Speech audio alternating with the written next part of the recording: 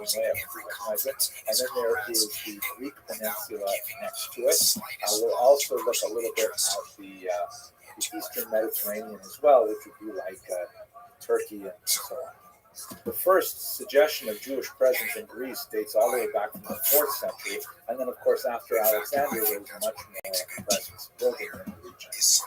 In Rome, we have a very significant population developing. This is especially so when Julius Caesar, in the 1st century before the Common Era, proclaims Judaism a religio licita, which means a legitimate religion, which means it is protected and it has to be respected, and there are certain things that Jews do that they are allowed to do and continue doing because of Roman protection, such as the very dangerous and difficult transportation of the yearly half-shekel tax for the maintenance of the temple in Jerusalem.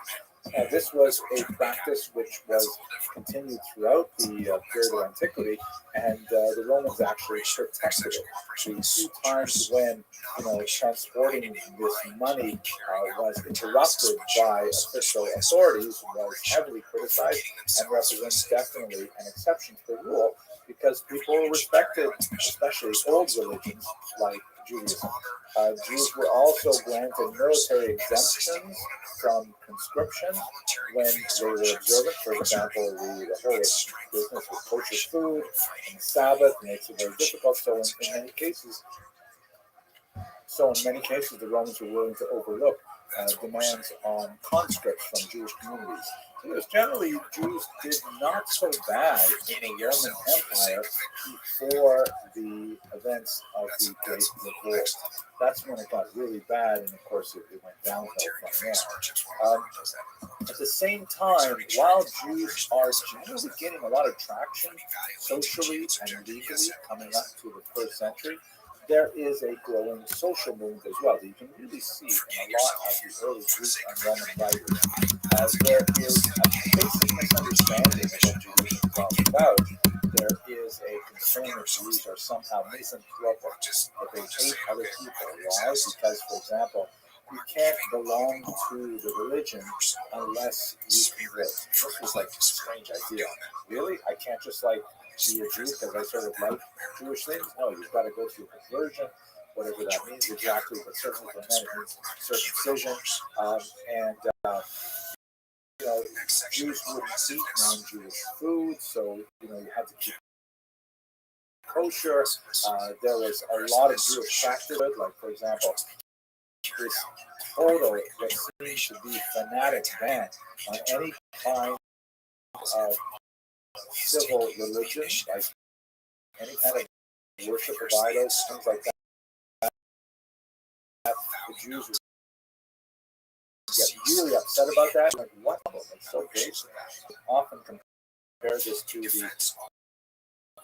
example of not standing when the anthem is played at a football game or something like that, which Americans would consider very rude. And by the way, I used this example long before it became of the social justice movement, Black Lives Matter, and so on. But the fact that it has been used to take a knee at a football game is considered offensive to many Americans, is considered such a strong statement that still reinforces the idea of how the Jews would have been perceived, used to do some of the basic things that Romans did for their religion because they felt that it was against their core principles. Nevertheless, Judaism is a competitive ideology at this time. You have a lot of people who are attracted to Judaism. It represents real attractive alternatives to the fatalism in Roman paganism. And you have a global population not only of ethnic Jews who are living in the Italian peninsula before the 1st century, but also fellow travelers, converts, and those who are just kind of like well.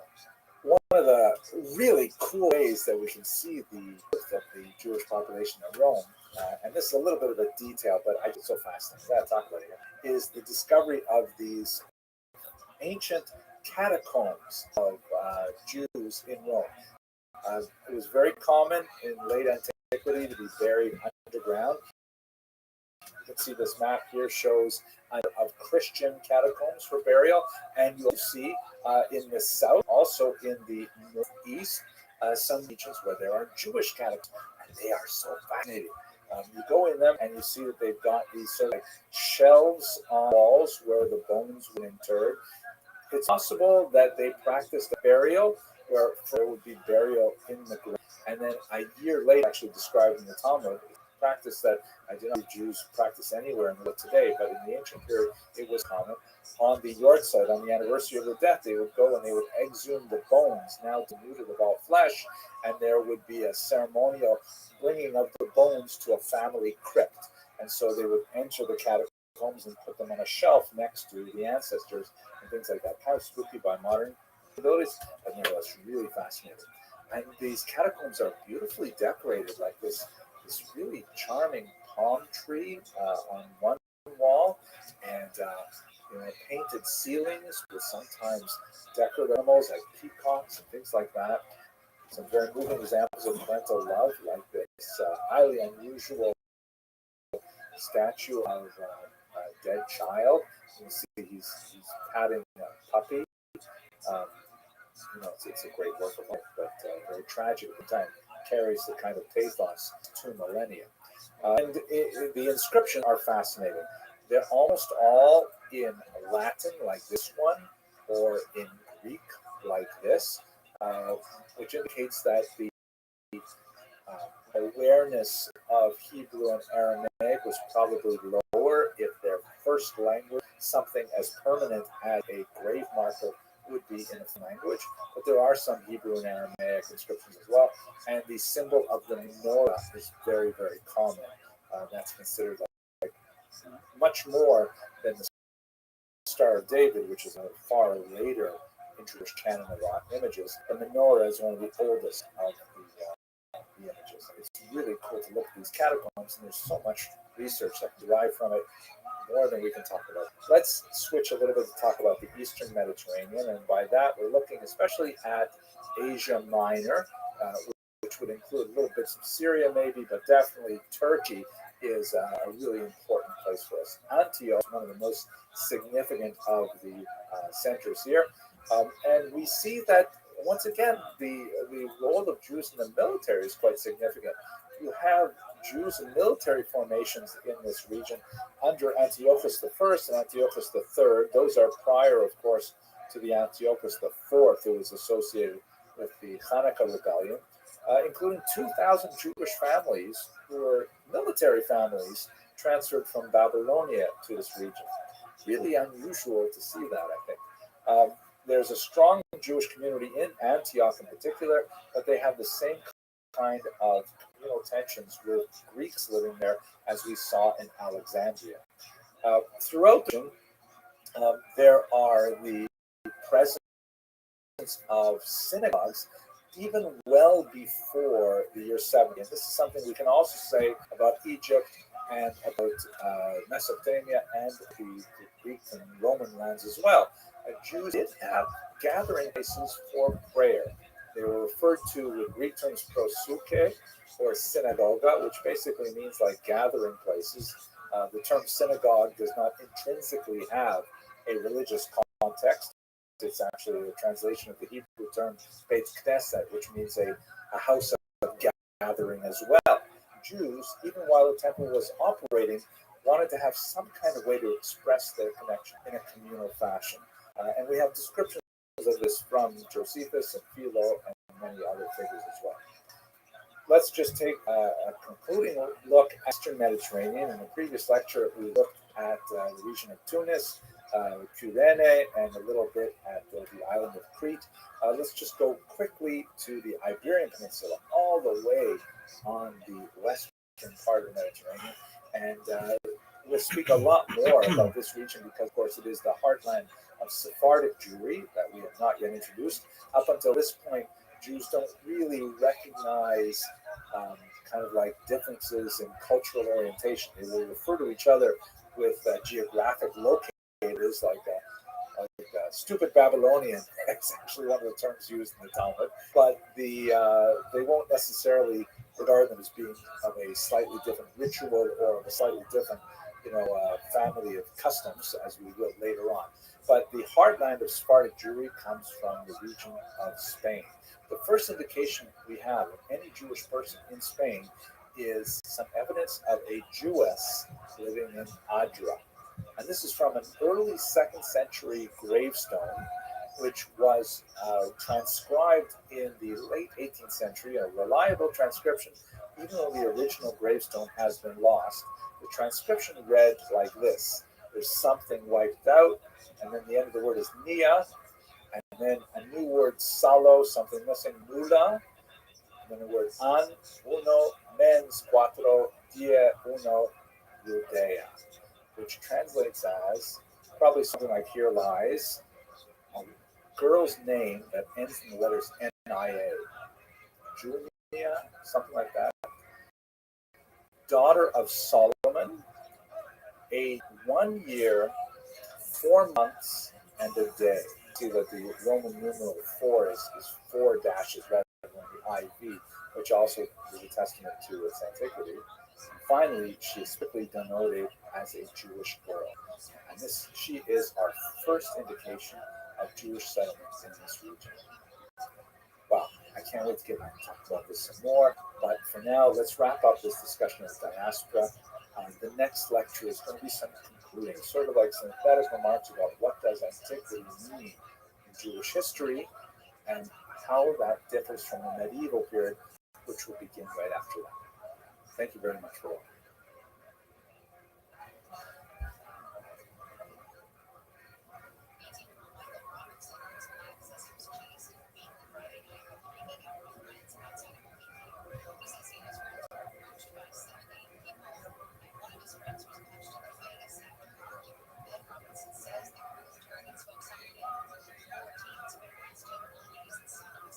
Hello and welcome to another in the Jewish History Lab series. Today's class begins with a rhetorical question. How did the Jewish people survive antiquity? I say rhetorical because don't get excited. I really don't think I'm going to give you a complete answer by the end of this class.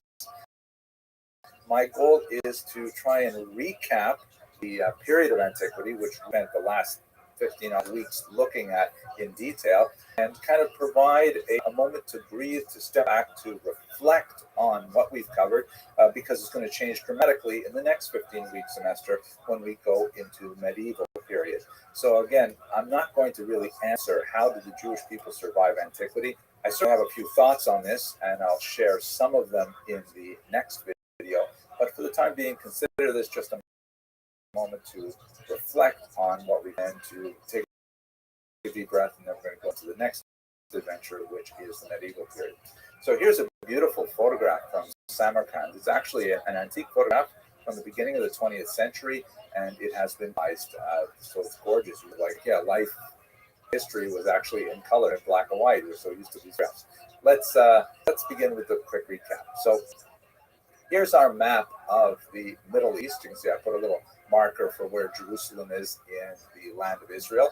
And we start with Abraham and Sarah's migration from the land of Ur, that was the ancient Sumeria. And most historians place this somewhere around the year 1750 before the Common Era. The challenge of working with this data, of course, is that almost everything is derived from one source. The Hebrew scriptures, Tanakh, presents a whole range of challenges, which we discussed way back at the beginning of the semester. Look at the video on approaching the Bible as a historical source for some of the difficulties. At any rate, according to the narrative that we have in the biblical text, Abraham and Sarah make their way from the land of Israel. And then there's some interesting kind of side trips to Egypt that occur not only with Abraham and his descendants, but most significantly with Joseph, who ends up, the amazing story, becomes the vizier of Egypt, and then his family follows them because of famine, and the Jews end up being enslaved there for several hundred years. Note, by the way, I'm using the term Jew here anachronistically. They would not have called themselves Jews at that time. Most likely they would have called themselves maybe Ivrim or Hebrews, which comes from Ever HaNahar, from the other side of the river, meaning they originate from the other side of the river Euphrates. I have a video on the evolution of various terms, such as Hebrew, Israelite, Judean, Jewish, and so on. And I tend to elide them all and call everybody Jewish. Sorry if that irritates you, but away we go. The next big event, of course, in the Bible is the Exodus, which occurs sometime around the year 1300 before the Common Era, resulting in a settlement of Jews in the land of Israel. And this is where we begin to slowly get more and more archaeological evidence, such as the Merneptah stele, which refers to Jews in Israel, or that is, refers to Israel in this region at about this time. When you move forward from the Torah itself, the first 5 books of Moses, into the early prophets, we see in the period of Judges, there's discussion of kind of like a tribal organization of governance in the land of Israel. And then that culminates and described in the book of Samuel in the appointment of Saul as the first king of what would become a united monarchy. This is the golden age, followed by David and Solomon, where you have really the period when the nascent experiment in Jewish sovereignty in this land expands significantly, both in terms of territory, in terms of influence, and so on. Unfortunately, after the Civil War, and the region is divided. The northern region is called Israel, and the southern region is called Judah, as shown in this map. Then if we move forward a few centuries, we get to the Assyrian invasion, when Israel's northern kingdom is attacked, and a good portion of its population is shown in a population spur, which is something common in the 8th century. This is the origin of the tribes, which is a little bit of a misnomer because lots of people were behind in the region. Many of them migrated south and blended with the population of Judah as well, but nevertheless a significant population was taken off into it. There is then another invasion which reaches the southern kingdom of Judah, destroys the temple that was built there in Jerusalem, and exiles once again a significant portion of the population, especially the elites, off Tonia. This occurred in early 6th century. Exile, however, is fairly short-lived because Cyrus, the Persian Empire, granted religious freedom to the Jews and many other peoples in his kingdom, and the Jews returned to the land of Israel and re-established the temple there. This refers to the second commonly, the second resurgence of some level of Jewish sovereignty in the land of Israel. It's not a complete sovereignty. They're still really part of the Persian Empire, but nevertheless, Jews are in their land and governing themselves. When the Greeks come in the century, the Jews are overwhelmed by them and overwhelmed more significantly by Greek culture, Hellenism, and this sparks a dramatic revolution in the year 165 called the Hanukkah Rebellion, when the Jews throw off the dominance, the political dominance, and ultimately the spiritual, cultural dominance of the Greek Empire that was then based in Seleucids. And they reestablish a Jewish under the Maccabees, also known as the Hasmoneans or Hashmonaim in Hebrew.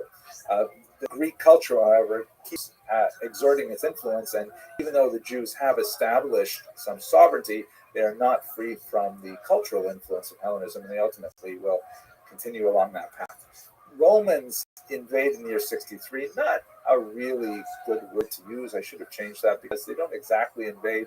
They're kind of invited in because of dispute between the Maccabean kings. But with the Roman advance into Israel, then you have the gradual and sporadic limitation of Jewish rule.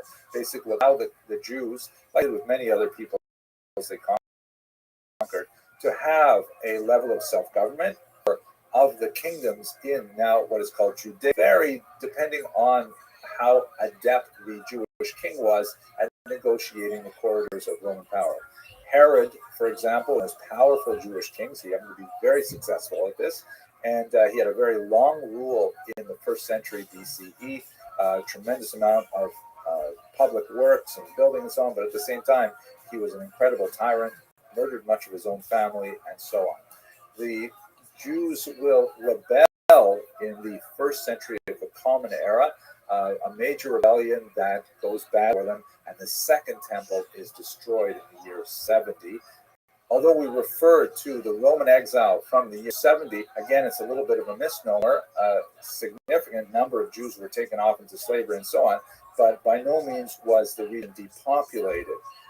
There was, however, a second rebellion under Bar Kokhba about 70 odd years later, and this resulted in a much more devastating Roman reaction, and the central region of Judea itself, as opposed to the coastal region and the Galilee, was more significantly depopulated than before.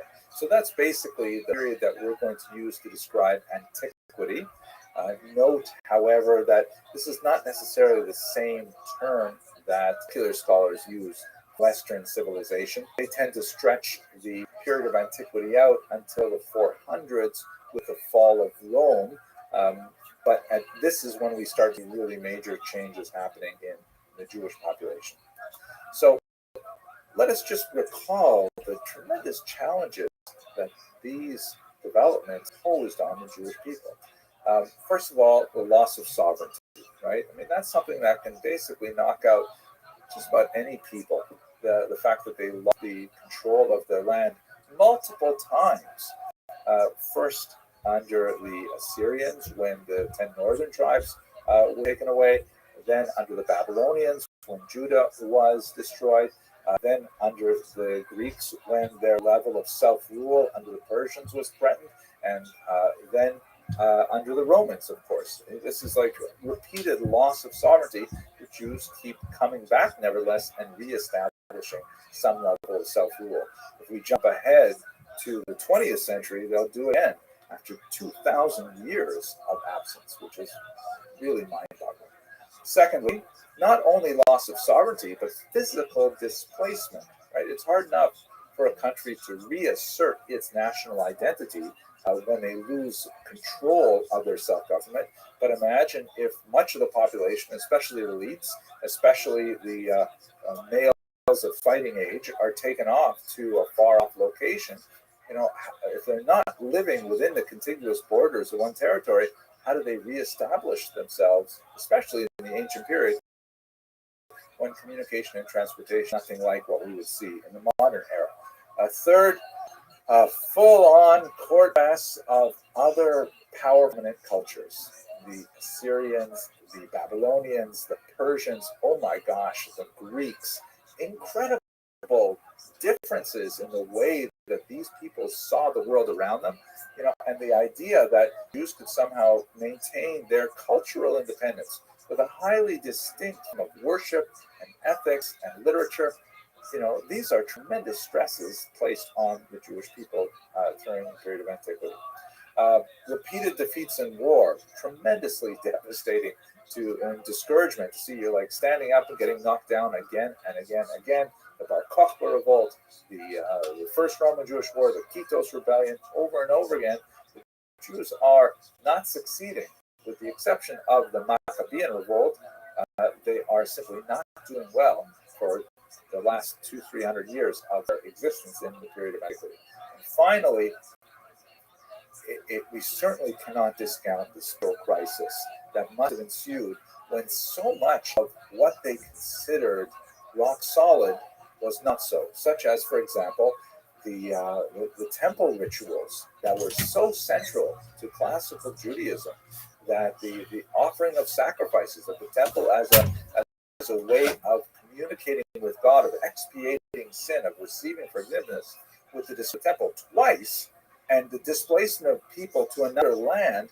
How are they able to maintain a sense of balance and a sense of purpose, a sense of meaning, and a sense of integrity to keep themselves on the straight and narrow and to reincorporate themselves as a nation throughout all of these phenomenal challenges to their existence? Really mind-boggling. So as I said earlier, I'm not going to provide answers why. I may give some hints as to what I think in the next class that I'm about to record, but let us simply leave for now with the questions, with the moment to reflect, and realize that we are now moving into a new period of Jewish existence. The dominant population is no longer demographically centered in Israel. It is going to slowly shift to the diaspora, to places like Mesopotamia, which has a phenomenal renaissance and a period of the creation of the Talmud. Also in Egypt, the Italian peninsula, we'll see huge surges in Jewish population, and Jews begin to kind of rethink what it means to be Jewish outside of Israel over the course of the next few centuries. So that's what we're going to be looking at next, the medieval period. And we'll see that somehow the Jews managed with phenomenal vitality to maintain their distinctive existence over so many centuries despite so many challenges. Thank you very much for watching.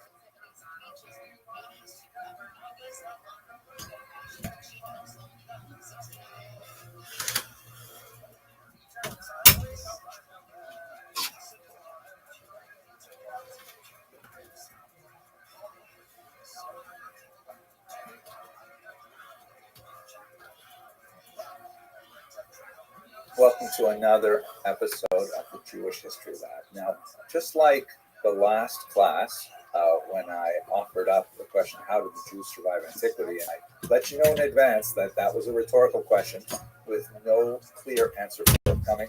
I want to warn you in advance that the same thing applies to this class, perhaps even more so. I have some thoughts on the question of what is the meaning of Jewish history, and I will give you some sense of where I'm coming from towards the end of this video. But please don't think that by watching the next few minutes, you'll get to impress all your friends and relatives at the Passover Seder and things like that. For those of you who are Douglas Adams fans, Hitchhiker's Guide to the Galaxy, 2 is in fact the answer to everything, including this question, but that's not the sense that I'm using it here. You may ask a very obvious question.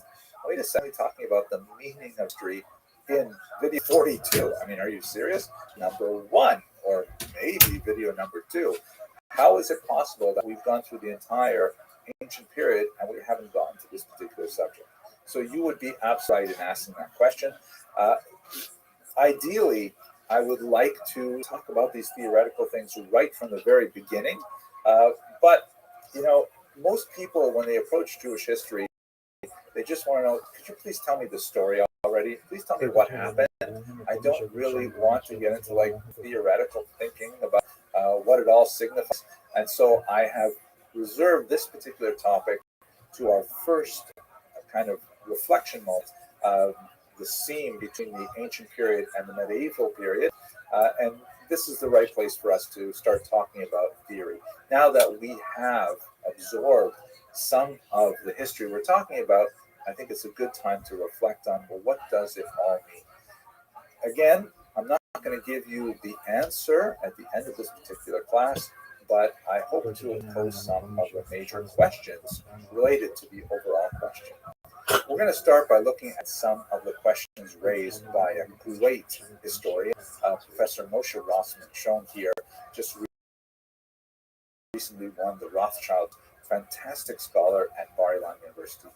I owe a tremendous gratitude to Professor Rossman. When I was a young graduate student, I approached him and he was very gracious in sharing his thoughts. Okay, we're going to be looking at this book, came out just recently, How Jewish is Jewish History. And there are some amazing essays in this very thoughtful theoretical book. We're going to focus in on one specific aspect.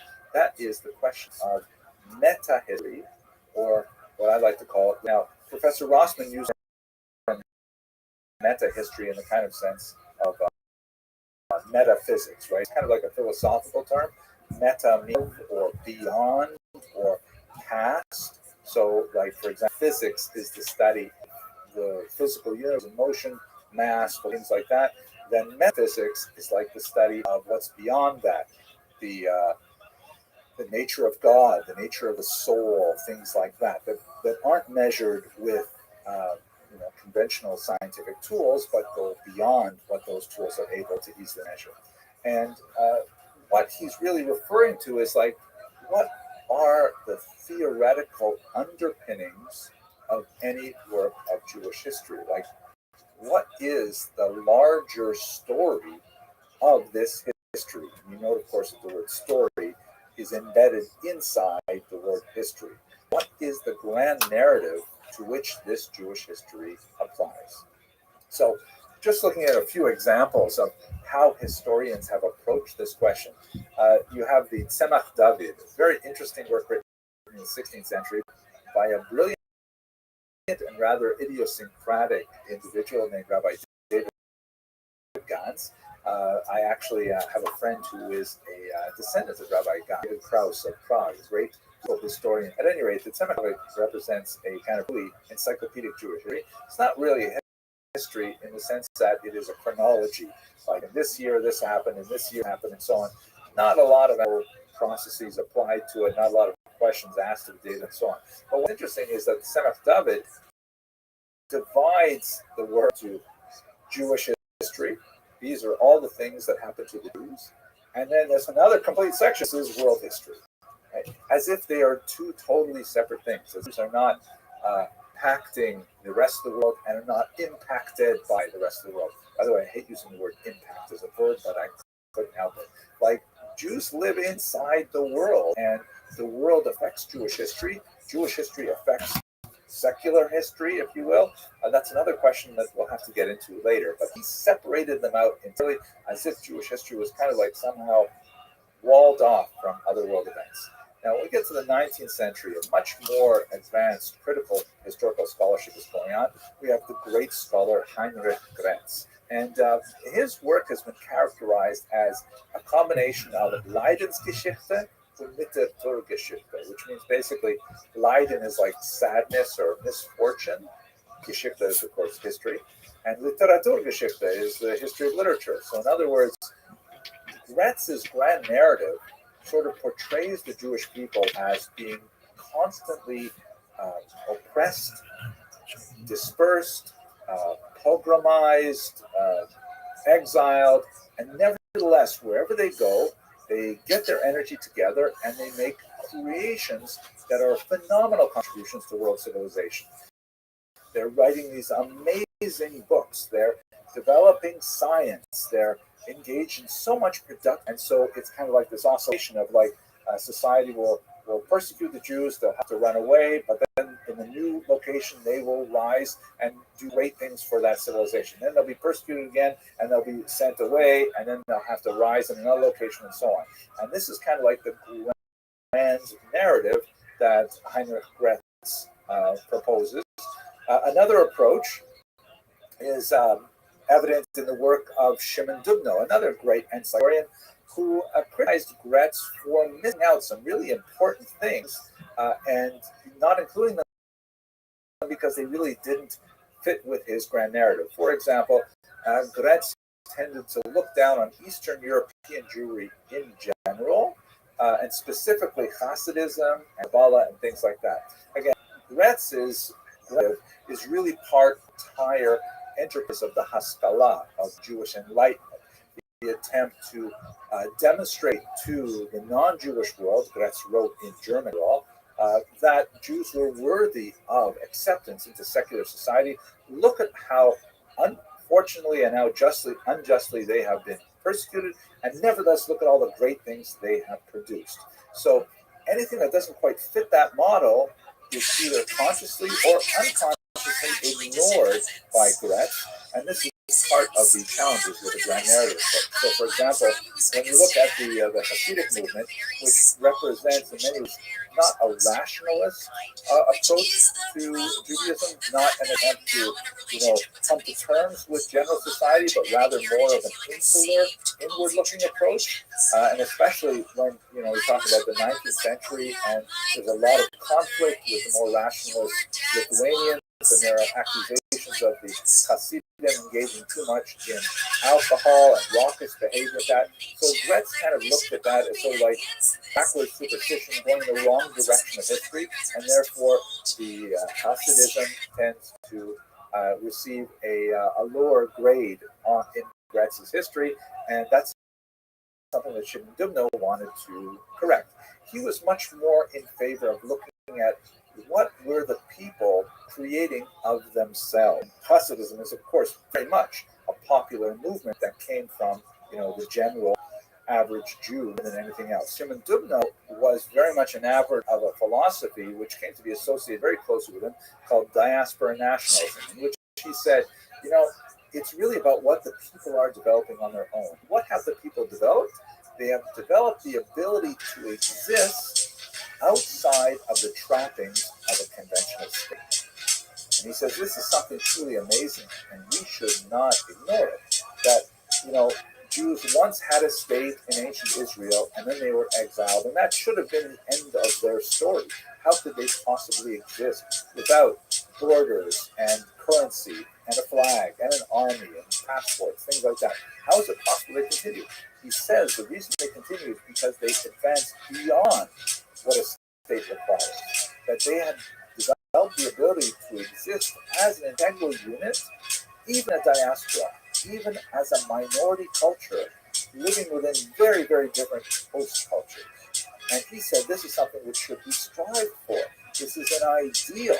Everything that is coming from the Jewish people, like Hasidism, is something which is positive and should be developed.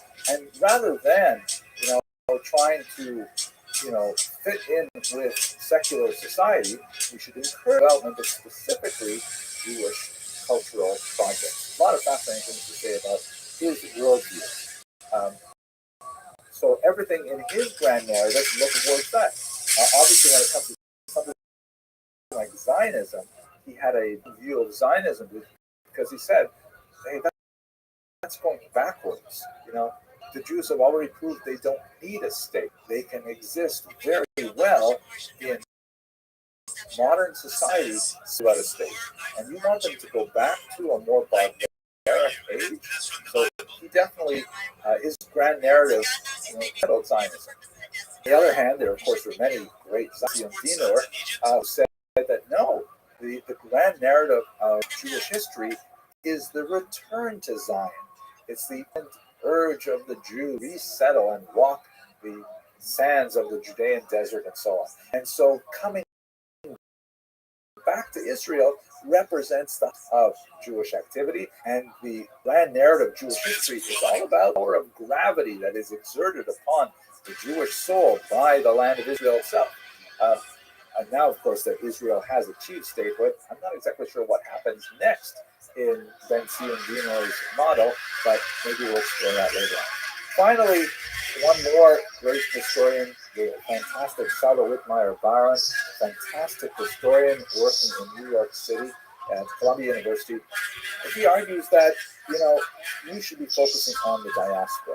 We should be looking a little bit like Dubno at how Jews have developed these abilities to exist within the diaspora. We should not necessarily, apply other overarching motives to that, but we should also realize the highly distinct nature of these communities, and that the monolithic approach of Dubno, which was influenced in many ways by Marxist theory of history, is not necessarily something that we should emphasize. We should look at how the Near Eastern community developed this way. Look at how African Jewish communities, look at how Asian Jewish communities developed, and not necessarily try to fit them into one overarching model. Wow, lots of different approaches to the grand narrative.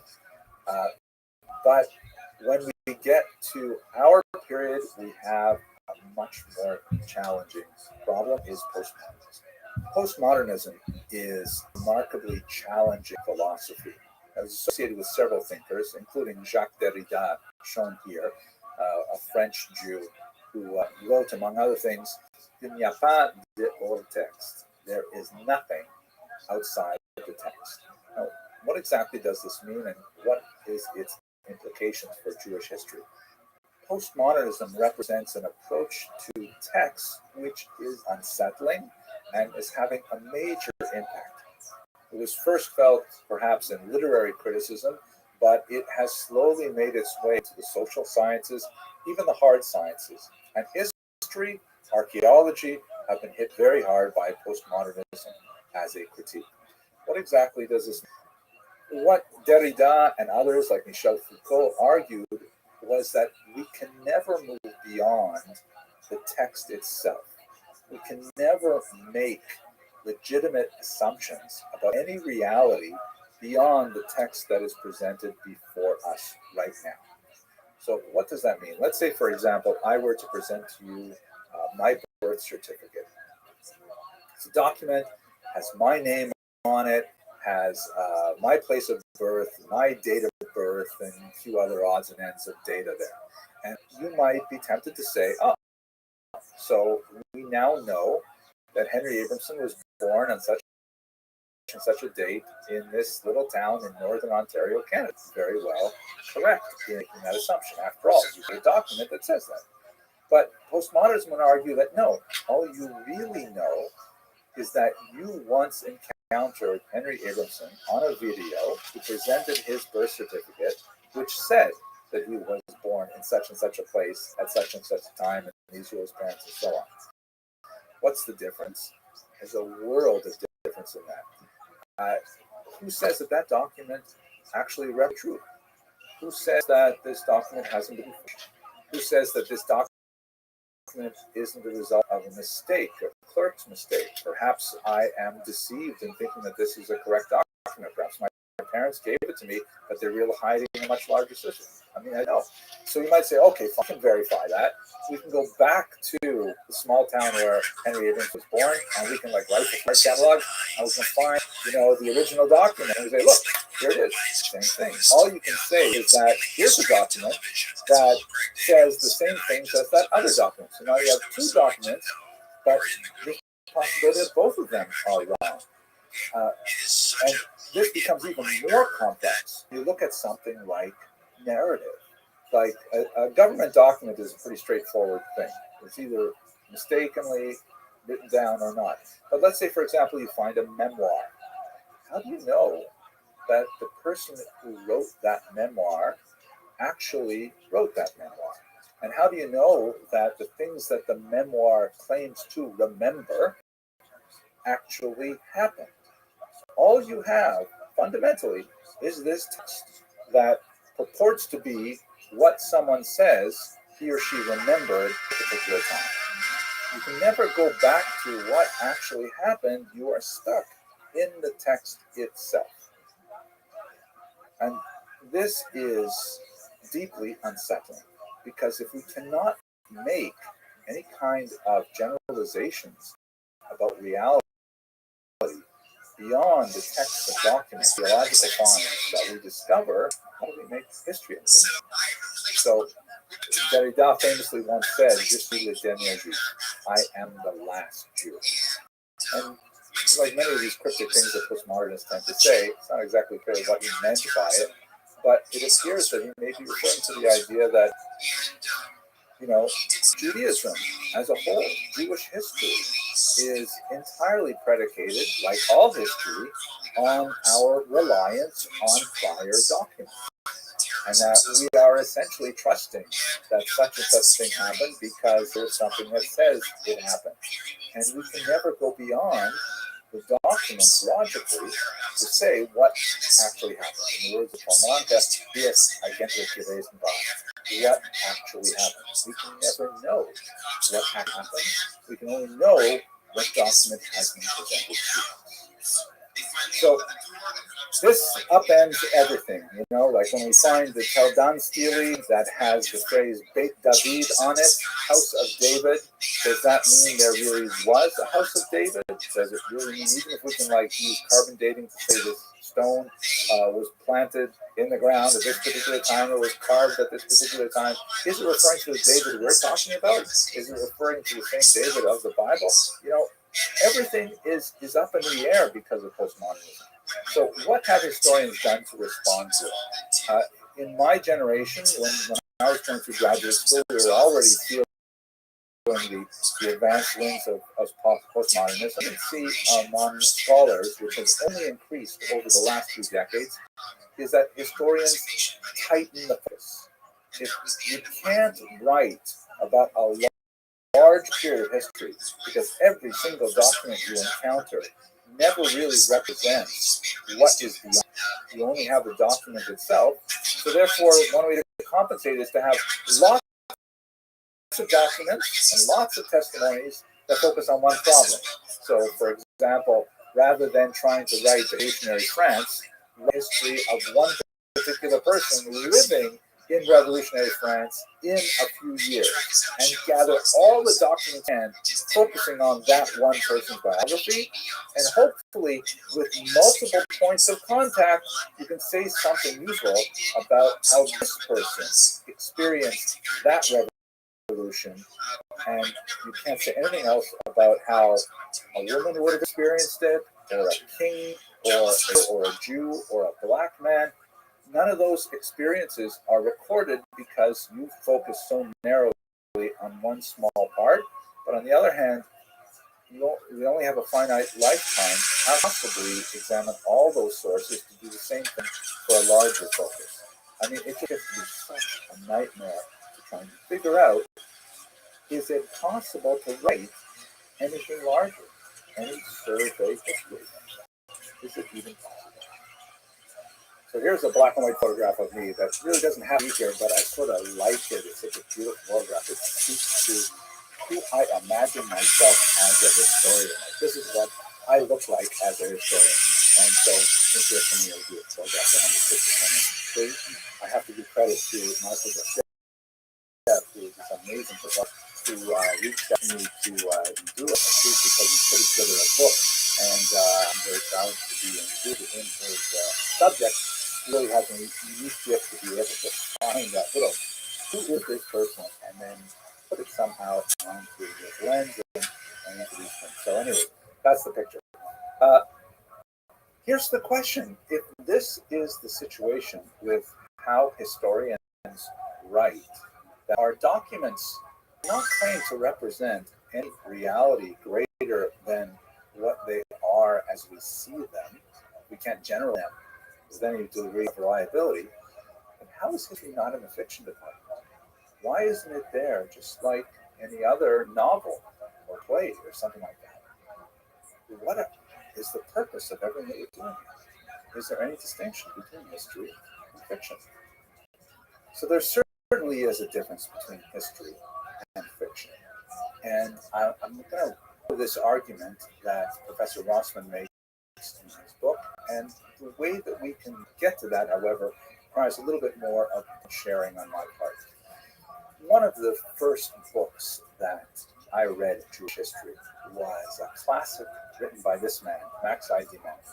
Not a professional historian, but a very talented compiler of data and storyteller. And I remember when I was probably about 13 years or so old, I came across this book, which my parents somehow had in the house in a back copy, Jews, God, and History. And as you can see it from the cover, he also wrote a book called The Indestructible Jews, which I have to admit I've never actually read, although it all makes one piece for me. I just recently ordered another copy of Jews, God, and History so I can try and relive a little bit of what it must have been like for me to read that book.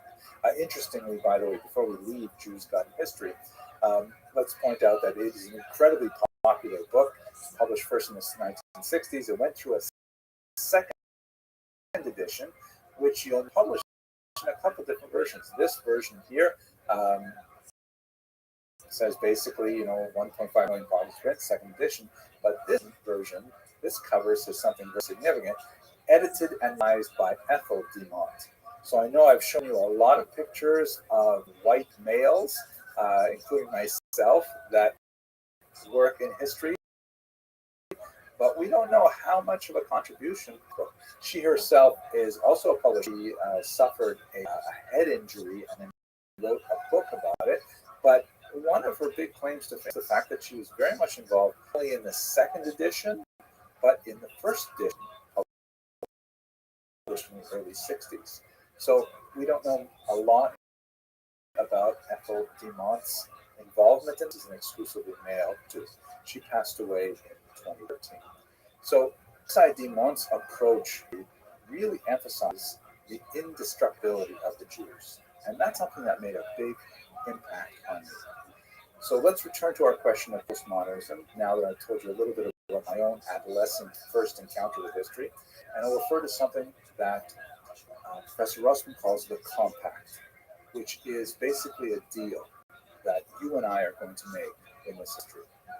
The deal is that I am going to do my best to approach these texts that we use, the data points that we use to write history, I'm going to be as conscious as I can of my own proclivities towards a grand narrative, towards a meta history, which in my mind is very closely related to Max Idimon's first presentation of the indestructible series. And I am going to share those biases with you up front. When I am troubled by a source, I'll try and let you know about that. I'll try and avoid, overarching and huge generalizations in my history, which may make it not quite as dramatic as some other historians can portray, including perhaps Max, but nevertheless, I'm going to respect to say I'm not totally sure about what I'm saying here, but it seems to say this.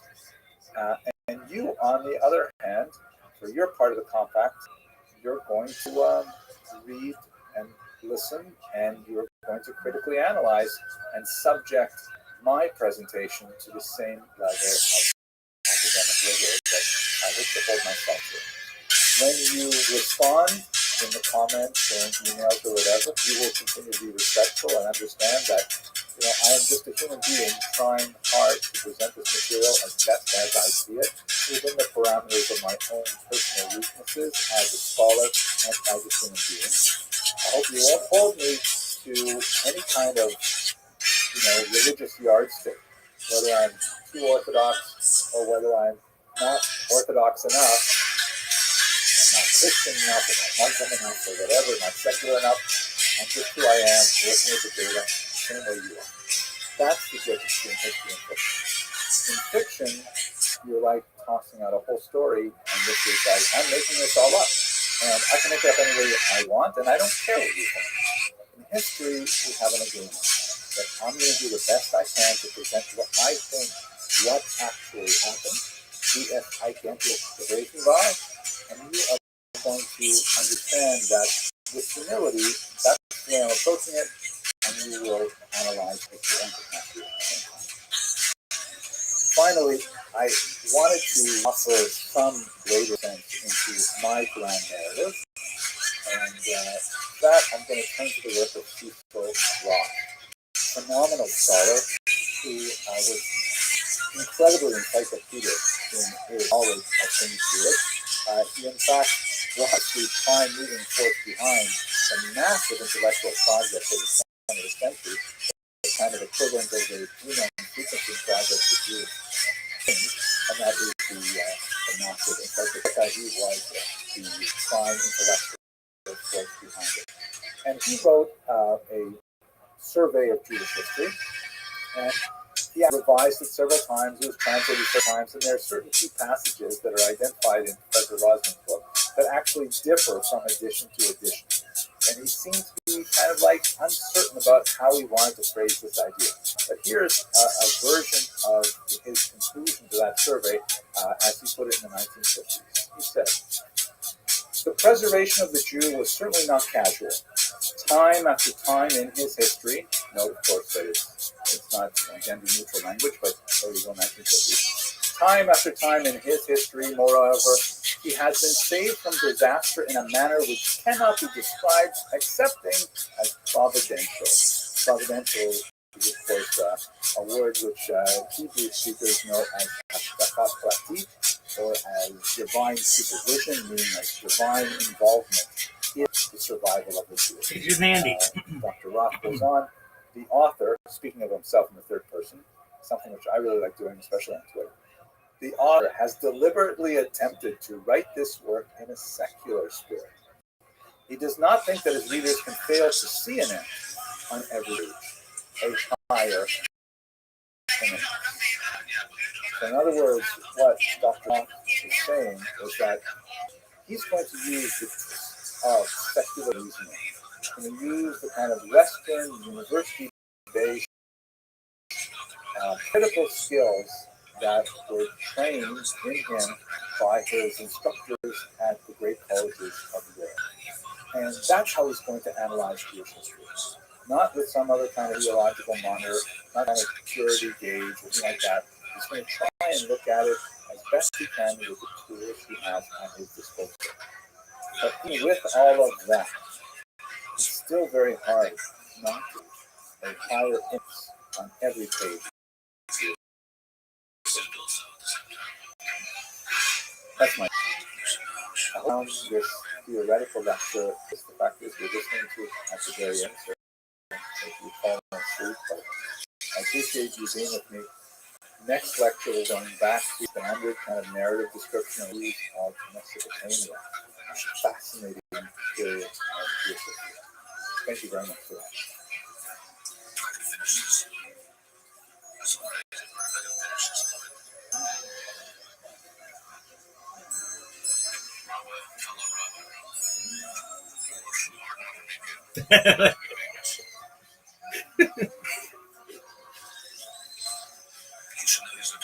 The period after the destruction of the temple in the year 70, and then the Second Roman Jewish War under Bar Kokhba in the 130s, is an incredibly important period in the development of Jewish history in general. This is primarily because the Jewish people had to learn how to adapt themselves to a radically new environment. Without the temple, the fulcrum of their relationship between themselves and their God had disappeared, and they had to articulate a new way of centering that fundamental religious identity. Secondly, on a political level, there's no question that after two disastrous revolts, the Jews would not be able to budge the Roman Empire from their land. And so they had to find ways of organizing themselves in order to maintain group integrity, in order to maintain their identity, and in fact, they were quite successful at doing so. Many historians have described this period as the transition between the Tanaim and the Amoraim, very important terms, they're technical in nature. They refer really to periods in intellectual history. The Tanaim are the main teachers from the 1st century before the Common Era up until the early 3rd century of the Common Era, and their main activity was memorizing and teaching the Mishnah. That is the oral tradition that we discussed a few lectures ago. Dude, Andy, exactly you're just a wonderful but person. These are the teachers who would play an incredibly important role in focusing Jewish energies on their continued spiritual life, which would, of course, be related very closely to their communal life, their identity, and ultimately their political life as well. The Amoraim, or the speakers, Tanaim means teachers, Amoraim speakers, these people are especially associated with the development of the Talmud, and there are Amoraim in Israel, and also, more importantly, in Babylonia, where the Babylonian Talmud would be developed. So the period of the typically comes to a close at the beginning of the 3rd century. Pick it up from there with their development of the Talmud, although the function of the Tanaim in terms of memorizing is still very relevant for centuries, but they will primarily be subservient to the Amor. They will be the repositories of all this memorized knowledge. Even when it's in a written form, there's still tremendous utility for people to have a massive intellectual storehouse of it. And the Amoraim will then be exploring it, discussing it, as I hope to discuss in the 2 lectures from now. At any rate, let's look at this period in a little more detail. So, at the end of the destruction of the temple, perhaps the most important city after a small town close to the coast called Yavne. And as you may recall, there's a famous passage that we discussed earlier in Talmud in which Yochanan the Zakkai appeals to Vespasian, the future emperor of Rome. Can we Yavne the Chachameh? Give me Yavne and its sages. There's some dispute over the historicity of that particular incident, and there's some interesting reflections on what role Berenice may have had in protecting Yavne. But what we know for certain is that Yavne itself became a major center for concentration of sages. At first, under the leadership of Rabbi Yochanan ben Zakkai, later under Rabban Gamliel, and many other fascinating stories. I'd like to look at one specific episode that occurred in Yavne that had some fascinating implications and illustrates, for our purposes, the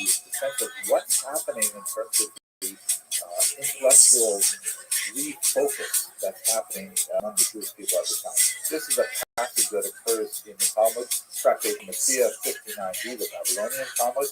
The dispute centers on the status of a particular oven called the oven of Achna. It's a particular design, and the rabbis are arguing as to whether or not it retains its ritual purity under certain circumstances. Basically, it boils down to two main sides of the argument. Rabbi Eliezer Gadol, the great sage, who tends to follow the teachings of Shammai, and perhaps I should just make an interlude at this point. Shammai and Hillel are two of the greatest of the group of the generation that succeeded the Tanaim, and their teachings, which are by now like 200 years old, have created two large schools: the school of Shammai, Beit Shammai, and the school of Hillel, the school of Hillel. And up until the destruction of the temple, it seems that whether one followed Hillel or Shammai was largely a matter of personal choice. You would associate yourself with a particular school, and you would consistently follow the dictates of that school in terms of personal conduct, and they got along fairly well overall. They had tremendous amount of disputes over the law, but those disputes were famously solved quite amicably. Things changed after the destruction of the temple, however, as there is a consolidation of thought, primarily around the opinion of Hillel. On the one side, Rabbi Eliezer Haggadol, very important rabbi who tends to follow teaching of Shammai, and on the other side, the growing consensus, the majority vote, is following Hillel's opinion regarding how to deal with this oven. That is the house of Hillel. They're doing a case for that. Hillel is passed away for a long time now. And what ends up happening is really remarkable. The Talmud says that Rabbi Eliezer says, if the law follows my opinion, let this river reverse course. And the river does. And the rabbis say, doesn't matter, we follow the argument of logic, and you can bring as many supernatural proofs as you like. That's not how we decide things here. So then Rabbi Eliezer says, if the law follows my opinion, let these carob trees uprooted and be sent along the road. And the rabbi, and that actually happened. And then the rabbi says, doesn't matter. The Torah is something that we debate amongst ourselves, and majority rules. And then finally he says, if the law follows my opinion, let the walls of the Beit Midrash be crumble. And they crumble. Then at one point one of the rabbis says, what to the walls? What are you doing? Why should you be involved in this? To the walls, they don't collapse completely. They sort of like stay in a leaning place. And then finally, the same argument goes on. Rabbi Eliezer says then, if the law follows me, let the heavens proclaim it. And a booming voice comes out from the sky and says, the law follows the opinion of Rabbi Eliezer. It looks like a slam dunk, right? You've got all these supernatural phenomena supporting Rabbi Eliezer, but the rabbis say you can bring as many proofs as you want. But lo bashamayim, the law is not in heaven. The law is on earth, and on earth we follow majority rule. So Rabbi Eliezer's opinion is not followed. The dominant opinion, which is Hillel, is followed in this particular case of the covenant of Achna. Two reasons why this is really important. Let me start with perhaps the less important but very interesting reason, and that is associated with the tsunami. So I had this great opportunity. I got a call from National Geographic about a year ago, and they said they want to talk to me, which I was really honored, about the research of Dr. Beverly Goodman, who is a real archaeologist working at the University of Haifa. Dr. Goodman has looked at a lot of fascinating historical data and determined that the earthquake, which is described, for example, far away at Antioch in year 115, probably destroyed forts along the coastline of Israel. And she argued, and this is why National Geographic wanted to from my opinion, I don't know why it's me specifically, but it was really cool to get the call. Is it possible that the passage described in Bava Metzia is actually reflecting a historical event, a geological event, specifically a tsunami hitting the region of Yavne in year 115? And it's so interesting because all of the phenomena that are described there, the river running backwards, the carob trees flying away, the walls of the Beit Midrash beginning to crumble, and then later there's a discussion huge storms that see it all makes sense with this particular event.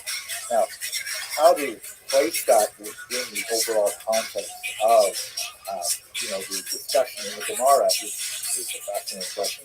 You can have a look at the podcast if you want, really interview, or we can go back and forth on what this might mean. But what is really significant, that's the kind of cool point, but the most important point is that the rabbis in Yavne, perhaps with the divine assistance of this tsunami, make a clear distinction that this is how we are going to go forward. We're no longer going to be able to rely on sort of like everybody decides what they want. Am I going to be Beis Hillel? Am I going to be Beis Shammai? Now it's time, especially with the loss of the temple, that we have to come together for sure around our rabbinic. The rabbinic leaders are deciding we're going to follow Beis Hillel, and so the development of this majoritarian consensus rule after debate becomes an exceptionally important element in the way that Jewish will organize themselves for the next 2,000 years. Just to be clear, the tsunami and all of the possible impact it had on the discussion that's recorded in Bava Metzia does not affect the central thrust of the meaning of that passage, which is to say that Lo B'Shamayim, the Torah is not in heaven, that the Torah is here on the planet Earth, and human beings will debate it. Bringing a supernatural truth to advance your particular interpretation of Jewish law is considered a valid argument, and the rabbis will continue to maintain their standards, and this is a very important starting point for the organization of the from there on. Welcome. How are you, Pimp? What's good, son? Yo, dog, you got that chicken scratch. Two institutions that were especially important for the survival of the Jews after Yavne. You can see in this map here that the sages from Yavne, which is sort of on the lower left there, they've all spread out primarily to the north, where the majority of the Jewish population is going to be living after Bar Kokhba, but also some development in the south as well.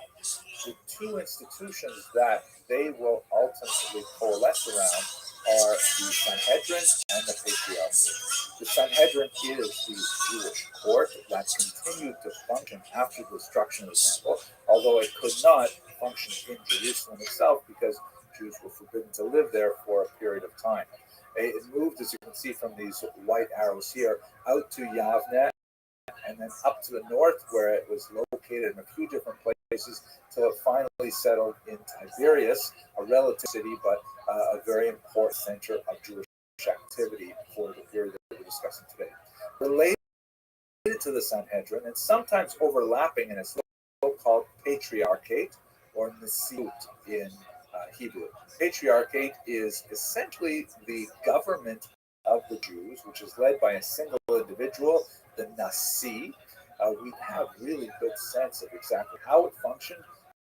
We also don't have a really good sense of the extent of its authority.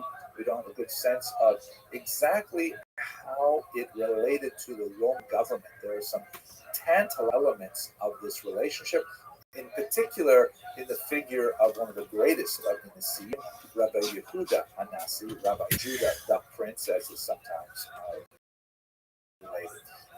Rabbi Yehuda Hanasi was the prime figure organizing the codification of the Mishnah, which up until this point, as we mentioned, has been an oral document, has been transmitted by these Tanaim. He organized its codification into its textual form, its written form, which we have to this day. This happened around the year 200, perhaps 220 of the Common Era.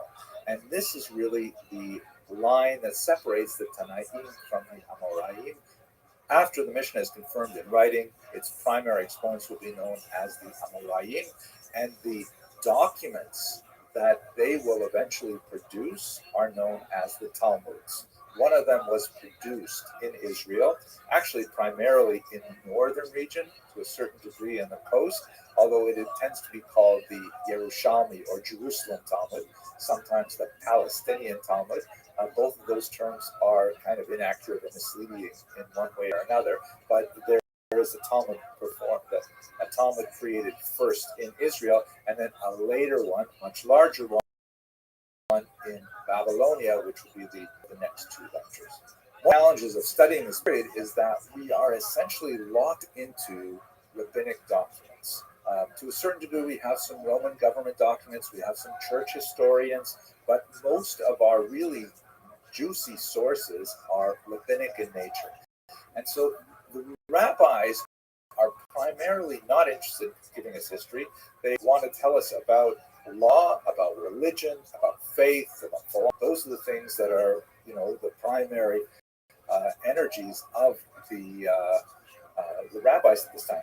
We do have some chronologists like the Seder Ol, which is the world, one of the earliest chronologies compiled by the rabbis. We also have Megillat Tainit. We have a few ancient sources, but they're not really history. Kind of like on this date this happened, on this date this happened, without really analyzing and fleshing out why things happened and so on. So when we look at other sources, we have, for example, the Babata archaeology, which we discussed a little bit when we talked about Bar Kokhba. This is the archive of some 30 documents, primarily personal legal documents that were collected by a woman who was hiding with the Bar Kokhba rebels in the Cave of Letters. And what we can see from her archive is that while it's hard to generalize from one woman, we have another source, also a woman that comes from around this time as well. It seems that Jews were not hesitant to use non-Jewish, which suggests some limitation of the rabbi's authority. Obviously, they frowned on the abandonment of Jewish courts for Roman courts, or in this case, Nabatean and other courts.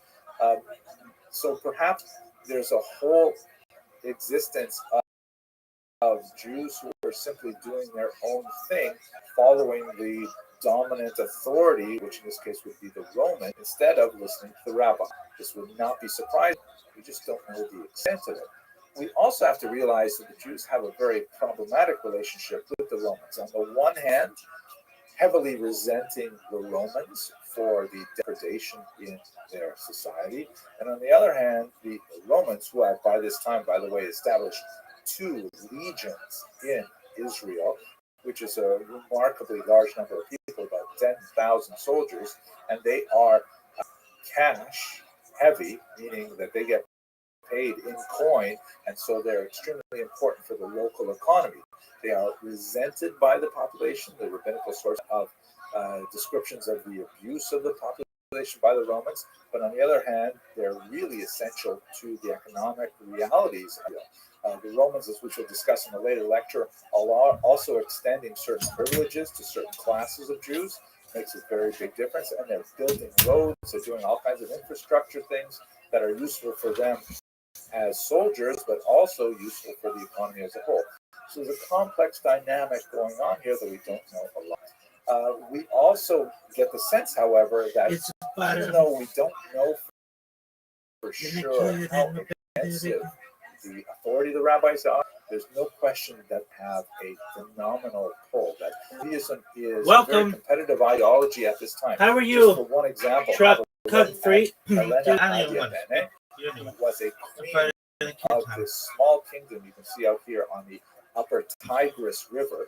And Josie, a lot about it. She also appears in Talmud as Hilmi Hamalka, that is Helene, the queen. And she actually converts with her sons to Judaism, and she makes several trips to Jerusalem. Is known for her tremendous generosity. She gives to a lot of charity, and she chooses to be buried in Israel with this magnificent tomb. It was for a long time associated with someone else until they realized it was in fact Helena's tomb. Her sarcophagus was retrieved and is on display in the Israel Museum. So thought that a very important, powerful, political woman like Helena of Adiabene would continue is just a sense of how, even during these very difficult times in the first century and onward, Judaism is still quite appealing to the outside population. Okay, I'm going to leave it here. Let's go on to the next lecture to look at the development of the Babylonian center. Thank you very much.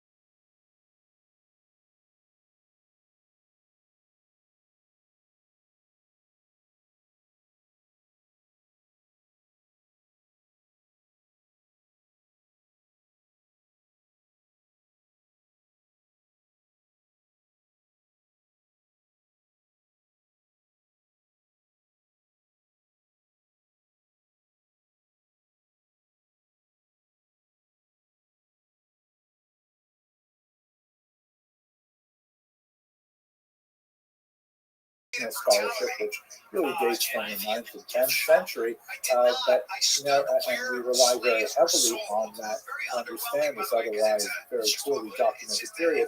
But what we can say with absolute confidence is that Babylonia becomes such an important center in the centuries that follow his arrival in the region. So let's just do a little bit of background on the political reality. The period that represents the golden age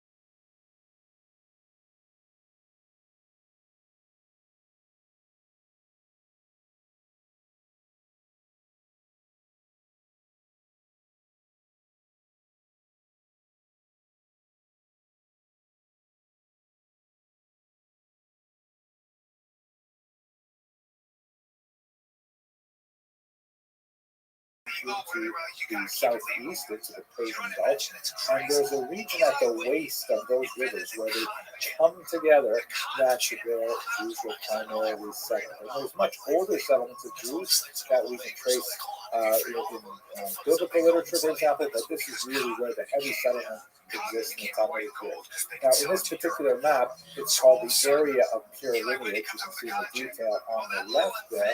And this is a determination that was made in the Talmud in that particular discussion about marrying Jews who come from faraway lands, where there was a question of rates of intermarriage and following divorce law appropriately, which has great significance in Jewish thought. I think this kind of like overstates it, the way it looks like like a solid block and any to avoid on the other side, you're in big trouble. It's not necessarily the case, but I leave that to the rabbis to argue. You can see here, though, the number of small towns that are actually referred to several times in the Talmud, but they're all based on these two big rivers with canals that run between them. Here's a Hebrew map that I think condenses some of the information to some of the most important sites. You have the great yeshiva at Sura, the great academy at Sura, at Nehardar, and at Pumbedita. The story of these three yeshivot, and after the year 259, when Nehardar is overrun in a regional conflict of two yeshivot, Sura and Pumbedita, will last for hundreds of years and extend well into the Muslim period. These are the great academies, the centers of Jewish study, where the Talmud would be developed in Babylonia. And what I think is especially fascinating about this map is that if you look at the scale, you can see that it's 50 kilometers basically between each of these yeshivot. 50 kilometers in miles is something like 30 miles. Like conceivably, you could walk along the riverbank all the way from Sura to Pumbedita in one long day. Certainly, you could stop in Nahardar for lunch, maybe stay the night, and then walk to Pumbedita and have lunch there the next day. It's amazing how we're talking about places that have such phenomenal global significance for Jews studying the Talmud, but they're really so close to each other, even by foot. And the historical element of this is that when Rav came back from studying with Rabbi Yehuda Nasi and others in Israel, when he returned to Babel, he ended up establishing the yeshiva of Sura. His colleague Shmuel went to Nehardar, and later the yeshiva moved to Pumbedita, and that's how we have these major institutions. There are many, many others as well, but these are, let's say, the three really big early yeshivot established in the region. A lot more to say about what exactly it was a yeshiva. We tend to think of contemporary yeshivot and fold them backwards in time to what they must have looked like then. Possibly it didn't look like that much at all. It may have been more like disciple circles or things like that. But we do know that there were three kind of institutional settings that were especially important in the early period. In the next short video, I'm going to tell you a little bit about what the Talmud is and what these rabbis in these yeshivot will do. But we should understand that we are to a certain degree hindered by the fact that almost all the information we have about Jewish life in Babylonia at this time is from the rabbis. And the rabbis, by and large, are not really interested in giving us extraneous information that we might like as historians. They give us a lot of description about law, religion, philosophy, things like that, but not necessarily history. And when scholars begin to discover a little bit of evidence recorded in non-Jewish sources that crops up theological evidence, it's absolutely fantastic and amazing. Like, for example, this is a curse bowl. There are literally hundreds of curse bowls that were recently discovered in the region. It has a demon at the center, and it appears that these bowls were used in kind of like folk magic, that somehow Jews would produce these devices. It seems that they may have been, broken apart as a form of affecting a kind of a curse or something on one's enemies, things like that. But what's fascinating is that a lot of the personal names that are listed here are clearly not Jewish names, but local Babylonian names. So it may be that Jews were, they cornered the market in curse bowls, and they were selling them to everybody there. We don't know for sure. It's fascinating to see little bits of what culture must have been like outside of the yeshiva, for which we have all kinds of things. We know, again, primarily from the Talmudic sources, that there was a form of organization of the kind of self-government of the Jews in Babylonia at this time. It's not entirely clear how effective that government was. We know that it did enjoy some recognition from the legal power, meaning there was the Jews did have some kind of self-government, which did have official standing to some degree or another with the royal kingdom.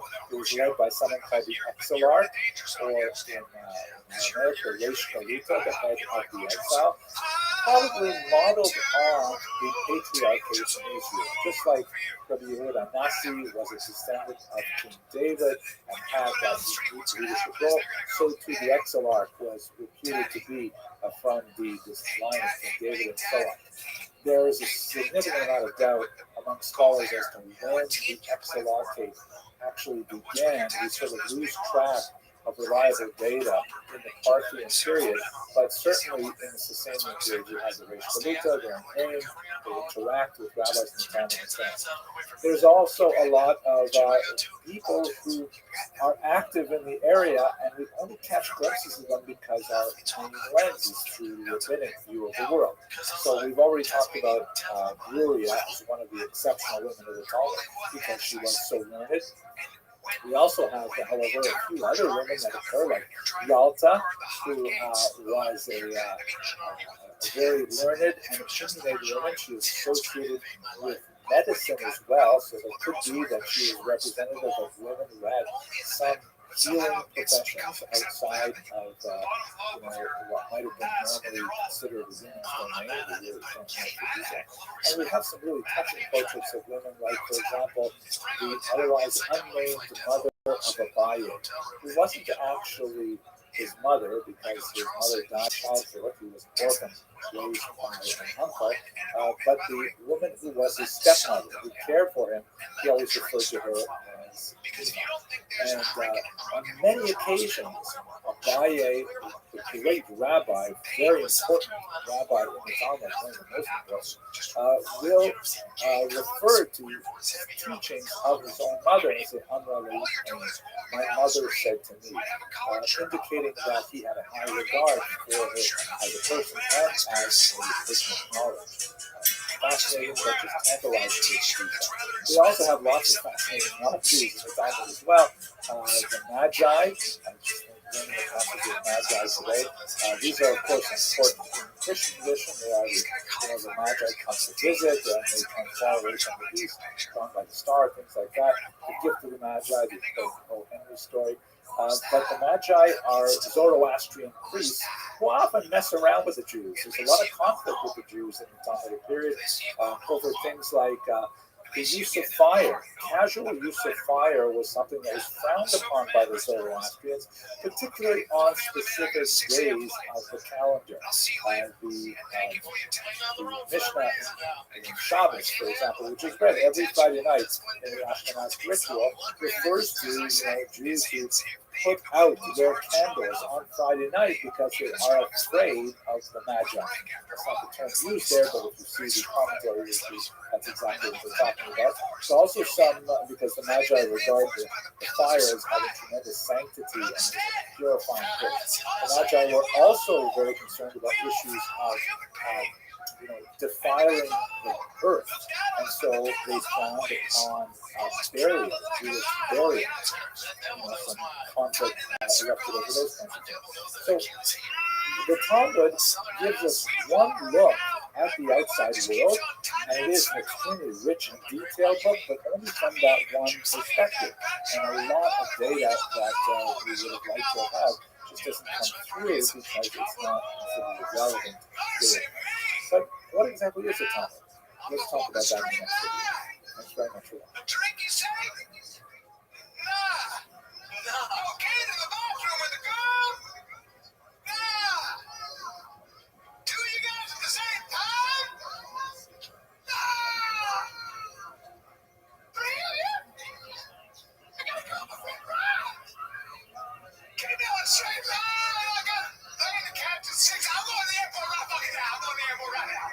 Okay, I've only given myself a few minutes to describe what the Talmud is, and that's a crazy impossible task. It is such a strange and unusual and amazing and wonderful document that This is the worst podcast. crunch it down into a few minutes is going to be very challenging.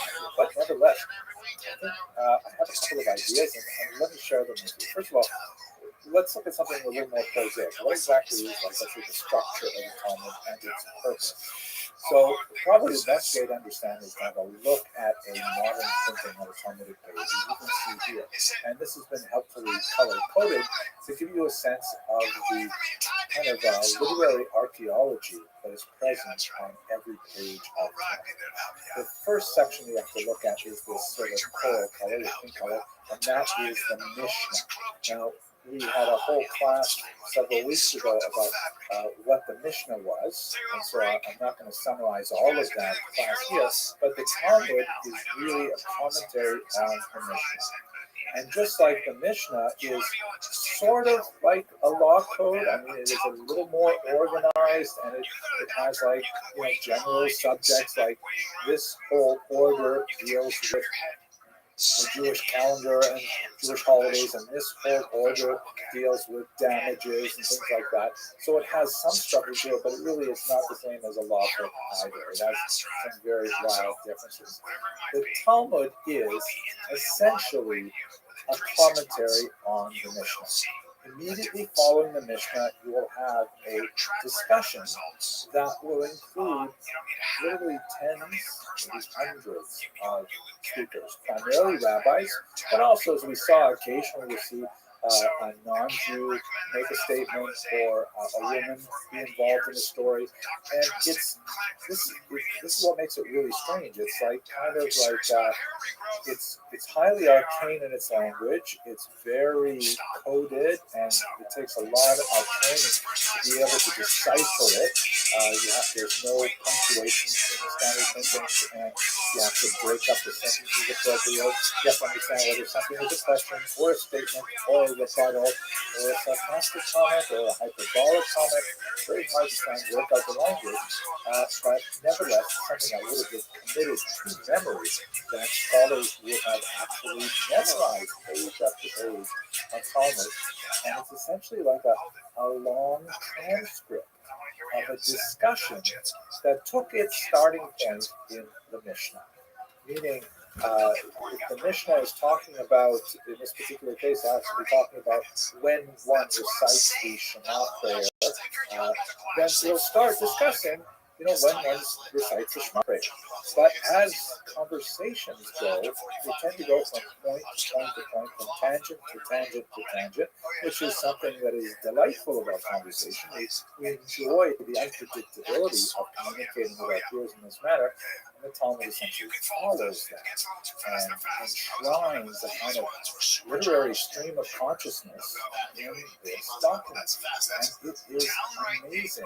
It requires tremendous concentration and focus to make the leaps of logic and imagination that's required to follow the discussion, but it provides incredibly satisfying results.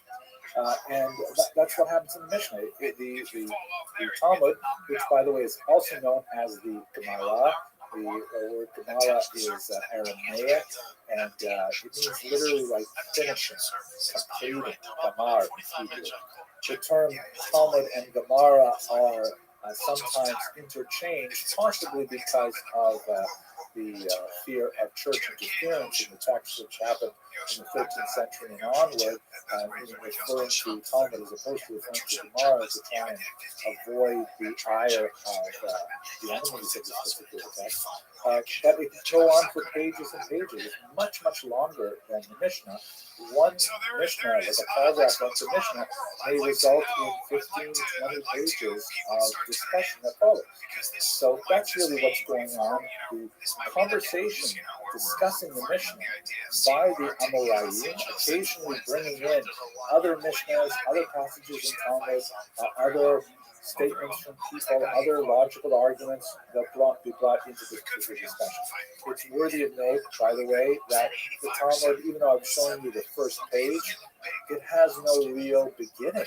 It's often compared to an ocean, or say the sea of Talmud, and just like, you can't say the sea has a particular source, but it all comes from one place. It's just there, and then you have to enter the sea at some shoreline.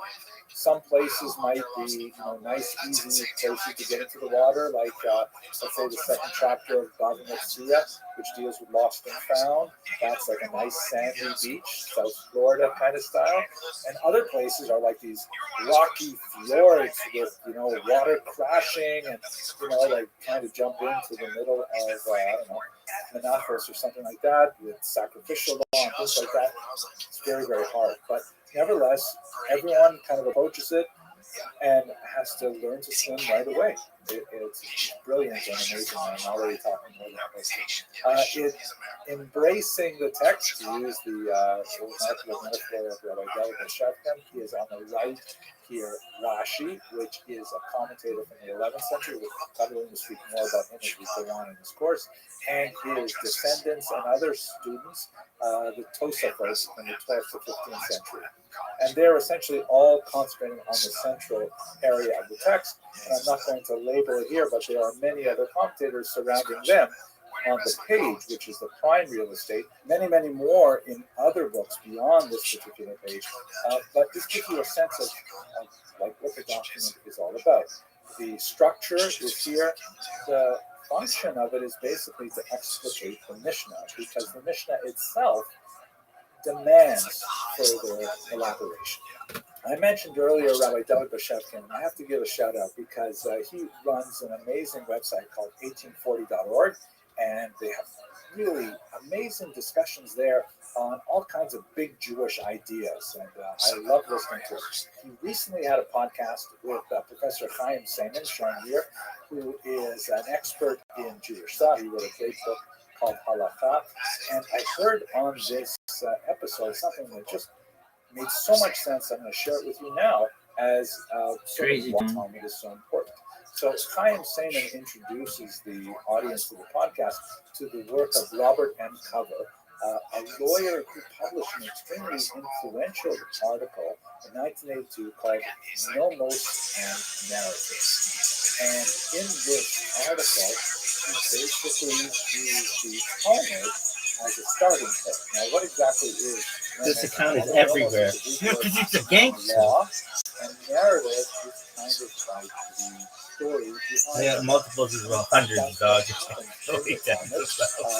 lots of like dense, legal, sometimes picayune discussions of tiny little details, sometimes theoretical. This account is everywhere. Possibly actually happen in real life.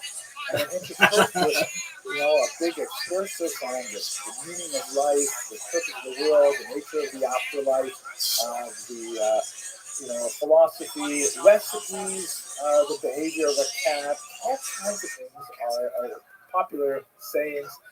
They seem to be thrown in there, and some commentators have felt that it's kind of random. It is hardly random. It's actively intentional. And what Professor Cover wants to say is that in order for a legal system to work, and the Talmud is at its foundation a legal system, it's called by some the Constitution of Judaism. Big Constitution, you can't hold it very in the pocket unless it's on a phone or something like that. The Talmud mixes nomos, law, with narrative, with the story behind the law. And this is really important because if a society, argues Professor Clever, if a society simply lays down rules without explaining to society why those rules exist, without providing the narrative behind them, then ultimately that's a type of tyranny. The rules are arbitrary. They could be made up any way you want. On the other hand, when you support the rules with the narrative, as I've often found even in my administrative capacity at the college, people understand and can accept and know to their requests if they understand the why behind it. That's essentially what the Talmud is doing. the Talmud kind of like wanders between big discussions of nomos-related issues to discussions of narrative-related issues. And it forms a somewhat complex and sophisticated whole, bringing together nomos and narrative at once. I strongly urge you to have a look at that podcast on the Talmud. I'll put it in the source links below the video. So that's really what's going on in the Talmud and its context. Now, I have written a lot more about the Talmud. I have many other videos on the Talmud on this site as well. I am now very much involved in actually producing a daily video on the Talmud. It's studied in a format called Daf Yomi, which means a folio a day, 2 sides of 1 page per day. And this is a program used by thousands of people around the world today, perhaps hundreds of thousands even, called Daf Yomi, and it takes 7.5 years to complete the entire time. So I'm in the middle of this big project to produce 2,711 little history videos that go with every page of the Talmud. I invite you to have a look. So I'm not going to say much more about the Talmud here. What I will say, though, is that it is a document that has managed to retain the fascination of its students for centuries.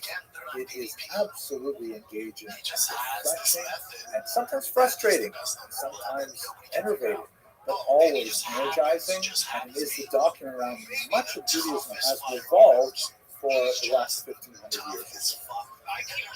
Am I enthusiastic about it? I hope so. Okay, I hope you found this video useful, and look forward to speaking to you tomorrow. He beat him 4 rounds to nothing in his fight with him, and then something happened in that 5th round. And in my opinion, it was that Izzy just didn't want to. He didn't have the same hunger for being a champion. But so I was watching Izzy just pick him apart, literally. So not that striking. Yeah, but I've never been. Looking at the period from the 3rd to the 7th century, I think it's useful for us to go through a little bit of political history to try to understand the remarkable changes that were taking place in the Eastern Mediterranean at the time. There are 3 really big cities involved: Rome, Constantinople, and Mecca. So from the 3rd through the 5th century, Rome goes through a pretty significant period of decline. As you can see in this 19th century Russian painting by Karl Bulov that shows Rome being sacked, and it was actually sacked several times by the Vandals and others coming from Central Europe. Then we're taking away here to the menorah and all kinds of things like this, whereas the church seems kind of stable on the far right there. At any rate, it's a period when Rome is going to go through a series of significant steps downward in its authority, and this is going to affect the balance of power in the entire region, as we shall see. Israel will remain within the boundaries of the empire, but just barely, because I'll show you a map in just a second, the eastern border of the Roman Empire gets pushed steadily towards the west, and Israel just maintains, with the exception of about 15 years, that space on the easternmost part of the Roman Empire, which was once so huge, and it's just barely hanging on in there. The Christian population in Israel during this time, however, is growing significantly, both from conversion to Christianity from the indigenous populations, Jews and others, and also from immigration into the region for a whole host of reasons. Remember, Israel is a kind of a crossroads, and so as Rome was able to consolidate its control in the region, the presence of the legion, and so on, development of infrastructure, there's attractiveness in that region for many settlers, and we see the population actually increases at this time, but the balance of the population will change. The local Christian population in Israel will grow, which is not necessarily a good sign for the Jewish population.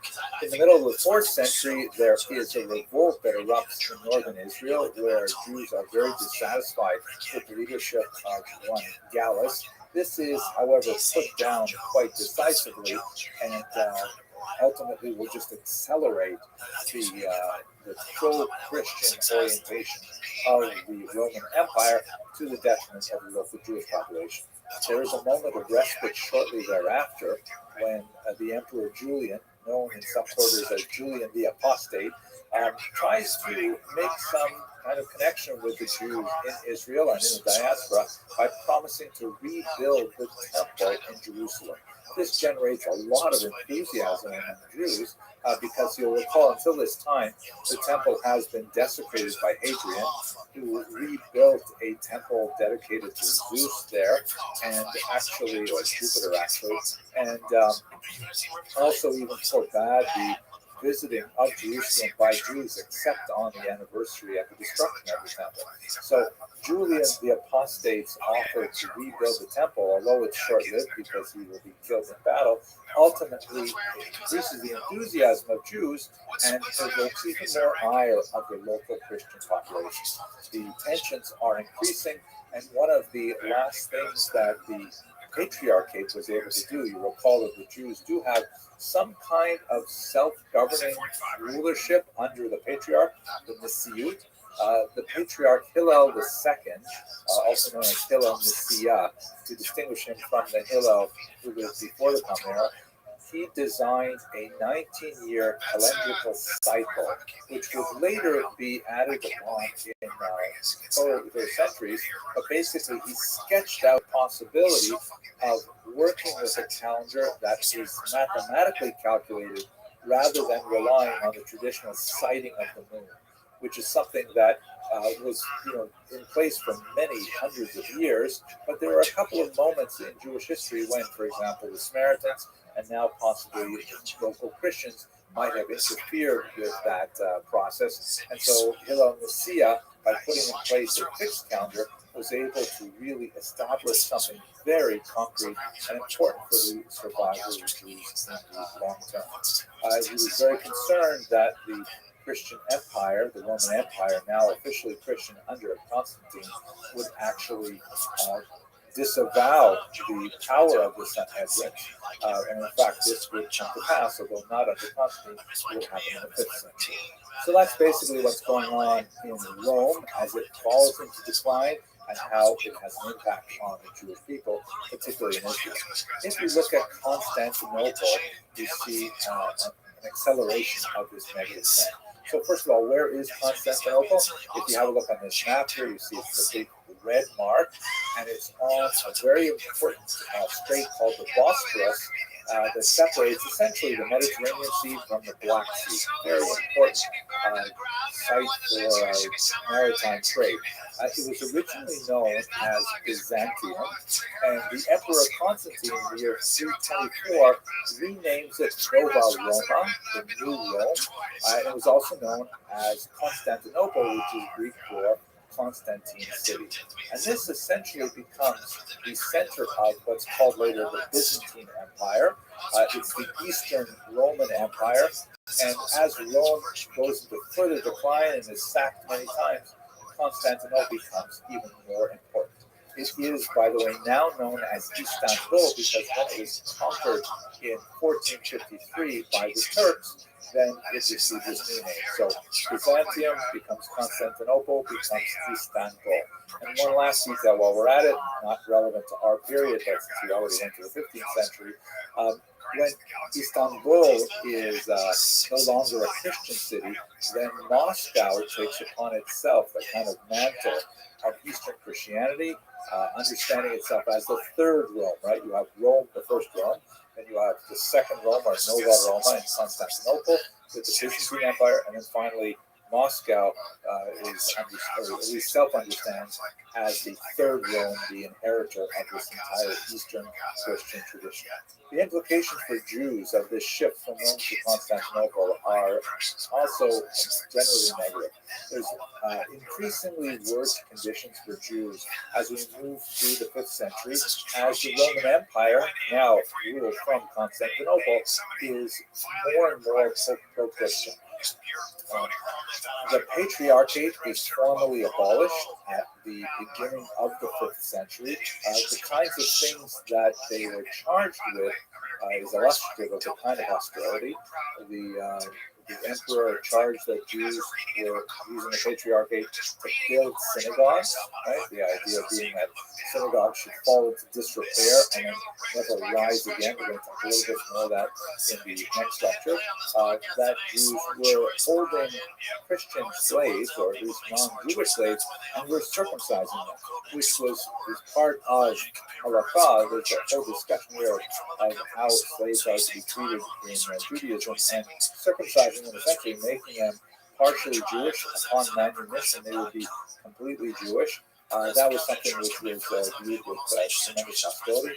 And finally, the rabbis in Israel under the patriarchate were occasionally adjudicating legal cases that also involved Christians, and this was seen as an affront to Roman law and especially to Christian sensibilities. So this is a period of time when there are more and more legal restrictions placed upon Jews in Israel.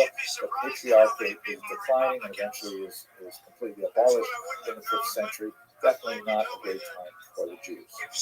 Now let's go quickly to the final city, Mecca, and I'm only just going to touch on it because really we're going to spend a lot more time talking about Islamic influence and real Israel, which will last much longer. But just to get the political history together, it's really not only Mecca, it's also Persia, because basically what happens is, if you have a look at this map here, this represents the diaspora, the Jewish diaspora in the Roman Empire, and you can see that there are 3 big chunks of Jewish settlement in the Roman Empire at this time. You've got some in Asia Minor, which would be here in western Turkey.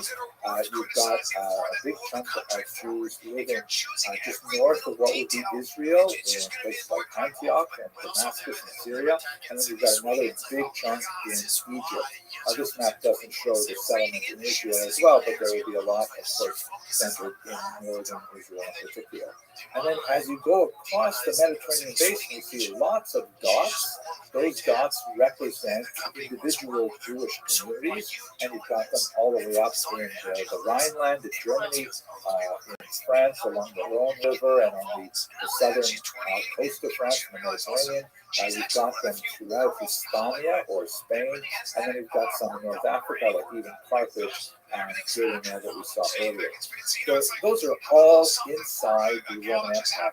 There is only one really large Jewish population outside of the Roman Empire, and that is just to the east, just above where my head is on this map. This is, of course, the Babylonian center, which will become very powerful, and ultimately Babylonia under the Persians will invade Israel in the year 614. And Israel will very briefly fall under Persian control once again, but only for a very brief period of time, because the Byzantine Emperor Heraclius would come back in, and by the year 629, he is back in Jerusalem again. This would also be short-lived, as we shall see shortly, but before we leave the Byzantine Empire, I just want to point out one other area where there was a Jewish settlement, at least up until the 6th century, and that was in the region of contemporary Yemen, in the so-called Kingdom of Himyar. This is so bizarre and fascinating. So here's the Arabian Peninsula, and you can see where the Kingdom of Himyar is in the southern part of it. There's a new book out by Professor Bauerstock called The Throne of Abdullah, which tells the amazing story of this Jewish kingdom in the region, which lasted for quite some time. So here's the story. We know that Jews lived in this region for centuries before the period we're discussing here. We know, for example, that Herod sent a brigade of Jews there in the year 25 before the Common Era, and it's highly likely that there were settlements of Jews that met them when they arrived. We know from other sources that there was a king Asharif Assad who, in the return of the 5th century, was having conflict with local Christians and local Christian kingdoms, and this prompted him to convert to Judaism. This, by the way, is not an unusual kind of story. We see a very similar thing in the Khazar Empire, which I hope to discuss not too long from now, when the Khazarians, seeing that they were on the one hand pressed by the Christians and on the other hand pressed by the Muslims, they saw Judaism as a third way of maintaining their independence. And it appears that King Khalid Assad also saw that as an option for his Himyar people. So we don't have really great sources about that conversion, but apparently it happened sometime around the turn of the 5th century. We have other sources, Christian sources, that describe a King Yusuf Asar Yatar du Nuwas that lived about 100 years later. And presumably, Sinjar is basically a Jewish kingdom this entire time. And this King Yusuf is at war with neighboring Christian territories and persecuting local Christians. Again, this is a Christian source that is not sympathetic to King Yusuf, but there's no reason to specifically doubt that there was conflict going on.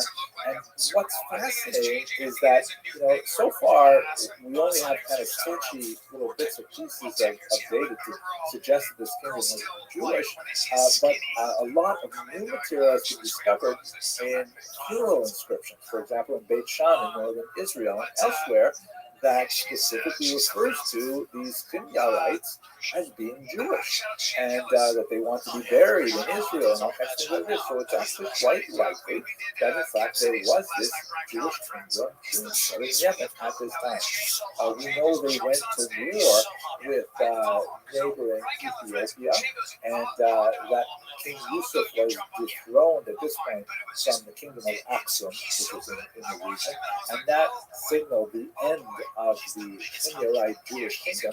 But we're talking about something that lasted for well over a century. Really fascinating. I wish I had more time to study this stuff. Anyways, let's go back to the bigger picture. The big picture is, remember that the Sasanian Empire makes a quick penetration into Israel, displacing the Byzantine Empire in the year 614, but it only lasts a very brief time because in 629, Heraclius reconquers the region, and then he lasts for about 15 odd years, and the Muslims conquer it in the year 646. The Muslims, of course, will be in control of the Middle East and North Africa for quite some time, and will have a large Jewish population living under Muslim rule. And so we're going to look at a lot of these communities in the following lectures. But before we get to Muslim rule, let's talk a little bit about the Diversus Judaeos tradition in the Byzantine Empire, which will take us a little deeper into, unfortunately, the negative circumstances that Jews experienced at this time. Thank you very much for watching.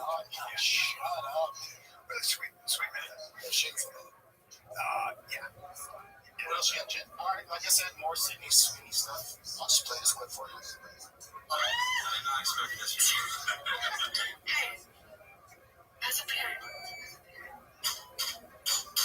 Turn tactical, baby.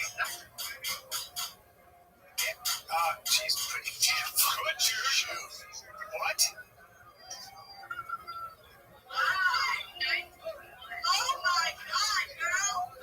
One of the more consequential aspects of the Jewish experience in the late Roman period is the development of something called the Adversus Judaeos tradition. This is a group of ideas and ultimately policies that were developed by the church fathers in the late Roman period. Adversus Judaeos, the title is generic, it's taken from a series of sermons delivered in the 4th century by St. John Chrysostom, who we'll speak about in just a few minutes. It translates as against the Jews, or as they say here in the United States, against the Jews. Besides the regional differences, because there are clear distinctions to be made between those ideas that were generated in regions where Jews had very little population base and it was an increasingly Gentile environment, and those areas where there was much more of a mixed population and non-Jews actually interacted with Jews on a significant level. But what's also really important to note that Christianity becomes a state religion in the early 4th century with the adoption and approval of Christianity by the Emperor Constantine. And so these ideas that begin as kind of theological disputes, early Christian thinkers trying to articulate the identity of Christianity against the background of Judaism, and largely theoretical kind of ideas, which may have had more of a rhetorical import than a physical one, become much more policy ideas once Christianity is joined with the empire. And so some of the ideas which are, perhaps understandable in a rhetorical environment and people speaking and, hyperbole and things like that, they can become actually quite significant when there's real power behind those ideas. Well, anyways, let's have a look at a couple of the aspects of this adversus Judaism in particular. Let's start with Justin Martyr, shown here, and I have to tell you, as a quick sidebar, as I was preparing this lecture, I came across this amazing book on the internet. Here's the citation: André Terre, Les vrais portraits et vies des Anglais, Grecs, Latins et Païens. So, translation is the true portraits and the lives of these men from Greece, Rome, and I'm not sure what païens means. I think it means peasant, which really doesn't make sense to me. But at any rate, 16th century book that illustrates the true portraits of these people, which I find absolutely amazing and hardly credible. Although some of the images, like Socrates, for example, seem to be taken from busts that are from the Greek period, so maybe a couple of them are more accurate than others. But otherwise, hard to believe that this 16th century work actually portrays these people for real, but nevertheless really good. Okay, so here's Justin Martyr. As you can see, he was called Justin the philosopher as well. He lived in the 2nd century, very important early thinker. And among his many works was a book called The Dialogue with Trypho, which is essentially a dialogue with the Jew.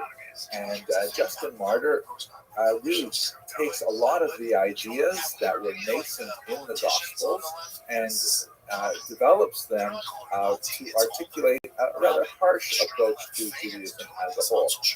First off, he clearly makes a distinction between his vision of Christianity, which is ethereal and spiritual and based on ideas and morality and emotions, as opposed to Israel, the Jews, who are carnal in nature, dedicated to really, like earthly things like sacrifices and blood and like which spoon went into which pot. Was it a meat spoon and a milk pot, things like that.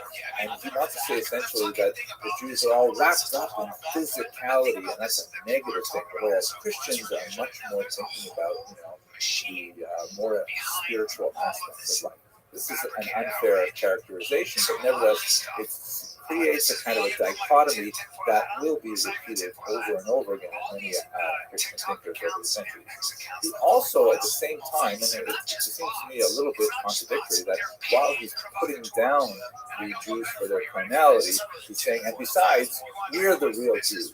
Christians are the quote-unquote true Israel. That is, that what the Jews were doing with all of those mitzvot, all of those commandments, those were totally wrong and totally physical and not the way God wanted them to go. Christianity, which has abandoned all of these things, is much more of the true Israel. I have to tell you, as a little bit of an aside, I often get a lot of comments on the site about, you guys are not the real Jews. You are Khazarians, or the true Jews are actually Black Americans. And I like.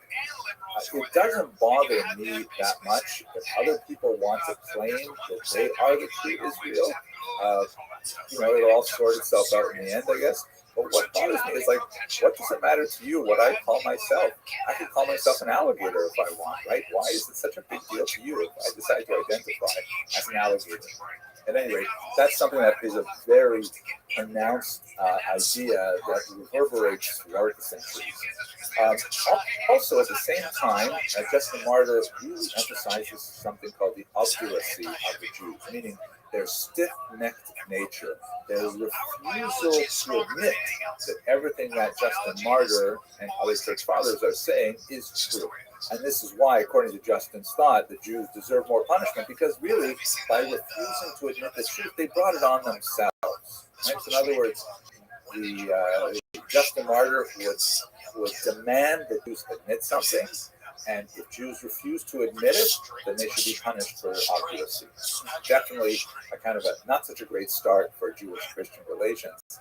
And it is a very important early theme in the Church Fathers. As we shall see, however, there are some very important correctives, especially with Augustine. But before we get to him, let's have a look at the, briefly at any rate, at the work of St. John Chrysostom. And look, isn't this amazing? Hey, we have another one of these vrai portraits, another true portrait of St. John Chrysostom. This one seems to me rather, captures a certain element of his thought. At any rate, he is a 4th and early 5th century thinker based in Antioch. And as I mentioned earlier, it is to his work that we owe the very term Adversus Judaeus, because he's a whole cycle of sermons that he delivered in the 4th century that became especially influential in the Eastern Church, but nevertheless set a tone for the entire church as well. The main thing that John Chrysostom was upset with was the participation of Christians and pagans in Jewish public ceremony. We should pause for a second and just think a little bit about Jewish theology here. One of the basic ideas that was articulated long before in Jewish thought is the idea that the children of Noah, that is non-Jewish society, is not bound by the huge number of commandments that Jews are in receipt of. That is where the stuff that Justin Martyr was saying was all carnal, like, the refusal to use electric devices on the Sabbath and things like that. That's all like carnality and that's all physicality. And why don't you guys just let it go already? But in Jewish thought, that is something which is not mandatory for non-Jews at all. In fact, the Talmud describes 7 specific commandments which are incumbent upon all humanity. And by and large, those 7 commandments, I think most people would find pretty reasonable. Like, for example, no murdering and no adultery. And you've got to set up courts of law to work out your differences. And no cruelty to animals, by the way, is in there. Things like that. There's 7 basic laws. Just be a mensch. That's the Noahide laws. And according to Jewish theology, there is no reason whatsoever for Noahides, that is, the children of Noah, general humanity, to take on any more commandments than they were originally given. If they so choose, then they may, and of course the conversion is always open to non-Jews, but there's no impetus, there's no demand for it. They will enter into heaven and receive reward for their righteousness and so on, so long as they observe these 7 commandments. Nevertheless, this makes Judaism essentially neutral on the participation of non-Jews in their services. Non-Jews may, there are some interesting exceptions to this, which I won't go into in this little class, but non-Jews are welcome to come to Jewish synagogues. They are welcome to participate in all kinds of rituals, and there's nothing really stopping them. It's not like a closed society. And from what we see in Chrysostom's rather venomous comments in his sermons, this is exactly what was happening in Antioch. That was a fairly open society.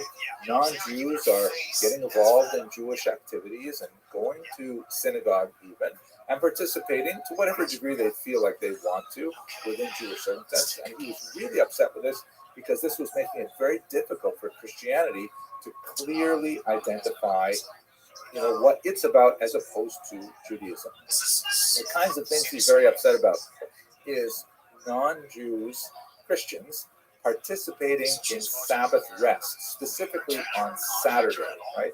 A little bit earlier in the 4th century, the very important Council of Nicaea that adjusted the calendar in some significant ways, making sure that Christians would observe the day of rest on Sunday, not on Saturday, the Jewish day of rest. And that Easter would always be unlinked from Passover, and this was apparently not happening. And he's very upset that a lot of Christians are resting on Saturdays and working on Sundays. He's upset that it appears that non-Jews and Jews are occasionally exchanging gifts on their holidays, which is very puzzling to him. This also has some echoes in the Talmud, incidentally, but I'm sure he wasn't aware of those things. That non-Jews were enjoying matzah, that Jews would give them their freshly baked Passover matzah, and that's a pretty nice gift. It's like $25 a pound. So they're giving them it's essentially bread and it's just flour and water crackers, but nevertheless it's a seasonal food and so on. That non-Jews were engaging in feasting and in fasting with Jews, that sometimes Christians would participate in Jewish fasts, like the fast to commemorate the destruction of the temple and so on. He refers to non-Jews kindling lights on the Jewish festivals, which appears to be some kind of reference to non-Jews acting as a Shabbos goy. The term goy, by the way, can be used in a derogatory sense, depending on how it's used, how it's, the tone in which it's stated, but it literally means nation. In fact, the Jews themselves are called a goy, a nation, in the Bible and in the liturgy. It's kind of like the word Jew, which I use in generally a neutral or positive sense, but if someone says to you, hey, Jew, in the street, that's probably a negative sense. So the term Shabbos Goy means the Sabbath non-Jew, and it's a non-Jew who will occasionally help out with things that are forbidden for Jews to do on the Sabbath, such as kindling lights. Now, by the way, kids, before you ask a non-Jew to do this for you, there are lots of restrictions on this. Check with your rabbi before you get excited about having a non-Jew take care of those things for you. That non-Jews were actually involved in communal prayer with Jews. That non-Jews would come to the synagogue and get engaged in, Rosh Chodesh or Shabbat or whatever prayer was going on, and of course the date of Passover, Easter. So St. John Chrysostom really, in a series of sermons, really lambasted his audience, saying that we have to distinguish ourselves, we have to separate ourselves. These were all terrible things for non-Jews to be doing, Christians specifically, and that the Jews have to, be essentially shunned to the side. There's a lot of evidence in Chrysostom's sermons that suggests that Jews and Christians actually got along fairly well in Antioch, and he was not happy with that specifically. Now, let us conclude with something a little more positive about the Adversus tradition, or perhaps more generally about the Church Fathers as a whole. If I had to pick my favorite church father, which no one has ever asked me to do, but I would definitely say it's St. Augustine of Hippo. He's a fascinating person with an amazing biography, so many cool things about him that it's enjoyable to read about it. This is one particular story, beautiful Italian conditioning of it, in which St. Augustine was apparently, he had a lot of personal doubts about theology and religion and so on. And he works us through it in his work, in his writings.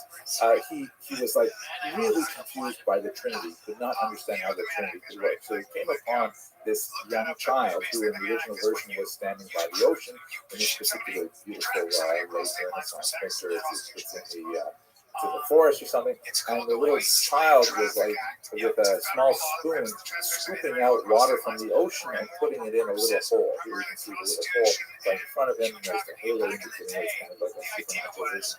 And St. Augustine says to him, what are you doing? And you'll never be able to fill up that hole. And the child says, exactly, there are some things which, you can think about, but you'll never get. So therefore you have to kind of let go sort of approach. Anyways, let's talk about what St. Augustine has to say about the Jews, which is very useful and positive actually. One of the things that he says, and again, this is around the same time as Chrysostom, he writes that, wait a second, let's just rethink this whole carnal Israel thing.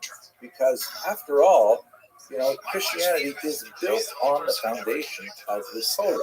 And the Torah clearly has God commanding the Jews to do these things, to not eat meat and milk, to observe the seventh day of rest, to not mix wool and linen in their clothing, all kinds of really carnal things. Who are we to say that God is not allowed to make these commandments to the Jews?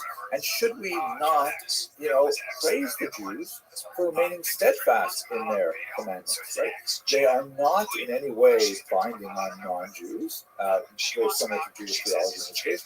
But the fact that the Jews would remain steadfast to the Torah, that's a positive thing. Why are you criticizing that? In other words, he's taking issue with a lot of the other church fathers, like Justin Martyr several centuries earlier.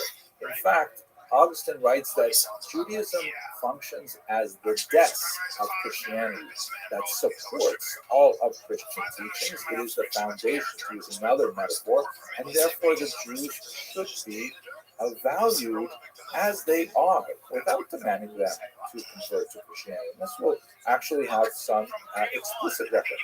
He developed something extremely consequential with Jewish history called the doctrine of witness. It argues that the presence of Jews and their maintenance of the Torah is an essential testimony to the validity of the entire enterprise, including Christianity.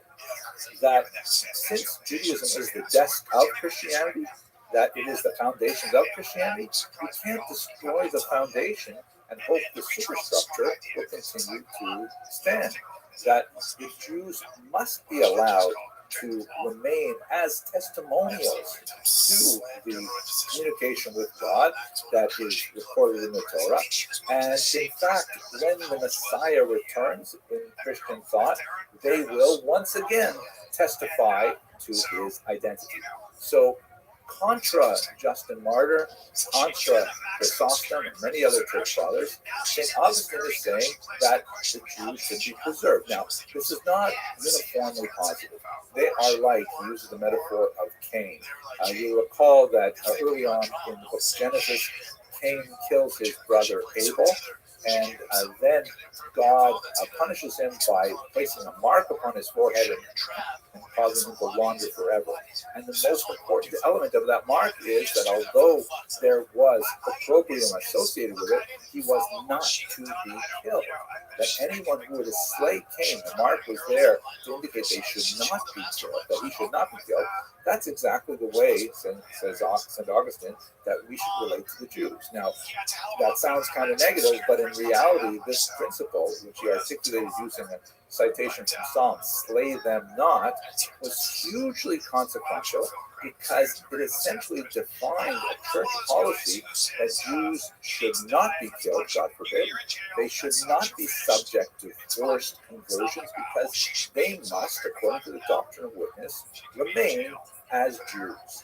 And this is essentially a way of testifying or witnessing to the validity of Christianity in St. Augustine's thought.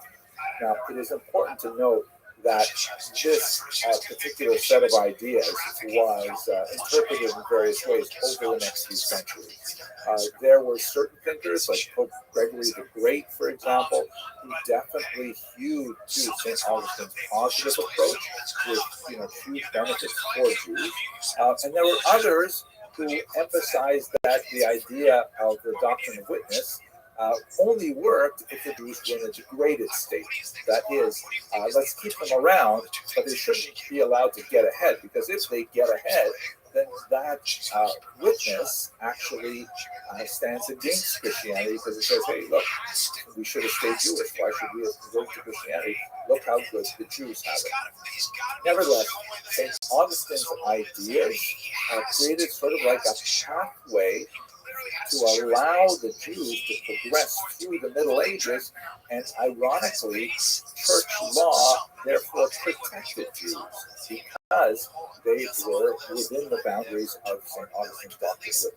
There were notable exceptions to this rule. There were periods when the church adopted forced conversions, or at least recognized them ex post facto, and we will unfortunately discuss those in future lectures. But by and large, St. Augustine's contribution was actually very, salutary for the survival of the Jews.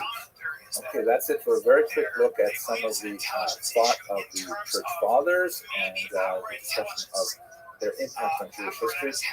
Let's look a little bit more now at the interior life of the Jewish world, specifically at the world of the synagogue and the development of something called Piyut. Thanks very much for watching. If it's proven that the Israeli government had some sway over whether or not they should look into him in 2008, what happens is it sounds like they were covering for a pedophile. That looks very bad for Israel. It looks very bad for the CIA and for our justice. That's exactly what. Well, there you go. Did you hear the other theory? I don't need to. It's kind of juicy. The first one's all true. In the last couple of videos, we spent a lot of time talking about how Jews were acted upon by larger forces, the state and the church and so on. But I don't want to give you the impression that they're just, passively accepting whatever is coming to them from the outside. The Jews are also very creative at this period in time as well. And so let's just take a few minutes to see one area where their creativity is especially common, and that is in the institution of the synagogue. Here's an interesting looking map of the synagogues in the ancient world, specifically looking at the 1st and the 2nd century. If you have a look at the legend there on the left, you can see that the blue dots refer to literary references to old synagogues, and the green circles are papyri, and then you've got inscriptions, like stone inscriptions, and finally the stars are archaeological evidence of these synagogues. Now, they're not including here these synagogues in Israel. Of course, there are quite a few in the land of Israel itself, but the main concentrations are in the Nile Delta in Egypt. You've also got quite a few in Asia Minor, the Italian Peninsula. A few of them up on the Black Sea littoral, which is really interesting. And then one that we'll look at in a little bit more detail in a second, Dura Europos, which is way over here on the right, fascinating synagogue. And so synagogues are an extremely important institution for Jews, especially after the temple is destroyed in the 1st century, especially when they're a minority living away from large Jewish population centers. The synagogue is their locus for formal communal ritual activity. Specifically religious worship, and they had to kind of articulate that. What exactly does religious worship look like when you don't have the ritual sacrifice associated with the temple? Synagogues did predate the destruction of temples. In other words, Jews seem to want to create these institutions where they could get together for communal prayer. There's a lot of fascinating discussion in the Mishnah and in the Talmud and the Midrash that describes the evolution of the prayer service and what connects to what, and the references to the patriarchs, fascinating kinds of things like that. But we should understand that the synagogue, the word itself, by the way, is Greek meaning place of gathering, is effectively a Jewish community center, JCC, for a minority population. And it would fulfill all kinds of different functions, not just religious, but it would be a place of gathering for discussing criminal affairs, for adjudicating disputes, all kinds of things. The basics of the service that is familiar to synagogue goers today took centuries to evolve. And if you look at the prayer book, that's really an archaeological textual representation of the wanderings of the Jews in diaspora as well, with core elements that go back to Israel, and then other elements and other prayers that were added in many different iterations throughout their long history. One of the things that I find especially fascinating is that women are remarkably well represented in the sources that we have. Professor Tal Gilon wrote a really interesting article in the Cambridge History of Judaism, Volume 4. Have a look in the notes, and I'll give you a reference to that. In that, of the synagogues where we know there are lists of donors, like this is something in contemporary synagogues as well. You have like a plaque here and a plaque there, and you have a plaque on top of a plaque. Everyone who gives anything to the synagogue is recognized in some kind of public way. So looking at these ancient inscriptions that have survived, 1/3 of the names of donors to the synagogue were women. In some cases, they're mentioned in leadership positions as well. So that's a really fascinating statistic. And I wish we knew more about that, but maybe we'll get back to it later on in the series. At any rate, the synagogue is forming as a major locus of Jewish activity, and innovations are replicated across Europe. And let's look at two of them in particular. And here is a beautiful wall painting from Dura Europos, that remarkable synagogue that's so well preserved. This is actually a representation of elements in the story of the book of Esther. You can see there's Mordecai on the left on a horse. He's being walked along by Haman, I think. It's fascinating. At any rate, the kind of things that are going on in the synagogue at this time, they're still trying to work out, for example, public Torah reading is obviously something very important. Even the prophet Ezra had mandated the reading of the Torah on a regular basis. But how exactly is that done? How exactly is it broken up? One of the major distinctions that we have at this time is that Israel tended to prefer a triennial Torah reading, meaning that the first 5 books of Moses were completed only once every 3 years, which meant there was a much shorter amount of time actually dedicated to reading the Torah. Whereas in the diaspora, an annual reading, which is pretty much the norm nowadays, was preferred. And this made for a lot of interesting gaps in the prayer service. How long was the prayer service? What other things would people say or do in the prayer service, and so on. And one of the most fascinating elements related to this is the institution of the, I guess the modern term would be drasha, or sermon. It's not the term that was used in the ancient period, but it finds its textual expression in the creation of Aggadic Midrash. So we spoke about Midrash a while back in this series. Midrash are basically kind of like poetic teachings on biblical passages, some of which have halachic ramifications, meaning they are used to determine behavior in a concrete and kind of legal sense. And there's much more that is Aggadic in nature, meaning that is homiletical, that does not necessarily have to be taken absolutely literally, but should certainly be taken very seriously. It's not uncommon to have midrashic interpretations, as the Torah itself is reputed to have 70 different interpretations, meaning an infinite number of interpretations. Maybe not infinite, but a lot of them.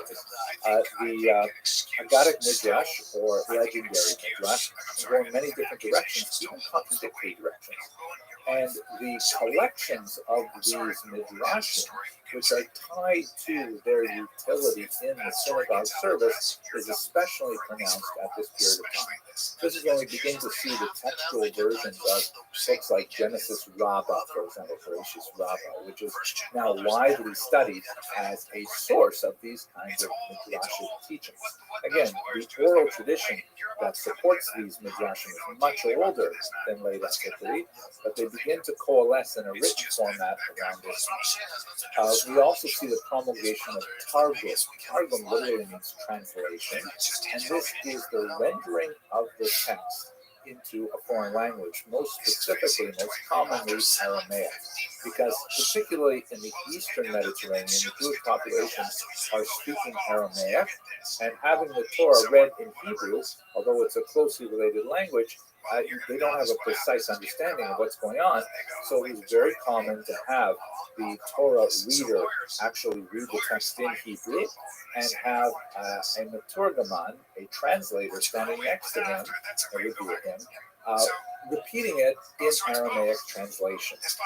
This is still practiced, by the way, in the Yemenite custom.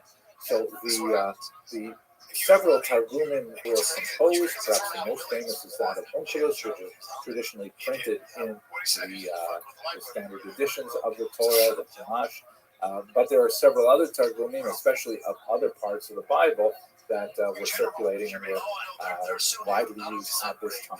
But it gives you a sense of how the synagogue is evolving. What do we do in the synagogue? What do we say? When do we say it? How long does it take? What do we add? And so on. One last detail, I know I'm going through this very quickly, I wish I could spend more time on this. The development of something called piyut, which is probably best translated as liturgical poetry. This era sees an effervescence of an attempt to kind of encapsulate the prayer, specifically the fixed prayers that we have already had pre-existing in this period, such as the Shemona Esrei, the Amidah, to restate them in poetic language as an artistic endeavor, something that would appeal to the literary and aesthetic sensibilities of the synagogue goers, or as amplifications of prayer, like longer discourses on events that are described with very sparse language in the biblical text, but expanded upon in an imaginary and artistic manner. This is a fascinating period where we have more and more of these taitanim, of these poets, creating liturgical innovations, that many of which are preserved even to this present day. The institution of Kiev, of course, would reach its apotheosis in the Gaonic period, which is several hundred years distant. But this is the period of time in the initial development of the synagogue ritual as we understand it today, that Kiev becomes a very important part of that process. The image, by the way, that we're looking at is a mosaic, very common motif in synagogue art from the Beit Alpha synagogue that was discovered in northern Israel. Okay, that's just a very quick look at some of the creativity that's going on in the Jewish population at the time. I hope you found it interesting, and we're going to go to Spain next year. Thank you very much for watching.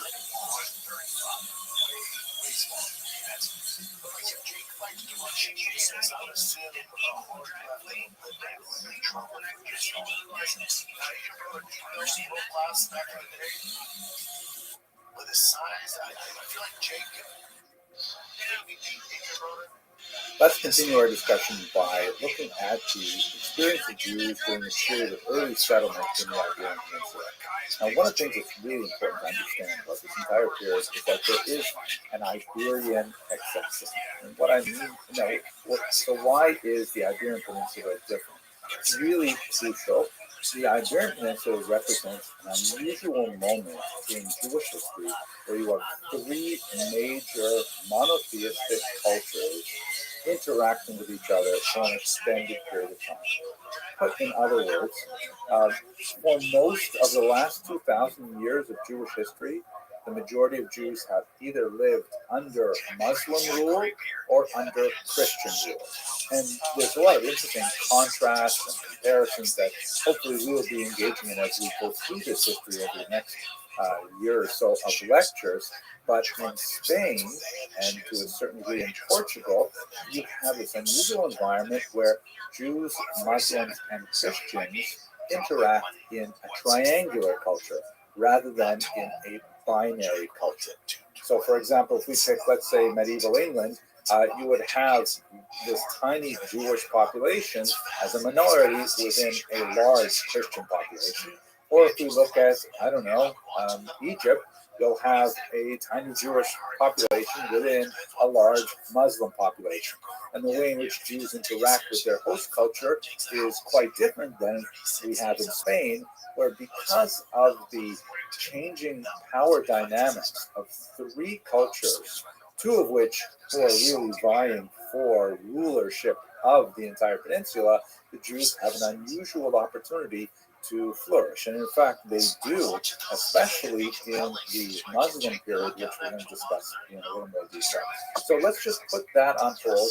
And I'd like to quickly introduce this subject by looking at the various periods of Jewish history as most historians have defined. The first, which we'll talk about in this lecture, is the early settlement and the early Visigothic period. That is the first time we have any sense of Jews inhabiting the peninsula and what we might be able to know about their experience from the 5th century onward, when the region was dominated by the Visigoths. Secondly, you have a kind of sub-period of the Visigoths, let's call it the Catholic period, when the Visigoths switched from one form of Christianity, Arian Christianity, to Catholic Christianity. And that represents a really significant shift in terms of how they relate to the Jews. Then that ends with the year 711, rather abruptly, with the invasion of Muslim forces. And so this initiates the Islamic period as the Muslims make their way up from the south of the peninsula all the way up to the Pyrenees. This is the Islamic period. Now, most of the activity is focused in the southern region, in Granada and Cordoba, but there is some fascinating things that are happening here. This is what's often called the golden era of Spanish theory. Somewhat of an overblown term, but nevertheless there's a lot of merit to it, as we shall see later on in this course. Now, the Christians begin to push back from the north, and that is called the Reconquista, or the reconquest of Spain. It happens slowly. The northern section, of course, are conquered first, and it's only in 1482 when the Muslims officially lose even their toehold in the south. But during this period, which overlaps with the Muslim period because the northern section will be Christian, the southern section will be Muslim. That's also very significant for our study of the Jews, because the Christians, when they reconquer the peninsula, will have a very different orientation toward their Jewish minority than we would see under the Muslims. And finally, although of course there is the dramatic and terrifying expulsion of the Jews in 1492, and then subsequent developments in Portugal with a forced conversion and also a mass migration in 1497, you have what I'd like to call the crypto-Jewish period, because there's still very significant population of Jews living as Christians in the Iberian Peninsula, and there's a whole spectrum of what that really means. There are some Jews who are like just clamoring to get back to their Jewish practices, but are feigning Catholicism simply for the time being. And on the other end of the spectrum, you have Jews who become enthusiastic adopters of a new faith. And along that spectrum, there's quite a range of people. There's also a significant expatriate community, particularly those Spanish Jews who fled to Portugal, and then sometimes a generation or three later left Portugal only to readopt their Jewish identities in the diaspora. So the crypto-Jewish period is not only what happens in Spain itself and in Portugal, but really what happens in their diasporas as well. So that will take us right up to the February period. So these are like 5 basic ways to divide up the period that we have before us. We're going to concentrate right now on the early 70s. Here's a great map from an atlas from Navi Atlas that I recently had a chance to examine, and it gives you a sense of the scattering of Jewish population around the Mediterranean basin in the first through the 3rd century. So it's a little bit rough because each black square is the same size as every other black square, and that's clearly not reflective of the size of the Jewish population there. You also have that kind of starburst that shows that it's an important Christian community, and I think there's a lot more important Christian communities than Alexandria and Rome, but nevertheless Antioch, still gives you a sense of the early diaspora, the early scattering of Jews. It extends all the way up to London and into what would be later France and Germany, but of course Spain is an extremely important region. And as you can see from the shading, the kind of darker orange is where it's really strong by the end of the 1st century, which is concentrated in the Eastern Mediterranean, what would be Turkey, Asia Minor. But by the time you get to the 3rd century, you've got some significant suggestions of Jewish populations all the way out on the Atlantic coast in what would be the Iberian Peninsula. So who are these Jews? They are known as Sephardim, which comes from a passage in the book of Obadiah, biblical book of Obadiah, which refers to the people who are in exile from Jerusalem, and that community is known as Sepharad. The modern Hebrew term for Spain is Sepharad, taken from this verse in Obadiah, and the people who come from the region are called Sephardim, which is the plural in Hebrew for someone who comes from the region. Sepharadi is the adjective, which is used to refer to one person or to things that pertain to Sepharad. Now, there's really no good reason to assume that when the book of Obadiah specifically calls a place Sfarad, that it is referring to what we call Sfarad today. This is a common thing that happens in Jewish geography, that when Jews visit far-off places or settle there, sometimes they will take on biblical names when we don't really have any specific connections to say that this is that place. Case in point, Ashkenaz is one of the names of a person mentioned in Genesis. And when the Jews reached northern Germany, they said, okay, here we go. Let's call this place Ashkenaz, right?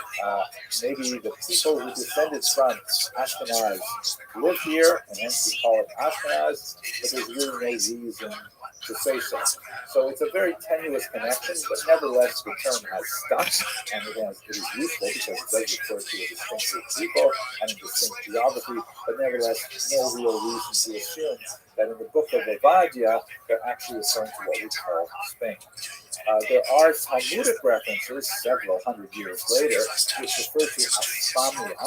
This is a little bit more realistic, given the period, let's say, 1st to 3rd century. We've already got Jews living there, and it sounds a lot like Hispania, and very common kind of shifting of vowels and consonants we have between Latin and Aramaic. So by the time we get to the Talmud, there's no question that there is reference to Spain and some familiarity with it. But how early did the Jews originally settle in this region? So we have a couple of really early reference points which are probably not true. For example, in the 16th century, one particular writer came across a gravestone that apparently read, "Here lies Adoniram, who was the tax collector for King Solomon." Now, that's like incredible. And I mean that literally, incredible. It's just way too much to assume that King Solomon, we're talking like, 1,000 years before the Common Era, had actually some, tax collectors going as far out as Spain.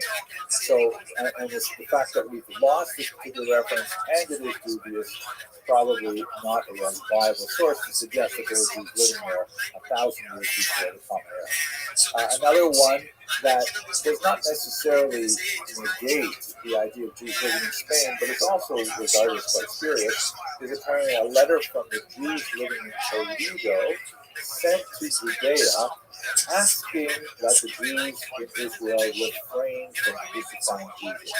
And this would have been dated about the year 30 of the Common Era.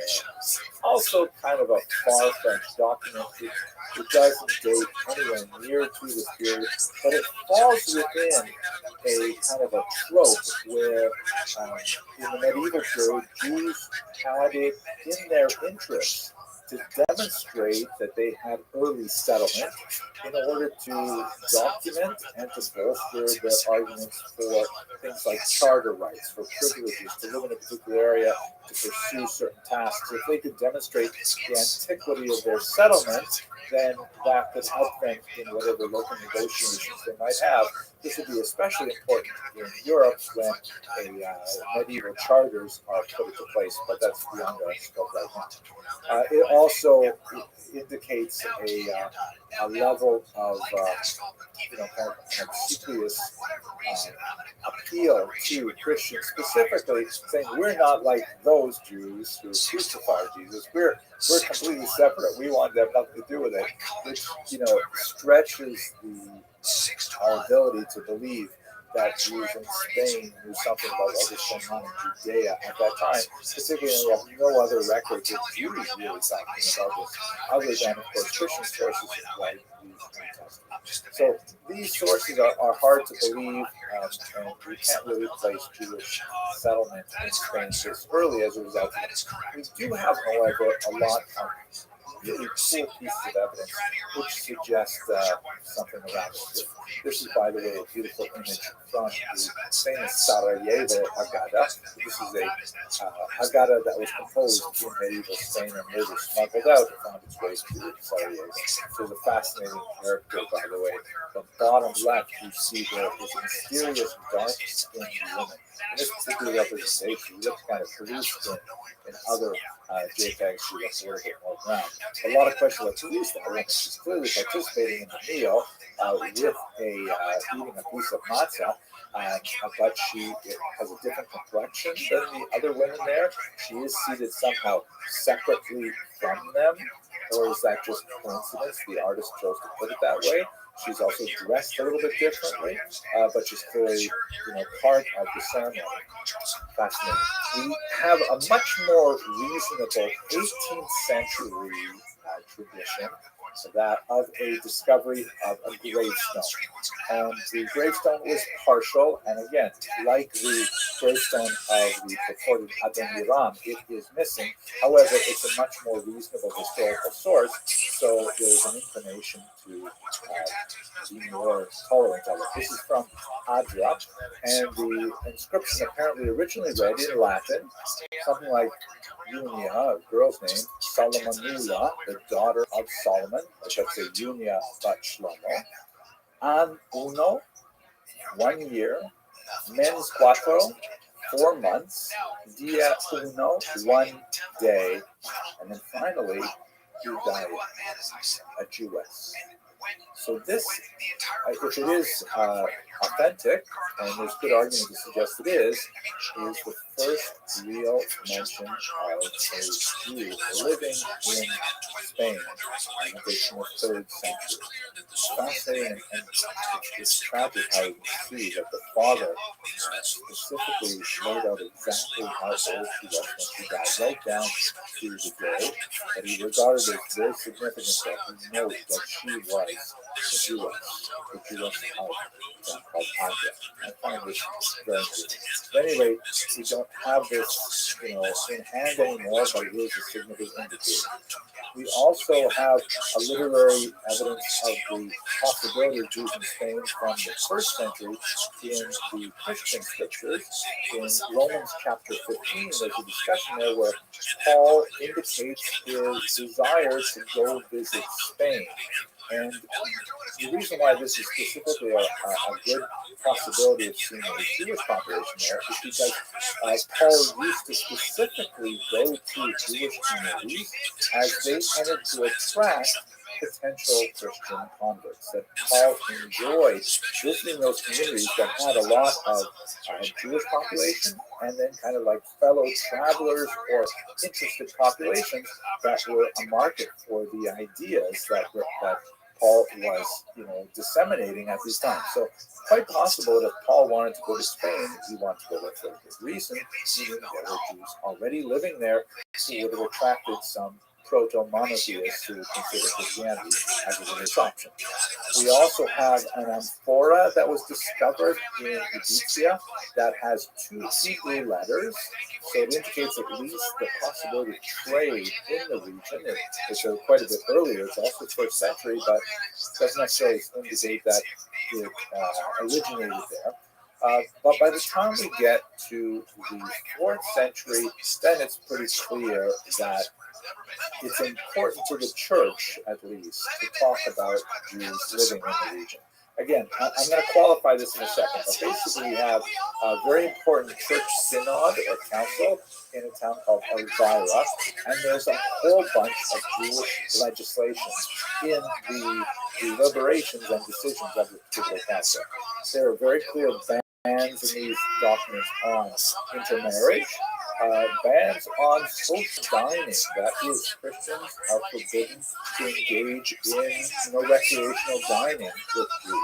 And one of my favorite passages, a very strong adjuration that Christians may not allow Jews to bless their crops, meaning that Pedro can't say to his friend Baruch, "Hey, you're Jewish. I know you have a close connection with the big guy. Come by to my field, please, and give it a blessing so we can get a good crop." Now, the reason why this is somewhat problematic is because although it suggests that these things were happening, it doesn't necessarily mean that they were. They could be kind of like, testimonials to faith that are just inserted in these kinds of documents to sort of explain that, don't worry, we're following the party line and all of these issues. It doesn't actually mean that there are Jews who are doing these things with Christians. On the other hand, sometimes the specificity of these things does suggest that it's more realistic. Like, for example, a ban on intermarriage, sure, that's pretty standard. A ban on owning Christian slaves, Jews should not own Christian slaves. Okay, we hear that too. But mixed dining, blessing the crops, that would sound sort of specific. Like, let's say, for example, I understand there are laws on the books here in America that also, prohibit a person from riding his horse in, certain areas of New York City. Now, nobody rides horses except for policemen and maybe those guys with the special carriages. So it doesn't apply to anyone, but there's no point in taking that law off the books. And even if you renew the law code for whatever reason, I mean, it doesn't hurt if you just keep it in there. That doesn't mean that there are actually horses riding in the streets. But if there's something really detailed that says something like, people are forbidden from riding their horses in Manhattan, especially when we are, building new cell phone towers. Right? So, look at that. There's a detail there that places it within the modern period and makes it more suggestive that it might actually happen that people are riding horses and interfering with the cell phone construction. Kind of a stretched example. At any rate, so it's possible that the Council of Elvira was actually talking about real Jews engaging in real relationships with Christians, but we simply don't know for sure. One more source, which is a letter from Bishop Severus of Minorca in the year 418, is also quite tendentious and could easily be entirely fabricated. But again, the level of detail suggests that such a thing actually happened. In this particular letter that the bishop wrote, he refers to a local conflict between Jews in a Christian community, and he specifically numbers the Jews. I mean, the level of detail and specificity suggests that it's more realistic than not. They have in this particular letter, which is fascinating for lots of reasons, he depicts a situation in which Jews not only get along with Christians, but they actually have some level of authority. They serve in kind of like municipal councils and so on. And in the end, these Jews are forcibly converted to Christianity. And it's possible that the entire story is entirely fabricated, perhaps for religious propaganda purposes. But there are some thematic elements in the story that are quite ominous, as we shall see this recorded in much more authentic sources for several hundred years after this. What we can say with some reliability, though, is that by the 3rd century, there are some Jews living in Spain. It is certainly on the periphery of the Jewish world, but this population will certainly increase. And by the time we get to the early 8th century and the Muslim conquest, we'll certainly have a much better sense of the size and the distribution of that population. But let's turn now to the Visigothic period. Fall off there, you get knocked out. You're dead. Came out now on the water. That tension surface, that tension surface.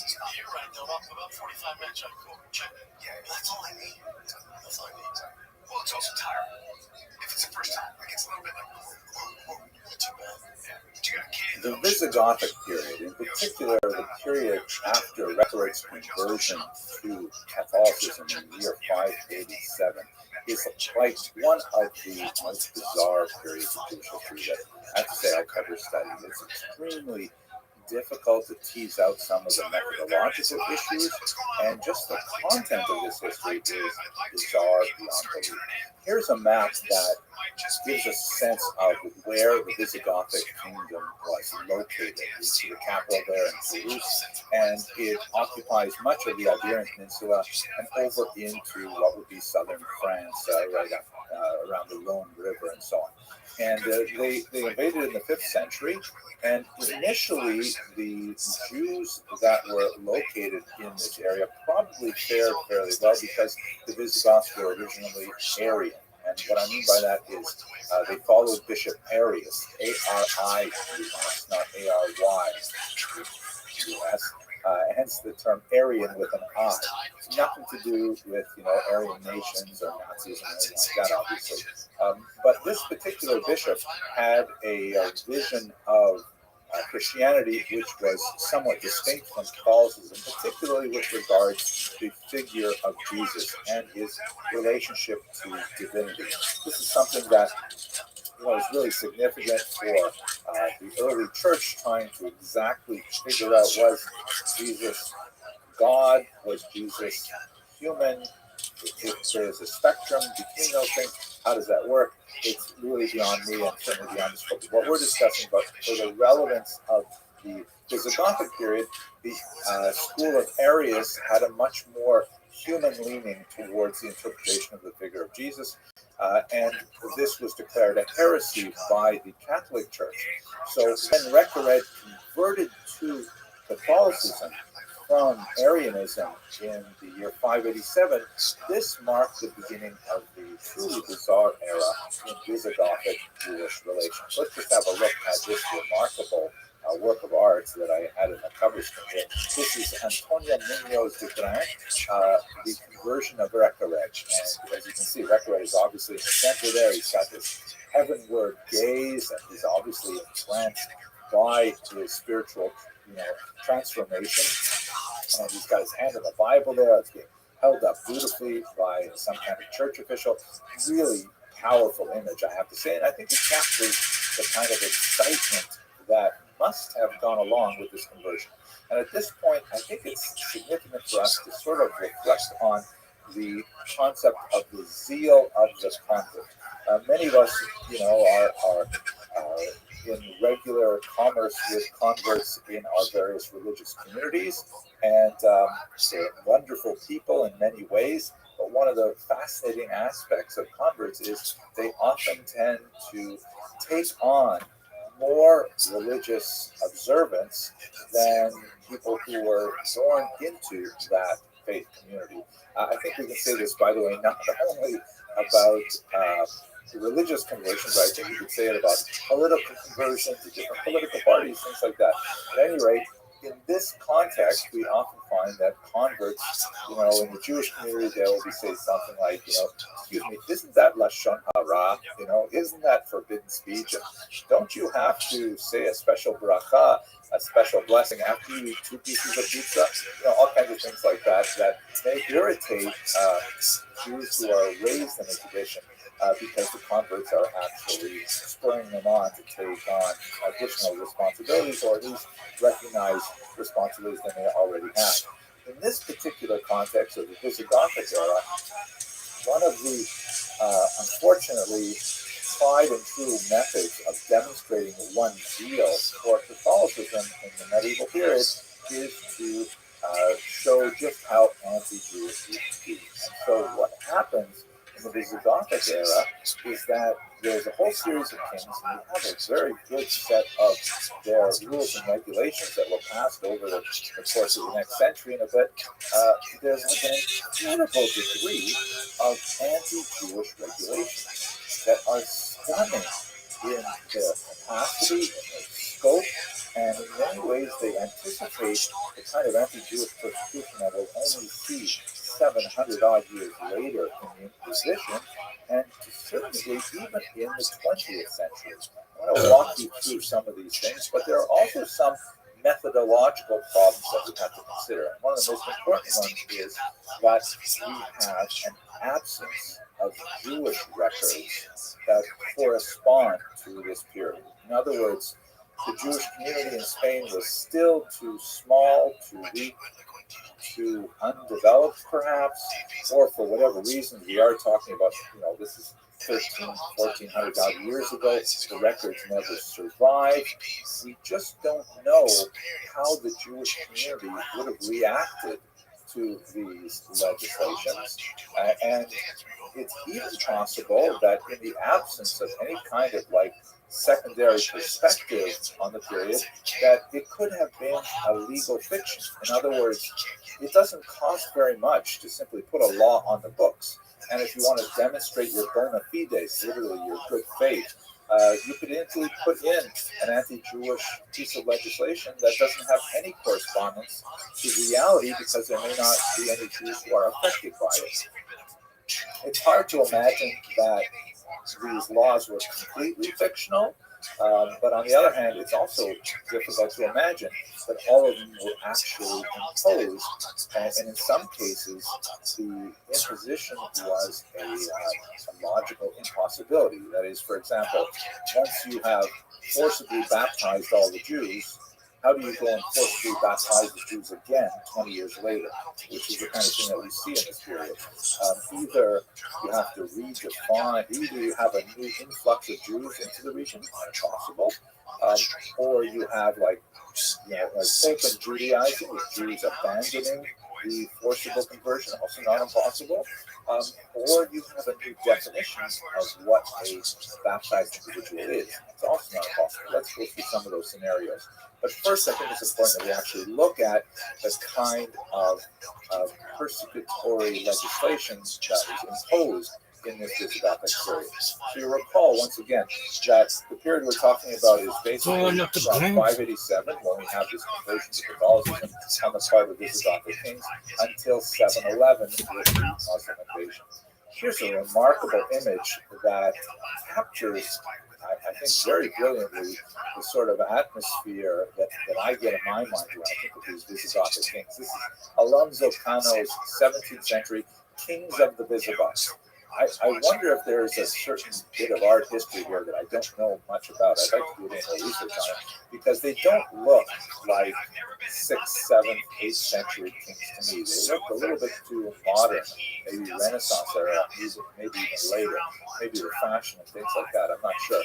But the expressions are perfect. Like the impression I get of these Visigothic kings from Alonso Cano's work is spot on. Let's try and understand some of those regulations. So, as I mentioned, one of the most common things that we see in the Visigothic law books is a series of forced conversions of Jews, which caused a certain amount of stir beyond the Visigothic era.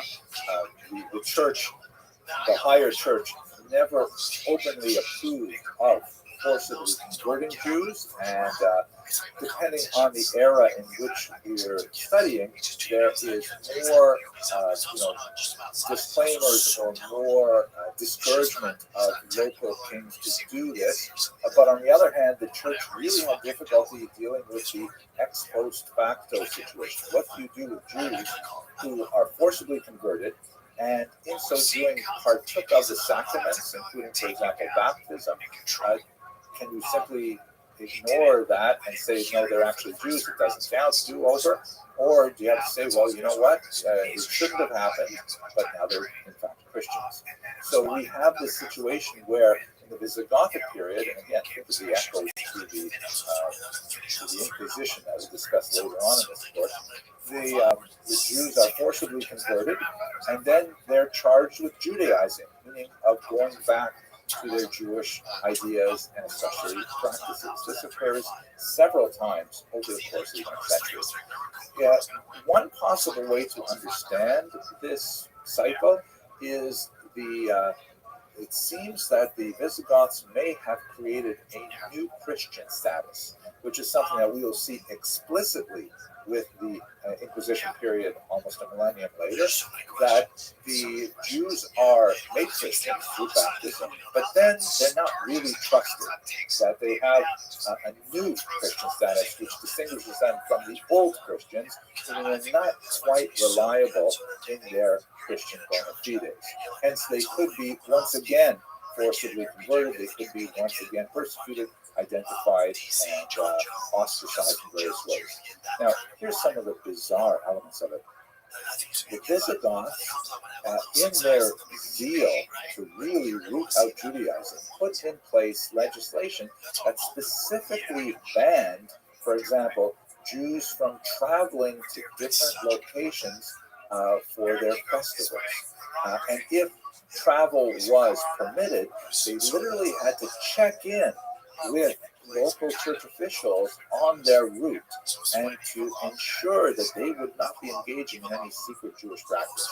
This is a level of reach and interference into daily life that is totally modern in concept. Like the idea of actually tracking people's movements with kind of like a 7th, 8th century GPS. So bizarre, but nevertheless, that's the kind of thing that they were demanding. That Jews had to like regularly check in with Christian officials to make sure that these Jews who now are Christians are not actually going back to Jewish practice. And it really it seems like way out of context for much of the anti-Jewish legislation that we won't see for a long time. And the punishments were, oh my gosh, way over the top in comparison to the kinds of things we see elsewhere.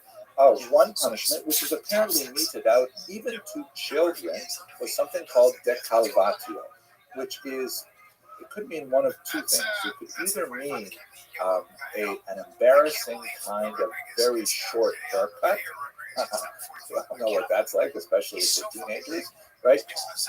That someone who was accused of a fairly minor crime, like maybe refraining from work on Saturday, which is kind of like a passive crime in this context, and they might receive this del cavatio as like a being shorn of their hair, might be especially embarrassing for a woman, and then to have to walk around and people would identify them that way, at least temporarily.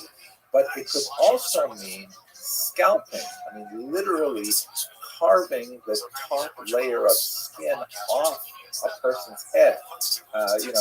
Like in the American Wild West, and that would be a devastating kind of punishment, especially for children, if you can imagine it. It's possible to imagine that is in fact what they meant by decalvatio, especially when you look at some of the other punishments. So one of the more serious charges was a marital relationship between a Jew and a non-Jew. Once again, remember that term Jew might actually refer to a new Christian, perhaps, in which case the male partner would have his sexual organ amputated, wow, and the female partner would have her nose amputated.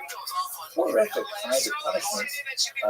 These do sound like kind of Visigoth in nature, like the Dark Ages had a lot of really bizarre punishments like this. But nevertheless, you see the scope and reach of these punishments is mind-boggling. There are repeated confiscations of wealth and repeated expulsions. Like all Jews have to leave Visigothic kingdom, and then 20 years later, all Jews have to leave the Visigothic kingdom. So once again, how do you do that twice? Does that mean that there were Jews who came back to the region? We do have examples of the medieval period. France, for example, expels its Jews 3 times in, I think it was the 14th century. The 13th century, and then they're re-invited, and yeah, it would be the 14th century. They're re-invited back in. So did that happen, and we just don't have a record of them being invited in? Or perhaps these are just simply fictional laws that are stated in order to kind of like, show whoever reads these laws that in fact they are adequately persecuting their Jews. Again, the methodological problem is that we don't have the reaction of the Jews. If we had some documentation from the Jewish community suggesting that they were protesting or that they were hiding or they were dissimulating, then that would validate the laws as being something that was actually practiced. But otherwise, we only have this legal text, and we don't know how much it corresponds to reality on the ground. We do have some sense of it based on how the Jews would later react to the fall of the Visigothic Empire. Let's turn to that in just a minute. First of all, I want to point out that this brief period, right, from 587 to 711, is one of those strange kind of moments in which we only have one little kind of pinprick view of history, and it is incredibly dense with text, but absent other perspectives, it's hard to know what the big picture is. But I'm hardly the only person to comment on the so-called line of history, that a lot of the elements that we're seeing in the Visigothic period would later be expressed, especially in the Iberian Peninsula, especially in the era of the Inquisition, one of the more famous people who thought about this was Baron de Montesquieu, a very important 18th century thinker, who wrote, as you see here, tous les maximes, tous les principes, et tous les vues de l'Inquisition. When he was referring to the Visigothic era, he said this is all like completely mirrored in the kind of ideas and activities of the Inquisition, which is phenomenal. But we need to go beyond this. We see elements of it like this idea of limpieza de sangre, the so-called purity of the blood, which was exactly mirrored in the Inquisition era, where Jews were forcibly converted, and then they were given this label of new Christians, and there was kind of this coalescing of thought around the idea that the Jews were somehow racially distinct from the Christian population. And this is out of step with a lot of the medieval world, in the sense that conversion was basically, that was it. Once you had converted to this new community, once you had adopted this new community identity, then you were essentially absorbed into it. But remember that the concept of racism really doesn't develop until the 19th century. There is color bias, to be sure, and there is, like cultural bias, linguistic bias, things like that. But generally speaking, conversion meant open doors to the new society in which one enters. So here the idea of the purity of the blood meant that you had one group of societal members. What up, Alexander? How you living, Tim? On their ancestry, and another group who belonged to the same faith, but were of a different ancestry, and therefore was somehow living the dream, dog. legally shunted aside. How are you, pimp? You see in the Visigothic era, possibly, but you certainly see it in the Inquisition era. And one last thing, one of the more brilliant early scholars of the Holocaust was someone named Dr. Raoul Hilberg, who wrote this massive 3-volume work of early work, really delving into the Nazi bureaucratic text called The Destruction of the European Jews. And he specifically looked to the Inquisition era as a straight line from the 15th century right up to the 20th century. And, when I first read that, I didn't know as much as I do now about the Inquisition era, and I thought, oh, come on, please, that's like history backwards. And I really doubted it. But now I'm feeling that, you know what, there's a lot of symmetry between some of the thinking of the Inquisition and the Holocaust. Specifically, the ideas I mentioned earlier, and also the incipient totalitarianism that we see in this era. The idea that the state can really reach so deeply into the private lives of citizens, something which we do not see really happening until, let's say, the 18th, 19th century at all in Europe, and especially in the 20th century, that requires modern technology, modern communication, record keeping that can be distributed over a large geographic area. These kinds of things really aren't possible in the Visigothic era, but in fact we see them at least making the attempts in the Visigothic law codes. So it's a terrifying thing to think about this as being the roots of something that would only mature in its darkest form in the 20th century, but nevertheless I think it's worth contemplating. This all comes to a dramatic conclusion in the year 711 with the Muslim invasion of the peninsula. You see in this map here coming up from the south, and this remarkable speed and power, the Muslims completely dismantle the Visigothic state and begin a new era for the peninsula. Now, the Jewish reaction to the Muslim invasion is complex, but on the whole, we were definitely pleased to see the Muslims. There's a certain amount of debate, which I hope to engage in when we come back to the peninsula, as to how much Jews were involved with the early Muslim invaders. There is a historiographic tendency to portray the Jews as traitors of the Christian nation. And there is another historiographic tendency which argues that they may not have actively abetted their entry, but once they were there, they saw it as a very positive book. So I tend to lean towards the second interpretation, but let's get to that when we get to that particular period. But anyway, this is kind of like a backwards reflection on how the Jews must have reacted to the law codes of the Visigoths, and it is entirely unsurprising to assume that they would have welcomed the Muslims quite actively, given the level of persecution that they experienced under the Visigoths. So let us continue our discussion with the beginnings of Islam in the Arabian Peninsula and some fascinating discussion. To be sure, I'm looking forward to speaking with you again in the future. Thanks very much for listening. Yeah, that's what Mom said. I'll go, you jump on. Yeah, I'm fine. But it was just, he's so good. I watched him and I was like, oh boy. He's the biggest hunk killer. Yeah, he's a killer. And hung out the whole time just as normal expecting to first of all plan the show. Let us now turn to the Arabian. How you living, Starwake fan? Extremely consequential events in Jewish history as we look at the birth of Islam. What's good, son?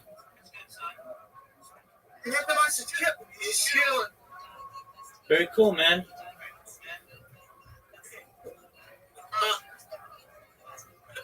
I'm being Alexander. I'm the one that shot on the screen. All right, we'll see you soon. Yeah, I'm the one that changed the screen.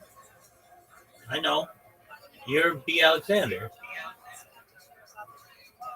Yep, that's me. You got it, big dog. I'm B. Alexander. Word, dog. Kill it. Yep. I'm sorry, Kevin. If I came and interrupted you.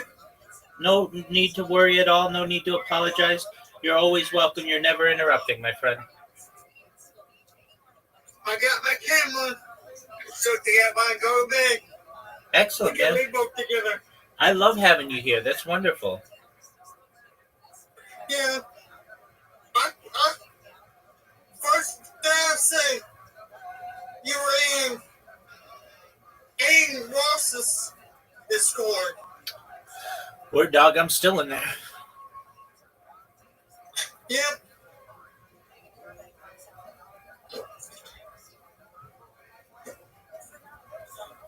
Hey, I know you're in Officer The Speed. beginning of a major Word, dog. civilization within which much of Jewish Yeah. history would unfold.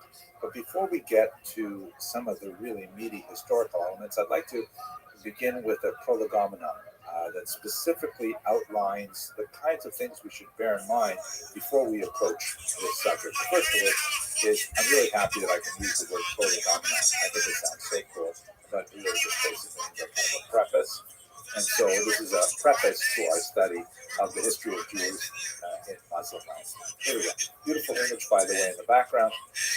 13th century Spanish representation of a Jew and a Muslim playing chess, kind of like an iconic representation of the convivencia that we'll speak about when we get to a discussion of Al-Andalus, the so-called coexistence period, which is in many ways considered the high point of Jewish-Muslim history, at least in the past. Let's hope there's another high point in the future. To really understand the 7th century context of the birth of Islam and the relationship of early Muslims to Jews, we should really look at it from the perspective of the 19th century, and in particular, a struggle for Jewish emancipation that occurred in central Germany at that time. One of the most important early scholars of the relationship of Jews to Muslims is Abraham Geiger, shown here, who's perhaps more well known as the intellectual founder of the Reform movement called Liberal in Germany. But what is perhaps less well known is the fact that he was quite a talented historian. And he came out with this book, Was hat Mohammed aus dem Judentum aufgenommen? What did Muhammad take from Judaism? What did he derive from Judaism? It was a very important, influential text, which sort of reoriented a lot of Jewish scholars to the close relationship between Muslims and Jews and Islam and Judaism that had pertained for much of the medieval period. And he really required historians to look at this period in a very different light. Now, this was one of those rare historical books that sort of seeps out past the narrow attention of historians to the broader Jewish world as a whole. And for much of the 19th century, there was kind of this unusual love affair with Islam, in particular that Spanish Golden Age that I briefly mentioned earlier, that you see in all kinds of areas of Jewish activity, such as, for example, in architecture. There's this pronounced interest in producing these kind of neoclassical synagogues that have a distinctly Moorish or Islamic feel to them, such as this remarkable Dohani synagogue in Budapest, which has these kind of Islamic looking dual minarets that have a bit of a Slavic onion bulb look to them as well, but nevertheless very distinct. And we see this kind of architecture in America as well. Even in Yeshiva University has the same kind of feeling to it. It's all alluding to this kind of influence of Islam, or this kind of codependent influence of Judaism and Islam that was celebrated in the 19th century. By the way, since we're looking at this amazing synagogue, here's a picture of the interior with my colleague David Krauss of Prague. It's absolutely gorgeous, fantastic synagogue of the status quo movement. And I'm really looking forward to hopefully getting back there. As long as the pandemic subsides, then I'll be there, God willing, with an amazing institution called the Ashkenazium, which my colleague Dr. Michael Kegel is bringing together some amazing faculty from all around the world, including myself in this cool picture, to talk about Jewish history and thought in Eastern Europe. It's going to be, God willing, my part will be, God willing, in October. So if you're in Budapest, please check it out. At any rate, why was this so significant for 19th century Germans in particular? Perhaps the best way to understand this is in the context of something which was called at the time the historian struggle. And the two main figures involved were Heinrich Gretz, the great encyclopedic historian of the Jews, who wrote this multi-volume history of the Jews that we've spoken about in previous classes, and this German historian, Heinrich von Treitschke, who essentially argued that the picture that Gretz was portraying of Jewish history, and especially the contrast of the experience of Jews in Islamic lands to the experience of Jews in Christian lands, was completely unfounded and unfair and must be denounced. What exactly was he arguing? So Gretz, among the kind of like many thinkers of the era, the zeitgeist of the era was to look back and say, wow, look at what happened to Jews under Islamic rule, especially in Spain during those few centuries when they had tremendous freedom. Look how much they produced. Look at the poetry. Look at the philosophy. Look at the unusual, additions that they provided, how they enriched Spanish culture. Wow, it's so much worse in Christian lands, isn't it? This is essentially the argument. And it was used at the time to try and lever additional concessions from German society and government to formally emancipate the Jews. We will return to the topic of Jewish emancipation, God willing, in about a year when we get to the modern period. But in the context of the 19th century, many Jewish thinkers really look back to this golden age, which was somewhat exaggerated, as we shall see, and contrasted it unfavorably with the contemporary 19th century German experience. The great thinkers of the Spanish Golden Age were praised for their ability to be Renaissance men, so to speak, absorbing the influences of Islam and of Judaism and of philosophy and of mysticism and creating these wonderful literary works. And the implication was, Germany, you should be allowing the Jews to do this as well. Now, Heinrich von Treitschke said totally unfair. He said that the Jews have only brought negative things to Germany. He coined the notorious slur against Jews, which would later be used by Adolf Hitler, Die Juden sind unser Unglück. The Jews are our misfortune. So it is in this context that we have to look backwards at the Muslim period. The idea of looking at the Muslim period as an ideal one is something that was heavily leaned upon in the 19th century, but it went through a reversal when we get to the late 19th and especially early 20th century. This idea of a coexistence between Muslim and Jews, which definitely has its basis in reality, however exaggerated in 19th century thought, was questioned by Jewish historians, particularly when we get to the 20th century. And here we see, the influence of contemporary politics often distorts the historical record, or the way we approach the historical record. And this is undoubtedly due to the conflict that was exacerbated by the growth of the Zionist movement and the growing immigration to Israel, which to a certain degree inflamed conflict with local populations in the land of Israel and in the region as a whole. Many of these Muslim populations were just beginning to go through their national reawakening, something that had occurred in Eastern Europe 100, 200 years earlier and was now catching up to the Middle East. And they began to see these Jewish immigrants as somehow interlopers and as somehow upsetting the status quo in a very negative way. And of course, we will explore this stuff when we get to the modern period, but there was significant conflict between the indigenous population, Arab immigrants to the region because of increased economic activity, and the flow of Jewish immigration to the land of Israel. And so many Jewish historians began to question that 19th century model, saying, was it really so wonderful in the ancient world? Did Jews really do so better under Islam?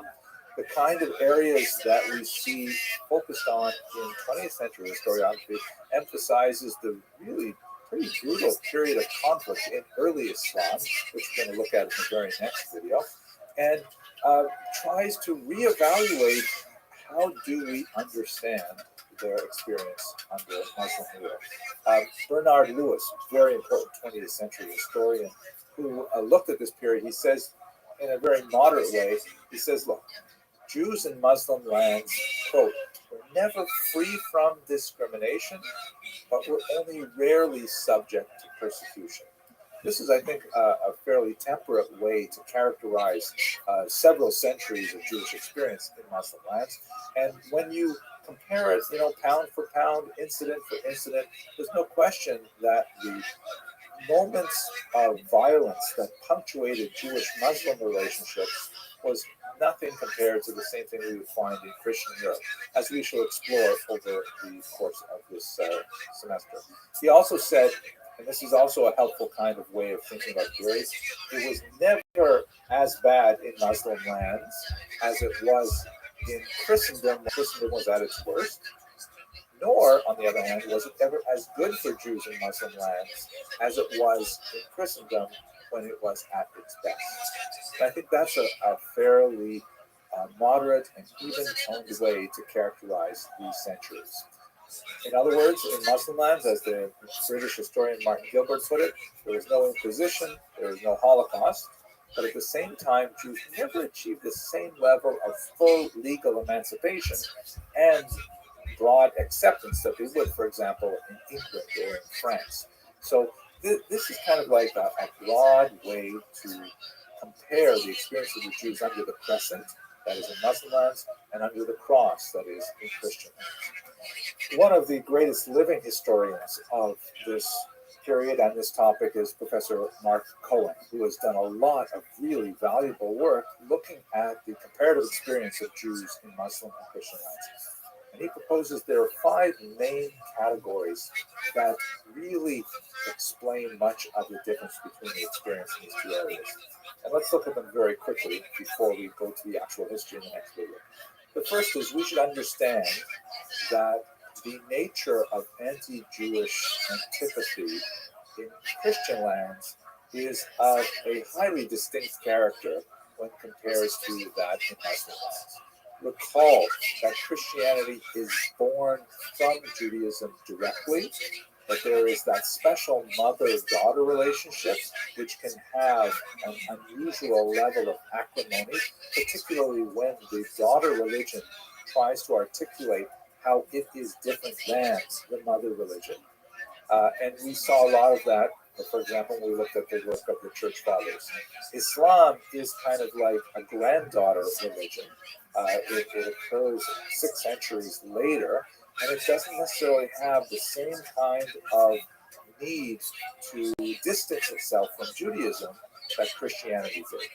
It's a very significant theological point that colored much of the period we're discussing. Secondly, we're talking about very different kind of social economic structures. In Europe, you have a form of feudalism that has competing centers of power. The church is a very powerful center, particularly at certain periods, like the 13th century, and the king is very powerful at other periods. And sometimes the king's interests vis-a-vis the Jews do not coincide with the church's interest. And depending on which power is stronger and in which region, that can pull the Jews in one direction or another. The nobility is also very significant. Sometimes the kings do not have, absolute power vis-a-vis their nobility, and so Jews can often find themselves pulled in different directions. This is not the same kind of social structure that pertains in Muslim lands, and as a result, much of that uncertainty and, for example, a propensity for expelling the Jews does not exist in the same way in Muslim lands. Third, Christian lands often have special economic restrictions applied to Jews, such as exclusion from certain guilds, the maintenance of particular charters that regulate what kind of economic activities Jews can engage in a particular location. These things do not necessarily pertain in Muslim lands. Fourth, there is a much higher level of social exclusion in Christian lands. Again, we're speaking in generalities here, but the barrier between Jews and Christians in the social realm seems to be much higher and more durable in Christian lands than it is in Muslim lands. And finally, in Europe, you begin to see the gradual expansion of what I'd like to call an ethnic proto-nationalism. It's too early in the medieval period to really speak about nationalism, which is essentially a modern phenomenon, but the growing sense of the strength of larger regional identities, which will ultimately find its fuller expression in nationalism, begins earlier in Christian lands, and this affects the Jews because are they considered part of this proto-national identity? In Muslim lands, you don't necessarily have the same growth of that specific regional identity. You have much more of a pan-Islamic, sometimes pan-Arabic identity, and Jews are much more included within that model than they would be in the European model. So these are 5 factors that serve to distinguish the experience of Jews in Muslim lands from the experience of Jews in Christian lands. And as we go through the next few lectures, hopefully this will become much more apparent. The golden age in Spain really was a golden age. There were phenomenal things to see in that period, and I'm looking forward to speaking with you about it shortly. But nevertheless, placed within a larger context, hopefully these ideas will give us a better sense of how to fairly characterize the relative experience in these 2 realms of Jewish history. Wow, so much talking. Okay, thank you very much for listening. Let's go now to look at the experience of Jews in the Arabian Peninsula at the time of the birth of Islam. Thank you for watching.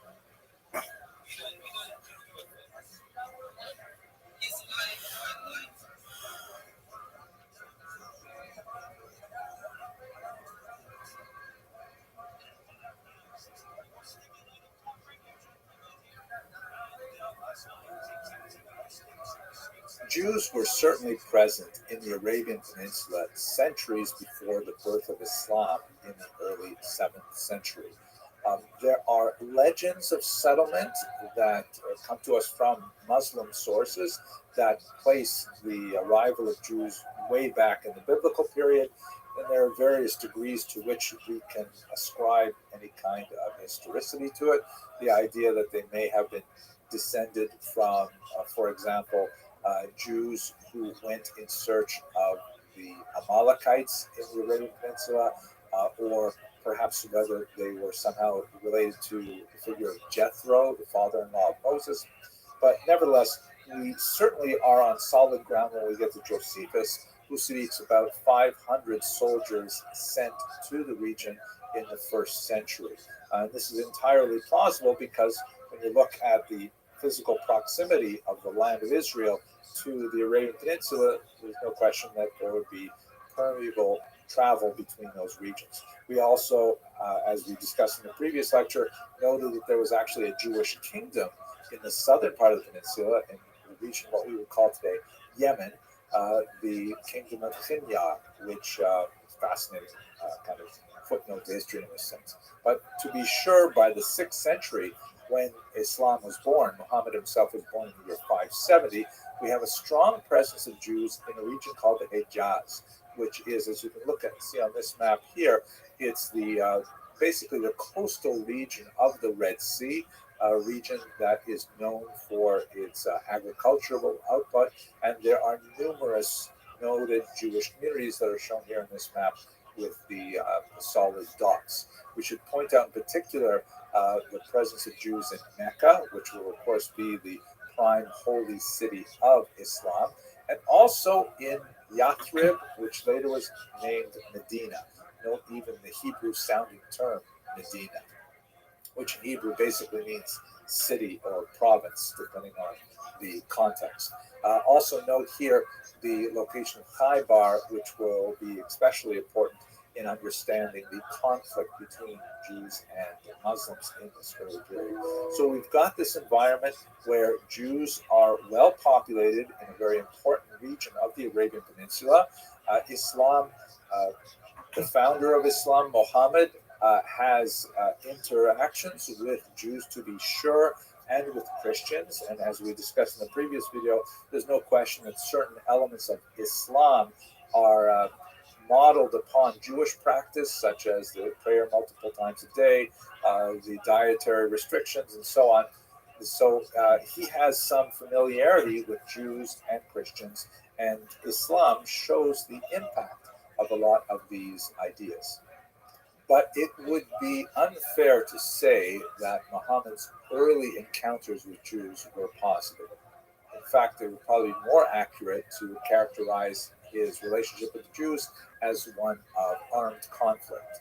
Much of this early period, based on the sources that we have that come from 3 biographies of Muhammad that were written over a century later, are of his extensive conflict with many of the Jewish tribes in Mecca and in particular in Medina. Let us understand that the Jews who lived in this region at this time were actually Arabs. We should distinguish between these terms. Arab is an ethnicity. It's like a people. It also is a culture that involves, certain modalities of dress and certain kind of patterns of economic activity, and of course a language. And Jews were fully participating in these things. The Mishnah and the Talmud has lots of interesting references to Jewish Arabs and their behavior, much like, today we'll talk about Jewish Americans or French Jews. They are Jews who live in France, and of course they speak French, and of course they enjoy baguettes and things like that. So the Talmud, for example, speaks about the way in which Jewish women dress in the Arabian Peninsula, and they call it simply Arab Jews, and it's not considered a contradiction at all.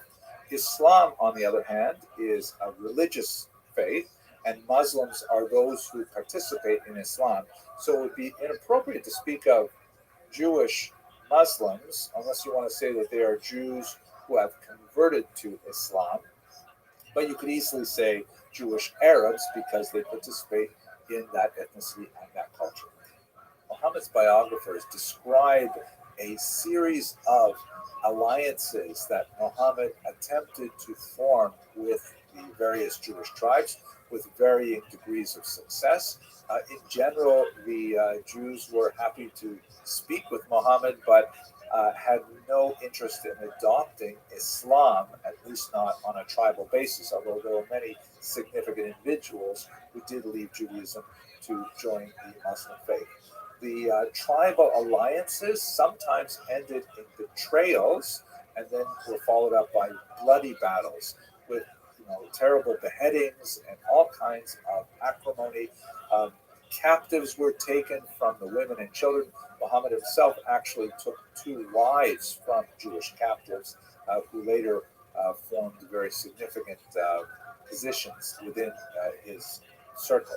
Um, One of the most notorious of the incidents of violence, which followed an alliance which was betrayed, was at the location of Khaybar. And in fact, ironically, for Muslims, Khaybar actually occupies a very large place in their kind of map of historical geography. Um, Martin Gilbert, in his introduction to his work on the history of Jews and Muslim lands, specifically notes that one of the terrorists who engineered the bombing at Bali, he shouted out his trial, "Jews remember Khaybar." Like, it's actually very large in their thinking with regards to the understanding of their relationship to the modern world. But I think what's perhaps the most important takeaway of this entire period, which I have only sketched in the very broadest of terms, if you look at some of the sources that are in the notes, you can get into greater detail about what happened to whom and what precipitated certain violent episodes. I think the most important takeaway is that much of this is kind of like normal conflict between tribes that we would see in this kind of society in this time and place. In other words, contrasting Muhammad's conflict with the Jewish tribes with, let's say, the anti-Jewish attitudes of the church fathers, you see that it's really, a typical power struggle, an argument over territory, influence, and social position that translates to many societies and many times. It's certainly not pleasant. It's certainly not peaceful, but it is definitely something which we could say is unfortunately normal in terms of the history of human conflict. The Jews were tribes in the region, just like Muslims occupied tribal identities in the region, and they came to conflict in the period of Muhammad.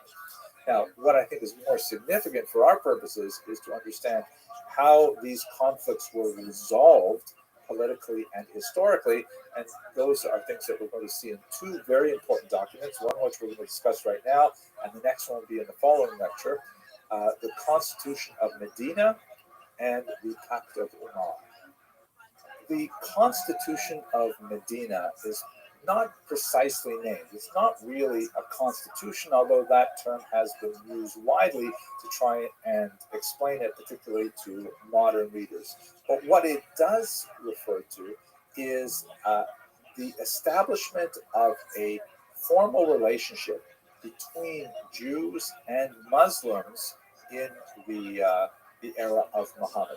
It is generally thought to be quite an early document and quite authentic.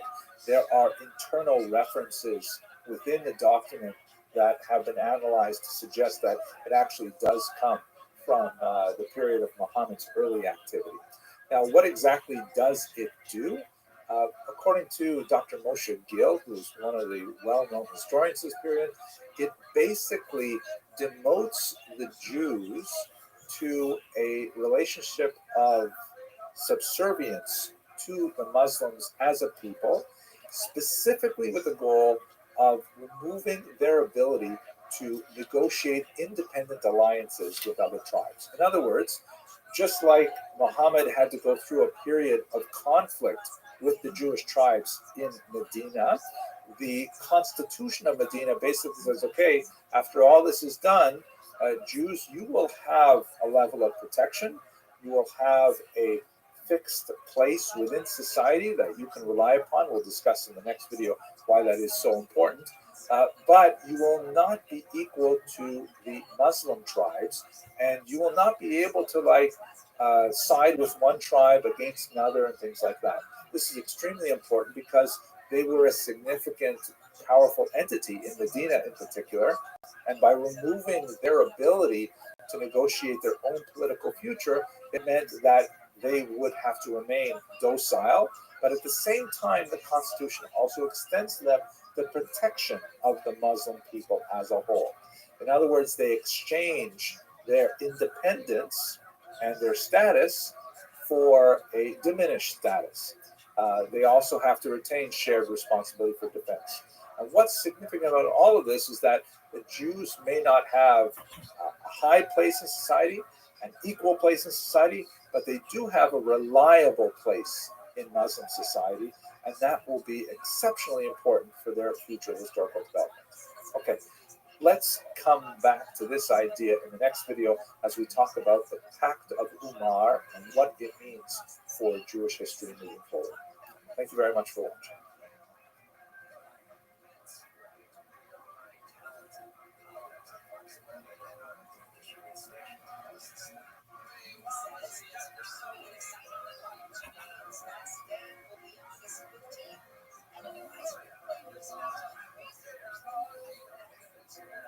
The Pact of Umar is a hugely consequential document that had a huge impact on the way in which Jewish life was regulated in Muslim lands. It was not necessarily adhered to according to the letter of the text in every place and every time. A lot of variations from the pact, both in terms of leniencies and in terms of stringencies, seems to have been related to the specific inclinations of a particular ruler or particular time and place. But nevertheless, it does give us a sense of the location that Jews had within the socioeconomic hierarchy of Muslim lands and really contributed quite a bit to their survival under these conditions. The pact is attributed to the second caliph, who reigned between the years of 634 and 644. Caliph essentially means successor, and this is a reference to the rulers of Muslim lands after Muhammad. It might also refer to the caliph known as Umar ibn Abd al-Aziz, who ruled in the 8th century. However, there's a problem with the text because most scholars note that the document is not cited before the early 9th century. So in other words, we're not entirely confident that it was really pertaining to periods prior to the 9th century. But what's especially important for our purposes, at least from the early 9th century onward, this document both defines and regulates dhimma status for Jews. Dhimma essentially means protected class, and it refers to the Jews and other so-called peoples of the book that have a place in Muslim society which is not as high as believers, as Muslims, but nevertheless they have certain protections within that realm as well. People of the book includes the Christians and later the Zoroastrians as well. And in certain contexts, it refers even to the Hindus, although it doesn't seem to entirely correspond to the same reasons as the monotheistic faiths of Judaism and Christianity in particular. The idea is that their earlier interaction with the divine is recognized by the Pact of Umar, and as a result, the people who pertain to that faith are therefore guaranteed certain privileges and certain rights, as well as being burdened by some responsibilities. The specific items in the Pact of Umar show the influence of Byzantine regulations and also of Sassanid, that is, Persian regulations as well. What's exactly in the pact? So there are three basic areas that are described in this pact that define what Jews and Christians and Zoroastrians and so on are allowed to do and not allowed to do in Muslim society. And let's look at those three areas. The first is basically they are restricted from engaging in public religious activity, especially activities that might lead to proselytism or disturb the public sensibility that this particular land is Muslim in nature. So examples of this are synagogues and churches could not be built anew. They could only be repaired. Of course, as I mentioned earlier, quite often this was observed in the breach, and Jews did frequently engage in building new synagogues in Muslim lands, often for an exchange of funds, but nevertheless, the idea was that Judaism was to be maintained in its status quo and not expand. Very important, I should mention that the protections that were granted to Jews were offset by a special tax called the jizya, which was frequently quite onerous, but not universally so in Muslim lands. But to continue, Jews and Christians could not engage in loud public displays of their religious activities, like outdoor parades, or the pact also refers to using noisemakers like clappers during services and so on. This was perhaps more relevant to Christian activity than Jewish activity, but the holiday of Purim, of course, does involve the use of noisemakers. These kinds of things were prohibited by the Pact of Umar, obviously for the purpose of not attracting Muslims to features of the non-Muslim faith. So in other words, Jews could preserve and observe their own religious activity, which is of huge value to the Jews, but they have to kind of like constrain it to make sure that it doesn't impinge on the religious sensibilities of the dominant population. Jews were particularly happy about that and very pleased to accept it in the sense that, Jewish practice was protected. Secondly, a range of small symbolic discriminatory practices and social distinctions. For example, Jews were not allowed to bear arms, to carry a sword, to wear certain colors or certain types of clothing that were associated with Muslims. In fact, they had to wear distinctive clothes that set them apart from Muslims. Again, quite often these practices were simply ignored or bribed out of existence. Jews could not ride with saddles, they had to use bareback. And whether or not these rules were enforced really depended a lot on local conditions. So the idea, though, however, is that while Jews were a protected class, the Dima, nevertheless they were a subjugated class at the same time. But overall, fairly limited restrictions on things like economic activity, so on the whole positive. And third, certain preferential support for Muslims, both in terms of financial support, for example, in the jizya, but also in maintaining Muslim travelers. Jews were required, for example, to extend a certain amount of hospitality to Muslim travelers. They were prohibited from engaging in certain economic activities like the sale of alcohol, which of course is prohibited in Islam. And then there were, things like they could not build their houses taller than Muslim houses. The same would apply to their religious structures as well. So it was kind of like put in place another reminder that Muslims were the dominant population and had superior rights, and Jews and Christians and so on were a subordinate population. Again, protected. This is something that Jews really appreciated. It allowed for Islamic lands to achieve the status of being a Rechtsstaat, a society governed by law, because the Pact of Umar at least defined areas where Jewish activity was protected. The implications are huge because this meant that Jews could rely on certain structures being in place for their maintained activity. It's true that there were at least symbolic placements that kept them in a second-class status and theoretically prohibited them from expanding in size, building new synagogues and things like that.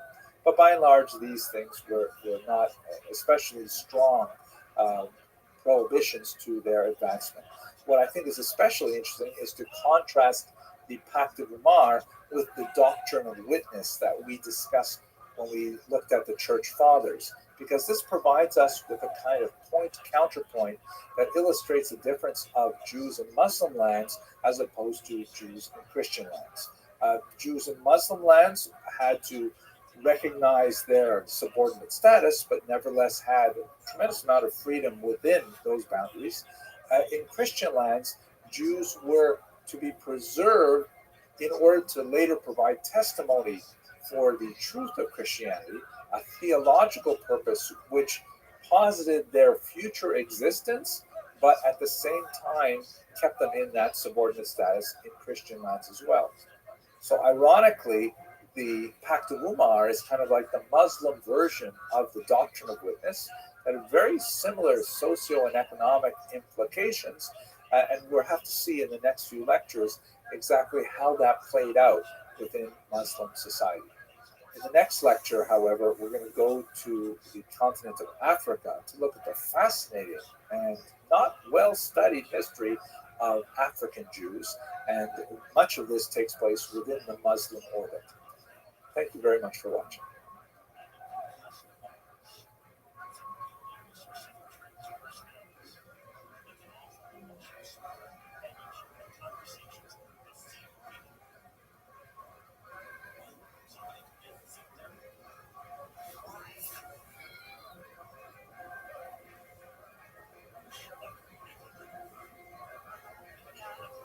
I'd like to now turn to the fascinating history of the Jews of Africa. And this is an extremely complex and not very well researched topic, but let's break it down into three main areas. If you have a look at this map of the continent of Africa, I think we can sort of bulk the history of the Jews of this continent into three main geographic regions. The first would be, of course, North Africa, which is the most well-known aspect of Jewish history on the continent. It includes towards the east Egypt. You can see the Nile Delta in this satellite photograph. It includes really important regions like Tunisia, Morocco, which have long established Jewish settlements, because when the Jews were exiled from Israel in the first century, they followed a path that had already been trod by many previous migrants. The pattern of Jewish settlement in the ancient period basically extends across the coast of North Africa up into Spain, and then later across the Pyrenees into Europe. But it also includes simultaneously settlement of the Italian peninsula, the Greek peninsula, and so on. But the coast of North Africa is a fairly well-known area for Jewish history. We've already treated it a few times in previous lectures, and we'll come back to it again in future lectures. So I'm not necessarily going to break out a special lecture just for North Africa, because much of the history of Jews really is integrated with other things that are going on, particularly in the Muslim world, and so we will return to those later. Then there is the fascinating story of the Jews of Ethiopia, and that's so unusual that I'm going to devote at least 2 lectures to Ethiopia. The next lecture in the series will start with the Ethiopian Jews and take them up to the late 19th century, and then later on when we get to the spring semester, hopefully we'll return to look at them in the 20th century. And then finally, in the Deep South, you have the major population of Jews in South Africa. And most of those are migrants who come from Eastern Europe in the 19th century, however. And so it's better for us to treat them later on in the semester. A little bit like, I used to live in Miami for quite some time. And South Florida is way north of North Florida in terms of American culture. So South Africa is way more European, even though it is at the southern tip of the African continent. There are also many other populations, some fascinating ones like the Lemba, who are also primarily concentrated in the south, that have more features in common with the history of the Jews of Ethiopia, but I'm going to break it up into these 3 sections for now. Again, North Africa is going to be integrated with a lot of the topics that we're already discussing. Ethiopia is going to have 2 kind of standalone lectures, and South Africa will also get to when we get to the spring semester. This is not to say that Jews are only found in these 3 regions of the continent. On the contrary, many of the regions have experienced Jewish settlement, and there are a significant number of indigenous African peoples who have claimed Jewish descent. The so-called Falasha or Beta Yisrael, which we'll speak about in the next lecture, are hardly the only African tribe that have been associated either by themselves or by others with the Jews. But in the interest of the scope of this particular series of lectures, I'm just going to concentrate on the areas I've identified here.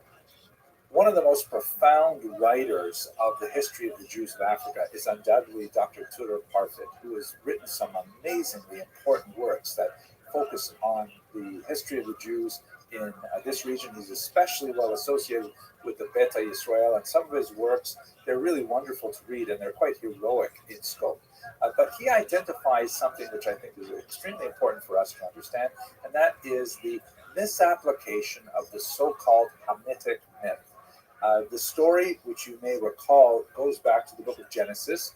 Here it is represented in the 15th century Nuremberg Chronicle, where Noah, after successfully, braving the waters of the flood, he lands his boat and he immediately plants a vineyard.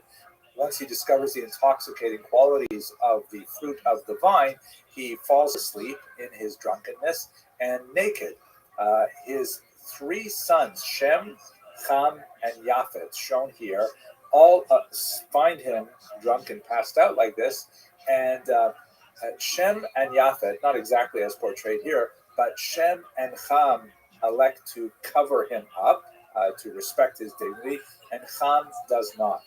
So when Noah wakes up, he finds out what has happened, and he is especially angry at Ham. And for reasons which we'll have to left aside for now, he actually curses Ham's son, Canaan, or Canaan.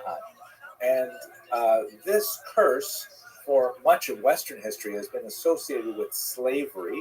It has been used as a justification for slavery of Africans in particular, because the descendants of Ham are especially associated with the settlement of Africa. In kind of a fanciful association, the word Ham in Hebrew means hot. It's related to one of the words for sun. And the medieval argument is that Africans receive darker skin because of their exposure on the equator to more sunlight and so on. So there's this idea called the Hamitic myth after Ham. It really should be after Canaan, but you can have a look in Dr. Perfect's work to understand a little bit more about that. But how it's been used is fascinating.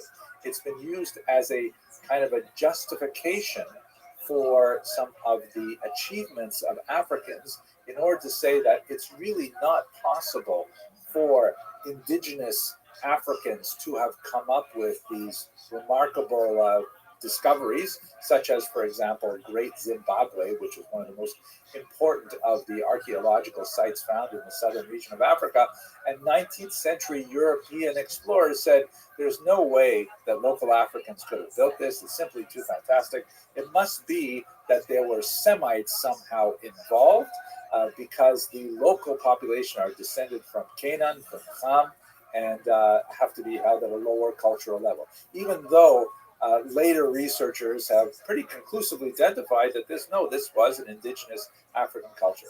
But from this Hamitic myth, you have a long series of attempts throughout African culture to make distinctions between the so-called pure descendants of Ham and the intermixture of Semites who may have, come into the continent at one point or another, intermarried with local populations and so on. This sort of intellectual exercise is engaged in not only by the European powers in Africa, who wish to make distinctions between the many, many different peoples of Africa, and they use this Hamitic myth to elevate one at the expense of others. It's also sometimes used by Africans themselves who choose to identify with an earlier Israelite origin, perhaps the most famous of which is Olaudah Equiana of the Igbo tribe, and there have been some interesting associations. He, of course, went on to write a remarkable book about his experience as a slave, which had a tremendous impact on the abolitionist movement. But he wrote about childhood memories of associations with Jewish practices because of his presumed tribal affiliation with an original Israelite origin. The accuracy of these claims to Semitic or Israelite origins, of course, is really all over the board. Some are quite significant. The Lemba tribe has, for example, demonstrated through DNA studies that there is definitely a linkage with Semitic people living in the Middle East. But in other cases, it's purely fanciful and was served primarily to bolster claims of superiority of one people over another for whatever reason you might have at the time. Now, one last comment before we look at the Jews of Ethiopia, which will give us our first look at the real Jewish history in Africa. You should understand that there are many different populations that use the words Black or Hebrew or Israelite or Jew or African in many different contexts. And let me just clarify that In this particular series of lectures, right now I'm really focusing on the distant historical experience of Jews in Africa. And specifically, we're going to look at the Jews of Ethiopia in the next lecture. But I am not speaking about many other peoples who claim similar origins, especially when they're living here in the United States of America. It's an entirely different phenomenon that is definitely deserving of study, but not necessarily historically linked to the populations that I'm going to discuss here. There are movements in America that call themselves Black Hebrews or Black Israelites because they identify with the ancient Hebrews or Israelites, sometimes with a bit of animus to people who identify as Jews who do not necessarily have African origins. There seems to be a certain amount of hostility to Caucasian Jews, for example, with the claim that somehow Caucasian Jews have supplanted the true identity or true racial features of Jews by portraying themselves as Jews, whereas the real Jews would have been of a darker skin hue. I am not going to evaluate those claims in this particular lecture. We may come back to it in the future later, but right now we're just going to focus on the Jews of Africa. It's also important to note that there are many Jews who are of African origin for whatever reasons, including conversion. There are some tremendous individuals who have converted to Judaism because it is effectively colorblind. The state of one's skin color does not have a reflection or bearing on their candidacy for conversion to Judaism, although it is less common. But they and their children remain Jewish, and we have significant populations of Jews of color throughout the world. Okay, enough background information. Let's have a closer look at the Jews of Ethiopia, which I find absolutely fascinating, in the next video. Thank you for watching this brief introduction.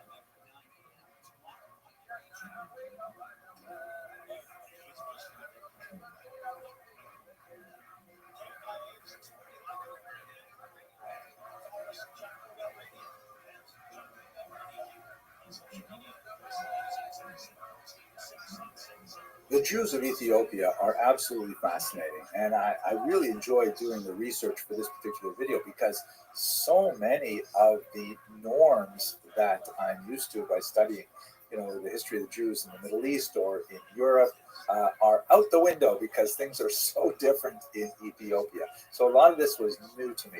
I was also surprised by how much of it was actually very similar. And I said, well, of course this is Jewish history. Even though it's happening in a very different cultural environment, a lot of the parameters and constraints put on the Jews of Ethiopia were identical or at least commensurate with those that Jews in Sephardic and Ashkenazic lands experience. I'm going to speak in this video only about the experience of the Jews of Ethiopia until the late 19th century. There's quite a bit of material here, certainly enough for this lecture, but I have to set aside the remarkable events of the 20th century for a much later lecture when we look at the experience of the Jews of Ethiopia as they finally returned to the land of Israel. It is really an amazing story, but I'm going to have to leave that chapter of it to quite a bit later. Let us now turn, however, to the Jews of Ethiopia and specifically their discovery. The term discovery in itself is something of a colonial term because, after all, the Jews of Ethiopia didn't need to be discovered. They simply existed. But they were discovered by the Europeans. So the most important figure in bringing the attention of a Jewish population in Ethiopia to the minds of Europeans, Jews and non-Jews, was James Bruce, this 18th century explorer, who wrote this remarkable book, Travels to Discover the Source of the Nile. And on several trips, he actually went and he encountered the Ethiopian Jews, and he wrote about them in quite a fascinating vein and really drew the attention of much of Europe to this unusual Jewish population. But by the time James Bruce came on the scene, Jews had known about the Ethiopian population for hundreds of years. Just to give you a few examples of the earlier references to them, there was the remarkable story of Eldad the Danite, who a mysterious character who appears in the 9th century and claims to be associated with a Jewish kingdom that some authors have identified with Ethiopia. It's however, difficult to ascertain because it seems evident that he was a bit of a charlatan, and much of the story that he recorded is questioned by historians. It's more likely he actually came from the region of Arabia, and much of the events that he describes and the conditions that he described really does not pertain to what we surmise must have been Ethiopian Jewish history at that time. So there is a reference here that some historians will rely on, but others regard as suspect. Then we have Benjamin of Tudela, much more reliable source, a famous Jewish traveler who made his way through much of the Jewish world, and he recorded in significant detail what exactly he saw. However, he never got to Ethiopia himself. He merely recorded what he had heard from others, and so there's some question as to the validity of his account of Ethiopia in particular. Nevertheless, there is significant reference to it. Rav Ovadia of Bartanura, also known as Bartanura or simply the Rav, very important commentator on the Mishnah, writes about the appearance of African Jews, meaning dark-skinned Nubian Jews, showing up in slave markets and needing to be redeemed by the Jewish community. Much more interesting kind of reliable source, which is certainly confirmed by the extensive writings of Rabbi David ben Abi Zimra, known as the Radbaz, an abbreviation of his name, in the 16th century. He was the preeminent rabbi of North Africa. He was very active in Cairo in particular, and he dealt with specific cases regarding these people from Ethiopia, and he absolutely confirmed that they were Jews from the tribe of Dan. In particular, he dealt with the question of whether a slave woman coming from this region and claiming to be Jewish could be redeemed and then married, meaning could they buy her out of slavery, and then was it possible for a Jew to marry her? And in fact, he ruled in the positive and was very supportive of the Jewish identity story of the Ethiopian Jews. Fascinating. And so Jews have known about the Ethiopian population for hundreds of years, long before James Bruce, but we don't have really extensive historical data that describe the interaction of this population with other Jewish communities. Here's a map that shows you precisely where the majority of the Jews of Ethiopia were located, around Lake Tana. And as you can see, the proximity to Saudi Arabia and Yemen is very significant. They're about 4,000 miles south of Israel, however. And I think we should turn now to the discussion of where did they come from? How do you get Jews in Ethiopia? They don't seem to be fitting into any other patterns of migration that we know of Jews from Israel. According to the Kebra Nagast, which is a medieval account of the history of Ethiopia, the entire Ethiopian royalty come from Israel. Echoing the account in the Hebrew scriptures, the Queen of Sheba, which is located just to the east of Ethiopia across the Red Sea, traveled to Israel and met King Solomon. Then she returned, and this time to Ethiopia, and she was expecting a son by King Solomon, who was named Menelik, and he formed the beginning of the Ethiopian royalty. So ironically, Ethiopians regard themselves as Israelites, particularly because of this particular royal connection. In the oral traditions of Ethiopian Jewry, this is one of the several stories that may account for their existence there. There is, however, no other data to support this other than the oral tradition. There are similar oral traditions that suggest that perhaps the Ethiopian Jews were a break-off from those Jews who left Egypt in the period of the Exodus, or perhaps the tribe of Dan from northern Israel who successfully evaded the Assyrian invasion in the 8th century before the Common Era, made their way to Ethiopia. And all of these are kind of like legends that are lost in time and have no real way of validating them. Other theories, which may have a little bit more validity, or at least maybe a little bit more credibility, is the influence of Jews through Chinyar. You'll recall we spoke about them a few weeks ago. This is the the kingdom in South Arabia that converted to Judaism sometime around the 4th, 5th century, and they had significant conflict with the kingdom of Aksum, which was based in what would be today called Ethiopia. So it's possible that maybe Judaism arrived in Ethiopia through the influence of the Fimyar. But what is without doubt is there is a certain population of people in Ethiopia who identify as Jews. We'll see there's a little bit of a caveat on what that word actually means, living within or alongside the Christian kingdom of Ethiopia. Here's a representation of the Christian king speaking to Muslims. The historical data on the experience of these Jews is not fully fleshed out until much later, but it appears that they had some degree of self-rule.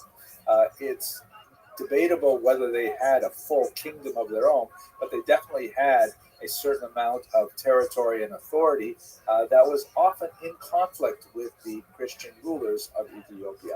There is a famous Queen Yodit, who is sometimes identified as a Jewish queen, and historians have identified the high point of their self-rule in the 16th century, followed by a marked decline as they slowly begin to lose much of their landed status.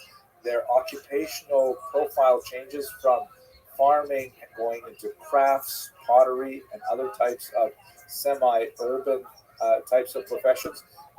Still very strongly represented in the martial arts, but gradually losing their connection to ancestral land, which would have very negative consequences when we get to the 18th and 19th century. Now, let us speak a little bit about what do we call these people. I've kind of danced around it, and the term Ethiopian Jewry is sort of vague. It is important to note that they would call themselves the Beta Israel, the House of Israel. And this was designed to contrast them from the Christians who were called the House of Christianity.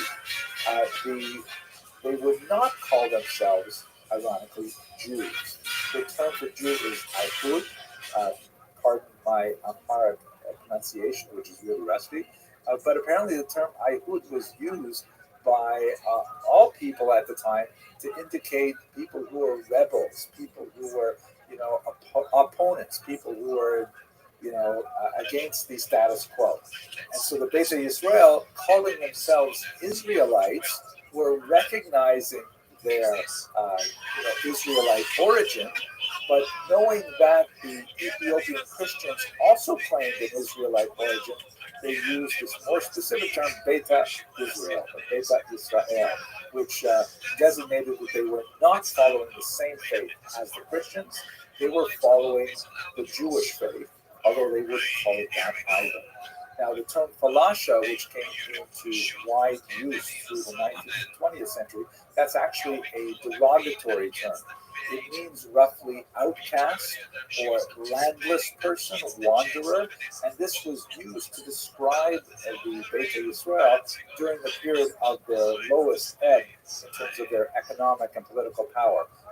They were gradually, over the course of the 17th and 18th and 19th century, pushed out of ancestral land holdings, as I mentioned earlier, and so the negative term thrown at them was falasha, meaning they were landless, they were wanderers, and so on. The term of respect would be Beta Israel. Now, let us look specifically at the content of their faith, which is called the Haymanot, which means literally faith. It would have been used to describe different types of faiths in Ethiopia, but in Israel it's used specifically to refer to classical Ethiopian Judaism. Perhaps we can, by looking at their Judaism, understand a little bit more about their origins. Here's a picture of a typical Ethiopian synagogue. It doesn't look so much like the synagogues that I pray in, but nevertheless, it'll work. When we look at the practices of the Ethiopian Jews, we see that they are entirely biblical. They show no evidence of rabbinic or Karaite influence. Rabbinic, of course, means the whole tradition that we've described in great detail in the past, with the Midrash, the Mishnah, and of course the Talmud. They do not have the Talmud, and they don't have any of the Talmudic teachings. Karaism, which we're going to God willing discuss a little bit in a couple of weeks, is essentially a sort of a break off from the rabbinic movement that tries to rely entirely on the biblical text without the Talmud, but nevertheless, it's impossible to do so without specific interpretations anyways, and so we don't see them as Karaites either. Nevertheless, the Ethiopian Jews, on pain of martyrdom, hold to their beliefs with tremendous tenacity. But what does it look like, their faith? Well, fascinatingly, they retain a priestly sacrifice. The role of the Kohen is extremely important in their daily life. They're extremely punctilious about Sabbath observance, although, again, they're not observing it with the rabbinic overlays, just their understanding of what Sabbath observance requires. They also have strict dietary laws. They practice a form of menstrual separation, which is similar to the laws of Nida. Interestingly, their calendar preserves the fast of Esther, which would have been associated with events that are situated in the 6th century before the Common Era. But they don't have Hanukkah, which is something that, of course, began in the 2nd century before the Common Era, which might be a nice placement for perhaps the ancient origins of the Ethiopian people, but it's also possible that they may have absorbed this either through the influence of Qumran or others, and they absorbed the calendar imperfectly. So it's not an absolute certainty. But there are several things in the Ethiopian Jewish faith which are definitely not common to other Jews. They have, for example, monasticism, a very strong emphasis on the leadership of monks. And they have incredibly heavy reliance on the texts created within Ethiopian Christianity. Here's a look, for example, at the text they call the Orit, which is related to the word perhaps Oraita, meaning Torah, the Aramaic word Oraita. You can see it's written in Ge'ez, which is the ancient scriptural language of Ethiopian Christianity and also of the Ethiopian Jews. And it appears that they simply took the Ge'ez translations of text, probably taken from the Greek, and they had used those as their central religious text. So there are some things that are going on in the development of Ethiopian Judaism which are not similar to what's going on in the rest of Rabbinic Judaism. This will pose significant consequences for 20th century debates over the fundamental Jewishness of the Ethiopian people. We'll speak about that, in a much later lecture. But I will note at this point that great scholars like Rav Ovadia Yosef, chief rabbi of Israel and one of the most well-known 20th century rabbis, agreed with the Ridvaz and said that they are Jewish in origin, and that really paved their way towards acceptance in Israel. Let us move now to the 19th century. And one of the things that I can also say about the Ethiopian Jews, things that I've learned in my own research for this lecture, they have an incredible yearning for Zion that is demonstrated throughout the centuries. In 1855, however, there was an unfortunate event which began when an Ethiopian Jew, with the blessing of his elders in Ethiopia, brought his 13-year-old son Moshe to study in Jerusalem, to try to learn what is it that we are missing, what is all this rabbinic stuff, what is this Talmud, and so on. And his pious intent was to learn more about how they should be behaving according to rabbinic traditions.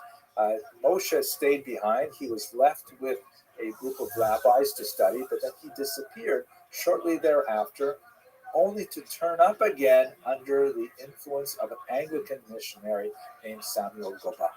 And this is one of the rather unfortunate aspects of the Ethiopian experience, that once their presence became known to the outside world, the Christian world in particular, there was a dedicated effort to convert this tiny pocket of Ethiopian Jewry to Christianity, and was the subject of a significant effort by Protestant Christians in particular, as we shall see.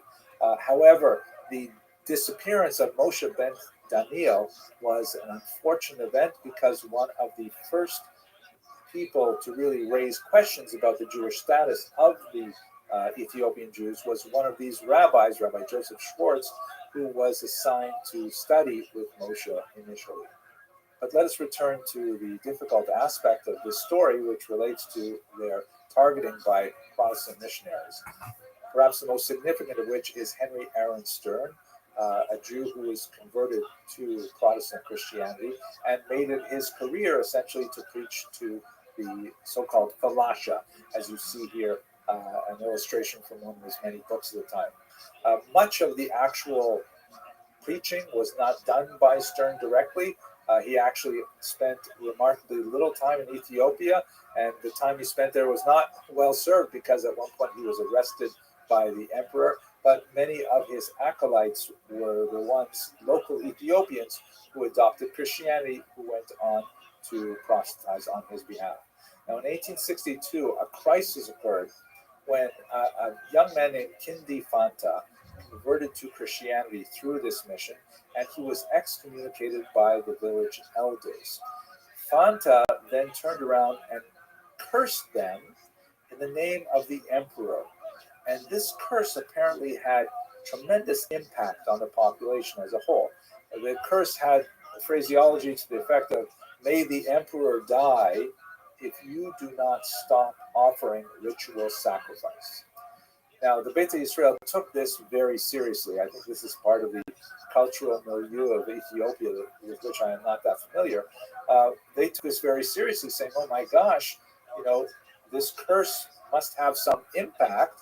And how are we supposed to behave according to our religion if that will place a death sentence on the emperor?" So the Beit Israel went to court over this. Again, it's 1862. It's still the modern era.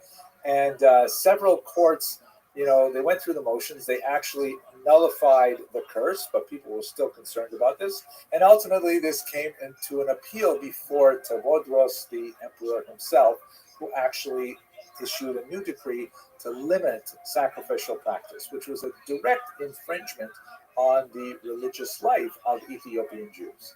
Now, in that same year, there is some debate about exactly the sequence of events, but in that same year, a large number of Ethiopian Jews, the precise number is not known, decided that they had no future in Ethiopia, and they attempted to march to Israel on foot, about 2,500 miles or 4,000 kilometers. The effort, although certainly we can appreciate the religious sincerity that motivated, ended in disaster. The huge numbers of Ethiopian Jews who hoped to make this great migration on foot were afflicted by hunger and disease, and ultimately the march ceased at Tigray in northern Ethiopia when many of the survivors simply stayed there and others tried to make it back to Lake Time. So this is kind of like a low point in many ways for the history of Ethiopian Jewry, but there will be a glorious 20th century development that we'll have to discuss in the next time we come back to Ethiopian Jewry. In the meantime, I hope you found this useful, and I have to say I find it absolutely inspirational, and I look forward to speaking with you next about the Jews of Khazaria, strangely a related topic. Thank you for watching.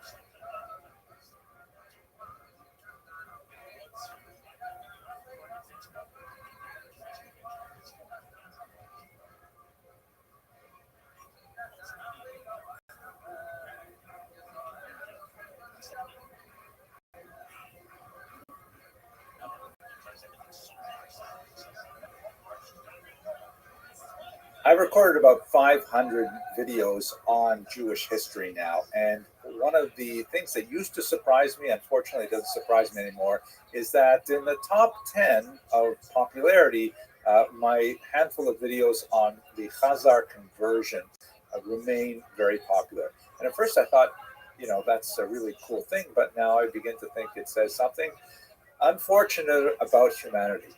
So for this video and the next, which are going to focus on the unusual chapter of Khazar Jewry in our larger project, I'm going to first speak about something that is frequently posed as a question, and I'll answer definitively. The answer is no.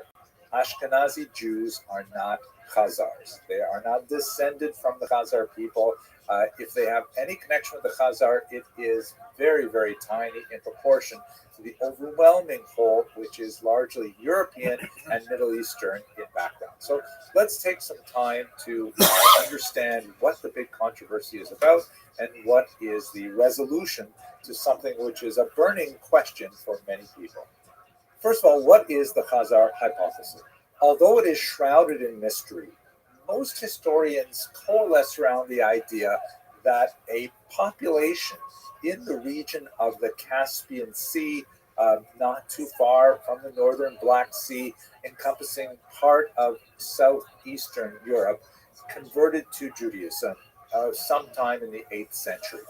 They had come into existence in the 6th century as a proto-empire and then began expanding until they were finally defeated by the people of Kiev and the Rus. That would be based in today's Kyiv, Ukraine, in the 10th century, and then they basically disappeared. So here's a map that shows you roughly where the Khazar Empire would have stretched. Again, we can't use like really firm boundaries, but this is the general area.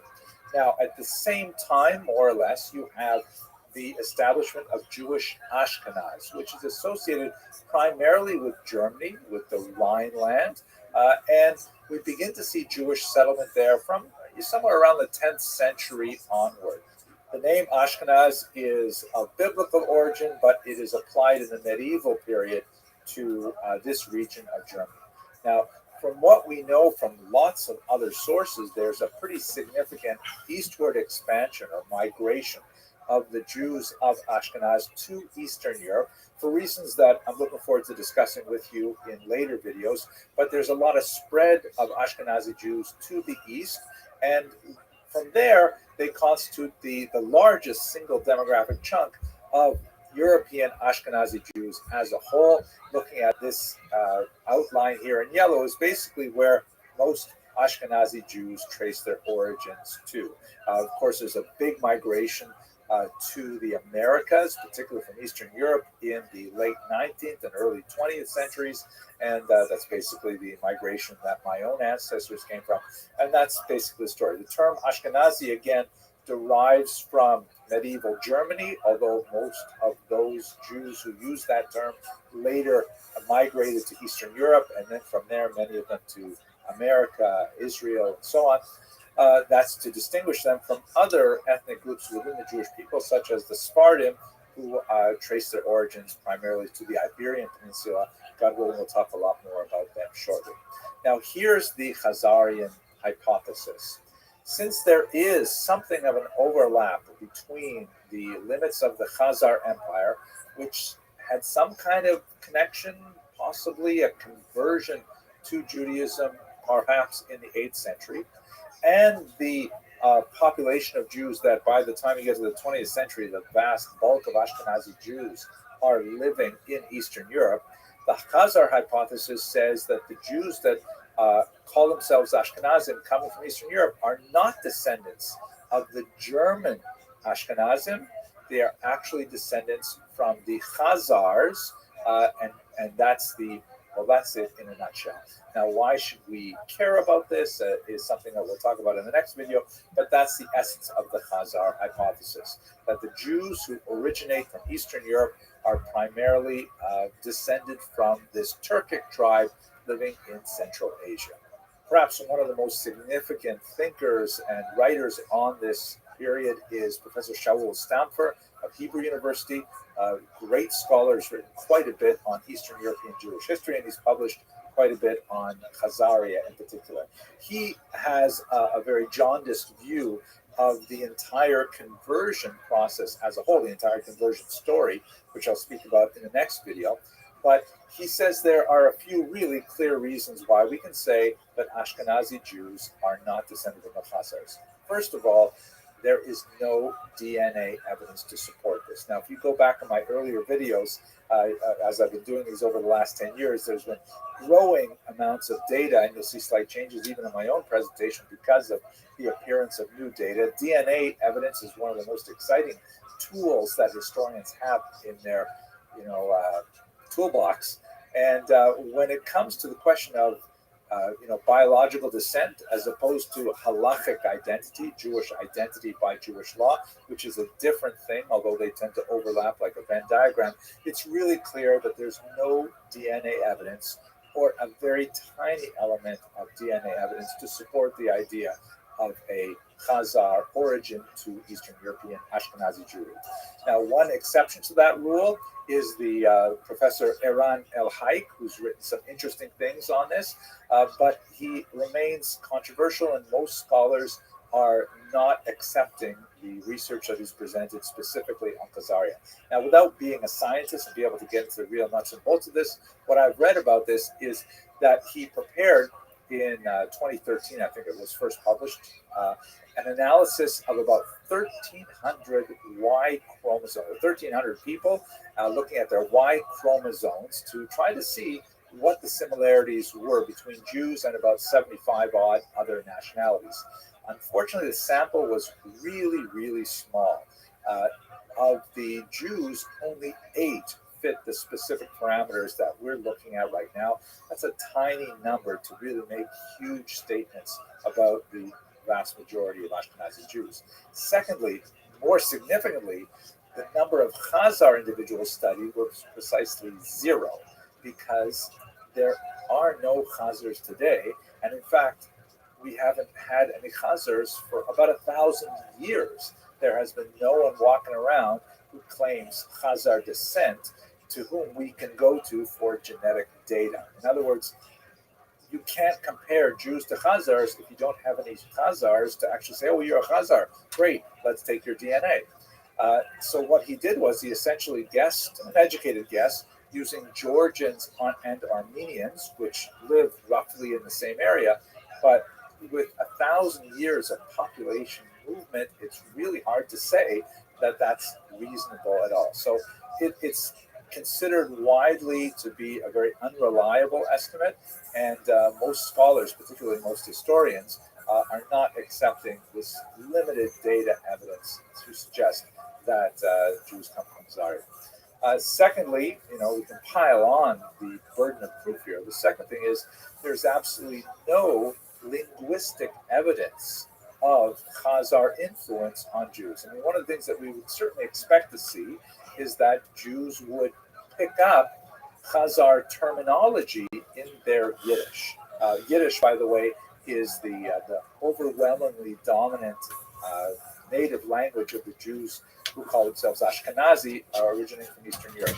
At the turn of the 20th century, there was a census in the Russian Empire, and I think it was 98% of Ukrainian Jews, 97% of Jews throughout the empire, if I remember correctly, claimed Yiddish as their mother tongue.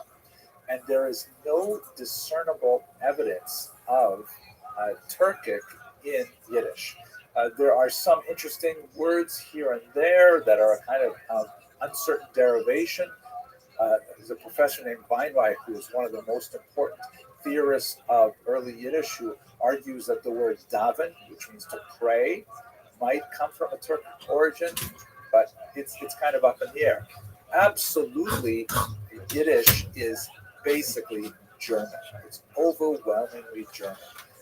Arguments to the contrary, that its grammar is essentially Slavic, is nonsensical to anyone who has studied all 3 language groups. If you've studied German, if you've studied some Slavic languages, and you've studied Yiddish, you know that Yiddish is overwhelmingly German, written with Hebrew characters, with a significant borrowing of Hebrew, Aramaic, both Jewish languages, and a certain amount of French, and all the various words that come along as the Jews are traveling through their migrations.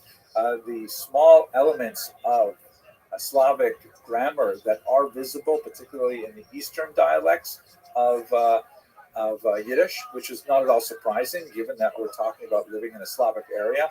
They're not Turkic, they're Slavic, very different languages, and they're basically like uses of aspect and other fine or grammatical forms. So bottom line is Yiddish is way, way more German than it is Turkic. The Turkic elements, the Khazar elements, are vanishingly small if they exist at all. Third, there's no cultural evidence. I mean, where are the the recipes? Where are the folk customs? Where are the superstitions, the stories, the legends, the songs that one would expect to come from Turkic origins? We simply don't have them in Ashkenazi culture. We have lots of Russian things, lots of Ukrainian, especially lots of Ukrainian, Polish, and so on, after 1,000 years of living in the region.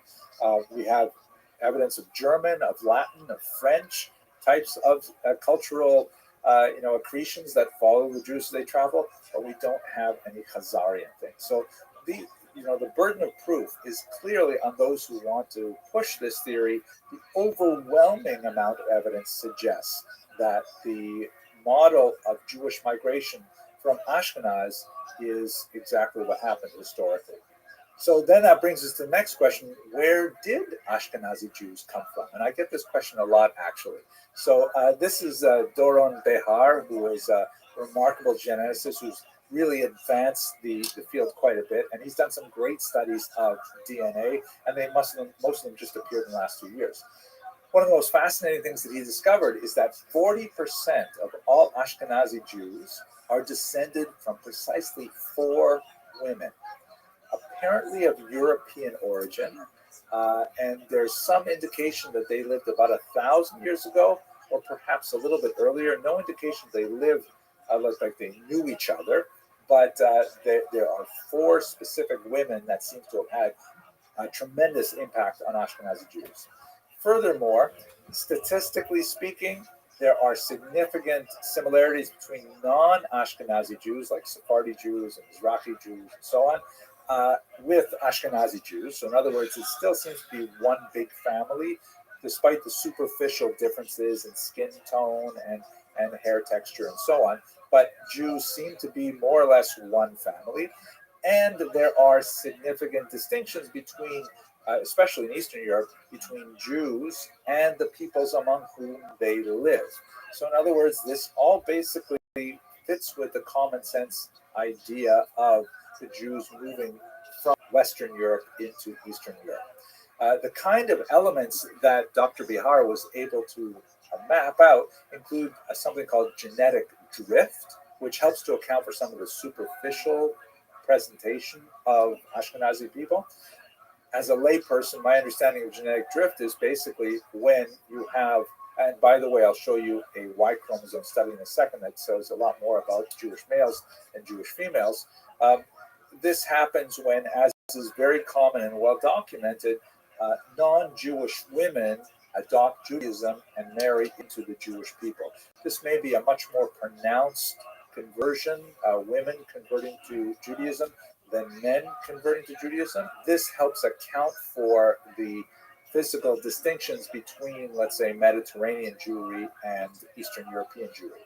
You also have a phenomenon which is consistent with the historical record of a genetic bottleneck, where you have a population of people that, for a variety of reasons, which could be social, economic, political, it could have to do with persecution, massacres, wars, things like that, but a larger group of people are suddenly shrunk over a period of time to be a much smaller population, like a bottleneck forms, and that means that there are much fewer people from whom the later ancestors derived their origins.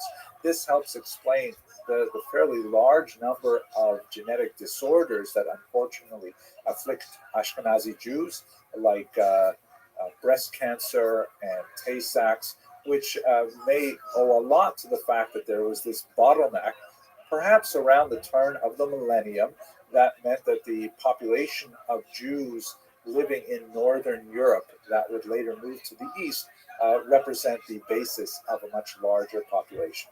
So the bottom line of all of this is that it's pretty much what we always were thinking, although Italy may be more important than most historians have thought.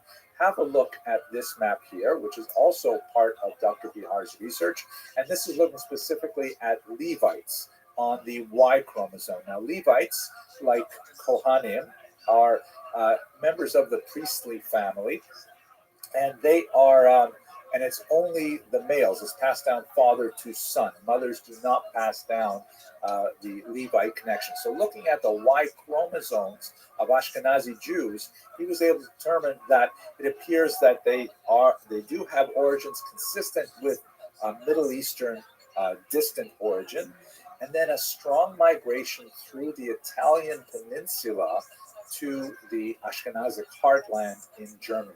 That would be numbers 1 through 2 in this particular map. And then number 3 is, as we expected, a large migration towards the east, where most Ashkenazi Levites find their origins going back through that original vector. And then, as you can see, the kind of the faded line there of the extension towards the west, along with the arrow labeled number 4, there is a reference back as those Ashkenazi Levites begin to move to the west and, in fact, begin to form families with Sephardic women and non-Ashkenazi Jews generally in the Iberian Peninsula. It is probably at the point number 2 on this map when those 4 mothers appeared, probably somewhere around the year 1000, and then are responsible for this huge expansion of Ashkenazi Jewry, and as a result, a tremendous popularity of Asian food now in America and so on. Now, if you look at these, the green lines here, this is the traditional view of the migration of Jews historically, which there's a lot to say for this, and this does not contradict the historical model that we have well documented of Jews moving their way across the coast of North Africa. But that particular route would not necessarily explain the origins of most Ashkenazi Levites. In other words, while Jews may have been moving along that route number 5, they do not account for the large number of Levites in the Ashkenazi community, and so it's not demonstrated by the research that he has worked on.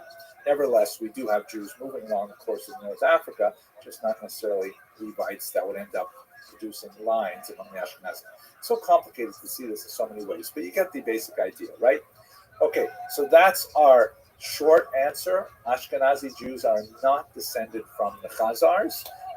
They are descended from the Middle East and possibly through an Italian vector.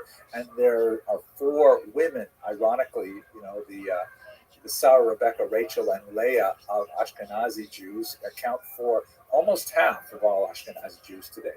In the next video, let us actually go to Khazaria and try to figure out what did happen in the 8th century.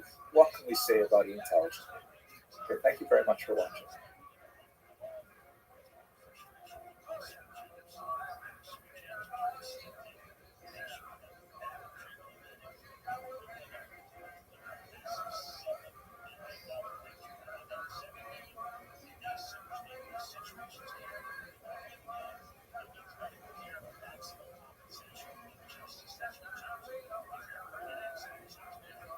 Now that we have discussed the persistent question of the origin of Ashkenazi Jewry in the previous video, let's go straight to Khazaria and try to understand what exactly do we know about the story of the conversion of the Khazars in that region, possibly in the 8th century. The story of Khazaria is especially fascinating when you think about the way it has been received by Jewish history. This is what the German historians call it Rezeptionsgeschichte, or the history of the reception, how an idea is formed and developed and spread around.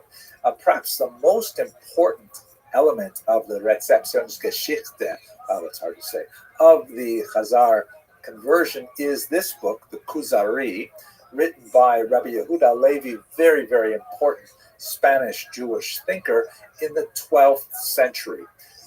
The story described in the Kuzari is essentially the story of the Khazar conversion as this great poet and philosopher developed into a massive book. The story goes like this. Basically, there is this King Bulan, who somewhere around the year 740 is a very spiritual individual and concerned with the practice of paganism among his people. and looking at the growth of monotheistic movements, particularly Christianity and Islam. And both Christianity and Islam are making geographic headway in Central Asia and approaching his borders. And he thinks to himself, oh, so what should I be doing? Should I be remaining a pagan? Should I join one of these other faiths and so on? And so he has a debate where he brings together a Jew, a Muslim, and a Christian. I know it sounds like an offensive joke, but it's not. And he has them have a trilateral debate over which religion is superior. In the end, as you might expect, given the fact that this is Rabbi Yehuda Halevi writing it, King Bulan decides to accept Judaism, and all of his court and the Kuzari, the Khazarian people, ultimately follow him into Judaism. That's essentially the story. Now, I hope you noticed that there's 500 years difference between the setting of this story and the authorship of the Kuzari. That's half a millennium.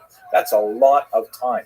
And we have to understand that the Kuzari was chosen as a subject for Rabbi Yehuda Levi because of circumstances in the Iberian Peninsula in his day, specifically the trilateral relationship between Jews, Muslims, and Christians, which was very unique to Spain and Portugal. Rabbi Yehuda Levi essentially used the story of the conversion of the Khazars as a kind of a literary foil to have a larger philosophical discussion about the relative merits of Judaism, Christianity, and Islam. And then, of course, by doing so, to demonstrate the superiority of Judaism. That's the essential idea of the Kuzari, and the actual historical elements of the conversion of the Khazars is not necessarily important for what Rabbi Yehuda Halevi wanted to achieve in his literary work. So let us set aside the Kuzari as a historical source. It's definitely not intended to serve as a historical source. It's intended to serve as a literary philosophical source. Let's try to go back and understand what we do know about the period. So let's move back a couple hundred years to the correspondence of Chastai ibn Shaprut. Again, we're still about 300 years distant from the actual events described, but this is a fascinating and very important source, which was exceptionally important for Yehuda Levi's work as well. Chastai ibn Shaprut, who I hope we will discuss in a few lectures when we look at Spain in the 10th century, very important diplomat who communicated with Jewish communities throughout the Mediterranean basin. And he was fascinated with the story of the Khazar conversion, which was known to him. And so he sent out some emissaries to try and reach Khazaria and find out, what's going on there? Are you guys actually Jewish? Is this actually a Jewish kingdom? Now, for reasons which will take us beyond the scope of our discussion, his emissaries did not succeed in reaching Khazaria or speaking with any actual Khazarians, but they did receive correspondence from someone who purported to have brought letters from a King Joseph of Khazaria. These letters are absolutely fascinating. They relate the story of the conversion of King Bulan. They talk about the nature of Khazarians, their Judaism, and all kinds of fascinating things. But it's widely believed that these letters were forgeries. In other words, the people who provided the letters to the messengers of Chastai ibn Shaprut were essentially engaged in some kind of con. And they have no bearing on the actuality of Khazaria, and they don't have historical value for that purpose. So they're fascinating and they're really engaging, but are they real? Are they authentic? Are they actually letters from King Joseph? Probably not. We do know, however, as we get closer and closer to the original dates, that there were medieval Jewish travelers who either had direct contact with Khazaria or direct contact with Khazarians in different places and report however briefly, on their Jewish status, sometimes with a degree of surprise, sometimes with a degree of skepticism, but nevertheless, there's like more and more little tiny bits of evidence piling up in a lot of places. As we shall see, many skeptics would say that the plural of anecdote is not data, but it's hard to toss away these little bits of information. For example, here's a fascinating document which was found in the Cairo Geniza. We will have opportunity to speak about what that Geniza is in a few lectures from now, but basically it's a medieval trove of documents which were literally thrown away, but were amazingly preserved till they were unearthed in the late 19th century. And in this trove of documents is the so-called Kievan letter, which is basically a letter that is familiar to anyone who lives in a Jewish community today. When tzedakah collectors, when charity collectors come by Jewish homes, they typically present a document which is called a petek, and it's essentially a statement of the bona fides of the bearer of the document, saying that this person represents a legitimate cause, he's fallen on hard times, he's supporting orphans and widows, or a charitable cause, one or the other.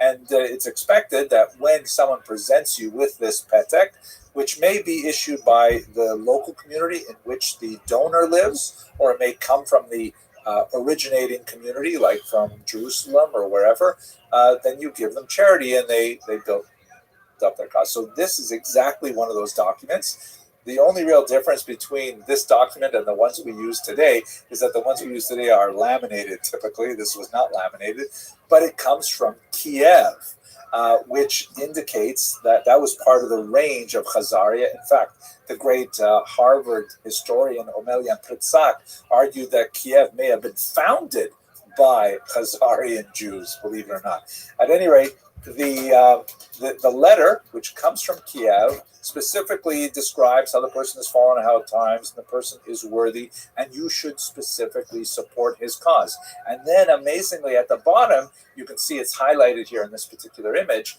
There is a signature in what appear to be Turkic runes that say, "I have read it," or "We have read it."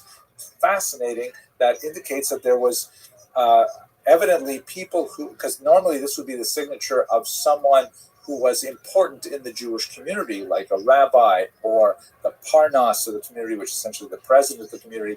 And he obviously is completely illiterate in Hebrew and needs to write in Turkic runes, which would be very unusual unless there was a distinct Khazaric community in Kiev at the time.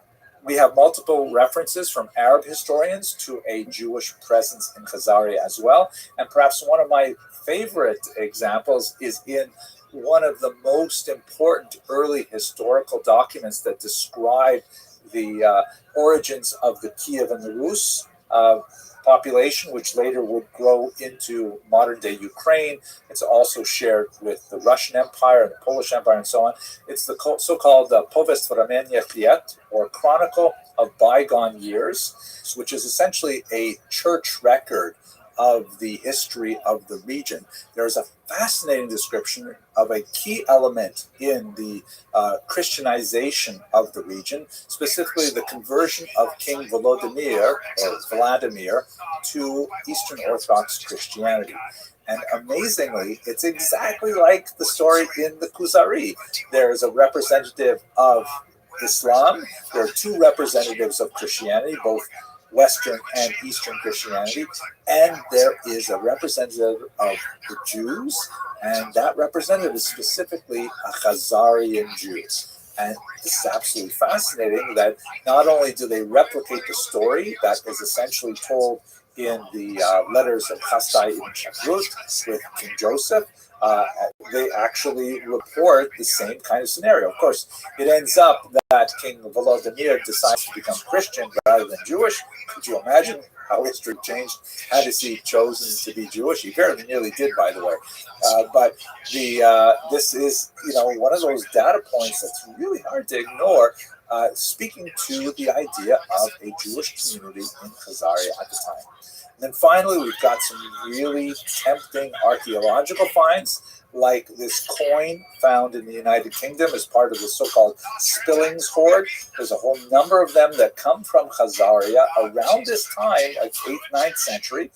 This one writes in Arabic, a sort of a paraphrase on the famous statement of Islamic faith. There is no God but Allah, and Moses is his prophet. Right? That's an unusual kind of statement there.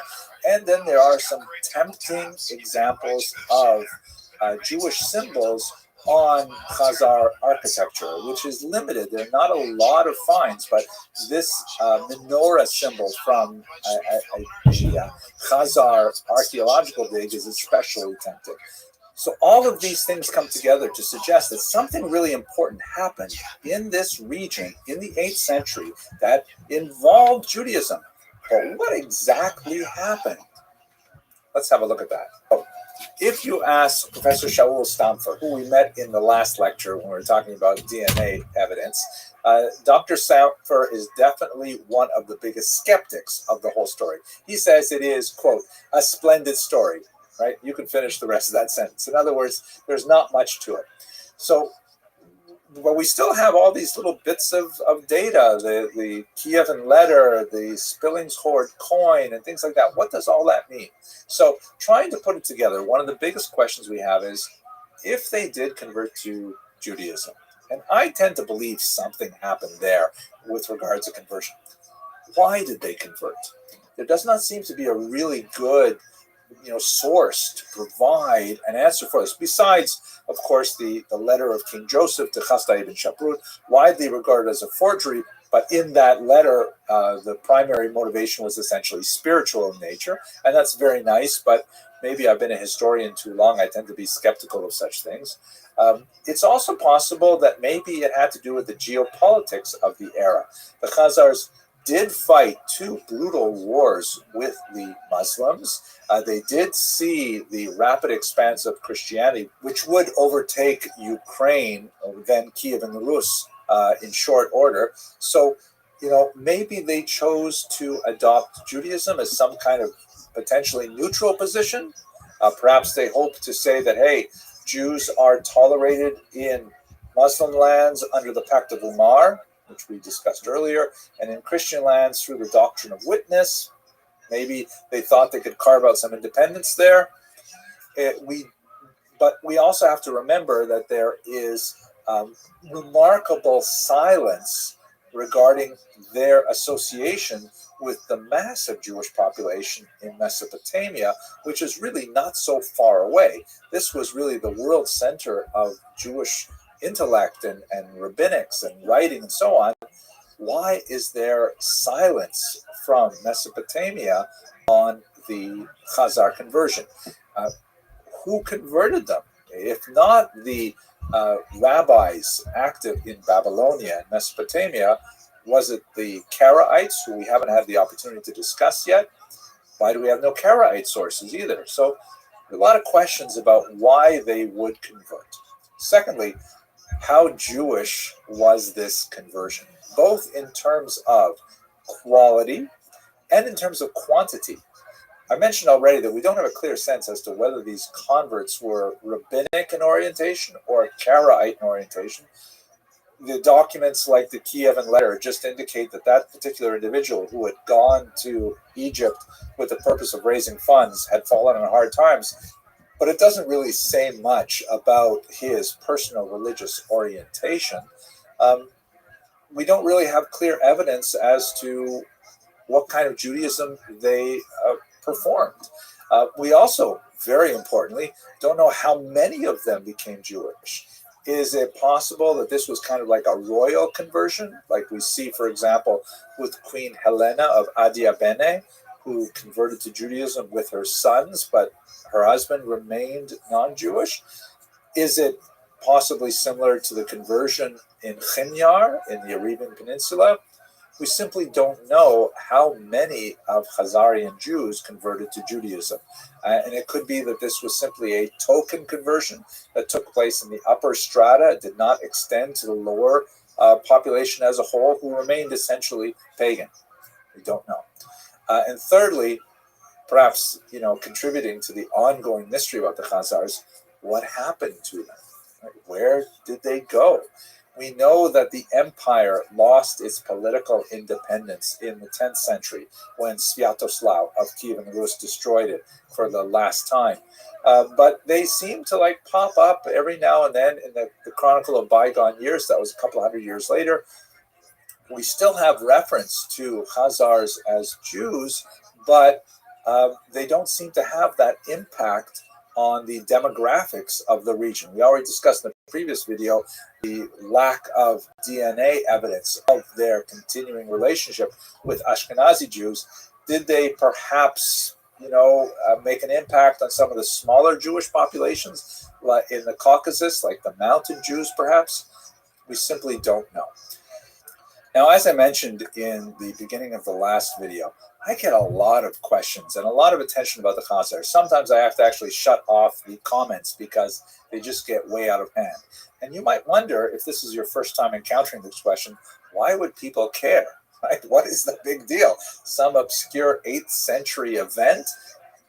So the implications are actually quite significant for 21st century politics. If you consider, for example, the work of Professor Shlomo Zahn, who is an Israeli historian who has written quite a few controversial books. One of the most significant is this one here, the so-called The Invention of the Jewish People, in which he essentially argues that Ashkenazi Jews, as we discussed in the last video, Ashkenazi Jews are not really Jewish.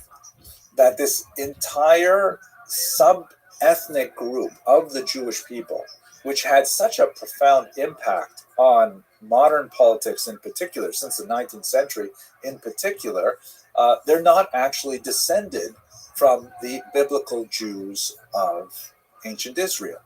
Now, this has a lot of appeal to people who wish to see modern Jews taken down a peg.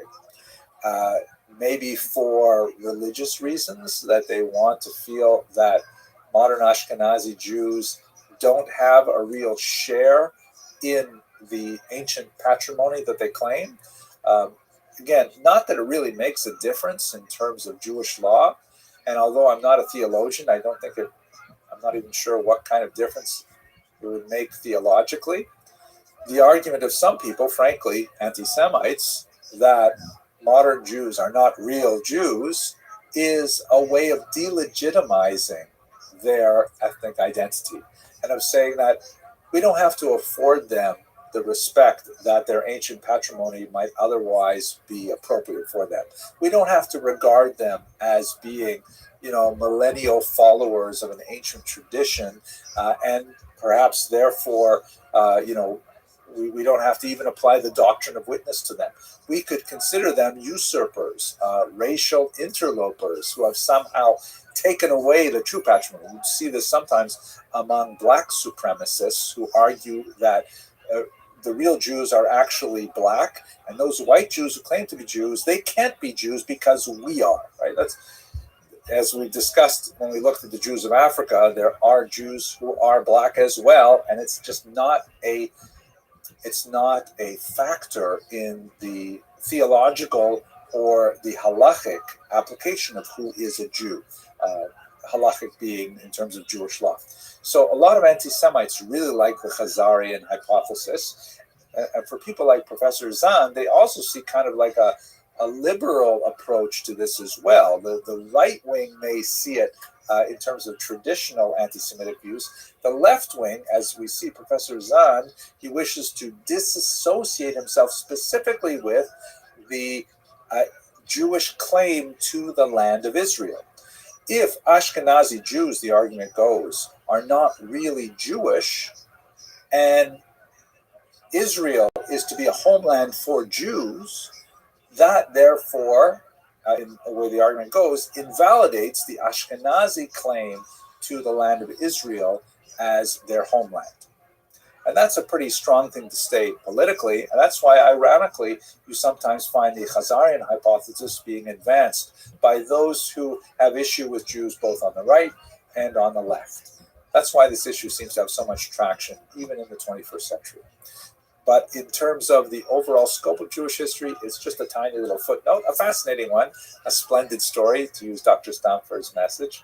But we're going to move on from this now. We're going to look at a much more significant topic. We're going to look at the growth of Middle Eastern Jewry, and particularly we're going to look at the Gaonic period. Thank you very much for watching.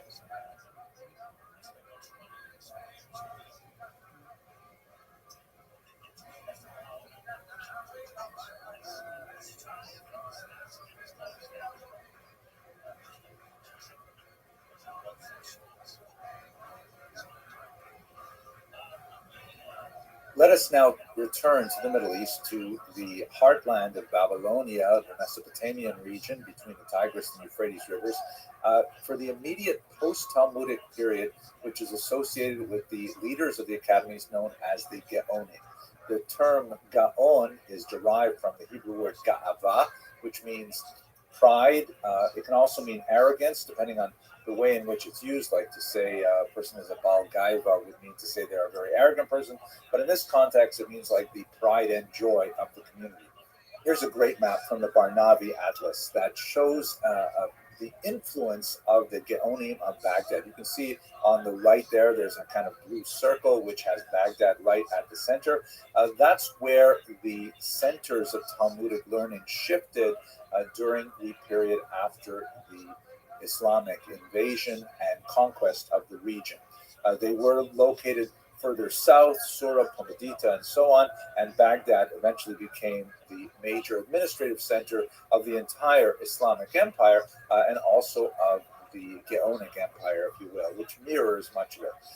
What I really like about this particular map is it has the sort of like arrows that are reaching out in three directions from Baghdad, which gives you a sense of their relative cultural and intellectual influence, to a certain degree their political influence as well.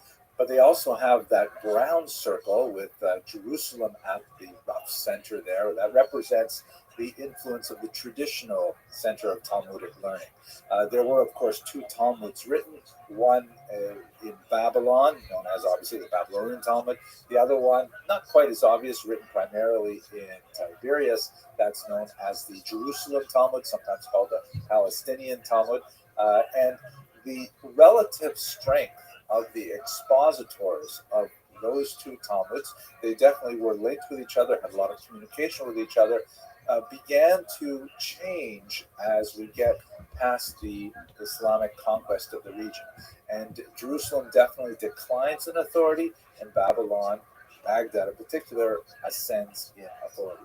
Now, but we should understand that all of this stuff is happening largely as a consequence of the Islamic expansion across the coast of North Africa into Spain and further east all the way out to Pakistan and Bangladesh.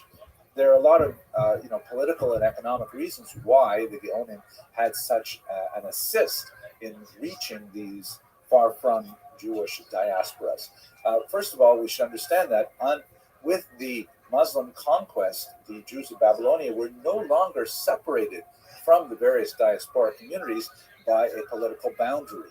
So they were really within one cultural orbit, one linguistic orbit, one economic orbit, and it was much more convenient and safe for them to travel back and forth. You no longer had the geopolitical conflict between, let's say, the Roman or the Byzantine Empire and the Persian Empire. Putting it all under the Muslims really had a tremendous impact on the ability of Jews to communicate with each other, to engage in interregional trade and things like that. Another very important thing that happens is that there is a symbiosis that develops between these communities in the diaspora, as far away as Spain, let's say, and the center in Baghdad.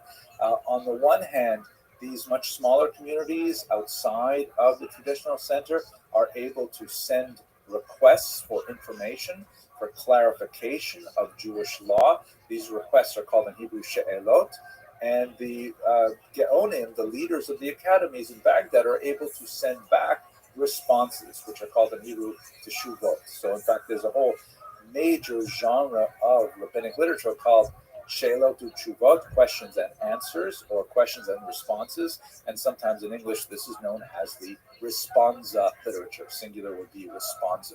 And so there's a symbiosis in the sense of these small communities are able to ask Baghdad for questions, clarifications, and with their requests, they send funds to support the academy's activity.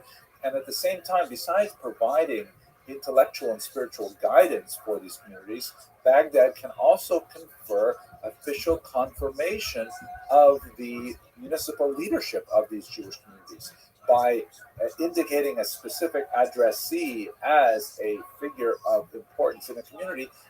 That ipso facto renders that person much more significant in terms of the municipal leadership of the community. We'll speak a little later about how the communities were structured. But so there was this symbiosis between the diaspora and Baghdad, the periphery and the center, that only began to really fray as Spain in particular got much more significant towards the end of the period we're discussing. Also note, of course, that there is a rivalry between the Jerusalem center and the Baghdad center. Ultimately, Baghdad would eclipse Jerusalem. Let's also think for a second, too, about the impact of language, because by incorporating this entire territory under Islamic rule, Arabic as a language really begins to act as a much more effective lingua franca for the entire region. And this has significant impact not only for the political and economic reasons that I described earlier, but also in terms of the way Jews thought about their own language. The Arabs regarded Arabic as a holy language, as a language that had phenomenal aesthetic appeal, both in terms of its structure, its grammar, its vocabulary, and its calligraphy. And Jews had a similar kind of cognate feeling about Hebrew. And so this idea of, and of course, Hebrew and Arabic are very closely related languages. So there was a lot of cultural give and take there in terms of the absorption of Arabic as an important language. Jews began, of course, writing in Arabic with Hebrew letters at this time. This was called Judeo-Arabic, and it was a very widely used language among Jews. Another important element that's going on at this time is the very significant shift towards urbanization. Up until this point, Jews have largely been, like most peoples of the Middle East, an agrarian people. The majority of their economy was associated with agriculture. And although there were always elites who were active in culture and in commerce and so on in these small cities of the time, it was during the period of the Islamic invasion and conquest that Jews really began to shift towards a more urban posture. The shift towards trades, crafts, skills, things like that was very prominent from the 7th to the 10th centuries in particular. One of the reasons for this is the way in which Muslims taxed the Jewish population in particular and the general tax. Jews were, of course, required to pay a poll tax that was on the individual, a head tax called jizya. We spoke about that a few lectures ago. And by the way, another aspect of the consolidation of the entire region was that if you had your receipts that indicated that you had paid your poll tax, you had much more freedom of movement across the region. You could go to someplace where people didn't know you and you could produce your receipt if necessary. You would have less difficulty with the local authorities. But they had another tax called a haraj, which was a collective land tax that was based on individual units of farmland. And the challenge of the haraj was that it was applied based on territory rather than population. So if you had 100 people living in a particular area and farming a particular section of real estate, and let's say 20 people left that area, that meant that 80 people had to carry the burden that was once carried by 100 people. And if another 20 people left, then 60 people had to manage that same tax burden. So it was kind of like an acceleration effect where the villages began emptying of populations, especially for Jews, who saw the cities as a much more amenable form of earning their living and a lighter tax burden. It also has lots of other benefits for Jews. You know, Jews have to be very gregarious people. They need to walk to synagogue. They need to be walking distance, have a ritual bath, an Asian restaurant, all kinds of things like this. So it kind of fit with their cultural evolution. This is Professor Marina Rustow, very important scholar of the Geniza, which we'll speak about, God willing, in another lecture or so. And she presented in one essay a brilliant analysis of the confluence of the Gaonic expansion of influence and the discovery of a new method of communication that is specifically through paper. Now, historically, when new technologies have been developed, Jews tend to be early adopters, especially when it's associated with information technology. You know, the Arabs call the Jews the Am al-Kitab, the people of the book, but really we are the people of information. And so any way that we can communicate more effectively is something that appeals to us. Let's have a very quick look at the history of information technology up to this point, and it'll be clearer what actually happened that made a huge difference. So here's perhaps the oldest form of recorded information technology we have. It's a cuneiform tablet. It is basically a clay tablet that has these little wedge-shaped marks embedded into it and then baked. Great for durability. I mean, this is a piece of clay that lasts a long, long time. It's really hard actually to destroy it. You can break it, but then you can kind of piece it together. Really handy for archaeologists, but heavy to carry around, awkward to store, difficult to read, all kinds of things that make this not such a great choice. The next evolution in information technology at this time was parchment, which of course is very widely adopted by Jews. Torah scrolls are written on parchment, and this is essentially treated animal skins. Much more convenient to record and store and carry than cuneiform. And parchment has another kind of interesting feature that we don't recall that often with our contemporary methods of communication. It can be reused in a kind of a blunt way. Specifically, once you write on parchment, then if you want to use that text again, you can take some kind of like flat, hard object, like let's say a type of ruler, a stick, and you can rub it really hard, and that doesn't erase the letters, but it sort of fades them significantly. It breaks down the ink that's held by the animal skin such that it becomes less prominent. And then you can just go and write on top of it. This is called a palimpsest, and you can see here in this fragment from the Geniza, there is in the back, the original text is a Greek text, and then written on top of it is a Hebrew text. Now, it's not very beautiful by contemporary standards, but it is rather useful that way. If you're familiar with the classic Mishnah in Pirkei Avot, where Elisha ben Abuya says, someone who learns in old age or learns as an adult, to what may this be compared? To writing on rubbed parchment, meaning if you learn as an adult, like in your 40s or 50s or something like that, then you have to like erase by rubbing all that stuff you learned as a child. But it never really, really goes away. What you learn as a child, as an adolescent, it's stuck in your brain in a very, very systemic manner. And you have to write on top of it, which is not ideal, but nevertheless you can do it. On the other hand, Elisha ben Abuya says, now if you learn things when you're a child, then that is much better. It's like writing on fresh parchment, nice and fresh and high contrast and so on. Anyways, this is parchment. Jews adopted parchment in a big way. The other big development, again, in the ancient world was papyrus, which is a plant product. And the most famous place for producing papyrus is in Egypt, where they used lots of reeds along the Nile River. And as you can see from this Egyptian document, holds color well, it can be very beautiful. And in fact, it can be made into a book form, unlike parchment, which works really well with scrolls. The papyrus can be cut up into like square slices and then bound on one side into what's called a codex or a book. This was actually very much used by writers in the 1st century, And so it was adopted by the burgeoning Christian movement as a major form of information technology. Note, of course, the early Christian movement is, of course, also Jewish, and so Jews adopted this technology. However, when the split between Christians and Jews grew wider in the 2nd and 3rd century and onward, many rabbinic Jews eschewed the use of the papyrus codex because it was so heavily associated with the Christian movement. It also has some technological weaknesses.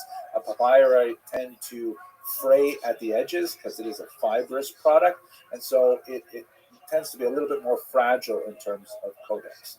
The next big invention, which is where we are in our Babylonian period, is of course paper.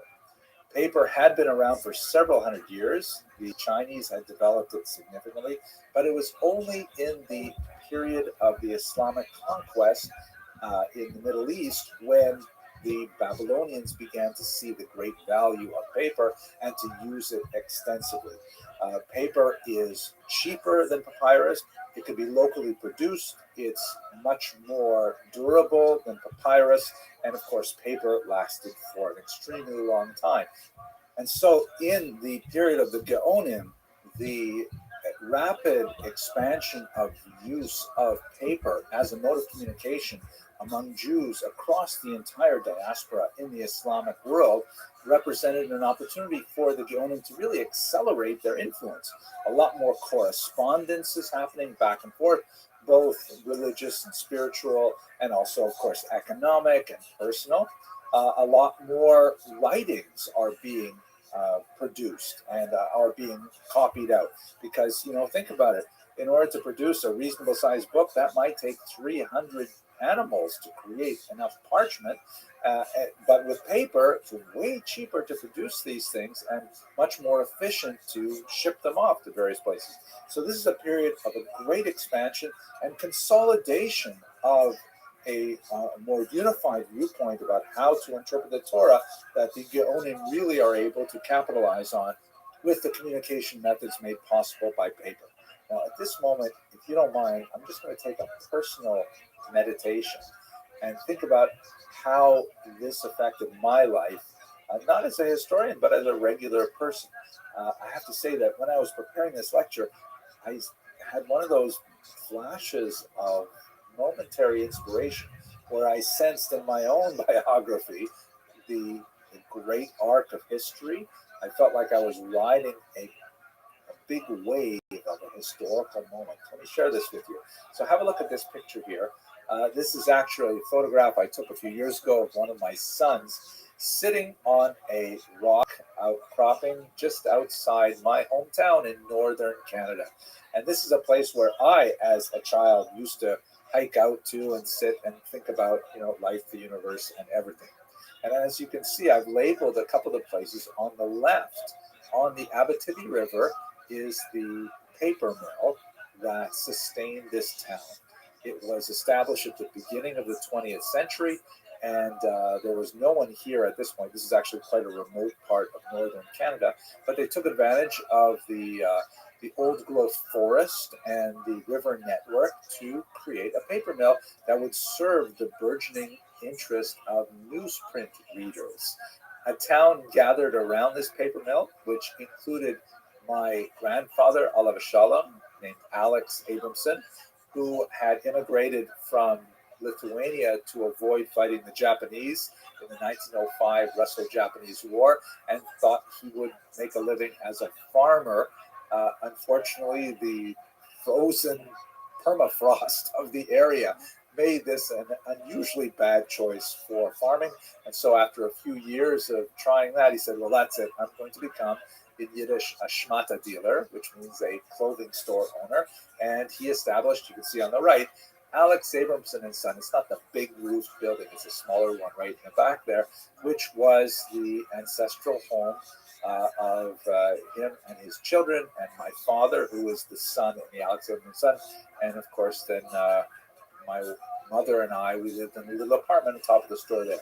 And so just for a second here, I thought about how the Babylonians expanded the use of paper to popularize the Talmud, and paper just got more and more popular over the next 1,000 years until my own lifetime, in which the paper mill declined precipitously because few people read actual newspapers anymore. And so the demand for paper has dropped so much. And my father, Oliver Shalom, understood in a very prescient way that the future in Iroquois Falls was looking dim because it was a single industry town. And so he ensured that I would be able to go to the big city, Toronto, where ultimately I would study Talmud that was popularized by the Gaonim on pages, on paper. But now I work primarily in a material which is entirely digital, like this, as we're engaged in today. What we're doing in studying history right now is very, very far from paper. There's no way you could actually capture this on paper.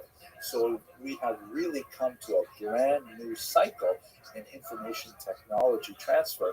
I'm very excited to be at this cusp of a great new moment for the popularization of Talmud and Jewish history in general. Okay, sorry for that little sort of tangent. Let's go back to our material. The Geonim, of course, are the leaders of the academies now based in Baghdad. And we actually know a fair bit about them because of a really interesting letter that was written by the heads of one of these academies, Rav Sharira Gaon. Gaon is not a surname, it's a title. And he is asked by a community in North Africa, hey, can you explain to us, of course, it's written much more formal language, how exactly did the Talmud come to be? And what do we make of these kinds of conflicts and how are we supposed to use it and so on? And he writes a kind of a pamphlet length or small book length letter responding, explaining a lot about the evolution of the Talmud as a manuscript. And he goes beyond the period of the closing of the Talmud, which would be around the year 500, to describe the next 500 years of Jewish history in Babylonia, which in particular describes the institution of the Gaonate and a sister institution called the Exilarchate. Now, we have had opportunity in previous lectures to speak a little bit about the earlier period. At this point, we should really talk about the growing conflict between the Gaonim as the intellectual and spiritual leaders, not only of Baghdadi Jewry, but really of world Jewry at this time, and the exilarchs, who are recognized by the Muslim authorities, as they were prior to this by the Persian authorities under the Sassanid Empire and so on, as the de jure and de facto leaders of the Jewish minority. The term exilarch in Aramaic is Reish Galuta, and there's actually a prayer that's recited for the position even today in most synagogues. There's a prayer in the Orthodox liturgy that is still recited today on Saturday mornings for the health and welfare of the exilarch. The term, of course, exilarch means leader of the exile.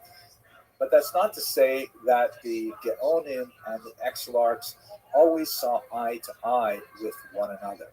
The Geonim, of course, the person who would reach the height of being the leader of the academy had to be very proficient in Jewish law and had to be, a superior administrator and so on. Whereas the exilarch was a descendant of the house of David. That was a very important thing. And there was a lot of politics involved in maintaining that particular position. So what you see frequently in the Talmud is kind of like the occasional moments of friction. There were exilarchs who were much more pious and much more learned, but it seems that they were the exception to the rule. And perhaps one of the clearest examples of this and the awkwardness that this created was regarding an exilarch named Bustanai.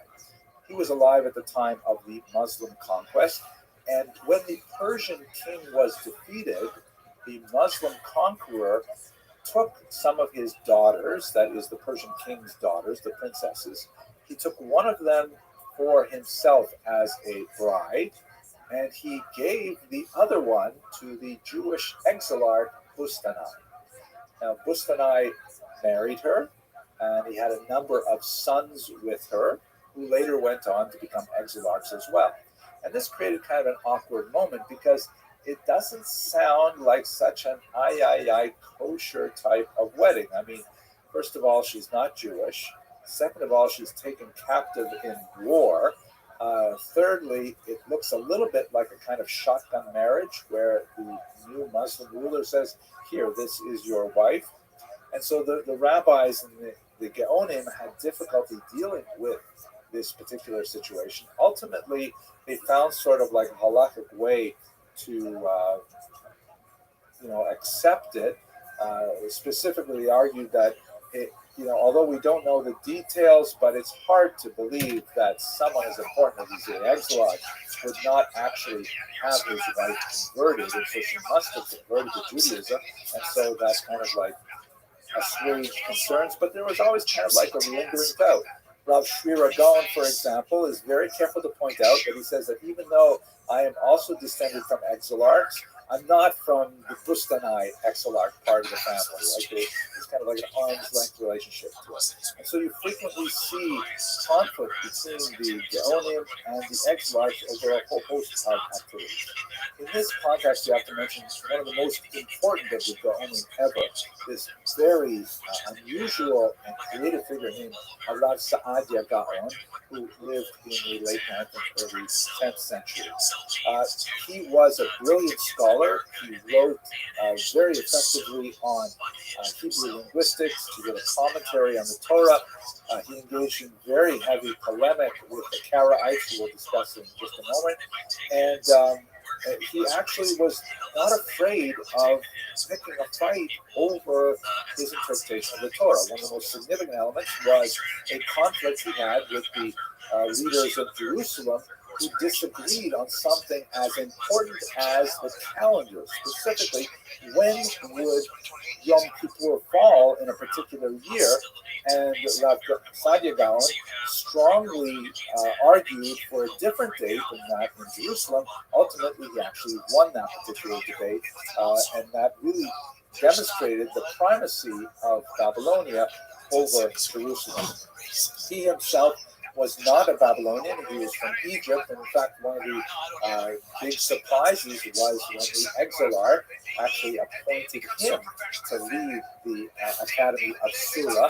And they later on, the Exilarch had a conflict with Rav Saadia Gaon. Even though he had originally hired him for the position, they had a major conflict.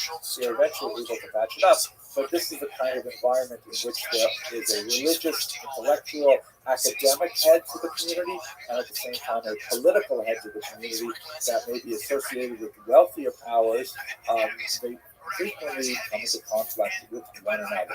But it is the Geonate that really has the longest impression on Jewish history because of their intellectual leadership. I alluded a moment ago to one of the activities of Saadia Gaon, and that is his conflict with the Karaites. Karaites are a fascinating population, and I hope to return to later on in the series, but it is in this period when they really begin to see significant growth. Unlike the mainstream Jewish community, which are called the Rabbinites, who follow the interpretive tradition that includes the Talmud as a major source of how to negotiate the text of the Torah, the Karaites reject that interpretive tradition and argue that the original biblical text has to be observed much more stringently. There are many occasions in which the Talmud discusses the ambiguities in the original text of the Torah and argues that it should not be understood on a face value. This is inevitable. There are so many passages in the Torah which admit of ambiguity. Sometimes there are passages in the Torah which appear to be contradictory to one another, and the only way to negotiate these kinds of difficulties is to have an interpretive tradition. So a figure in the 8th century named Anan ben David had proposed a rejection of the Talmud as a whole. There's a lot more interesting story about why exactly this happened. We have really only polemical multiple accounts to describe his disagreement with the community as a whole. It appears that he was, for example, in line to become an exarch, but was passed over, and some have argued that this was part of the reason for his creation of an alternative interpretive tradition. But at any rate, he didn't form what were called at the time Karaites, but later Karaites absorbed his legacy as their primary impetus for their religious thought. The Karaite movement, however, expanded significantly throughout these centuries, despite the long-term conflict with the Rabbinites. And here you can see in this map the many centers that they established themselves in, and of course they exist to this very day. Now, when you look at Karaite history, for hundreds of years, historians have been forced to kind of evaluate this movement from within the context of the highly polemical religious literature that exists on the topic. That is, Rabbinites like Harav Saadia Gaon criticizing the Karaites, and Karaites criticizing Saadia Gaon and others. So it's very difficult to get a sense of how Karaism is actually lived in real life.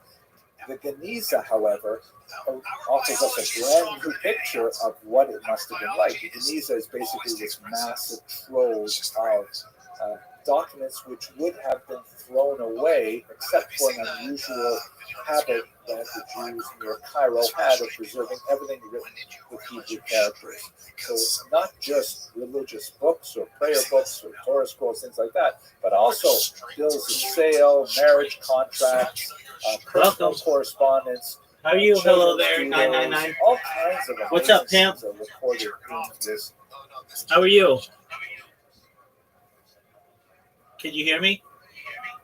Yeah, I'm great. What's up? Kicking ass, taking names. Every day's a holiday. Every meal's a feast. What's good in your neck of the woods? Not too much. Nothing great. All right. How'd you find out about me, pimp? YouTube. Oh, fuck yeah. You were just going on YouTube and you found me? Yeah. Baller as fuck, man. Well, do you mind if I tell you about myself? Yeah, sure. I'm Rabbi Rothschild. I stream my life 24 hours a day, 7 days a week, 365 days a year for world peace. I've been doing so for more than 3.5 years from 22 different angles. I have more data archived on the internet than any person in global history.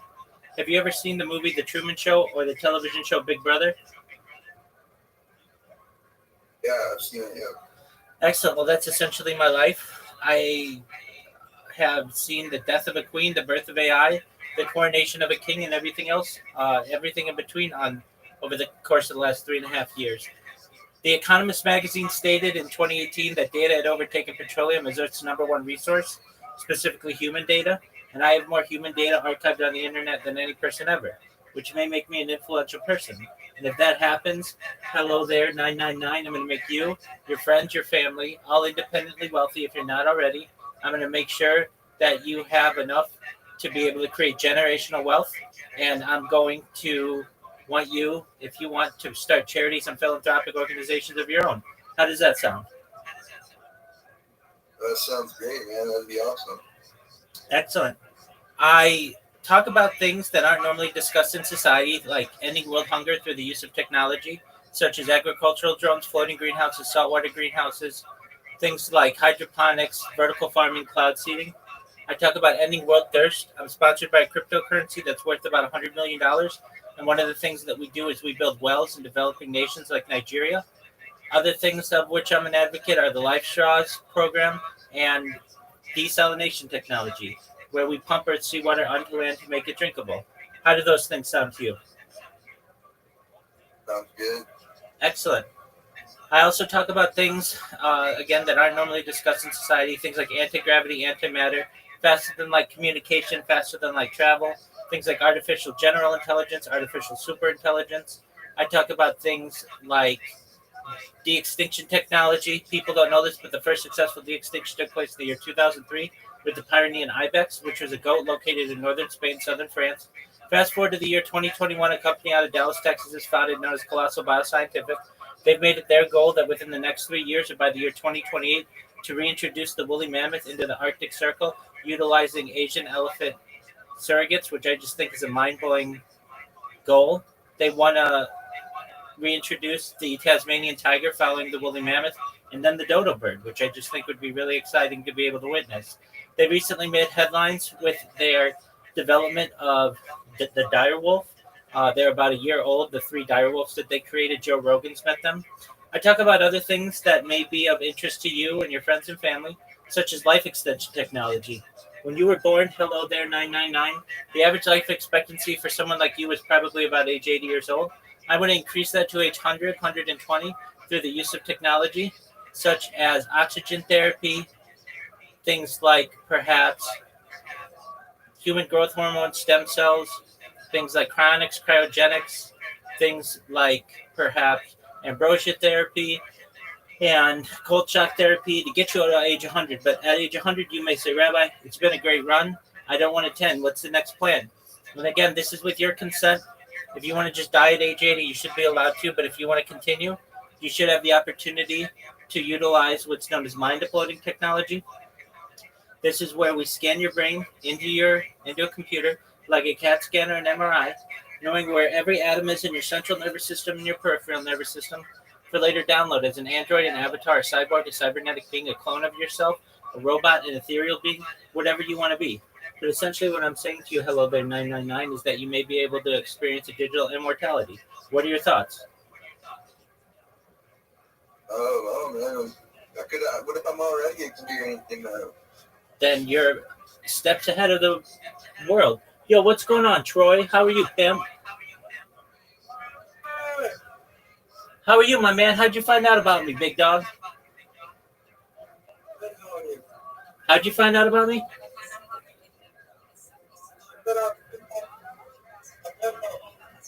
Boy, you're tough to hear.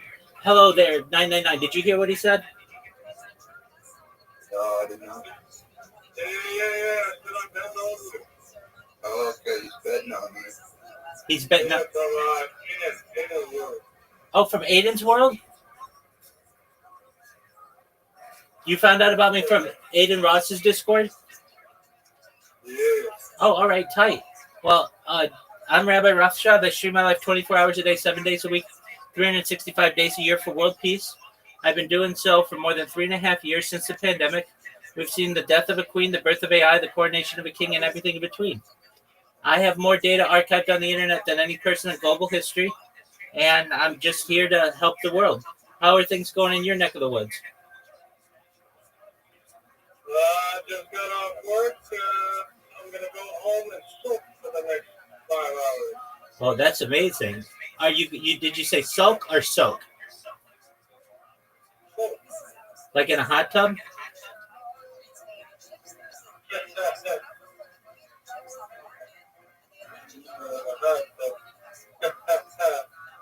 What about you, Rabbi? How you doing today? I'm kicking ass, taking names. Every day's a holiday, every meal's a feast.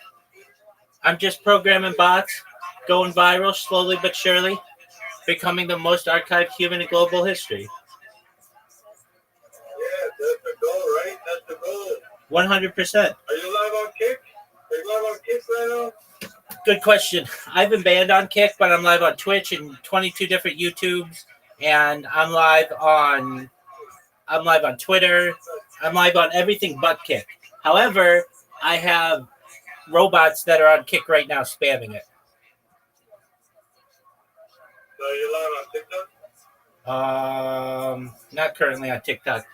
The reason why I'm not on TikTok right now is because TikTok requires you every hour to do a CAPTCHA, and it just becomes too monotonous to always have to do CAPTCHAs all the time. But I am live on. I'm live on Rumble. I'm live on YouNow. I'm live on Trovo. I'm live on DLive. I'm live on a bunch that you probably have never heard of. Yeah, you gotta do a capture every hour on TikTok? You're exactly right. If you're using a mobile device. Yeah, and it just becomes a pain. When you're live 24 hours a day, like I am, that's 24 captures that you have to do per day, every day. and it just becomes ridiculous. What's good in your neck of the woods? How was work? Work was, another day in slavery. Word, dog. Yeah. Yeah, that's about it. Another day in slavery. Word, dog. Well, we'll get you emancipated soon enough. When I go viral, I'm going to make you, your friends, your family, and financially independent if you're not already. I'm going to allow you to create generational wealth and be able to start charities and philanthropic organizations of your own. How's that sound? And we're working on it, Rabbi. I've been trying to get you to get one of your alt accounts to stream in my server. Okay. So that's difficult because not because I don't love you, not because I don't think you're amazing. I just have a lot of people who have that request. I probably get that request 15 times a day because I'm in so many people's servers. Big macho man. Okay. Well, listen, I'll tell you this. We got a lot of people asking about where's Rabbi? Oh, I need answers. Are you in the FAG? Is this the FAG server? It's the underworld server. Okay, the underworld server. I saw you sent me that earlier today. Hold on, let me take a look. Yeah. Everybody's like, hey, where's Rabbi? Everybody's asking Rabbi. He's the most iconic man in the world right now. 1000%. Did you send me a message? Yeah, you did. It was on that. I got it. Do you have people in there all the time? Yeah. You have people live right now? Yeah. All right. I'm going to take a look. Okay. Where's Rabbi? I have to verify. Yeah, so we don't get spammed by bots. I understand. This is a high-tech operation we got going on, okay? I gotcha. You got to fill out the caption. All right, I understand how that works.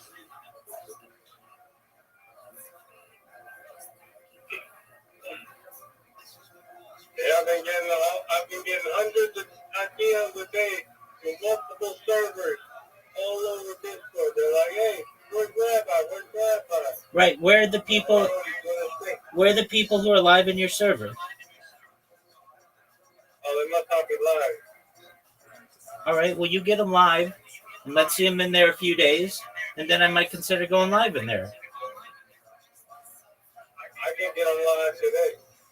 All right, well, you do that, and you let me know, and then I may start streaming in there. Rabbi, would you be open to an interview? Yes, certainly. Not today. Okay. So like a structured interview. A deep dive on who is Rabbi. Absolutely. I think the people want to know. 100%. Okay, we'll have to set something up soon. Sounds like a plan, Stan. So what's your main Discord? You have so many, you know? Yeah, it's the one you sent a message to. Okay, so the one in this okay. Exactly. Okay, all right, we'll figure out logistics for that and then set up the interview for you. Sounds like a plan, Stan. Sounds good. What's going on in the world, Rabbi? What's the news? What do I need to know? Oh, another day, another dollar. Shit happens when you party naked. I would say that the world's a mess. I'm doing everything I can to heal it. I'm currently watching Jewish history lectures and creating robots on Kick to spam the communities there and to get people to find out about who I am and what I do. Like a robot. I use macro recorders, and then they automatically create an account for me, automatically go down the list of the most popular people on Kick, and they follow people, they spam people, and they create clips of people. Yeah. I'll look into that. I can teach you how to do it if you're ever wanting to know. Yeah, that might be advantageous. We're dog. So I've gotten approximately 1,800 people in this server. So what's your plan to... All right, Rabbi. All right, Pimp. Well, let me know when you want to do an interview, and we'll set it up. Okay, Pimp? Okay, I just want to drop on. You're always welcome, my friend. Feel free to drop in whenever you're bored. All right, Rabbi. Take care, my man.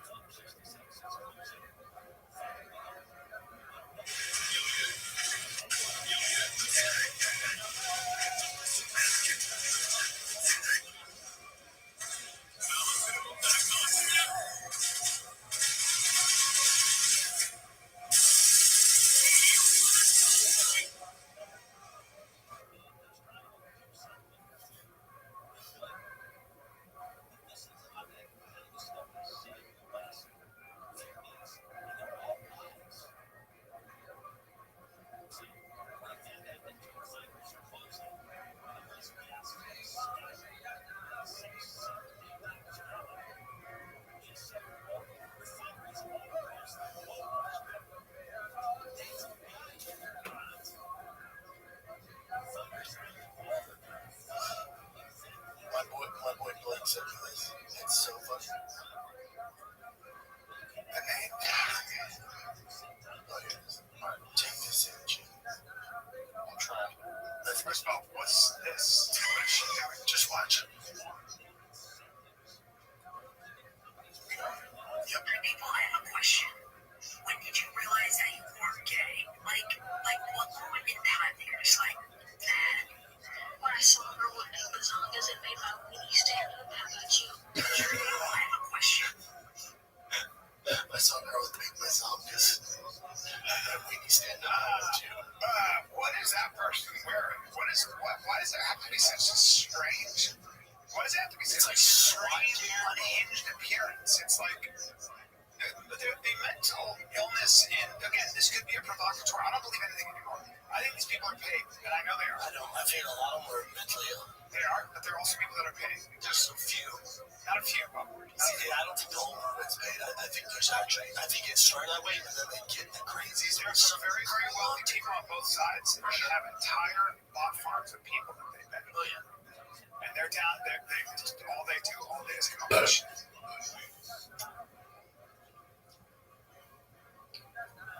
Oh, so this might also be, I don't know if this is going to be 100% real, but this is from Lips of TikTok. This is also just you guys.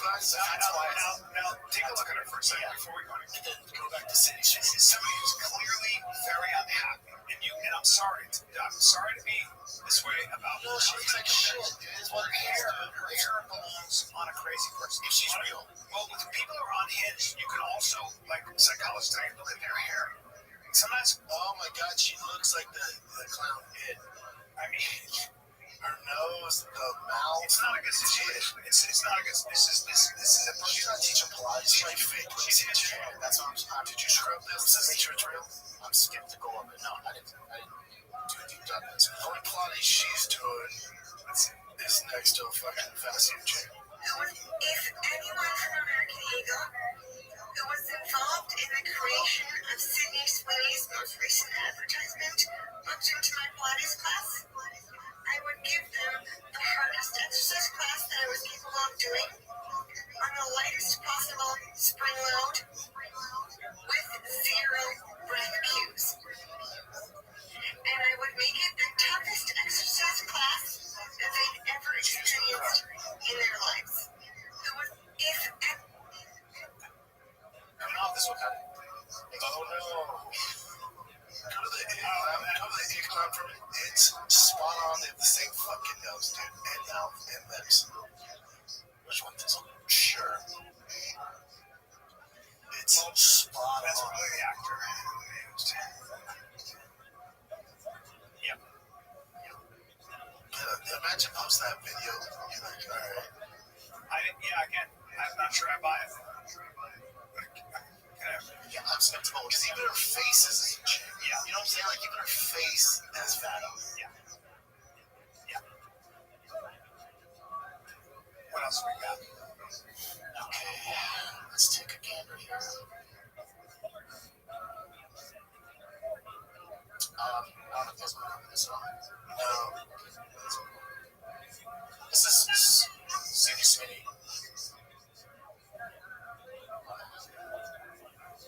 So she's going to the premiere of the movie. Protect her, contact her at all costs.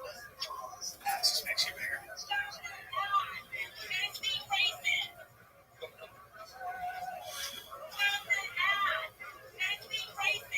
I wish we knew what that lady looks like, but I can take a gander. But you take one person. Yeah, but she looks amazing. Yeah, she should have goddamn aged shit. You think she got 20 million because she looks like shit? Whitney. That's what winning looks like. Yeah. That's great. That's a goddamn age. With heavy. By the way, heavies from the heavens. The main thing, by the way, nobody's mentioning. Very good actress. Very good actress. Yeah, if you saw her movie on Apple was insanely good. Yeah, so good. She played a meth addict daughter. Oh my god. Really? Yo, dude. Lake something. She's very good. And the heavies don't come out at all in it, which is fascinating. Well, you realize, like, you notice how talented people, like, I never paid attention to who are musicians. And I'll be like, whatever, pop musician, and I dismiss them. And you see somebody try to sing the way they do, and you're like, oh, wow, you know? Well, shit, Jim. Just one last one. This reminded me of when you always talk about Brian's neck. Yeah, his criminal neck, the turkey neck. So I saw this from The Rock, and I didn't realize his neck looked like this. He's older than that. Then we run a bunch of gear and it shows in your neck. Like this one in particular. Yeah, it's a nuts. Oh, yeah. That's the only way to show his age.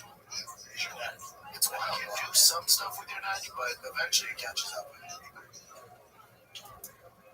Massive trove, which only became available to scholars in the late 19th century and in fact is still being deciphered even to this very day. At any rate, when you look at the Geniza documents, which give us a really good picture of hundreds of years of Jewish civilization as it was lived in the Mediterranean basin, we see that, surprisingly, Rabbinic Jews and Karaite Jews get along pretty well for the most part. We're not talking about the religious elite that has strong antipathy toward one another. But in most communities, you see that Rabbinite Jews and Karaite Jews live side by side without too much difficulty. You have the examples of Jews who belong to both communities, Jews who marry between the communities, certainly affect contracts with one another, do business with one another, celebrate their celebrations with another, and by and large, the Geniza portrait of Jewish communities indicate that Rabbinite and Karaite Jews got along a lot better than we would think they would if we were only looking at the polemical literature that the religious heads have left to us. So we'll probably have to come back to this again as we go a little further in this history. But for the time being, I hope you enjoyed this very quick overview of some of the religious, social, economic, and even technological aspects of the 7th through 11th century in Baghdad. Thank you very much for watching. Going out date night. It's effortless. It's effortless. Stop shop. Test. Forget overpriced designer brands. Ditch the disposable fast fashion. True Classic is built for comfort, built to last, built to give back. They're the best in the land. And guess what? Target. They got so big. Dude, I was just at Target yesterday with the kiddos. The new toy store.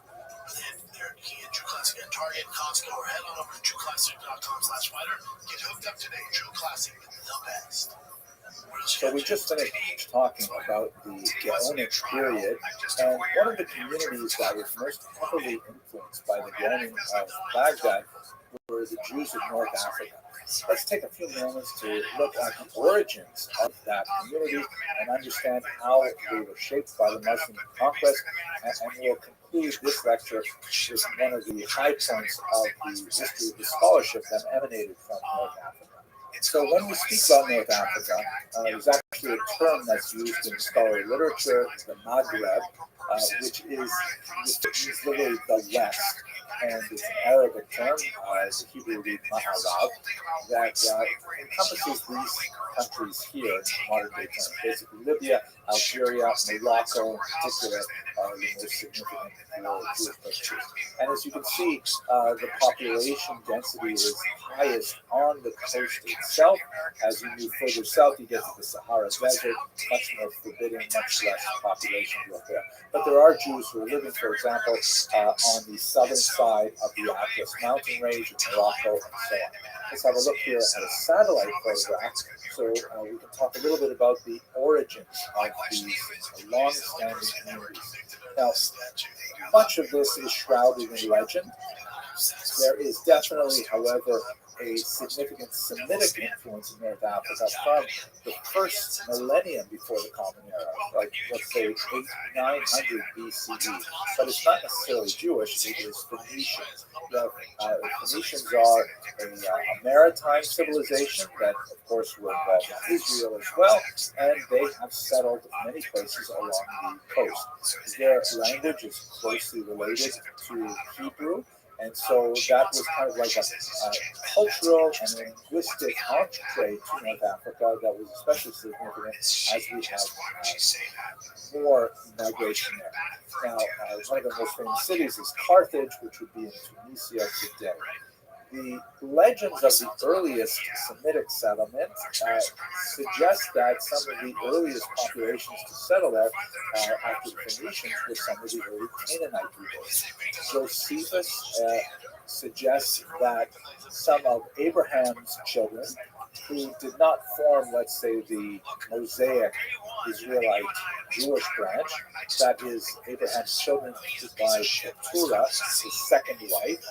The Torah describes his children by Keturah as having been sent east with gifts. Obviously, they returned, bringing with them Asian food. But it's also possible, according to Josephus, to think of them traveling west. So they would have been descendants of Abraham. Augustine, in the 4th century, we spoke about him as one of the church fathers a while ago, he refers to the local term that people use for themselves in his region of Canaani, saying that this actually comes from Canaani, which means Canaanite. That some of the earliest peoples were those that may have been expelled in the conquest under Joshua. There was a legendary thought that the peoples of North Africa may have descended from the Girgashi people that are mentioned in the Torah as one of the 7 Canaanite nations that are expelled in the context of the Jewish conquest of the land of Israel. In terms of Jewish settlement per se, Joshua himself, his tomb is apparently venerated in Tlemcen, which is in Algeria. Unlikely that Joshua actually moved to the west, but nevertheless, this is like part of the lore of the region. But the fact that there were Hebrew speakers in the region not Aramaic speakers, suggests that it is not at all impossible to imagine migration there from the 6th century BCE onward. That is, after the destruction of Jerusalem under Nebuchadnezzar and the expulsion of Jews to Babylonia, it is in that Persian period that you begin to develop Aramaic as the lingua franca of Jews. Having Hebrew as the spoken language would suggest that, yeah, in fact, these peoples would have come quite a bit earlier.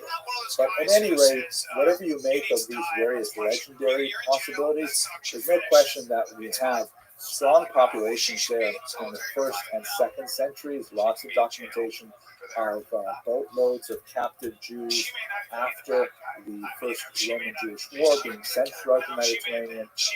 You have the migration after the Bar Kokhba rebellion. We know of Jews, for example, in Cyrenaica, that that actually had a revolt against the Romans in the year 117, the Kitos rebellion, which we spoke about a while ago. So there's no question there's lots of Jews living here around the turn of the millennium. There's some interesting archaeological discoveries, such as a mosaic that was originally thought to be of a church that was discovered in Tunisia, but looking at it a little bit more closely, you can see it says right there in the middle of the text, Sancta Synagoga. It says Holy Synagogue, and in the little medallions on either side of the text, there is the very classic Jewish representation of the menorah, which makes this a prime candidate, of course, for 1st century Jewish settlement in the region. The Muslim conquest in the 7th century is especially interesting because there's a lot more historical treatment of the discovery of Jewish tribes living in North Africa. A Muslim historian, Ibn Khaldun, says they came across these Berber tribes. Now, the term Berber is acceptable in English, although it is originally a derogatory term that was applied by the Greeks to the indigenous peoples of North Africa. Lacking, respect for their local terminology, they referred to their language as being kind of like a gibberish. They would say bar, and hence we get the term in English barbarian. But ultimately the term was transvalued and it was used to refer to these peoples without necessarily having a negative connotation. Now, among these multiple tribes, several of them were actually practicing Judaism. And the Muslims were surprised to see, wow, significant Jewish populations among these peoples. The earlier Semitic context, the earlier migrations of Jews, no doubt had an impact on the local populations.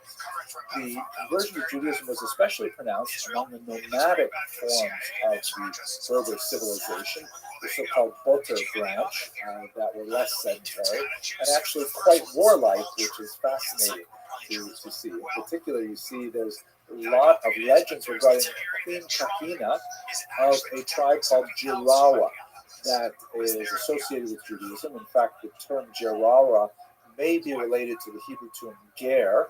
Ger means convert. Although there are lots of questions surrounding Queen Kahina and trying to understand whether or not she was actually Jewish, if the Jirawa were actually Jewish at this time, but she is nevertheless a major part of 7th century history for her ferocious defense of her tribe from the Muslim invaders. She actually fell in battle herself, but it is significant in terms of describing the extent to which Judaism had penetrated the local population. Now, just thinking about North Africa in terms of these kind of exotic warrior clans is a bit of a distortion of what else is going on in North Africa as well.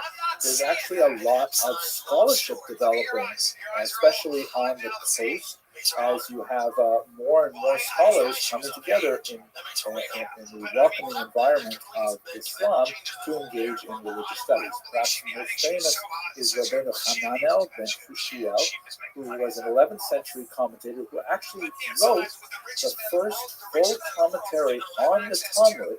If you study Talmud today in the traditional printing, you will see Rabbeinu Hananel right on the side, the outside margin of every page of Talmud, which is prime real estate for commentaries. He actually wrote his commentary before Rashi, which gives you an indication of the antiquity of his work. Now, he may have been originally from Rome, and that just indicates how important the community of Kairouan, which is not the same as Cairo. Kairouan is located in Tunisia today, but that the community was strong enough to attract a scholar of his standing. Even more famous than Rabbeinu Hananel, it's impossible to talk about medieval North African Jewry without referring to Rabbi Yitzchak ben Yaakov Al-Fasi. Al-Fasi means the one from Fez. Fez is in Morocco. And he wrote a brilliant and very widely used Talmudic commentary that is still incredibly essential to studying the Talmud. Rabbi Al-Fasi's commentary is interesting in that, as we've discussed in previous lectures, the Talmud is a very unusual document in which there's a lot of discussion of halakhic practice, how one should behave as a Jew, and a back and forth is debate, looking at the ambiguities of the text and arguing different positions, and sometimes, but certainly not all the time, coming to a clear and resolved conclusion. But the Talmud also includes a tremendous amount of material which seems really quite tangential in nature, that goes off and talks about metaphysics or biographies or recipes or observations from the natural universe. All kinds of things which are kind of a miscellany that are attached with very, very thin connections to the previous material. I think it makes the Talmud absolutely fascinating to read. But the Al-Fasi said, wait a second, it's really important that we get to the bottom line, how we should behave here. So he went through the entire Talmud, and he removed all of that other stuff called the Gadata, which I personally, I find that much more appealing in many ways, but that's just me. He removed all that stuff, and he recorded the debate in the Talmud back and forth, inserting his commentary as necessary in the narrative, sometimes with clearer conclusions, and he made a much more strapped down, pragmatic, this is how the Talmud derives the final legislation that eventually became a major building block in the entire firmament of Jewish law. Hugely influential text that is usually printed at the back of every Talmudic tractate in traditional printings today. I should mention, before we leave this, that another author, about 500 years later, Ibn Habib, said, you know what? All that other stuff is so good. So whereas the Al-Fasi removed all of the Agadata and kept only the Halacha, Ibn Habib said, I'm going to do the opposite. I'm going to keep all of the Agadata in a separate book, which is published under the title Ein Yaakov. He and then later his son completed the work. And that was a widely studied text for many hundreds of years. It was somewhat faded in recent centuries, but hopefully it will get some renewed attention because it is absolutely fascinating. Okay, so that's a very quick look at the Jews of North Africa. I hope you enjoyed this brief video. Zoot, how you living, pimp? Zoot, can you hear me? Yeah, what the fuck have you been the last 2 days? I've been live streaming my life every day. You've been sleeping every time I come here. One of the most fascinating. Okay, well, what do you want me to do about it? You live in fucking Australia. How are you? Yeah. You've been sleeping more than usual. No, I think I just haven't been awake 24/7. Dog, Riser and I started playing a new game, and you love it. It's Match Monsters. Let's play. Do you like it? I fucking love it, dude. What? It's fun.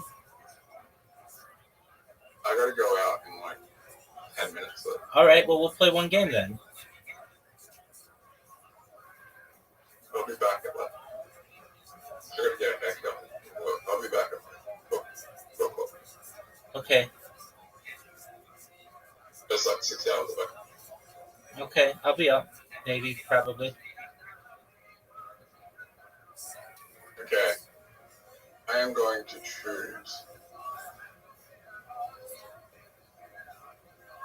Fire more.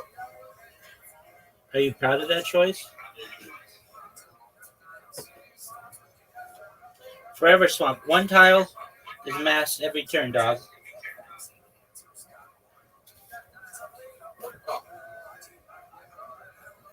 It's not good.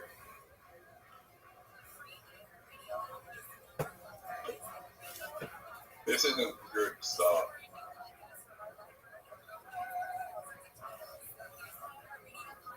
I don't want to help you. Why I don't think you? that kind of fucked you. No, that helped you.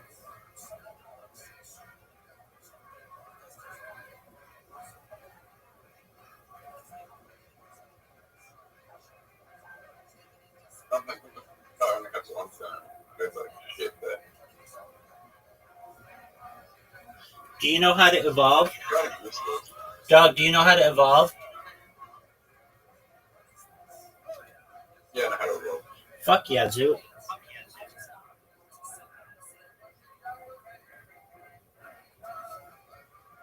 Trying to help me.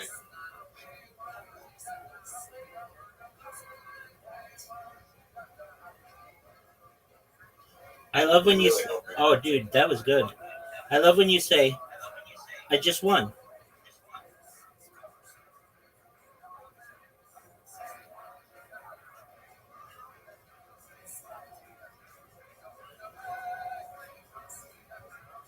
Hydro Rush, pimp. That's bad. Hydro Rush, pimp.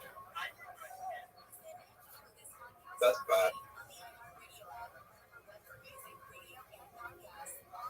What's bad? Whoa, dude, that was good. That was big time, son. No, really good.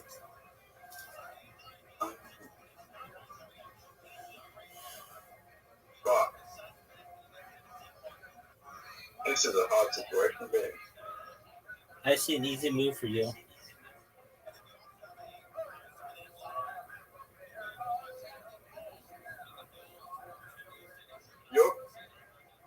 You're in a really not good situation. I'm in a perfect situation, baby.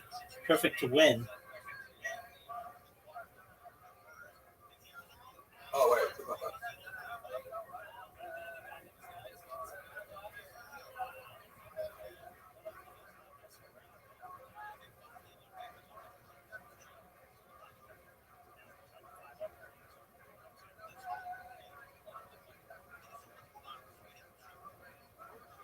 That might have helped me, though.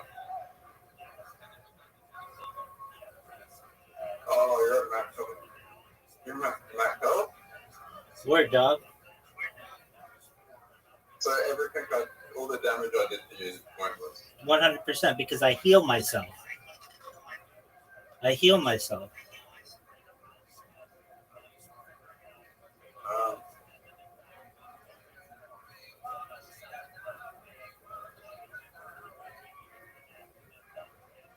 fuck.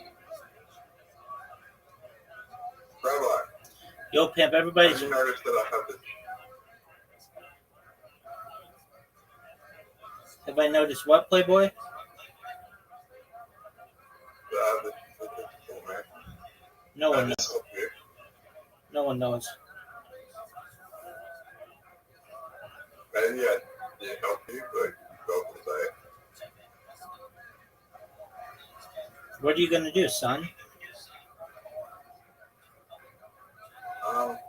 Just want help.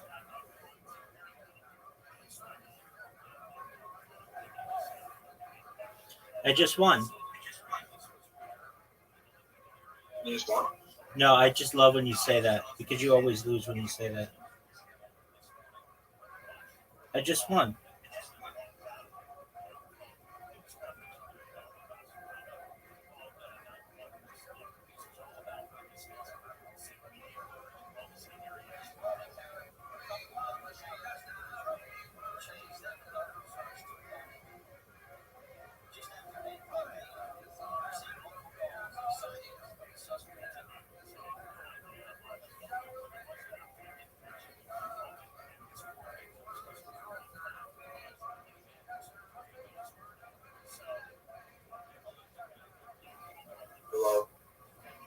I know you love me, pimp. I'm hard not to love. What's not to love, baby?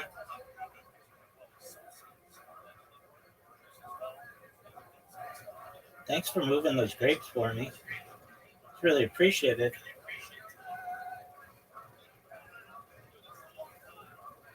Don't know. They're berries, actually.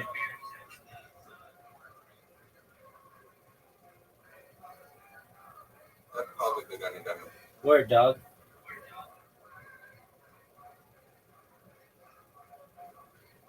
Look how big this thing gets. You're gonna do 20. You're gonna do double damage here. You're gonna do like 25 points worth of damage, and that'll be half my health. Not 25, but 20.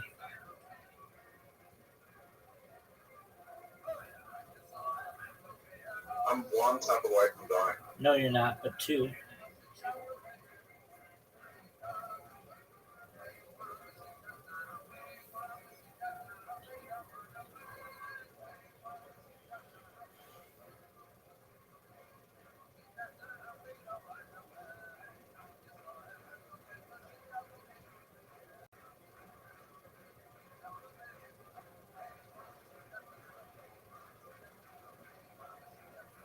I just gave me again. Dog.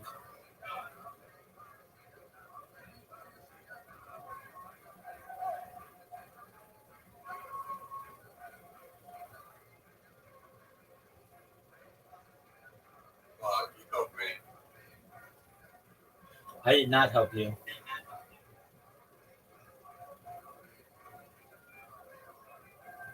How did you help me?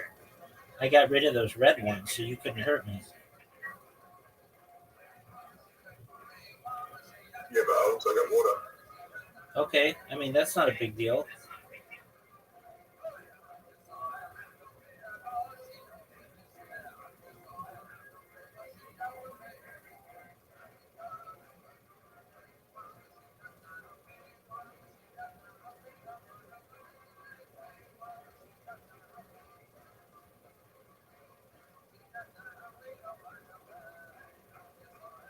How about you, Winnie?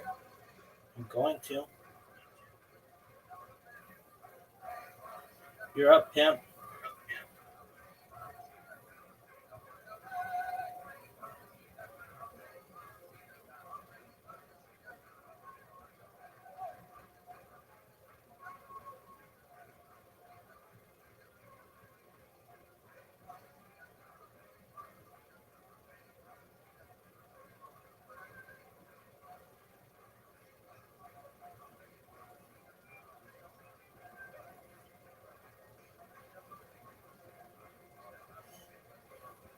Why did I just give you the game? Dog, I don't know.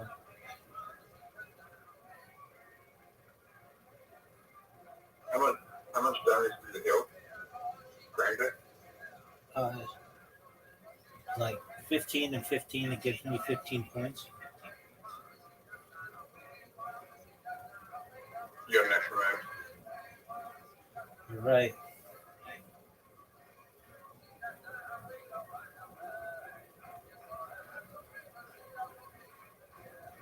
How about this one?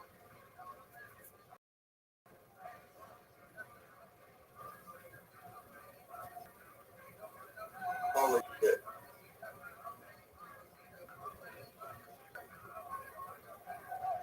Good move. Big time flare.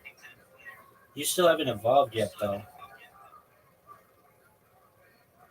And I'm going to heal, and I'm going to kill you. The buff one. Okay, that's 10 points. I gotta go. All right, we'll see you later. God willing.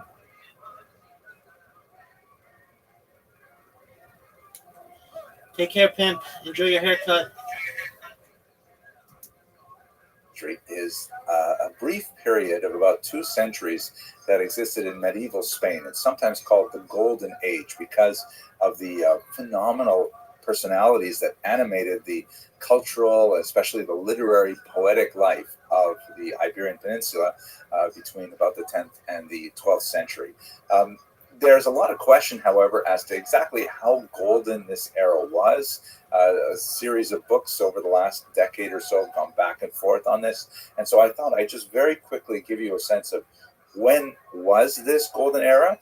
Why do people call it a golden era? And what are some of the criticisms to say it was not so golden after all? Okay, I happen to have given quite a few lectures on this topic and of people in this topic. In the following lecture, I'd like to just take a very brief moment to speak about three of my favorites, actually 3.5 of my favorites. But I'll put in the links below some directions to longer videos in which I explore the lives of these people in a fuller length. At any rate, let's talk a little bit about the golden age of Spanish Jewry.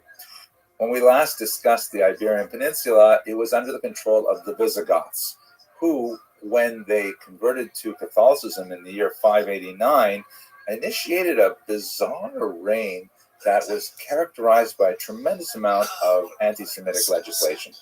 As we discussed earlier, there's a lot of questions surrounding exactly the nature of how these decrees were implemented, because we really only have the legislative side to look at to try and examine the history, but it was a period of remarkable anti-Semitic legislation, with punishments like amputations and the imposition of a police state to track the movements of Jews, all kinds of really strange things you wouldn't see for centuries later anywhere in Europe.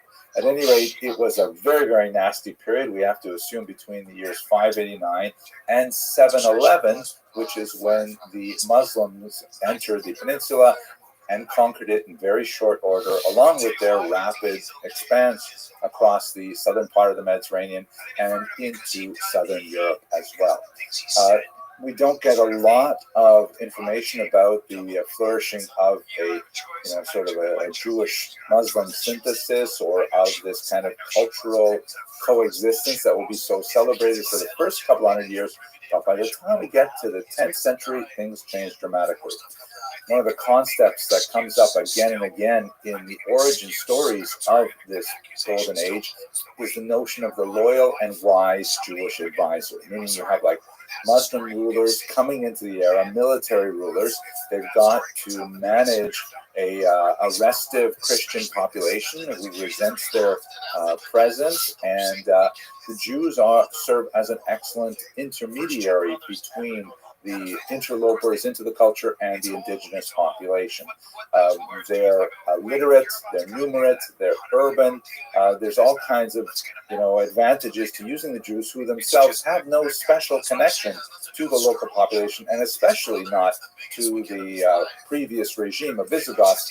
So the Jews fit that role very nicely. And over again, you see this phenomenon of like a Muslim military ruler coming in and needing some local support and infrastructure, and Jews are there to fill that gap. It's not clear at all that, as some 19th century historians have argued, that Jews somehow betrayed the Iberian Peninsula to the Muslims, but it is not at all outside of the realm of possibility that when Muslims came in, and as their military advance required them to go further and further north, and they had to leave behind a thinner and thinner layer of administration, the Jews were able to staff those positions to control the population, tax them, and so on. So that's probably where we have the functional origins of this interconnection. Jumping ahead a little bit, of course, this is reversed over the next several hundred years in something called the Reconquest or Reconquista, and that refers to the Christian movement from the north down to the south, slowly pushing the Muslims back out of the peninsula. As you can see in this map here, which covers the period from 914 till 1492, which is, of course, the expulsion of the Jews. And shortly before that, the complete conquest of the peninsula with the fall of Granada in the south. But as you can see with the color coding here, gradually over the course of half a millennium, the Christians begin to slowly work their way down, with significant consequences for the Jewish population, as we shall discuss a little later on in the semester. So speaking specifically about the Golden Age, what we're talking about is basically the era from Chastai ibn Shafrut to Yehuda Halevi. Those are kind of the major figures who bookend this period, and that dates from the 10th to the 12th century. The area in which this golden age is especially expressed is in the southern region, which is known as Al-Andalus, the Muslim region, and it works within a Muslim cultural ecosystem, in particular the attitude to poetry, and that we shall see as being so significant. I'd like to suggest, I don't think I've ever seen this term used before, but maybe I can coin it unless I'm stealing it unconsciously from someone else. There was kind of a silver age that followed it. Not nearly as amazing as the Golden Age, but there were a few really important figures like Nachmanides or the Rashba, some phenomenal figures who were in Spain shortly after the Golden Age was coming to a close, and they existed within the Christian cultural ecosystem with quite a different experience in many ways. As God willing, we shall discuss as we go further along in this semester. So basically, that's what we're talking about. These 200 years between the conquest of the peninsula in 711, it really comes to its golden period in the 10th century, up until the 12th century, when the Reconquista begins to slowly make its impact on this brief and fascinating period. Okay. Now, what makes it so golden, perhaps one of the most significant things, is something that is known in the scholarly research as la convivencia, or as I think the Spaniards would say, la convivencia, which always makes me laugh. But it means literally the living togetherness, right? The coexistence, which is a little bit stronger, I think, in Spanish. The idea that these are, very diametrically opposed cultures in so many ways. I mean, Christians and Muslims and Jews, they have a lot to argue about, and they did argue in many ways, and there was a lot of violence involved in the history between those three parties. But for some reason, during those 200 years, there was a tremendous amount of a living togetherness where they appreciated each other's cultures in ways that we don't see for much of the period. There's certainly several key examples of this convivencia, which is not, a perfectly round convivencia with, Jews and Christians and Muslims all sharing equally. It tends to be lopsided towards the Muslims in terms of political authority, for example, towards the Jews in terms of fiscal activity, let's say. But, and I would say the Christians are probably at the bottom end of this triangle or this circle, but nevertheless, it does represent a step forward. Now, there are a lot of questions about it, though. Was it really as great as we will describe in the next video in particular? First of all, we should understand that one of the reasons why this happened at all is because Spain is so far away from the center of Muslim culture, which was in Baghdad, right? In fact, in many ways, the Spanish Caliphate, the leaders of the Muslim society in Al-Andalus, declared themselves a separate and independent caliphate from the caliphate that was based in Baghdad.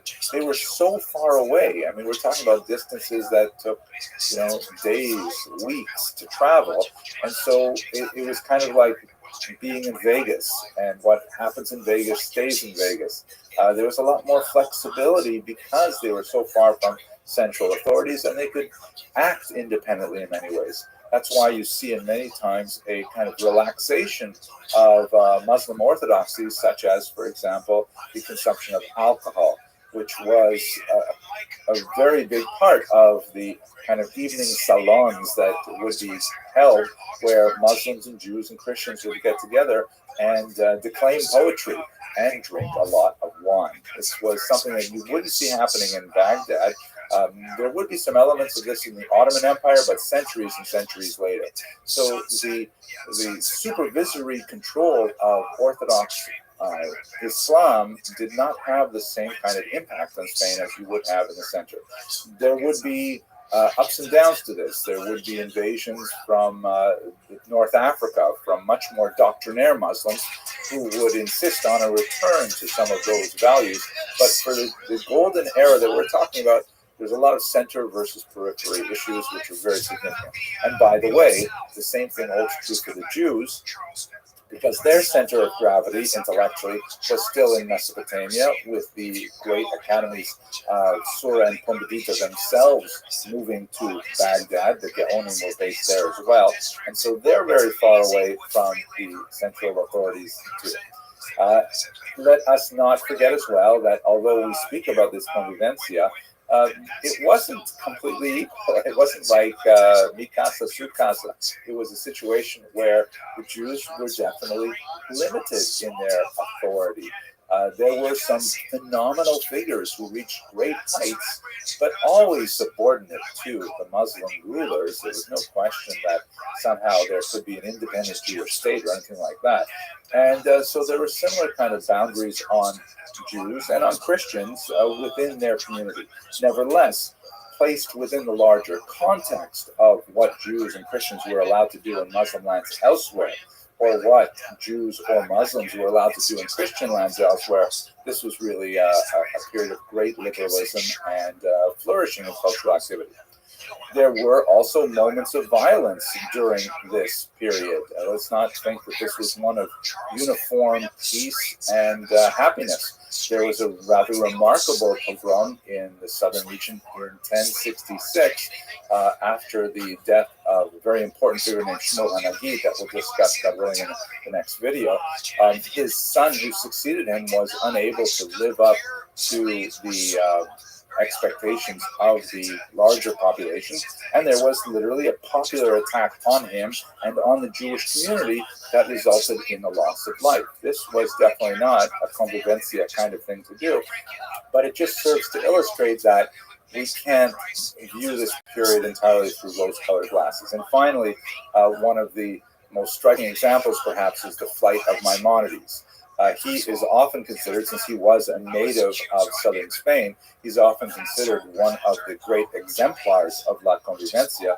But in reality, the vast majority of his work, his scholarship, his activity as a Jewish leader occurred in Egypt as an adult and as an older individual. His period in Spain was fairly brief. His family fled when he was still a young man, primarily because of Muslim persecution from those North African invasions that occurred at the time. So this is just kind of like caveats to the overall idea of convivencia. In the next video, we're going to look at several figures who embody the ideas of convivencia. Finally, I'd like to give you just a little bit of a historiographic perspective on the reason why we get to this whole concept of the Golden Age in the first place. A lot of it has to do not so much with the 10th to the 12th centuries, but with the 19th century, specifically Germany in the middle to late 19th century. This is a period when Jews were arguing quite strenuously for equal rights, for what was called emancipation, a major theme that we'll, God willing, speak about much more in next semester. One of the important historians of that era was this man, Heinrich Gretz, who wrote one of the first major encyclopedic histories of the Jews that has been translated incidentally into a beautiful 6-volume edition at the turn of the 20th century, and it was the bar mitzvah present par excellence for decades. At any rate, in that context, if you go to Europe in the 19th century, you see that Jews have been emancipated in France already 50 years prior in the late 18th century. They made tremendous strides similarly in England and even in Austria, where the tolerance patent was out, and all kinds of things were indicating that Jews were getting more and more rights. Germany was not yet unified, and so there was a patchwork approach to how Jews should be treated. There was also that brief-lived revolution of 1848 that for a moment swept away disabilities and then slammed them back down again. So Jews in Germany were trying very hard to make the case that they should be emancipated as well, granted equal rights, equal access to colleges and universities, equal access to professions and things like that.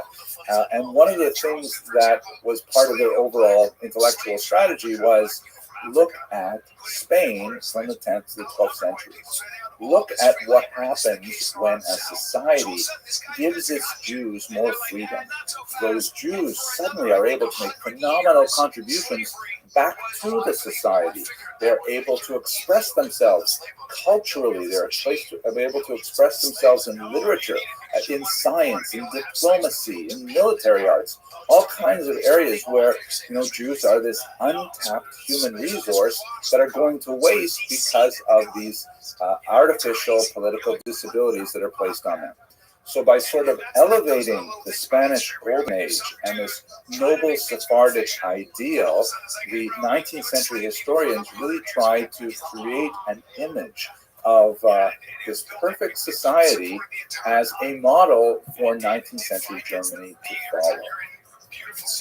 The historical reality has a lot to say in support of that model, but as I've tried to outline here, there are some major caveats that take away from it.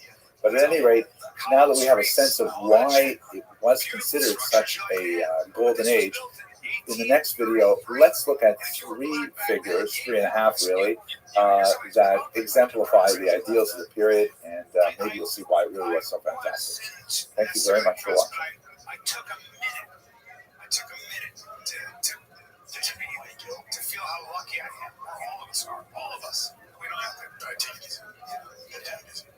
Yeah, anyway, nice playhouse. Did they have a merch store? They did not have a merch store. No, I did not see any merch. So no. It would be a ballsy move. In the previous video, we talked a little bit about the structural features that made the Golden Age so golden, and we talked about some of the questions about exactly how golden was it. In this video, let's look at actually 3.5, or if you want, 4 figures who exemplify the Golden Age and give us some sense of really what was so fantastic about it. Let's start first with Hasdai ibn Shaprut, whose years are approximately 910 to 970. He is really an example of the wise and loyal servant that we saw a little bit in the previous video. There's a fascinating story that actually you see in a couple of these figures where he is drawn to political authority because of his literary ability. He was, like many other Jewish figures of this period, a doctor. There is, of course, a long historical association of Jews with medicine. A lot of reasons for that. It is a field that demands literacy. It's a field that is it's a portable profession. You can be a doctor anywhere. It's not tied to land, which sometimes has the disadvantages of restrictions on land ownership in some places, and then the fear of expulsions that would lead to losing all this land, things like that. So Jews have been associated with medicine for many, many centuries, and the multilingual qualities of Jews in the Middle Ages, being conversant with Hebrew, frequently with Arabic, and with Latin, several other languages, means that they're able to access many different texts. And so being a doctor was something we see among many prominent Jews at this time. Although that's not where he was especially famous, it was one of the areas in which he excelled. He was even invited to treat the prince of a neighboring Christian country for weight loss. He apparently was quite overweight, and Hasdai ibn Shaprut was one of the earliest diet doctors who was able to shrink his waistline significantly, and that led to his increased fame. He was also known for having discovered the secret ingredient in a long-lost medical potion, a panacea really, that would cure all ills, called teriaca. And although it's been lost since then as well, there was this idea that if you could just make this one perfect medicine, it would cure everything, kind of like aspirin for everything. I always think it's kind of interesting that the term teriaca sounds a lot like teriyaki, and that connects us to Asian food, which, as you know, is something I think a lot about. At any rate, he's drawn to political centers primarily because of his literary qualities. The story goes, and again, there are a few different versions of this, and it applies to several figures, but a servant girl from a local government authority, of course, is illiterate. She goes to Chastai ibn Shabrut, who's running kind of an apothecary shop, and she asks him to write letters for her. She dictates to him the kind of ideas that she wants these letters to say, and he writes them in beautiful, poetic Arabic for her. Later, her boss finds out about these letters and says, wow, these are beautiful letters, such turn of phrase and such beautiful calligraphy. I want to meet this person. So he's brought in, and then he's promoted and promoted. And the end, what happens is he is essentially made the Minister of Trade, which makes him essentially the foreign minister of the southern chunk of the peninsula. And he ends up, for the purposes of international trade, communicating with kings far and wide. His multiple languages help him. His ability to compose a literate message helps him tremendously. And his authority just expands and expands in this context. He never loses sight, however, of his responsibilities to the Jewish people. And frequently, he uses his position specifically to defend embattled populations, writing strong letters to Constantinople, for example, writing, as we saw in a previous video, letters to inquire about the Jewish kingdom of Khazaria that he's quite interested in. So he's using his position and his skills really as a leader of world Jewry at the same time as he was representing Muslim leaders in southern Spain. Now, another thing that makes him especially well connected to the Golden Age is his establishment of a scholarly basis for the Spanish Jewish community. He redeems a shipwrecked rabbi named Moshe ben Chanoch, and when he finds out that Moshe ben Chanoch, I should say redeemed, because quite often you have this situation where Jews are taken captive, kidnapped, and of course if they're shipwrecked and they have no papers and things like that, they can be taken by slavers, and then they're sold in the slave market. There's a very large phenomenon of Jews pooling their money and redeeming co-religionists from slavery. So Rabbi Moshe ben Chanoch is redeemed by Chastai ibn Shabrut, and when he finds out that Moshe ben Chanoch is quite learned, he's an Italian rabbi, he says to him, you know what, why don't you stay here and establish a yeshiva here? This yeshiva was incredibly successful, and the establishment of this yeshiva set in motion a Spanish Jewish scholarly tradition that would eventually become the pinnacle of scholarship in Europe, particularly in areas of maintaining very fine texts, because Talmudic manuscripts, of course, they're being copied by hand, and quite often there are errors, and there are multiple versions circulating because of these errors that get repeated by scribe after scribe. But the Spaniards were especially dedicated to the concept of getting the text precisely correct. That required a lot more of their investment in Hebrew grammar and things like that.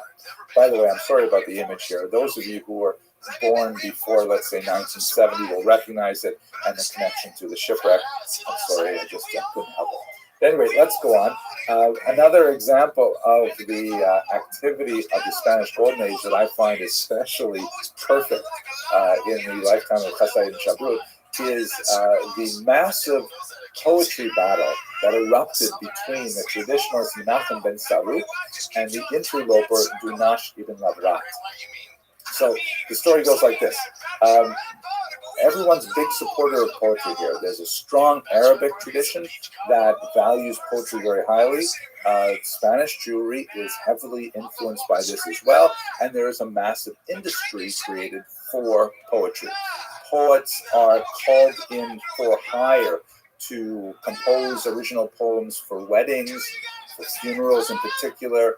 You have these gatherings, frequently of Muslims, Christians, and Jews, who will sit around a table together and drink wine and will, recite poetry that they have composed, sometimes on the spot, sometimes in terms of competitions, whose poems are the best, really saturated with poetry in their society. So Menachem ben Saruk would compose poetry in Hebrew based on biblical norms, and very beautiful, powerful Hebrew. We know from one of his letters to Chastai ibn Shabrut that he was engaged in this kind of poetry for hire for his entire life. However, this newcomer arrives, having been influenced in Baghdad by some of this newfangled Arabic poetry, and he says, you know what? If we just recalculate the metric value of Hebrew vowels, and this is a huge discussion about what's going on here on a grammatical level, but basically Hebrew is written without vowels traditionally. The vowels are added later, and in fact it's typically printed without any vowels whatsoever. You have to literally memorize which vowels go with each word. That's just to make Hebrew easier to learn. But there are certain vowels, like the shva, for example, that can be pronounced two different ways, and that alters the way in which a line of poetry could be read. So Dunash ibn Nabrat said, you know what, if we just apply some of the Arabic rules of grammar to Hebrew vowels, we can make the Hebrew language much more melodic and fit with poetry much better.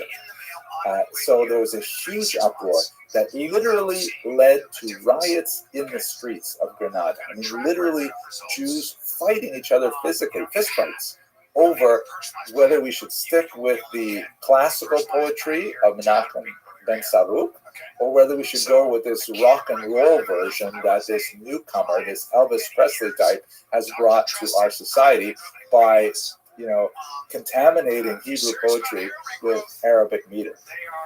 In the end, of course, Dunash ibn Labrat wins, hands down. He colors the next 1,000 years of Hebrew poetry. Most of the poetry that Jews love today, songs like Diror Yikra, which is recited at the table on Shabbat, and so on. These are, the Arabic inflected Dunash ibn Labrat versions that had such a huge impact. And even Chasta ibn Shaprut abandoned his support of Menachem ben Saruk in favor of this new poetry. But you get a sense here of how cultural this society was and how literature played such a huge role, and gives you also a sense of what we've lost in the last 1,000 years since then. Let us move on to another figure who will certainly share in the poetic legacy, but has a much more military trend. Shmuel HaNagid, whose years are 993 to 1055, so he just slightly overlaps with Chasta ibn Shaprut and moves on into the 11th century. His claim to fame is that he was a military genius, and get this is phenomenal. He served as a Jewish general leading a Muslim army for 16 years. Incredible. Where would you hear of such a thing, that you have Muslim soldiers following the orders of a Jewish general, and this was right to the end of his life. I mean, he died as a general. He was never forced out. He never retired. He was a phenomenal individual.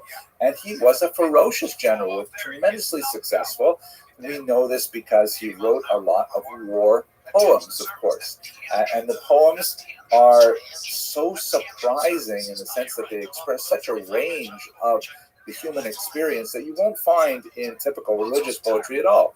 He has, poems that describe the heat of battle, that harken back in many ways to King David's poetry in the Bible. And in fact, he referred to himself, Shmuel HaNagid, referred to himself as the David of his age.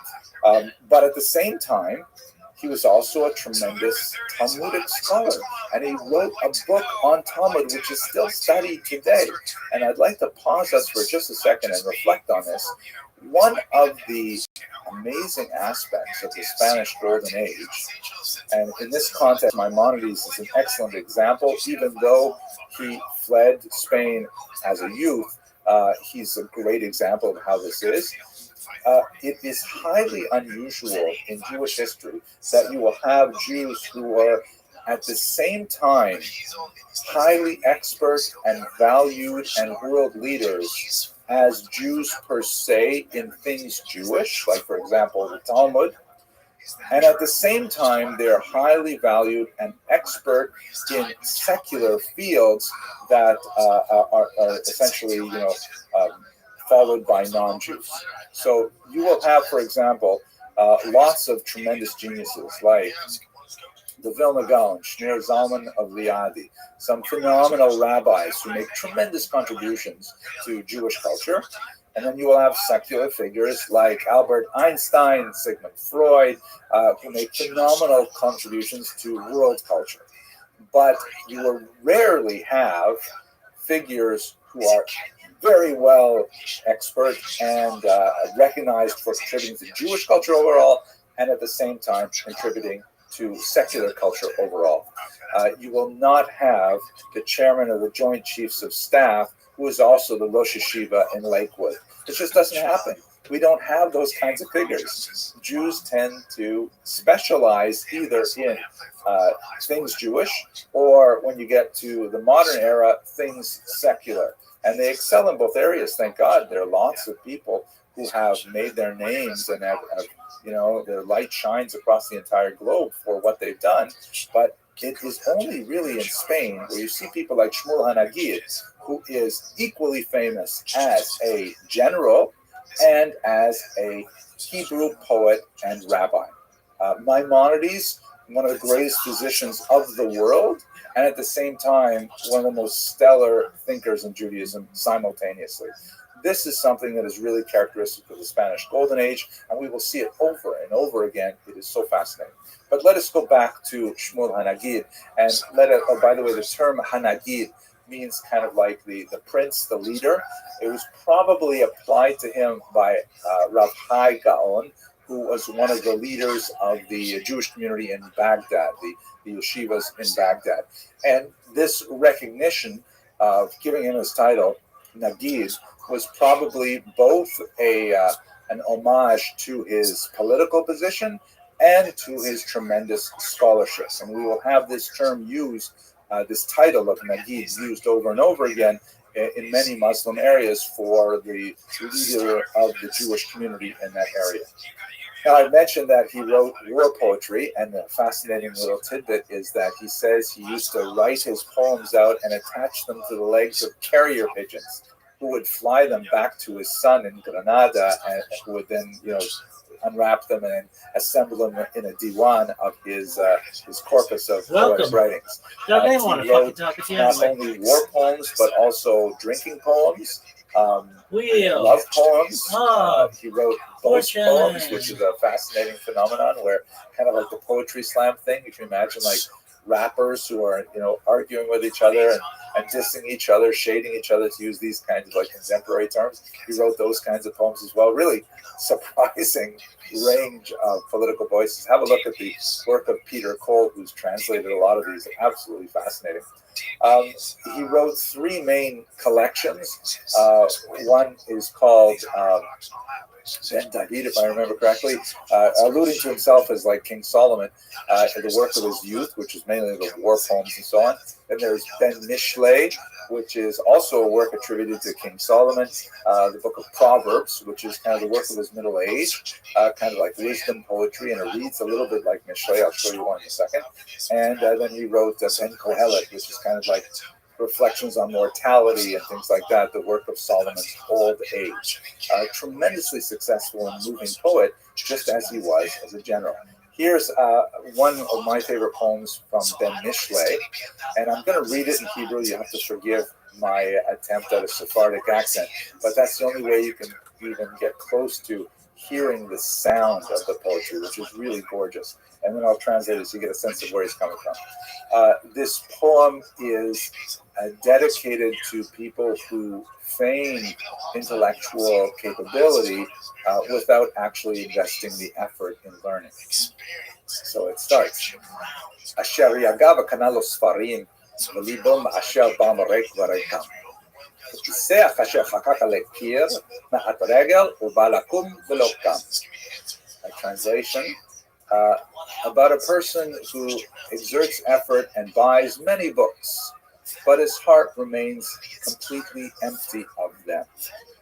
He's like a lame person who draws legs upon a wall, even 100 of them. When he tries to get up, he cannot. So and the idea is, you think you've got a reputation for being learned just by buying books and putting them on the wall. But all you get a reputation for is for buying books and putting them on the wall. You actually have to learn the books to be able to know what's going on. Listen to the last lines. You heard the phrase, "Reik v'reikam, lakum v'lokam." Very, very beautiful kind of sense of how language moves. And I really enjoy his poetry myself. I'm really sorry to torture you with that.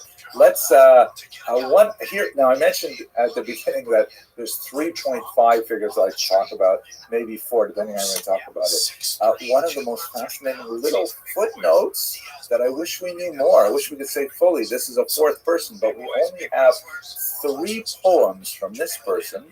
But she is quite unique because she is the only surviving female Jewish poet of the era, and one of the very, very few surviving female poets of any era in the medieval period. Her name is Kasmuna bint Ismail. Ismail was the Arabic name that Shmuel used to describe himself. So many have felt that this might be Shmuel HaNagid's own daughter. He does actually refer to loss of a daughter at one point in his life. Unfortunately, we can't connect these dots completely, but nevertheless, it is fascinating to think that she may have been Shmuel HaNagid's own daughter and not outside of the realm possibility at all. We have those 3 little poems preserved in Arabic in a 15th century collection, and let me show you a couple of them. First one here. Oh dear, you who graze constantly in the meadows, I resemble you in wildness and in blackness of the eye. Both of us are alone and without a friend, and we keep blame always on the decree of fate. Now, the powerful metaphor here of blackness of the eye is apparently a very common one you find in Arabic poetry, and it is a sign of beauty, meaning that she, like the deer, has dark, dark eyes, and this is considered a very attractive thing, but she is nevertheless, with a certain amount of tristesse, expressing her disappointment at the hand of fate that has left her alone. This is the theme that runs through much of her poetry. 3 poems is all we have, but here's another one. The introduction of that collection says that, by way of kind of like putting this in context, he says she, Kasmuna, looked in the mirror one day, seeing that she was beautiful and had reached the time of marriage, but that she was not getting married. She said, I see an orchard where time has come for harvesting, but I do not see a gardener reaching out a hand towards its fruits. Youth goes vanishing. I wait alone for somebody I do not wish to name. Beautiful expression of love lost or love unrequited. That's just an insight into what must have been happening with educated women at the same time as well. It is highly unfortunate that we don't have more examples of it, but nevertheless, thank God we have this. So, Hasdai ibn Shaprut, tremendous builder, active as a diplomat, as a foreign minister, and of course as a doctor. Shmuel HaNagid, this amazing general warrior poet, and his daughter possibly, Kasmuna. Last figure I'd like to speak about is Yehuda HaLevi, who is, we discussed before when we looked at the Khazarian Empire. He is, of course, famous for his really bold work, the Kuzari, which frames the 3 great monotheistic religions that are competing to some degree in the Iberian Peninsula as a 3-way debate. This is something you could not imagine being written in Christian Europe. It would have just been completely, beyond the realm of tolerance. Whereas in Muslim lands, in Spain in particular, as a result of La Convivencia, perhaps that's why he could get away with writing this. At any rate, he wrote it late in his life, and to be fair, he did leave Spain to make Aliyah to Israel. But at any rate, he did write this phenomenal work, which is indicative of the freedoms that Jews had at the time. Like Hasdai ibn Shaprut, he was also a medical doctor. It was something that he didn't really intend to do, but what he was not able to put together a living as a poet for hire, and so probably at the insistence of his mother, he became a doctor, and he earned his living primarily through that. And he had many tragedies in his personal life that, if you're curious, please have a look at the links in the information box. You'll see a longer video on his life and works. But I'd like to also close by just giving you a look at some of his amazing poetry as well. This is a eulogy that was likely recited at the grave of a young girl. We know that he lost a daughter, just like Shmuel HaNagid did, and it's written with such power that it's not hard to imagine that he wrote this for his own daughter. Unfortunately, the sources don't claim one way or the other, but let's have a look at the first stanza. The translation is from Hillel Halkin's remarkable work, phenomenal biography of Yehuda Halevi. Actually, this comes from an online version of just of some of his poems. Have a look on the web and you'll find these. These are great. So just the first stanza, listen to the sound, please. Ha biti, hashochat mishkanech, ki lishol nasu nosei aronech, ve'en chalki mimech rak zichronech, ve'achonenes atrot zionech, et asur lishol shlomech ve'enech, ki hamavet yafrid ve'enech ubenech. Let's read the English. My child, had you forgotten the way to your own home, that your pallbearers strayed to the underworld's gloom, leaving me with, since you are not here to ask how you are, a grave's clods to kiss, and your memory. Ah, death has come between you and me. This poem goes on. First it's speaking in the voice of the father, later it would speak in the voice of the mother, and finally it would speak in the voice of the dead child herself, describing how terrible she feels that she was not able to live her life through adulthood to marriage canopy and so on. Very powerful movement. In the sounds of it, you hear how the uniformity of that final syllable feels like it's like a brick wall. It's so solidly constructed and such a permanent barrier like death separating between you and me. Moving poetry, but he, like Shmuel HaNagid, wrote poetry right across the entire spectrum of human experience, love poems and very light-hearted poems as well, and truly one of the great poets of human civilization, not just the medieval Jewish civilization. Okay, I hope I conveyed at least some of my excitement about the period, and I encourage you to have a look at the longer videos if you want to see a little more. But for now, thank you very much for watching. That is just, that's a very tough. It's starting to look like, who's the professional wrestler? Filipino guy who was in Galaxy, Guardians of the Galaxy. Oh, Batista? Yeah. Jewish life in the Dark Ages. We have to understand, what do we mean by this term, the Dark Ages?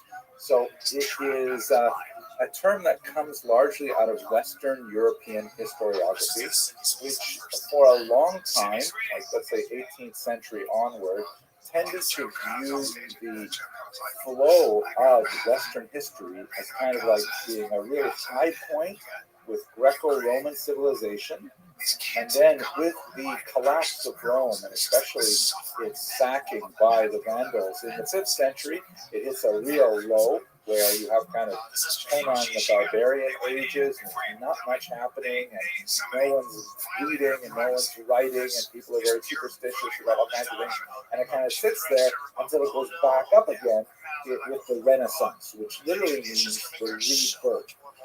There are definitely some kind of ladder-like steps up from the Dark Ages, the Gothic period, and so on. The High Middle Ages, which kind of goes from about 1000 to about the year 1300, and you start seeing the beginnings of the Renaissance and some really exciting things happening that leads ultimately to the early modern era, the modern era, and so on. But the key element of this is it's very Eurocentric. It's as if the most important thing that's going on in history is whatever's happening in Europe. But in reality, when we look at world history, most of the universe, most of the world was not dark at all. And I think you could say that about the Jews as well, who are at this point not especially wrapped up in most of Northwestern European history in particular. So let's look at what Jews were doing in the Dark Ages. We've seen this map before from the beautiful Barnavi historical atlas. And as you can see, there are two really big centers of Jewish activities during the Dark Ages. Again, we're going to kind of taking the traditional view of the Dark Ages, which goes from the fall of Rome, and like let's say 405, 476 are major dates, or 5th century dates, all the way up to about 950, 1000, about 500 years that are really dark for Northwestern Europe in particular, not much happening. And it was the collapse of Roman civilization that leads to that, although Roman civilization is largely taken over by Byzantine civilization, the same kind of Christian culture, although many very significant differences. Not Catholic, for example, would become later called Orthodox. The more formal split wouldn't happen until the 11th century, but definitely heading in a different direction. But it's kind of like the second Rome based in Constantinople, which you can see at the top of this map. But I got off on a little bit of a tangent there. What are Jews doing during the Dark Ages? So we've got two really huge areas of Jewish activity, which are quite intense during the Dark Ages. You have that large ground circle, which is the region around Israel, where you've got lots of activity. You've got lots of halakhic activity, intellectual activity, being in the Jerusalem Talmud, with the activity of the patriarchs. They're organizing themselves. They are, sort of negotiating a relationship with the Romans, which is not always so easy, and then later with the Byzantine overloads. But there's still quite a bit of historical data emerging from the Middle East during the Dark Ages.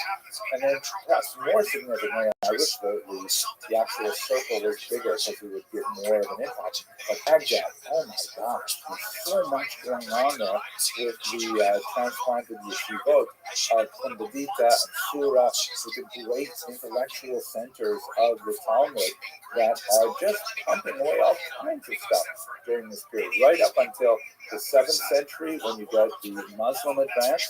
And when the Muslims take it over, then they have an even greater explosion under the Gaonim, which we spoke about a few lectures ago. In fact, that's where we use this map. And the Baghdadi culture, the Mesopotamian culture, kind of like radiates all the way out to the Mediterranean basin and has its impact felt all the way out to Cordoba in Spain, where you see there's major Jewish communities. And it is during this period that, it's true, we have a lot of the Visigoths and so on, but we also get into the beginnings of the Spanish Golden Age. They have their roots during the period known as the Dark Ages. So these two areas represent the light that was coming out of the Jewish community in particular, and really has a very different kind of picture than what you think of with Northern Europe during the same period of time.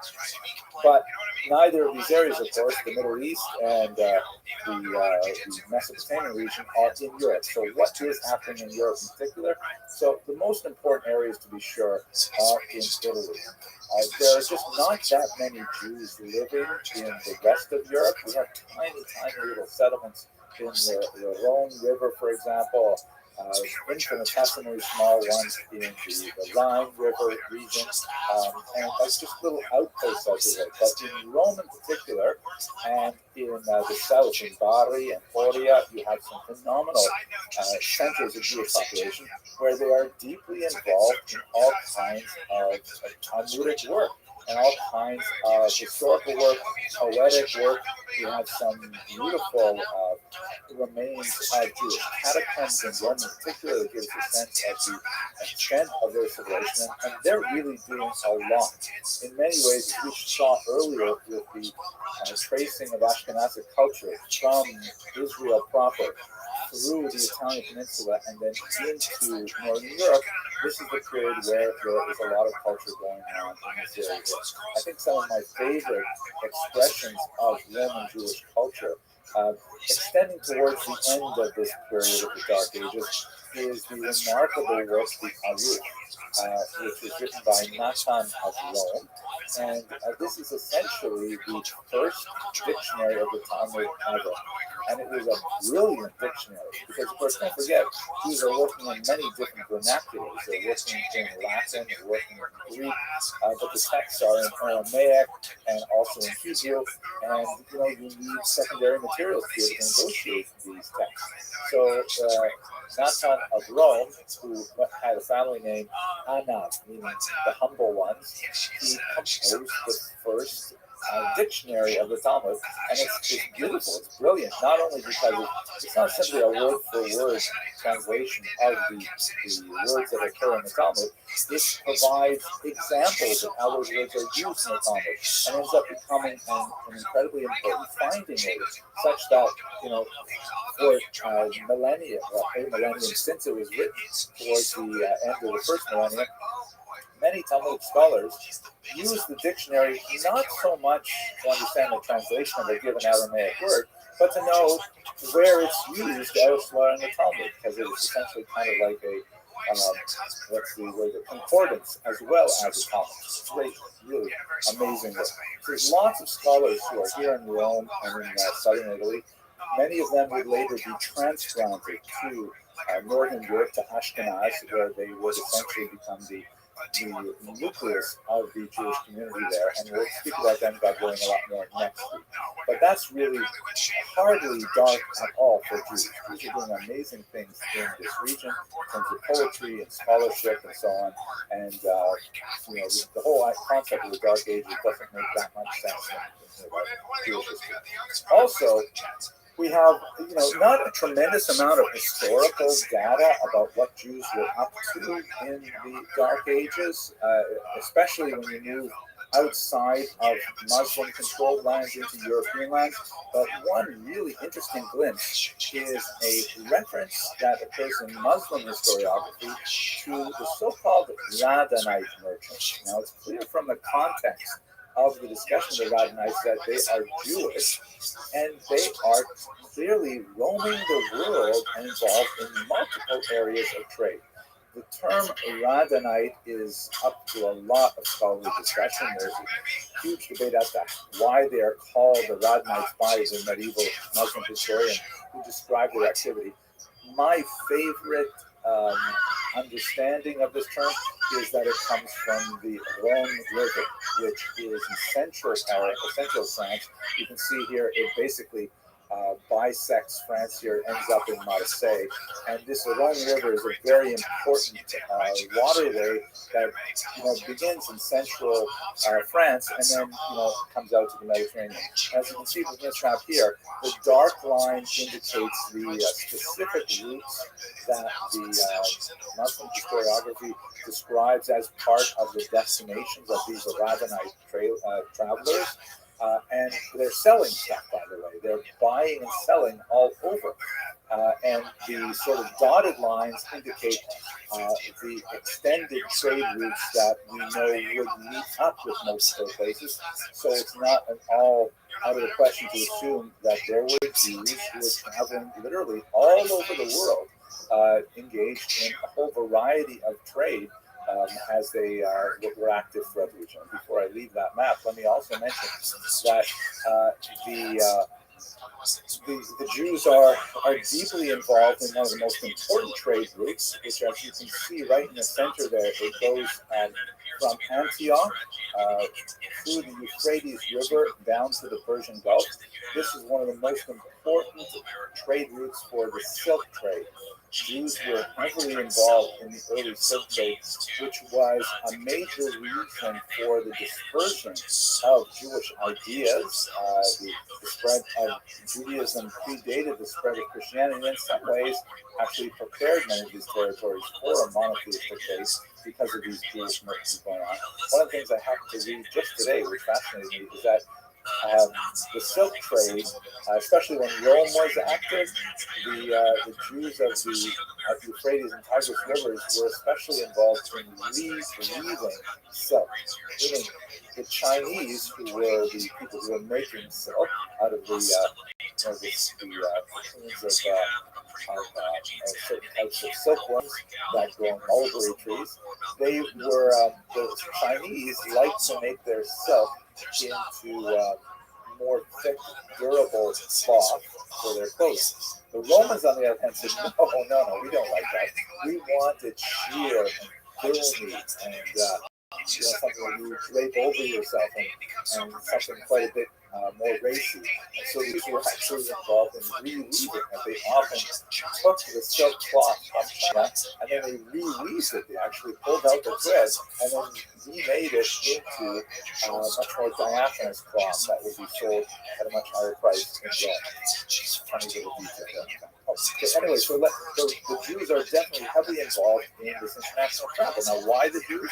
Well, it's kind of a self-fulfilling prophecy or a self-affirming cycle because these Jews do have a common language, Hebrew.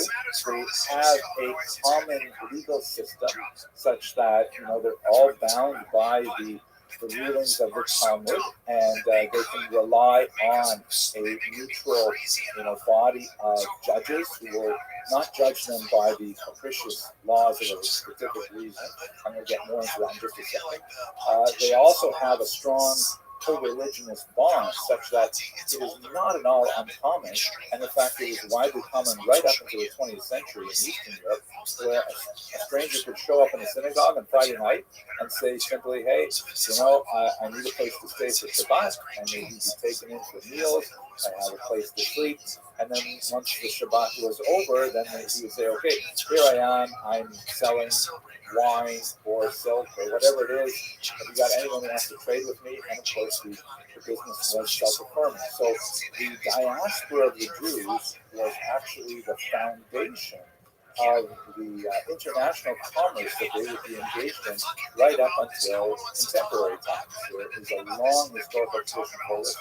We will explore the economic aspects of this, God willing, in a lecture later this summer, later this spring, I guess.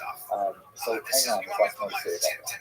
But let's go to the roots of Ashkenaz. So I referred to the Jewish legal tradition, which is extremely important when you consider the kind of situation that is going on in real dark ages Northern Europe. Now I'm talking about the region of what would be today France and Germany and so on. So we're talking a really weird, backward, pre-Christian kind of environment where they adjudicate trials, for example, by ordeals. Like this is a drawing of the so-called ordeal by water, in which you have a person suspected of some kind of criminal activity. And so the best way to see how well they did is if you tie them up and throw them in the lake. And if they don't drown, then they're innocent because the gods protected them. Or even as it slowly begins to morph into Christianity, God protected them.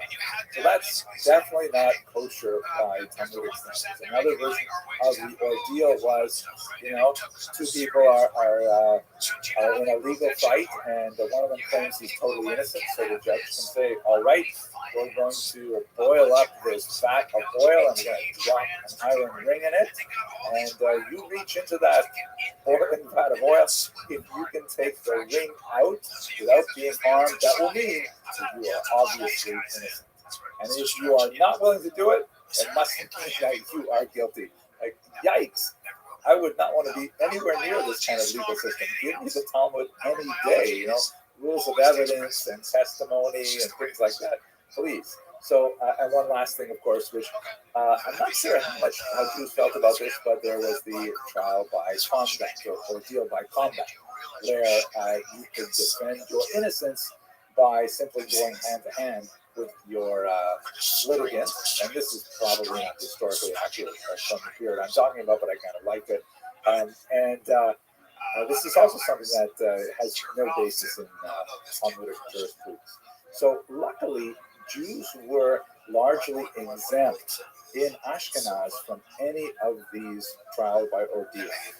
And they were able, even in these kind of really backward, Conan the Barbarian kind of environments, able to have their affairs judicated according to Talmudic law. This was an arrangement that benefited the Jews and also benefited the region because they were the traders. They were the people who brought goods in. And of course, they're in a tiny minority traveling up and down these riverways, with valuable goods.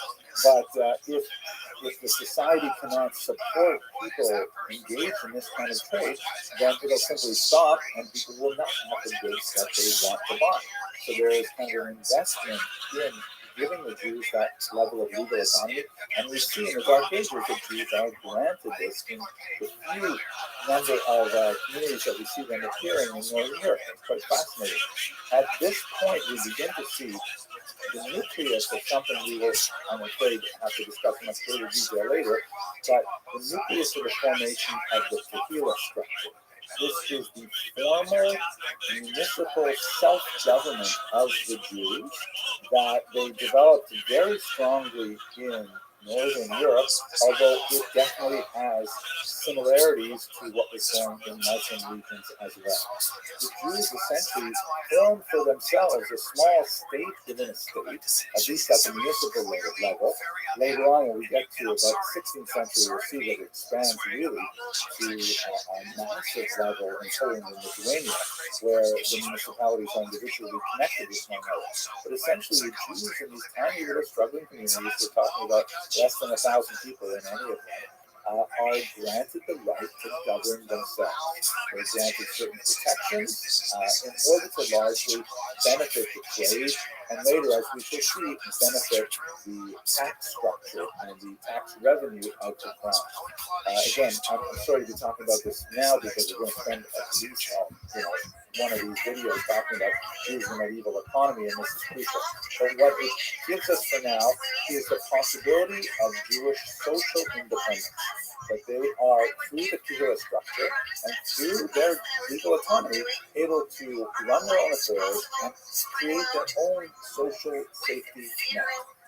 With education, with support for the elderly, support for orphans and widows, support for poor brides, all kinds of things to ensure that the Jews are self-sufficient as a community and contribute to their ongoing survival, despite the relative barbarity of these operations.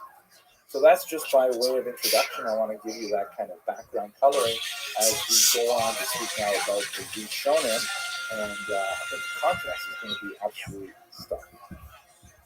Imagine post that video. You're like, all right. I'm not sure I buy it. Even her faces is a chick. Yeah, you know what I'm saying? Like, even her face has that. Yeah. You can think what else we missed. Okay. Let's take a In order to start talking about the Rishonim, we should talk about what that term really means. So Rishonim literally means the first ones. Rishonim are the first ones as well. So you have to go backwards a little bit and learn a little bit of Jewish theology here. There is this concept in Jewish theology that actually is quite important for understanding how Talmudic jurisprudence in general works, and it's called in Hebrew Yeridah HaDorot, or the decline of the generation. This concept essentially argues that earlier generations, from starting with Moses' generation, shown here, portrayed brilliantly by Charlton Heston, the generation called the Dor Dea, the generation of knowledge, that actually heard the first two of the commandments spoken by God, that was like a pinnacle of a kind of spiritual wisdom that would be fading generation after generation. Meaning, because they have all had, I'm not going to go into the whole religious material here, but it's important for us to understand the generation of the Exodus had achieved such a closeness to God from that moment at Sinai that every subsequent generation invariably represents a decline. And this decline is not necessarily intellectual in nature. So, for example, when Talmudists are trying to determine a specific law, the rule is not to go to the earlier authorities, but go to later authorities because they tend to have more facts at their disposal. Like, for example, if you wanted to know is a microwave kosher for cooking, you would not ask some rabbi who wrote about things in the 19th century because he wouldn't have those kinds of facts at his disposal. You would ask someone writing in the late 20th century to be able to discuss it. And there's a lot more reasons for this, but essentially the intellectual capability of later generations is not questioned. It is the spiritual capability, the sensitivity, the ability to penetrate to the core of an issue that is considered to decline from the moment of Sinai downward, through the prophets and through the sages and so on. So the major people, major groups that we're speaking about in the medieval period begin with the Tanaim, and these are literally the teachers. They are associated with the Mishnah, and their activity is more or less from the year 200 before the Common Era to 200 of the Common Era. The following generation are called the Amoraim. Amora means literally the sayer. And what this refers to, or the speaker, if you want, what this refers to is that this is already a term used in Babylonia in particular, where the vernacular was Aramaic and the texts of the Tanaim were in Hebrew. So you would have a teacher, a rabbi, who would give the lecture, and then a professional human microphone or loudspeaker would then repeat it in Aramaic translation so the population could understand it. And the sages of this generation, in humility, they refer to themselves simply as the repeaters, the speakers, the Amoraim. So these are the sages associated with the Talmud from about the year 200 of the Common Era to about the year 500 of the Common Era. An Amora may not override a Tana. An Amora does not have the same authority as a Tana because of the idea of the decline of the generation. However, if there are two Tanaim who disagree, and an Amora can bring support for his argument with another Amora by quoting one of those Tanaim, then the Amora has support for his argument. So they borrow from earlier times to prove later arguments. I know it's complicated, but we have to talk a lot more about Talmud next time. The next generation is some dispute over what exactly the Savarim were and when they were, but they blend into the period of the Geonim, which we did speak about a little while ago. And these are the post-Talmudic authorities primarily based in Mesopotamia up until about the year 1000. And now we get to our protagonists, the Rishonim. They are called now the first ones. They're clearly not first when you consider them within the scope of the prior authorities, but they represent a distinct chunk of intellectuals who are writing particular kinds of things roughly during the period 1000 to 1500. I've rounded these numbers up, obviously, but this is the era of the Rishonim. And what I'd like to do now is talk a little bit about what they did, why they deserve their own name, what makes them so special. And they are distinguished from the later authorities called the Acharonim, literally the after ones, or the later ones. The Acharonim definitely also have a very distinct style.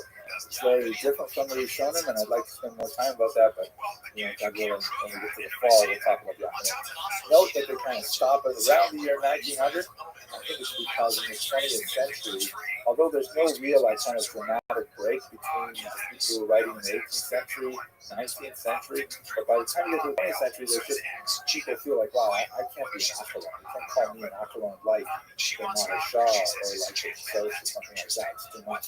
So we'll come back to that. But at any rate, these are the sort of terms used for these big intellectual chunks of time and the sort of things that are happening in there. So let's understand what were the Rishonim up to. So they were involved in three main activities. They were largely commentators, counters, and codifiers. These three groups and these three types of activities were especially important for the Rishonim, and we'll understand them in turn. So here's a beautiful picture, by the way. You're going to see it again in the next class, of an illuminated manuscript of the Guide to the Perplexed.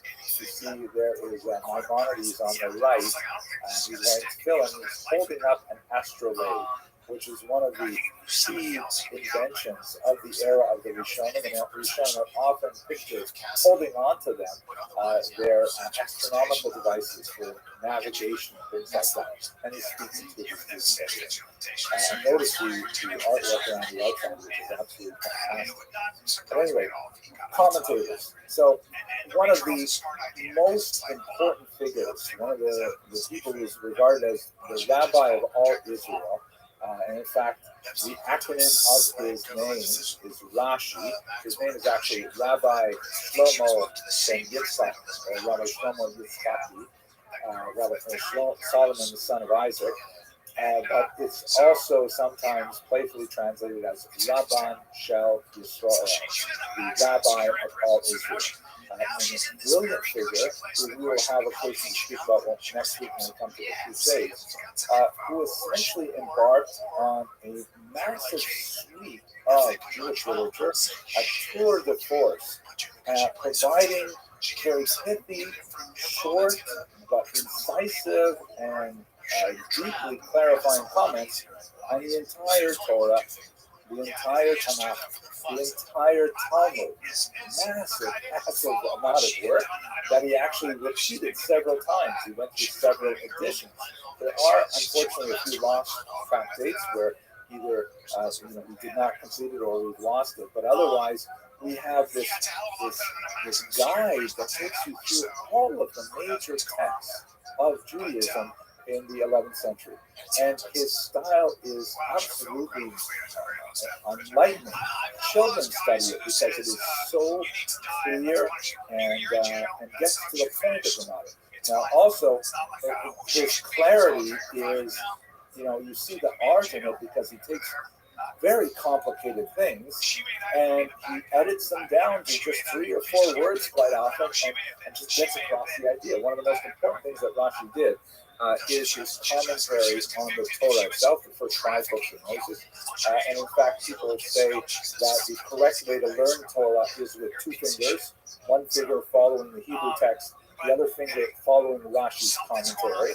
And in fact, in discussions with the Christian colleagues or Bible scholars, I realize how deeply ingrained it is in Jewish study of the text to always be following along with a commentator.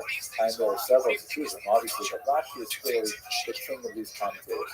One of the major elements of his intellectual art was his awareness that a major desideratum was to bring the oral Torah, that is the Midrash, the Mishnah, some of the esoterica of what would later be called the Kabbalah, and bring that into the text itself through the commentary. So when you're learning the text of the Torah with Rashi's commentary, you see sometimes, really strange, difficult passages. Rashi will say, don't worry, the oral Torah addresses the questions you would probably have it, and will bring in these brilliant insights from the oral Torah. And so it really makes the study of the Torah of Rashi a complete, comprehensive study of the Torah as a whole. One of the interesting engines of Rashi research today is the perennial question, what's bothering Rashi? Like, why did Rashi choose to tell us this? And you figure out the question that Rashi must have had that drove him to give us the answer. And it's tremendously satisfying. So Rashi is one of many. He is definitely the king of the era, but he is one of the most important commentators who provide insight into these ancient texts and make them accessible for his generation and for the following millennium. He is as fresh today as he was in the 11th century. The second major group, which are less significant today in terms of people following in their footsteps. There are many people who are like writing commentaries and commentaries. Of course, there are super commentaries on Rashi to this day, but are the counters. In Hebrew, they're called the Monei HaMitzvot, the counters of the commandments. So, based on a passage in the Talmud, a very well-known passage in which there is a description of 613 commandments in the Torah, the Rishonim began to say, okay, well, let's make a list. Let's go through the Torah and let us actually provide a list of all 613. Of course, what happens is when you get multiple rabbis working on one problem, frequently you get multiple solutions, right? Three opinions. And in fact, they all have to come up with another 613 because that's the number that the Talmud says is there. But then they disagree. I said, no, you're counting something that's not a mitzvah. I don't count that mitzvah at all. And the other one says, no, you're counting two things as two separate mitzvahs. They're really only one mitzvah. Or you forgot about these mitzvahs. What about these, right? So the counters essentially try to place some kind of systematic order on the commandments that appear in the Torah, and that it's hugely consequential because it will especially lead to the next category. But just to give you an example of one of the Rishonim that is my favorite counter for sure, this is an anonymous counter, often identified with one Aharon of Barcelona, Spain. Quite possible, although there's significant questions that perhaps it was something else altogether. So it's an anonymous book called the Book of Chinuch, or the Book of Education.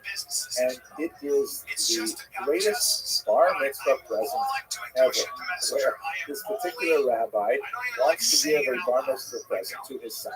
So he essentially says, here, I'm going to list out all 613 commandments. I'm going to list them in the sequence in which they appear in the Torah. So when you go to synagogue every week and hear the Torah read, you'll be able to review all of the mitzvot that occur in that week's parsha. And that's brilliant. That's great. Really helpful just in itself, isn't it? But what he does after that is so much more amazing.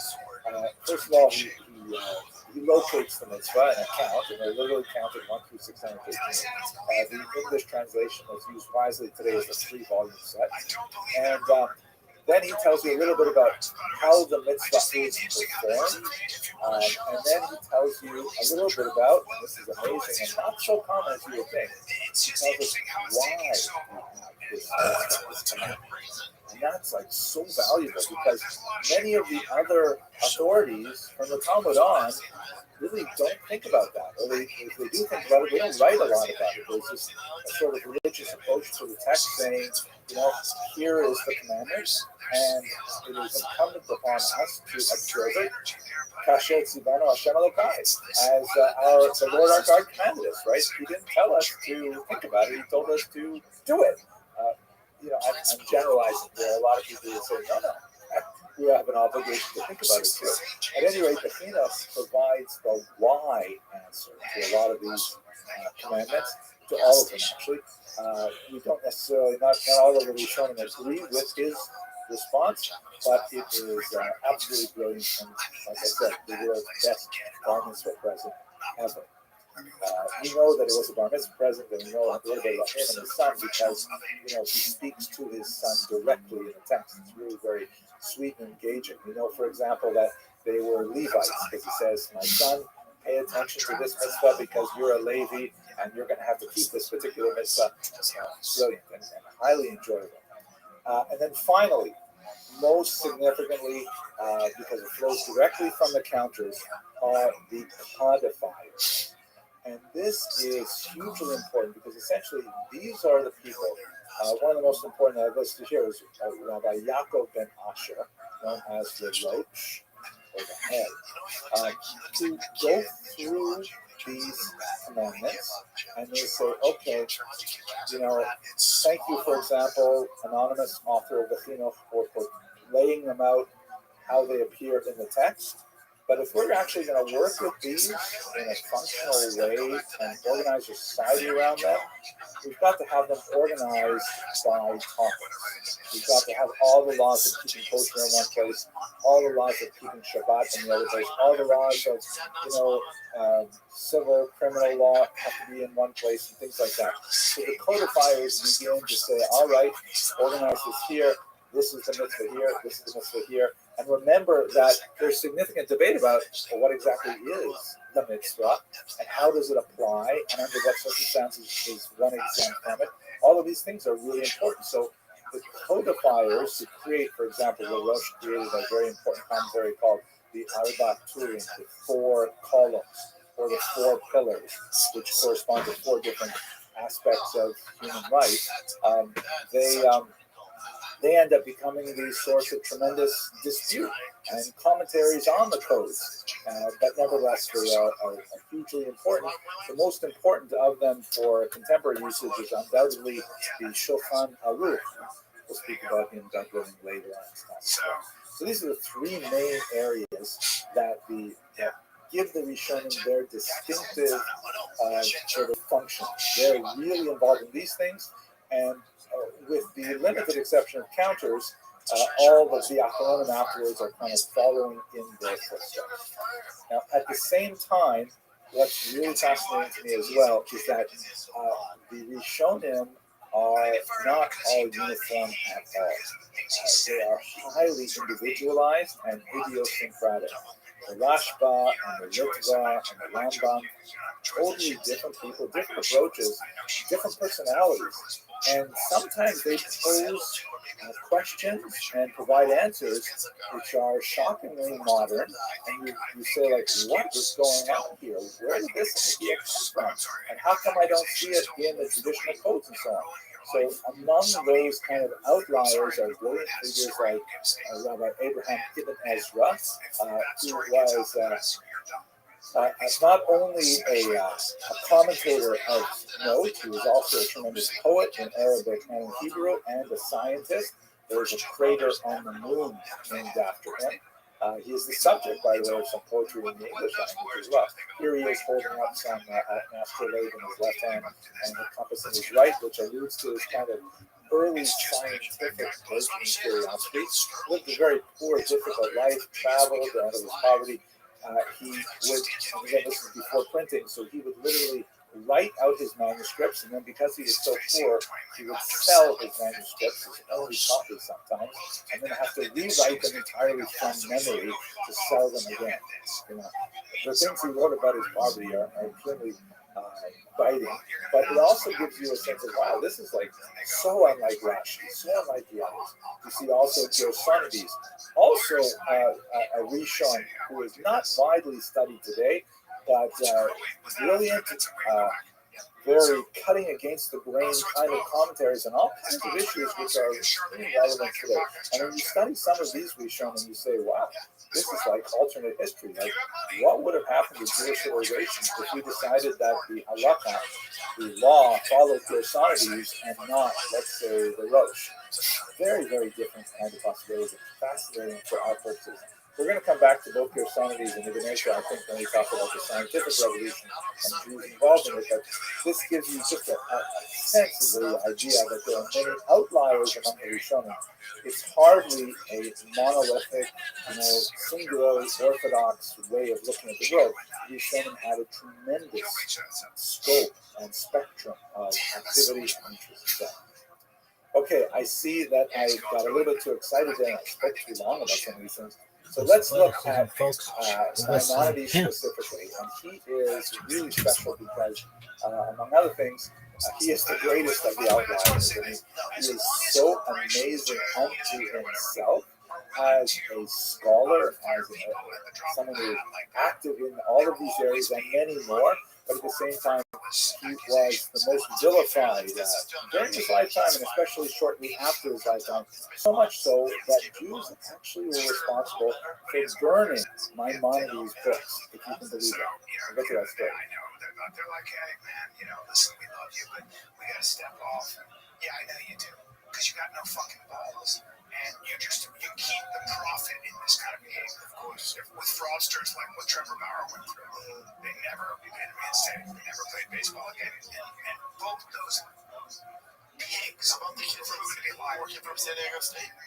Well, he finally ended up being, but still, San Diego State never issued a thing. We're so sorry what he went through. Here's a sort of a modernized, detailed version of the iconic image of Maimonides that we have today. We have no idea if he looked anything like this, but it's sort of like you see that picture there. That is his signature up on top, though, which was taken from the Geneva archive. His dates are 1138 to 1204. He was born in Cordoba, Spain. I spoke about it a little bit in the beginning of the Golden Age. But he had to flee Spain as a youth because of the persecution of the North African Muslim tribes that came into the Iberian Peninsula and started demanding a much greater adherence to Muslim orthodoxy and wanted to put a stop to the excessive fraternization that they felt was going on between Jews and Muslims and Christians. So his family, which had been in Spain for generations, in his biography, he lists, I think, 10 generations of Dayanim, of judges, of rabbis that preceded him. Very illustrious family. The family had to flee Spain. And over the course of his teenage years, they made their way across the coast of North Africa from one place to another. Along the way from Spain to Egypt, where he ultimately settled, he received a significant secular education. He was especially trained in Tunis, where he learned to be a doctor. As we mentioned before, this is kind of like the go-to profession of a Jewish intellectual of the medieval period. It's a portable trade, it's a respectable trade, it's a well-remunerated trade, so therefore, Jews often chose this as their profession. Although he dedicated himself during these years of his youth exclusively to studies. The mainstay of their family economically was his brother David, his older brother David, who was a merchant. Unfortunately, when he died in a shipwreck and lost all of their wealth as well, then Maimonides had to go to work, and so he turned to trade as a physician, and he had to abandon his full-time study of Torah in order to do so to support the rest of his family. He is, in many ways, paradigmatic and at the same time exceptional. Paradigmatic in the sense that, as we discussed in the Golden Age of Spain, he is one of these really unusual people who is world famous for his secular activities, specifically as a medical doctor, and at the same time, he exerts some phenomenal, light on all of Jewish intellectual history for the next 1,000 years. He is so incredibly powerful in both areas simultaneously. That's what makes him sort of like the ideal of the Spanish Golden Age, and that's why I think so many schools are named after him, because you want to tell your parent, it's your parent body that if you send your kid to our school, he's going to be like Maimonides, a great scholar of Torah and a great breadwinner in the secular field and so on. I think that's what kind of the image that they're trying to get across with that. But at the same time, he was exceptional because, as I mentioned when we talked about the Rishonim, his opinion in halacha is frequently ignored by later commentators. I shouldn't say ignored. I should say it is overruled.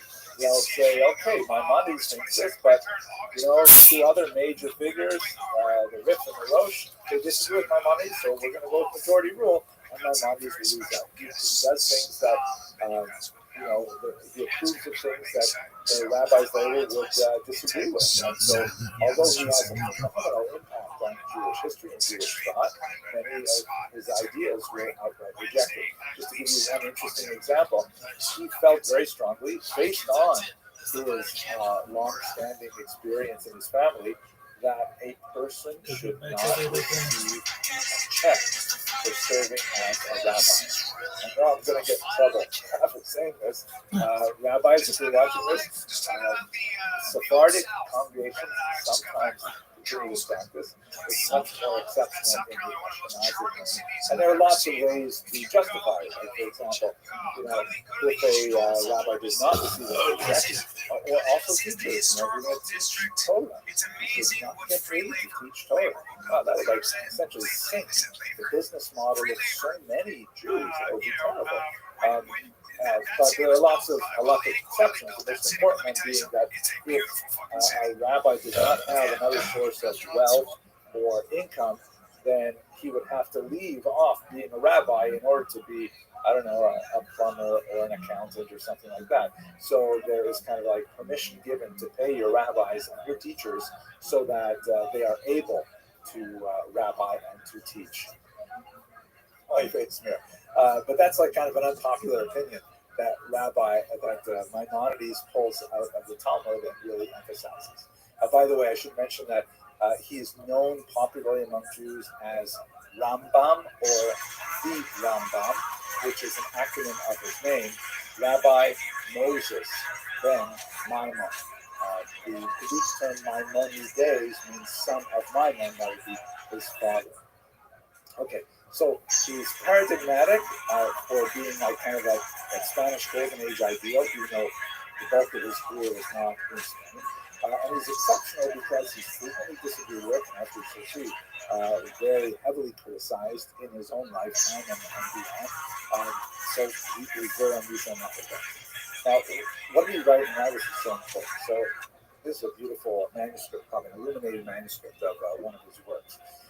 Let's break it down into several categories. First of all, in his youth, he composed a very important commentary on the Mishnah, which has a lot of the qualities that we see in Rashi's work. So made him really much appreciated by his audience, and it is standard printing.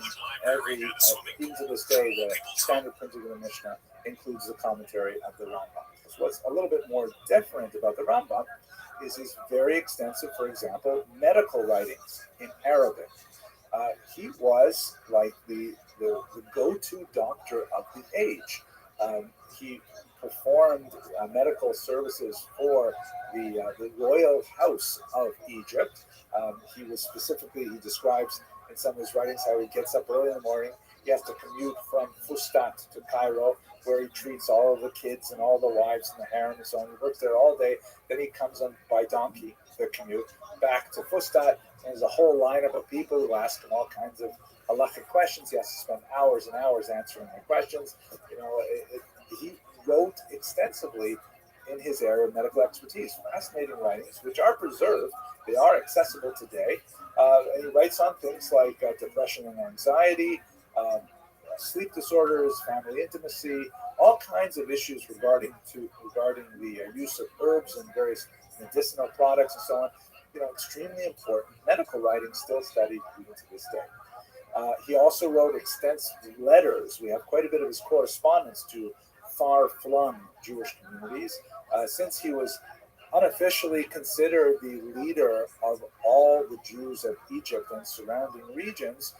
They would frequently write to him for guidance and support, and some of these letters, in which he's addressing a specific problem. Like I'm thinking in particular of one of the letters that he writes to a convert to Judaism who feels that he's being maltreated by the community in which he lives. And Maimonides writes such a passionate, strong defense of the convert's position that it shows his personality and shows how he stood up for the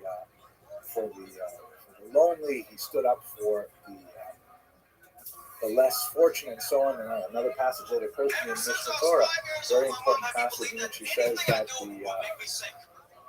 it's very important that before every holiday, a person expend sums in charitable fashion, because if you don't take care of the widows and the orphans in your society before you take care of your lavish meal for your family and friends, then you're not celebrating the holiday, you're celebrating your stomach. Really powerful, incisive kind of direction. So this could be a sense of his regional, maybe even you could say global leadership. But what got him into a lot of trouble was two other groups of writings, and these are the ones that are most widely studied today. The first are his philosophical writings, of which the most famous is undoubtedly the Moran of the Theme, translated as the Guide for the Perplexed.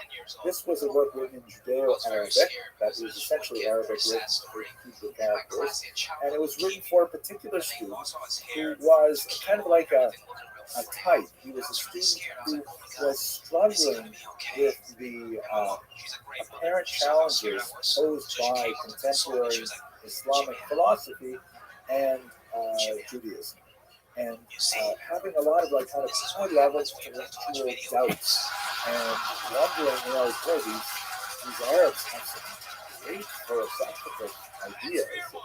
These are essentially the great Arabic tradition that flows from Aristotle, the Greeks, and he's wondering, they systematize so many things, they seem so logical, and does Judaism really make that much sense?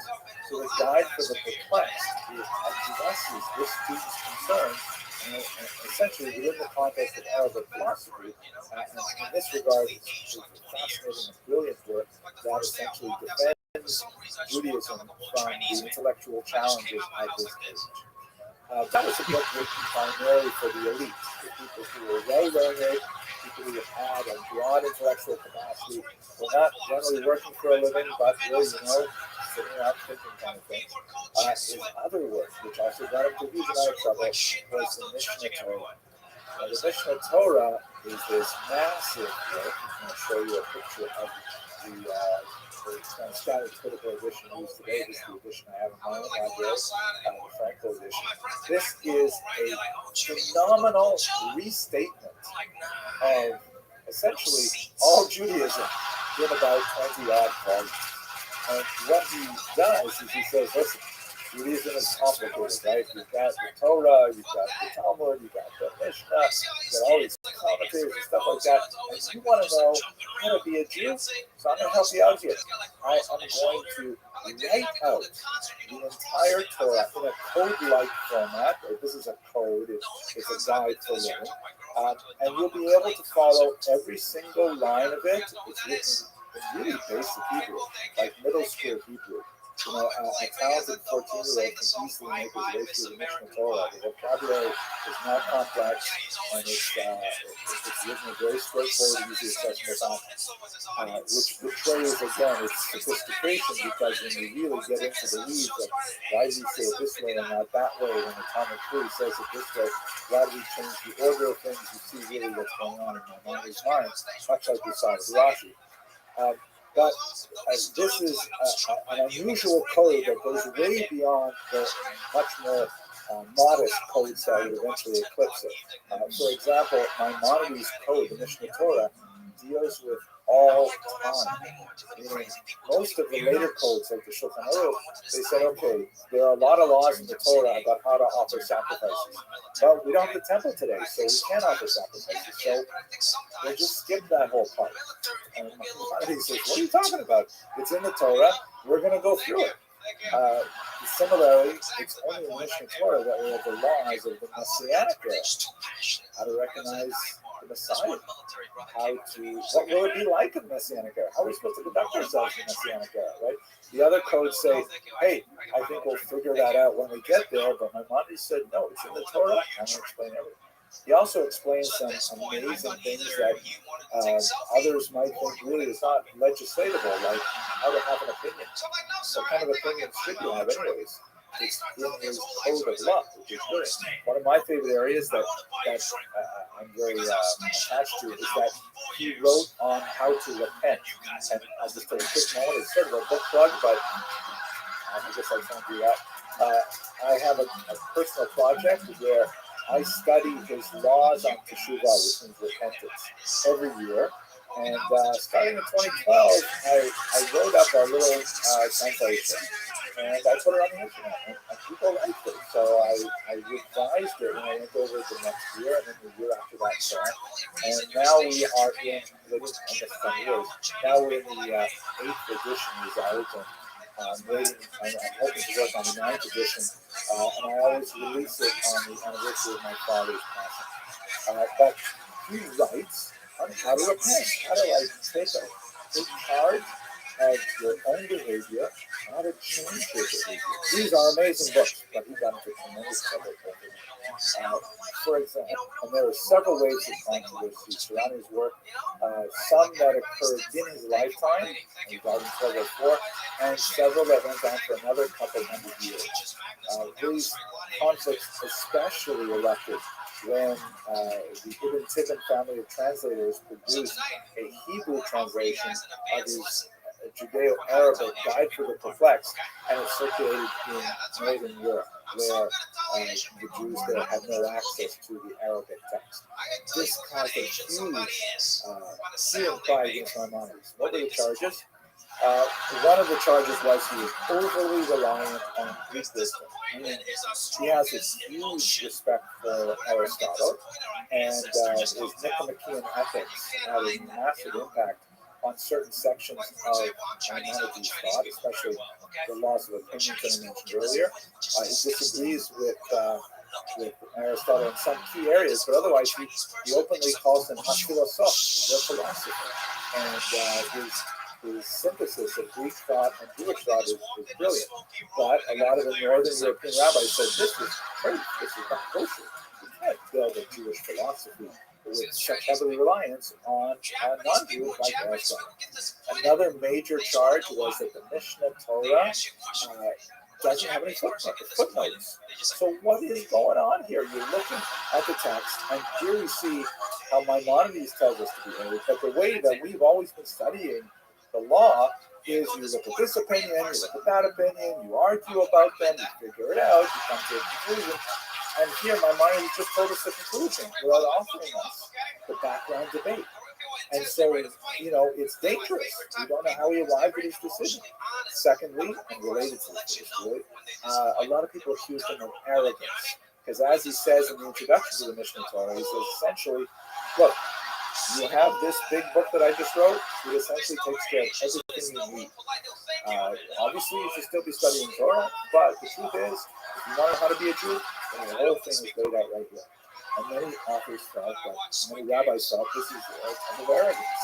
I've spoken in other lectures really good any other time, but there's also economic factors involved here because he essentially challenges the business model of rabbinic expertise in a very serious way. It turns out to not be that way because an even greater industry was created, a commentary on Maimonides. But sadly, Jews denounced the works of Maimonides to the Dominican friars, who gladly seized these books, which were charged with heresy, and burned them in Paris in 1232. So it was a huge tragedy that the Jews were, that some Jews in Northern Europe were so incensed with Maimonides that they preferred to see his books consigned to the flames than to have them studied. 10 years later, there would be another repetition of this when the Talmud itself would be in exactly the same spot. There are other ramifications. For example, the Spanish rabbis continued discussing this for quite some time, and the only way they sort of compromised about Maimonides was they agreed to a Europe-wide ban on the study of philosophy for anyone younger than 25 years old. And that was supposed to say essentially that Maimonides has a lot of useful things to say, but he is kind of dangerous, so we want students to achieve a certain level of maturity before they look at something like the Guide for the Perplexed. So that's basically how he remained controversial, but ultimately his overpowering legacy makes him one of the most towering figures of the Rishonim and of future generations to the present day. That's right. So one year after we lost, everybody left. I walked down the front row to say hi to some of my favorite actors, and I saw someone. I'm like, oh my God, that's Amelia Clark, that's Khaleesi, that's Jon Snow over there, And then there's Rachel Brosnahan. Do you guys know who she is? I love her. She plays the marvelous Miss Maisel. Great show, right? Awesome show. And I did a movie with her a few years ago, so I decided to say hi. Before we discuss the experience of Jews in Ashkenaz, I'd like to take a little bit of a broader approach for a moment to speak about the structure of the Jewish community. What I'm going to describe is something that pertains really to much of the 2,000 years of diaspora history that we've been looking at. There's certainly wide variation between the various communities that we'll be looking at, but by and large, the structure that I'm going to describe to you now helps form most of Jewish communities as far as we can tell, both Ashkenazic and Sephardic, really right from the beginnings of the diaspora, right up until the 18th century, as we'll discuss today. And so, while there are differences in terminology, to be sure, and sometimes differences in the relative level of authority invested in particular structures within the community, nevertheless, speaking in broad strokes, this is a major element of the survival of the Jewish people over the 2,000 years in diaspora. And it's rather remarkable that, in my humble opinion, they've managed to figure a way to survive after it was largely destroyed in the last couple of centuries. But let's try to understand it writ large and understand there will be specific differences when we go to particular towns and particular communities. The name for this community varies again from Sephardic and Ashkenazic lands, but one of the most common things is the word Kehillah, which means literally congregation, in the sense of to congregate. The Hebrew word kahal, which is also used sometimes to describe the Kehillah, is really a reference to the bringing together of people. And so this is one of the terms that was used, particularly in Ashkenazic lands, to describe the community. And I think at its foundation, one of the most important elements of the Kehillah is the fact that it is based on a system of taxation. That everything takes money to run, and the Kehillah developed early on a form of taxation of Jews living in a particular municipality, and then was able to generate those funds more or less efficiently into a rather remarkable self-government. We're going to be talking today primarily about what we would call, let's say, municipal self-government that would be located to a specific town, in some cases a village or a city even. When you get to the modern period, you begin to see cities supporting more than one Kehillah. The idea of separating a single Kehillah associated with a city into several Kehillahs was something that was fraught with controversy, and we'll speak about that when we get to the 19th century in particular. But right now, we're really speaking about how the Jews would organize themselves within a very small geographic area associated with one particular town. Okay, let's look at the board chart of the village. We should begin with the institution known as the Tuve Havir, which literally means the good people of the city. By good people, that basically means people who are wealthy. That's probably the most important criterion to be in this key group, which is essentially kind of like a board of directors of the organization, like the board of directors of the synagogue. And by the way, the contemporary structure of synagogues today is based very heavily on the design of the Kehillahs as well. So the Tuve Hayir were typically wealthy people, almost always universally male. They would tend to be property owners and so on. Occasionally there would be like a nomination of someone who was a well-known scholar, but that was clearly the exception to the rule. The Tuve Hayir had this unusual kind of responsibility of, on the one hand, they received the honor of being in this group and recognition for their leadership ethics and so on, but at the same time, they were also responsible for coming up with shortfalls if the taxation system did not generate enough funds from the impoverished people of the city. So it was a responsibility of leadership that good people took on in order to support the community, and the honor that was bestowed on them was really a recognition of the time, energy, and finances that they would also devote to the upkeep of the city. They would typically take from their group one member who would be the Parnas. And by the way, both of these institutions were democratically elected. The Tuve Hayir typically for a multi-year contract, which was not remunerated. This was an unpaid position, but there would be these regular elections, and not everyone could necessarily stand for election. But we're talking about small groups of people, right? When you get to the later period, when you might have several thousand people in a community, it's a little bit more complicated. But in small Kehillot, which were the bulk of the medieval period, we're talking about 500,000, 2,000 people at most. So it's not a huge organization. The Parnas, or literally the president, you can see there might be even a relationship between the Hebrew and the English word, was essentially the chief executive officer of the Kehillah. Nominated from the Tuvei Ha'ir, the Parnas, typically male, would be given the responsibility of exercising oversight of the functioning of the entire Kehillah. The Tuvei would also be responsible for the appointment of the rabbi, and the rabbi would assemble the faith group. Now, this is a really significant point. Although there were times when the Tuvei had very little say in who appointed the rabbi. For example, we see this when we get to the 18th century in Poland in particular. But generally speaking, the community would be responsible to appoint a rabbi and to pay a salary. This meant that there was kind of an unusual relationship where the rabbi is technically the leader of the community on at least a theological level, because the rabbi, who is always a he, of course, had a sense of the nature of Jewish law and how the community should be directed according to it. But in reality, he was supported by the Tuvei Ha'ir, and he had a role. He had a responsibility to adhere to their wishes as well. There were times when the Tuvei Ha'ir or the Parnas came into conflict with the rabbi, and this is like in contemporary synagogues when the president of the synagogue wants one thing and the rabbi wants another thing. It can be a real showdown, but nevertheless, the rabbi had tremendous symbolic and often real authority based in the dictates of the Talmud. The rabbi would, of course, be responsible for adjudicating disputes, which would involve the assembling of a Beit Din, a court, of typically 3 rabbis who would be involved in discussion. We should realize that the title rabbi does not necessarily mean that person has control of the entire community.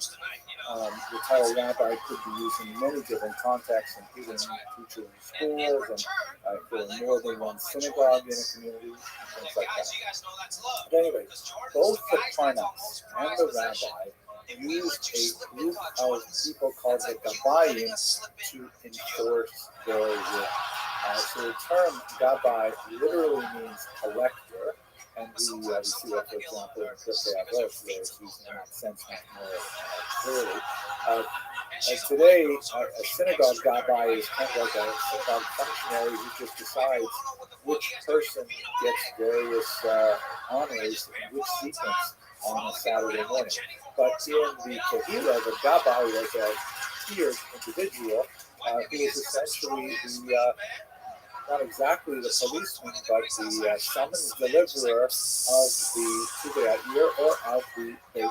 If you had most commonly an individual who refused to pay the assessed taxes, and this was based essentially on the decision of the Tuvei Ha'ir or of the Parnas exclusively, then the Gabayim would be there to make sure that they collected, the cow or the coins or whatever they collected.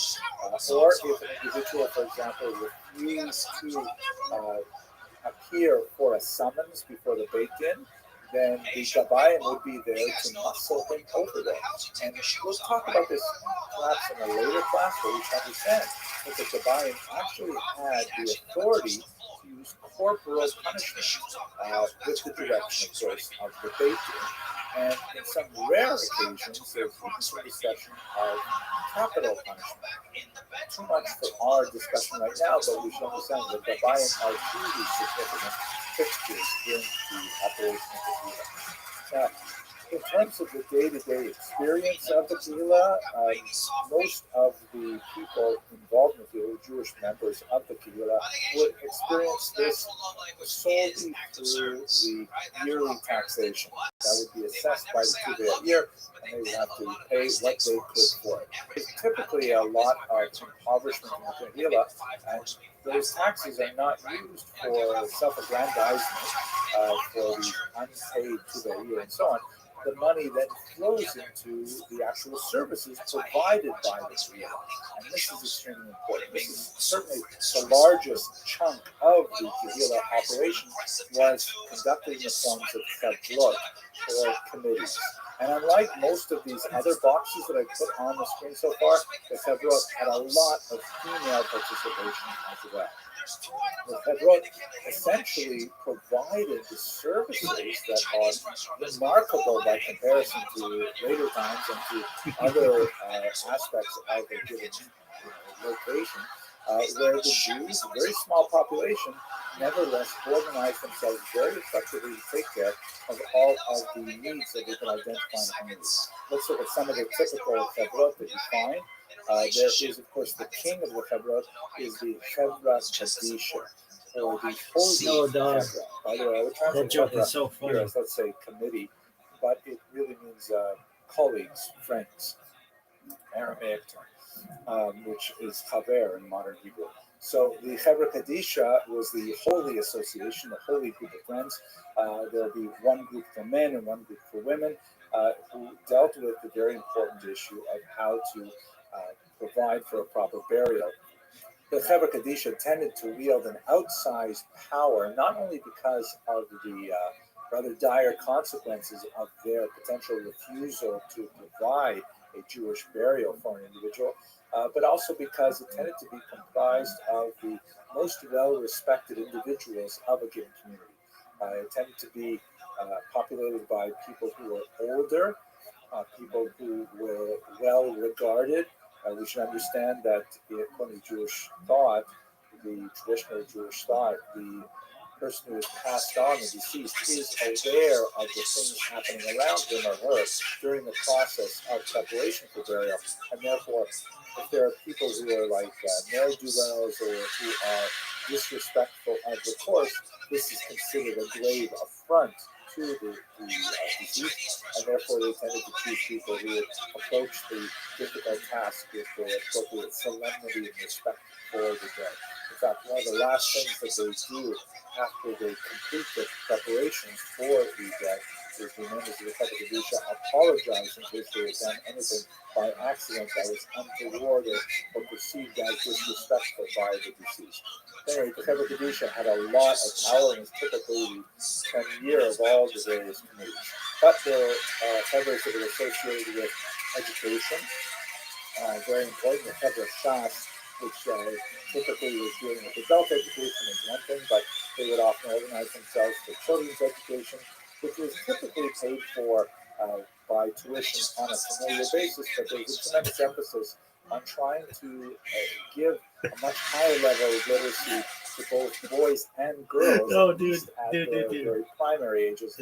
We'll speak about this in more specific detail a little bit later on. Also, Bikur Cholim, which means literally visiting or examining the those who are ill, and this was associated with providing for health care.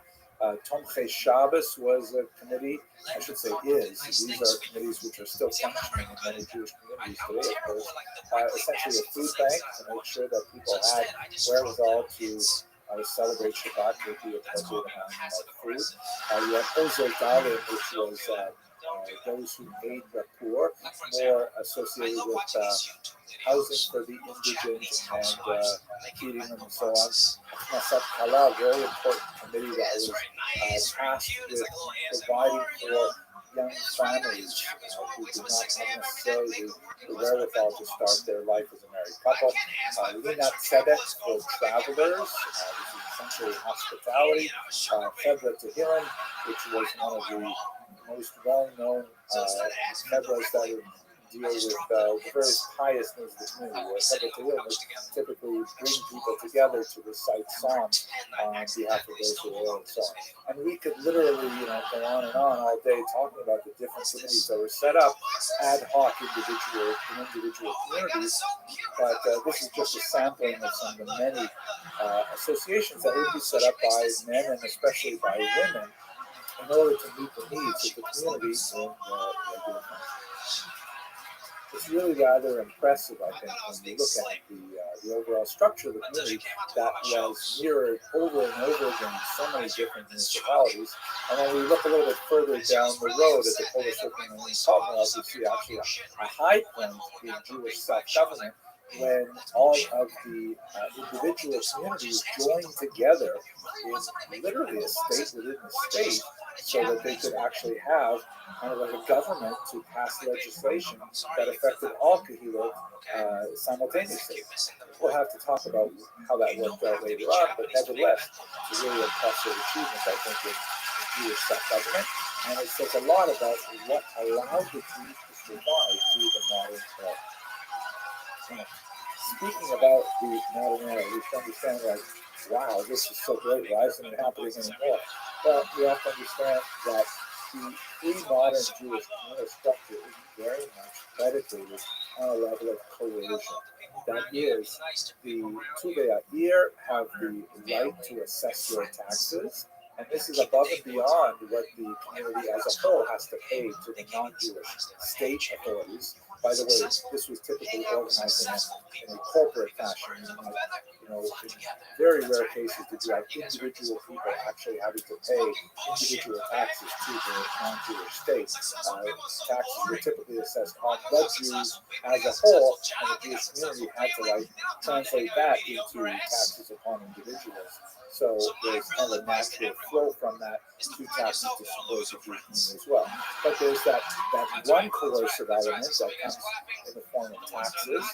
And the other major coercive element is that what we might call religious or non-religious freedom.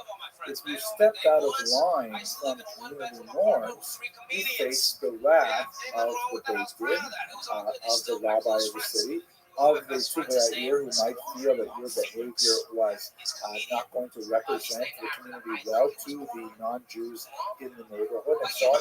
These are really important things that help corral Jews within kind of like a set of boundaries for behavior. These would be challenged throughout the entire period that we're looking at, but most especially when we get to the modern era. And in this regard, the attacks on the Jewish communal structure are one of the most important elements of what makes modernity for Jews. We're not there yet in terms of our Jewish History Lab series. It's going to be a few months till we really talk about it.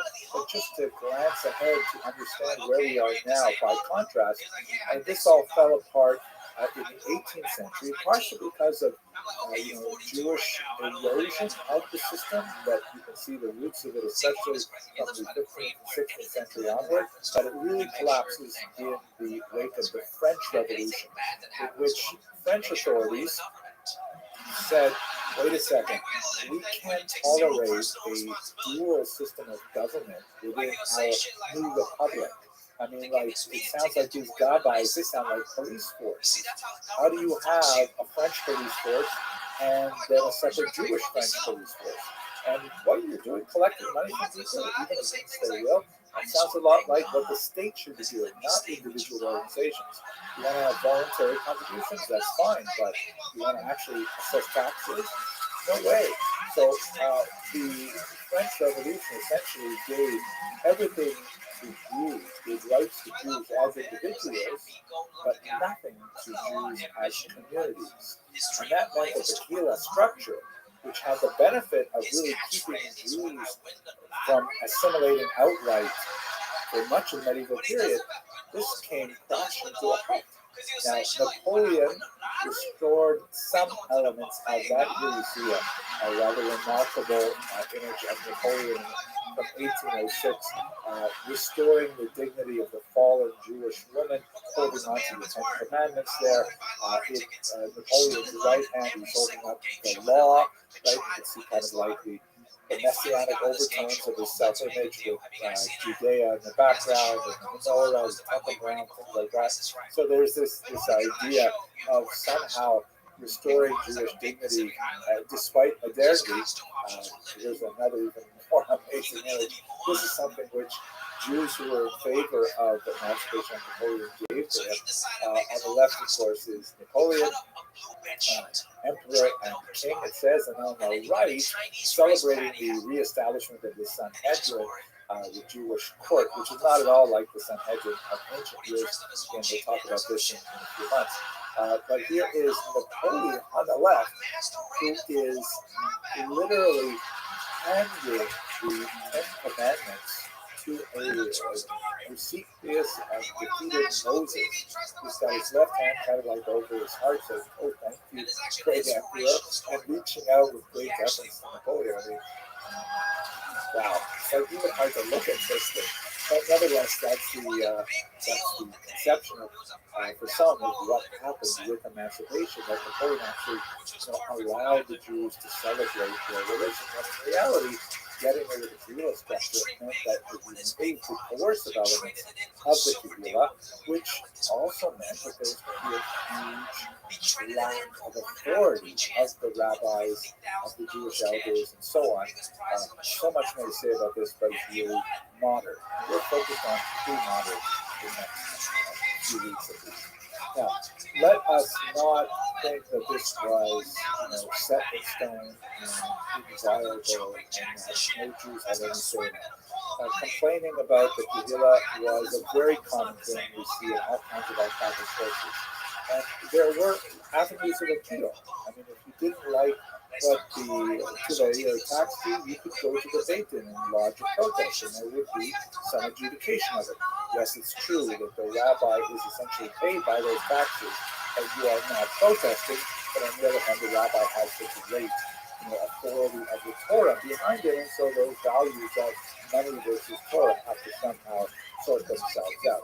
And there were also ways in which even people who did not have the wherewithal to easily initiate these kinds of legal challenges could nevertheless make their voices heard, especially women.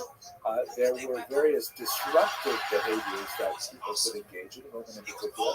One of my favorites is disrupting the Sabbath services, where if a woman felt that she was maltreated by the system, she could, it was definitely highly discouraged, but she could simply walk into the men's section on a Saturday morning and stand right there in front of the Aron, in front of the Holy Ark, and refuse to allow the Torah to be read until her case was heard, or until at least a promise was made that her case would be heard. This was like, not unheard of, but definitely a very radical way to challenge the system. The voices of women could be heard, albeit extremist, but nevertheless you do have examples of this disruptive behavior that allow the voices of less powerful people to be heard, even despite the very strong authority of the Tudor and the Patriot. Okay, that's it for a very quick look at the structure of the Jewish community before the modern era and some sense of its power base. Let's go on now to talk about the First Crusade and its impact on the Jewish communities. Thank you very much for that. Children can be horrible. Okay, fine. Well, I'm going to donate to help the hospitals, like feedhospital.com, to help all the nurses and doctors. And she's like, okay, the doctors make more money than you. They should donate to you, okay? I make a website at feedacomedian.com right now. What were the Crusades? We have to understand the idea of the Crusade, which is, of course, in today's parlance, we use the word crusade like some kind of grand venture to improve something. Like you can have a crusade for the environment, or you can have a crusade for, literacy or something like that. The term, of course, comes from the word cross, it's the word crux, and because the Crusaders themselves were traveling under the sign of the cross on their way to Jerusalem. The history is basically like this. In the year 1095, Israel was under the control of the Muslims, and there was a significant conflict between the Muslim Empire and the Byzantine Empire in Constantinople. And the Byzantine Empire, of course, was Christian. And between the Westerns, who became Roman Catholics, and the Byzantine Christians, the leader of the Byzantine Christians in Constantinople, now called Istanbul, reached out to the Pope in Rome, shown here Urban II, and said, can you help us out? We are finding that we cannot make our way to the holy sites in Jerusalem on our pilgrimages. And so Urban II, when he was in France, he called together a council, and in 1095 he proclaimed a grand Europe-wide crusade, a gathering of military forces to march all the way to Jerusalem and to take it from the infidel, the non-believer, meaning in Muslim in this case. It was an audacious goal. We're talking about highly fractionated communities, Christians who were already arguing with each other. There was a grand ecumenical motive behind it, because here were the Orthodox Christians calling out to the Catholic Christians. They were going to cooperate in this grand adventure. There are also lots of economic and political advantages to doing this. They actually had at the time a glut of young knights at a particular rung in the feudal ladder that needed to have some kind of activity to occupy them. I'm not kidding you, there's a lot of this going on.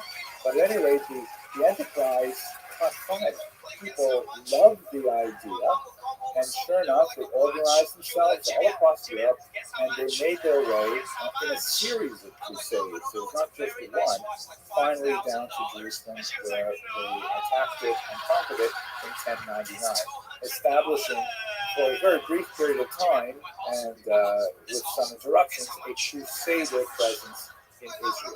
As you can see from this map here, not all of the crusades succeeded, and in fact, much of the first crusade, which is especially important for us, was actually brought to its knees not by Muslim defenders, but by Christians who refused to allow the Crusaders to pass through their territory.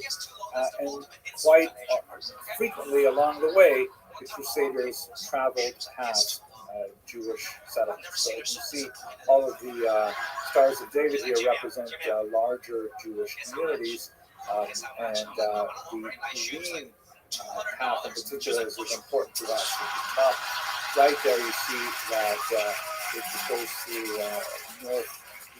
northwestern Europe, which is where much of the story in this chapter today happened. So that's the idea of the Crusades. They finally get moving during early 1096, and by 1099 they conquer and take over Jerusalem. What this means for the Jews is that there were a huge number of massacres, particularly in the Rhineland. And scholars of the Crusades often overlook this because they tend to think of the Crusaders in terms of the high-level, well-outfitted professional soldiers from the soldiering class who undertook this massive journey with the Lionheart type people.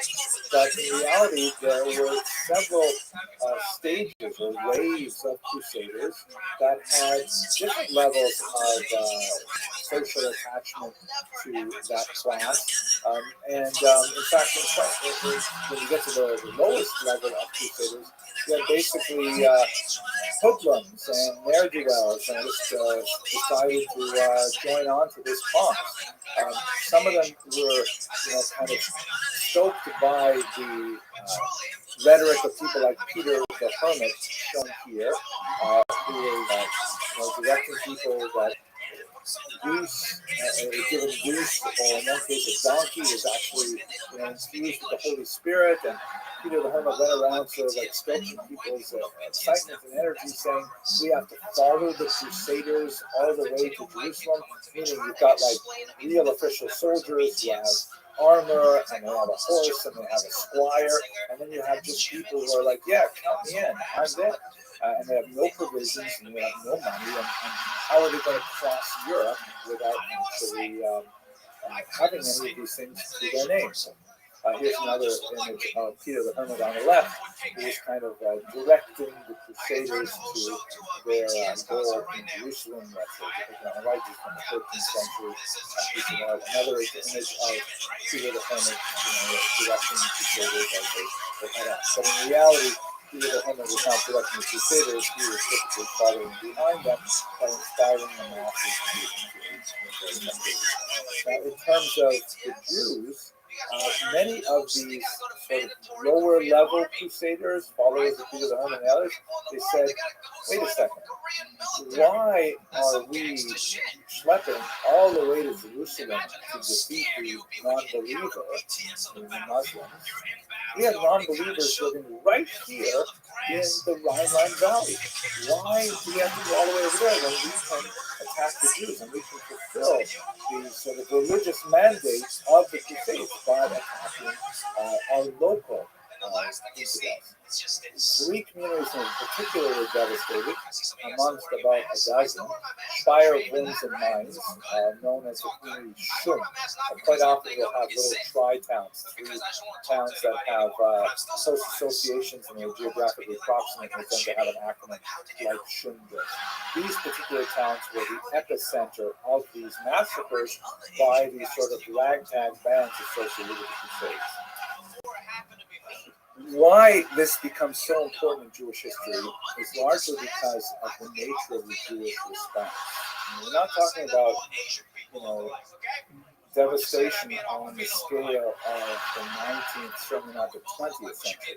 We're speaking about somewhere in the neighborhood of 5,000 to 8,000 people killed, which is a terrible tragedy, no question, but it's a relatively small number when you think about, 50,000 in the 17th century, 6 million just in the middle of the 20th century.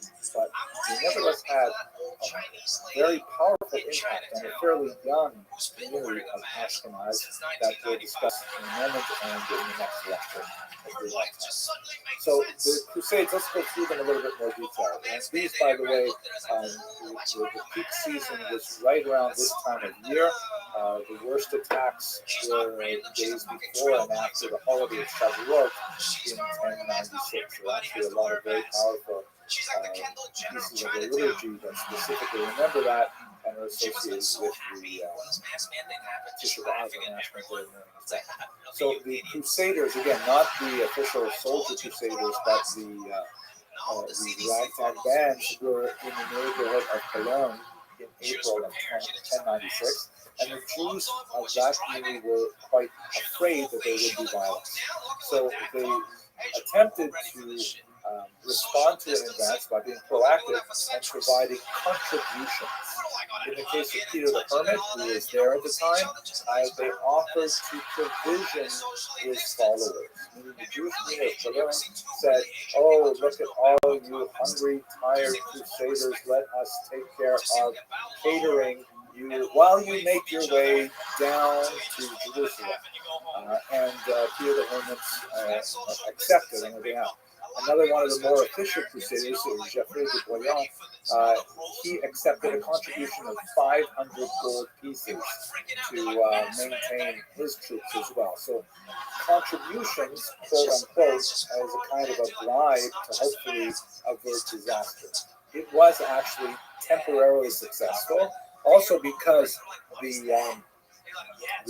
Jewish community of Cologne also appealed to the emperor, who clearly gave instructions to local officials that there was to be no violence directed against the Jews in that time. As we shall see, the emperor, who was positively disposed towards the Jewish community, was not able to control the violence, gives you a sense of the nature of medieval society as a whole. So that's what happened essentially in Spain. But neighboring Jewish communities were worried because these crusaders are making their way along to their communities. And they're worried about the little, isolated acts of violence that they associate with this mob. In the next town, in Speyer, the Jews were much more worried because by the time the Crusaders got there, they were. And by the way, let me reiterate that official historians of the Crusades tend not to regard the followers who also crusaded mobs as crusaders themselves, and indeed they're quite distinct. This is like mob violence that's following the larger zeitgeist and the larger movement in society at the time. But in Speyer, the Jews attempted to barricade themselves in the synagogue, hoping that they could, just simply ride out the violence. The mob actually went into Speyer They found 11 Jews who were not able to make it into the synagogue, and they were killed. And it was at this point that we have something that is especially unique about the Crusades that has, I think, profound impact for the rest of Ashkenazi history. The Crusaders, even this mob, had kind of like a filmy covering of religious justification for their behavior, saying that the Jews were liable to be attacked because they were fundamentally unbelievers. If, however, they were to convert and accept baptism, that would make them believers, and then they would save themselves. And so the Crusaders frequently offered the Jews the choice of baptism or death. We talked a little bit about the difficulties in Christian theology, especially medieval Catholic theology, about forced baptism. In general, the church frowned on forced baptism because, after all, it's supposed to be something that is done with intent. And if you're fearful for your life, it's hard to say that you have correct intent. But once baptism was performed, the church was also loath to declare it null and void. We also spoke a few weeks ago about the whole of the Garden of Tara case, where even as late as 1858, we still have this kind of horrible situation. At any rate, in Speyer, you have the first example, and by the way, we have a number of very solid first-hand accounts that survived the Crusades. There's about half a dozen significant narratives from both the Jewish and the non-Jewish perspective on how these events unfolded. So we actually have a lot of good material to base this history on. I refer you to the works of Robert Chase, and he's written extensively on the Crusades. It was inspired the first known case of a woman given the choice of baptism or death, decided to choose death, martyrdom, or as it's called in Hebrew, Kiddush Hashem, the sanctification of the name.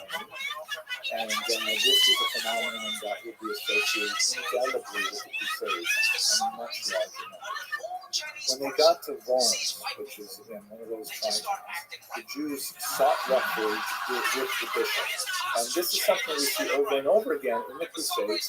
The church was not the enemy at all here. The church was, in fact, against the violence, and although they definitely approved of the larger goal of the Crusades, attacking the local Jews was not something that the church officially sanctioned at all. It was more of a mass movement that came from strange characters like Peter the Great. So the Jews sought refuge in the bishop's compound, and in fact, the Crusaders broke into the bishop's palace themselves and massacred the Jews in his home. Quite a large number, about 800 Jews died this way. And Worms had a terrible, terrible situation where the Jews over and over again, many of them, you do have numbers of Jews who chose baptism, we'll turn to them in a second, but you have this terrible, awful incident of Jews trapped in a room and fearful of having the synagogue set alight and dying in the flames, or fearful of having them break in and the Jews not being able to withstand the temptation and deciding to convert to a death, where many of these Jewish families and communities simply decided to kill each other in acts of mass suicide. Very powerful, poignant descriptions of mothers killing their own children and fathers killing their daughters-in-law, and just horrible, horrible things to read that literally formed part of the liturgy for Jews for centuries afterwards in memory of this event, which was called, incidentally, Zerat Tatnu, the decree of 1096.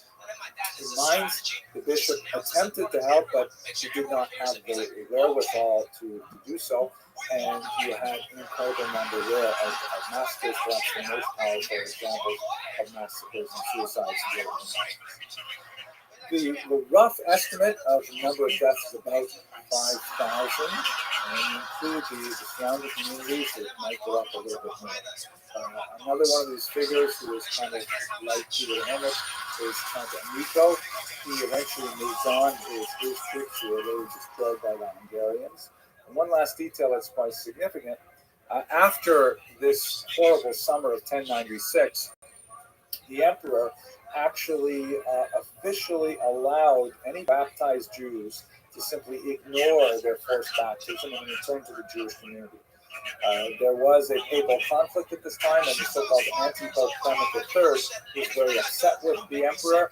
But at this point, the church did not have the authority to challenge him, especially not a disputed pope, and so therefore the Jews were allowed to return to their faith by secular law.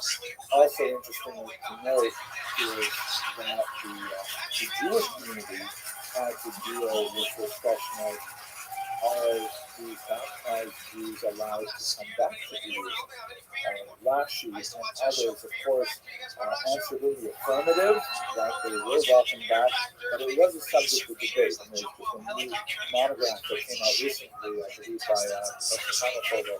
I'm looking forward to reading that and hearing a little bit more about the story. But at any rate, there's like this massive wave of violence that swept over the Rhineland in association with the Crusades, and it had a very distinct impact. Before we spend a little more time looking at the impact on Ashkenaz, let's just follow the Crusaders down to Jerusalem, where they finally put siege to the Holy City in the summer, in June of 1099. The Jewish community actually defended Jerusalem side by side with the dominant Muslim population. But after a brutal siege, the walls were breached, and the Jews in Jerusalem were massacred. Many were actually sold into slavery, and only redeemed when the slave ships brought them off of Italy, and the Jewish community there was able to take them out of slavery. Absolutely horrific massacre. Now, obviously, there's huge geopolitical implications to the Crusades, because this was a major point in the cleaving of Europe between the Christian North and the Muslim South. The separation politically and culturally and intellectually of Christians and Muslims continues right up until the present day. In fact, one of the, I'm told, one of the slang derogatory terms for Americans in Iraq is crusader. That the Muslims definitely have the Crusades as a very important part of their historical memory, and it's not a complimentary one for them. 6 hours standing in the desert? Fuck that. You see all these kids, like with the Instagram posts, it's always.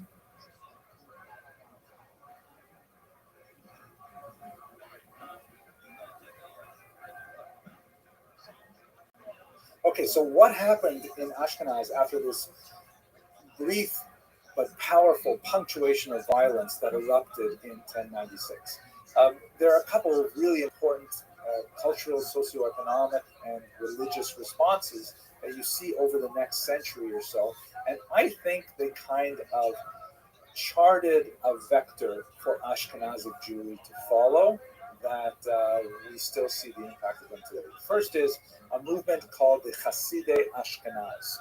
The term Hasid, of course, is used with regards to the Hasidim of the 18th century and onward, like the Chabad Hasidim and Vishnitz and Satmar and so on. These are not the same Hasidim. They use the same term, but it's a completely separate movement. The Hasidei Ashkenaz, the word Hasid means pious one. The Hasidei Ashkenaz were a movement that gained strength in the 50 years following the Crusades, primarily in Mainz. One of the most important literary figures is Yehuda Hasid. It's a multi-generational family commitment to this particular movement, and he wrote the book shown on the left here called Sefer Hasidim.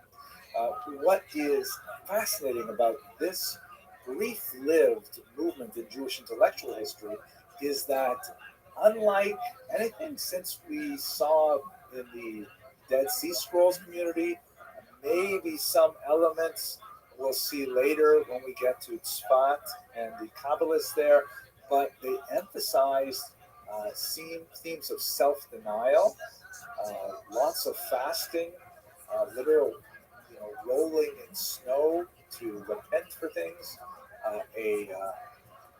an elevation of the concept of martyrdom. Not surprising when you're talking about a community that's only a few decades away from this explosion of violence in the end of the 11th century. But the movement simply did not catch on after a couple hundred years, and it sort of died out naturally, with the big exception of this particular book, Sefer Hasidim, which is an amazing book, kind of complicated, probably put together from different pieces, maybe not all by Yehuda Chassid, but I will mention one passage that you may be familiar with. It is widely reprinted. I have a modern printing of my own today. Yehuda Chassid left a fairly extensive will, an ethical will for his descendants that lists all kinds of very special practices that they are to engage in. One of my favorite ones, which you've probably heard of, is Rabbi Yehuda Chassid says famously to his sons that none of them should marry a woman who has the same name as their mother. Right? And this is something that, for whatever reason, is so widespread in the Jewish world that, if a man meets a young woman and his mother's name is Hannah and her name is Hannah, so she will add a name like Hannah Sarash, right? So change her name, so it's not exactly the same as his mother's. Same thing with women marrying men who have the same name as their fathers. And one of the ironic things is that there's no source for this idea anywhere in the Torah. Nowhere in the Talmud, nowhere in Midrash. It's like the only source for this is in his particular will from the 12th century. And the famous Kotzker Rebbe, a Hasidic rabbi in the 19th century, an incredibly assertive wit, he once said that if Yehuda Chassid had known how strictly people would adhere to the instructions in his will, he would have included the 10 Commandments in there too. So Hasidic Ashkenaz picks up this strong element of self-mortification with all kinds of strange practices, like, for example, after a person dies, putting in their will, they want their coffin dragged along the ground, not carried to the cemetery to atone for their sins, and strange measures of fasting to atone for sins, calculating the value of a sin in terms of literally caloric value, and then paying for it with calories, kind of like a diet. But this is all told, it was really influential for about 150 years, but it kind of like flourishes right after the Crusades. Another thing we should recall is that, the major violence was 1096, but the incidence of violence would continue for various reasons over the next few hundred years. We're going to explore shortly medieval anti-Semitism, which is not something that we've talked about extensively before, and it was getting pretty nasty. It was shortly after the Crusades that you have the first charge of ritual murder, this bizarre idea that Jews need to reenact the crucifixion of Jesus by, God forbid, killing a small child. That occurs in England in 1144, and then added to that, you have this strange concept that the Jews somehow need to consume human blood, a total absurdity and a lie. But nevertheless, these kinds of things simply keep developing and developing, and I believe that the Crusades mark a turning point in Ashkenazic culture in which Jews begin to become much more insular.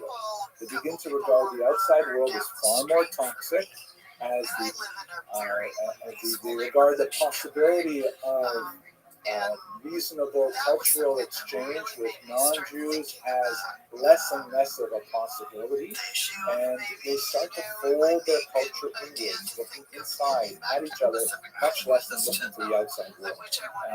Hopefully, over the next few weeks, we'll have the opportunity to explore this thesis and see if it makes sense, especially when contrast with the Sephardic experience, in which they did not have the same kind of like sharp break until you get to the expulsion of 1492, half a millennium later. I think one of the ways in which we see this, and you'll forgive me because this is kind of a new idea for me and I have not fleshed it out totally, but you see it somewhat in the generational shift between the era of Rashi.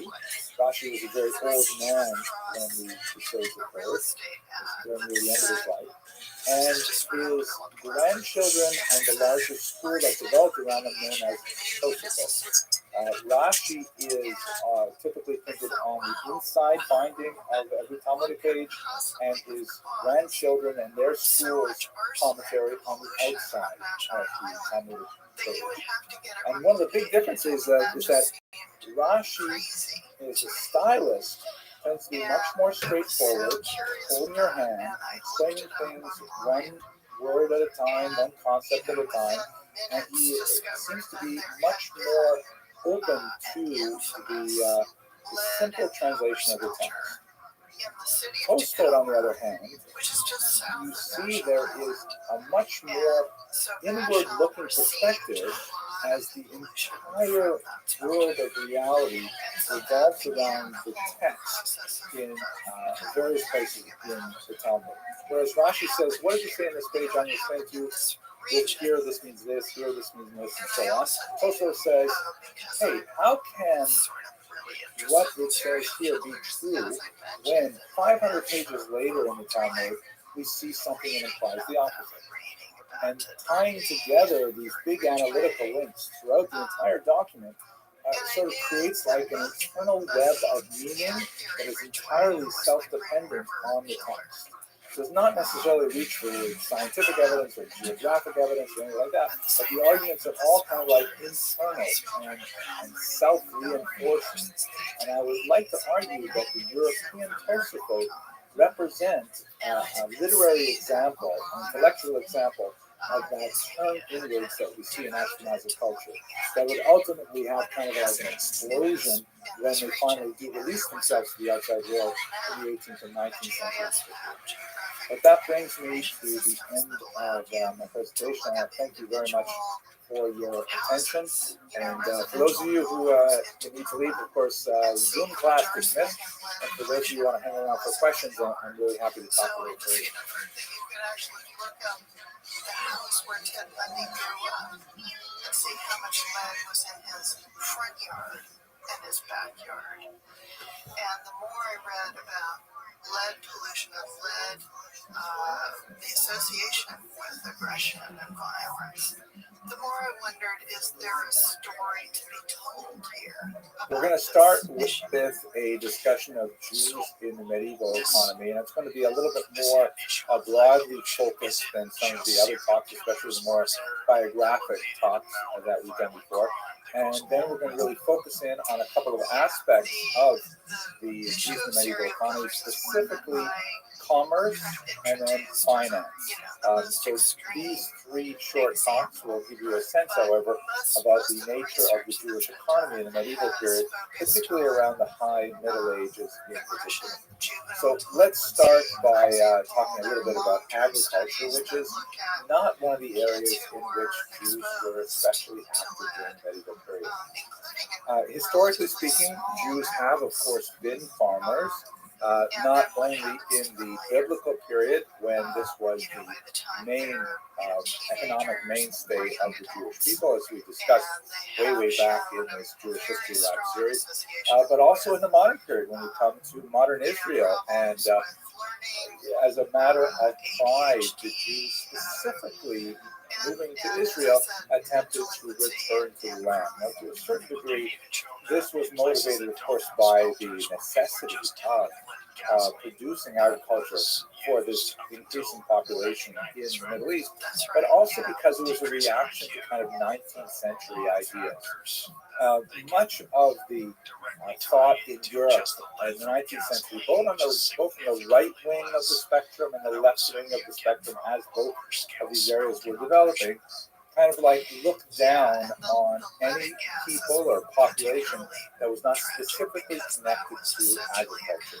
There was this idea, for example, if you look towards socialism, there was this idea that, deriving economic profit from the fecundity of the land was somehow healthier, more normal, more, honest, as it were, than commerce. Because commerce, after all, deals with buying things cheaply and then artificially selling them for a higher price. That's how commerce works. And for much of the medieval period as well, there's been this kind of disdain for commerce. It was always considered some kind of sharp behavior or shrewd behavior. And Jews and Christians, and to my mind, I believe Muslims, all had a certain amount of hesitancy over the nature of commercial profit and sought to regulate it. There's the idea, for example, of the so-called just price, the correct amount that an object may be inflated in value in order to cover the costs of the seller, or the person who's the middleman. And we have discussions of this in the Talmud as well. By the way, it's something like a 35% markup is considered more or less normal, but there are so many reasons to avoid that or get around that. So, at any rate, so on the left, you have this idea that Jews, being traditionally urban people for much of their diaspora history, were somehow, economically unhealthy or even immoral. And on the right wing of the spectrum, then you have the development of this idea of the cult, which would later become a very powerful ally of the idea of race, that somehow the character of a people was formed by their connection with the land, that somehow by digging their fingers into the soil of their native land for generation upon generation, somehow this created a unique character. The Italians with their things, and the Northern European Aryans with their things, and that was like part of what it meant to be a person. Was you developed a culture that you had somehow imbibed by having generations of genetic attachment to the land. The Jews did not have this attachment to the land, and so they were somehow unhuman. They're not human in the same way that as others were human. So there was a very big push in the 19th century to try to get Jews back to the land. And we see this not only in Israel, we also see it in all kinds of in the Russian Empire and so on, where there's encouragement for Jews to engage in farming. And they largely succeeded. Israel's agricultural output is really intensive and so on. But it contradicts a large trend in Jewish history, which is primarily towards other types of commerce, as we shall see. Agriculture posed a lot of risks without necessarily all the benefits that Jews would associate with a profitable endeavor. First is that Jews are frequently expelled from a given region. France expelled the Jews, I think it was 4 times in the 14th century, or 3 times in the 14th century. At least every other generation, you could be expelled from your land. If you had invested all of your income, all of your wealth in land, then of course it was completely gone, because it's hard to run with 40 acres on your back. There were areas where Jews were forbidden to own land, but those were actually more of the exception than the rule.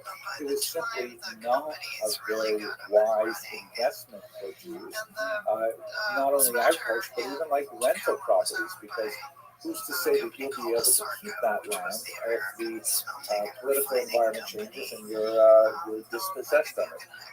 Furthermore, it's a really hard job. I once spent a summer weeding, and it was horrible. You're bent over in the sun, and you're thirsty and you're picking, carrots apart from each other so they all grow at the best rate. I mean, my gosh, you would want to spend 8 hours a day doing that by hand. Really, really hard work. And, if the crops go bad, forget about it. So lots of reasons why Jews would not want to go into agriculture. And a lot of reasons why other forms of property would go. Now, the last and perhaps the most important thing in many ways that started with this idea really is the fact that Jews were not, especially in medieval Europe, slotted in the right spot in the corporate structure of medieval society. I'm going to explain what that basically means, but essentially Jews were not expected to become farmers. And Jews as farmers would have been way out of step with their role in society. And when I say role, I can do so for the medieval period because the way much of medieval Europe thought, people occupied roles in society not so much by the individual identities, as we would, let's say, for example, in Western Europe or in America, but by their class, and in the case of Jews, by their religion. They occupied a different box, very caste-like, almost like the Hindu system of Varna, not really as extreme, but in that same family, where they weren't supposed to be doing any farming. That wasn't for them. So let me explain a little bit about what this corporate structure of medieval society was, and then it'll be much easier to understand the Jews' role in that economy. Okay, so here's a basic schematic of what corporate society looks like. You have the king, okay, he's the chief officer of the country, and then you have below him the nobility that are typically charged with running particular sections of the country geographically, and then below them, this map is not to scale, a huge massive amount of peasants. Right? Those are three basic corporations in medieval society. There are more, but these are the basic ones. And the idea is that the king and the nobles provide protection to peasants. Right? This is kind of one of the working theories as to how feudalism developed. It's a very old working theory, but the idea is that those elements of the population that were much better, warriors or organizers or leaders, sort of rose to the top, and they took on the responsibility of providing protection for those classes underneath them. And in return for that, because after all, they could not be farming and defending the border at the same time, so the peasants, and to a certain degree the nobles, provided taxes to the king. Right, the money flows upward and the protection flows downward. Well, that sounds a little bit like a protection racket. You might not be that far off from the idea of how this works, but nevertheless, that's the sort of working idea of how feudalism is worked. The vassals, the lower classes, not precisely the right word, those who would feel fees, the higher classes would return to protect them. That was kind of a compact that held it all together. Parallel to a certain degree in the church. You have about Catholic West, although much of this is broadly general Eastern world as well. Below the Pope in a hierarchy structure are the clergy. There's a whole bunch of different groups in the clergy, not just the priesthood, but you also have monks and nuns and so on, and they occupy slightly different roles.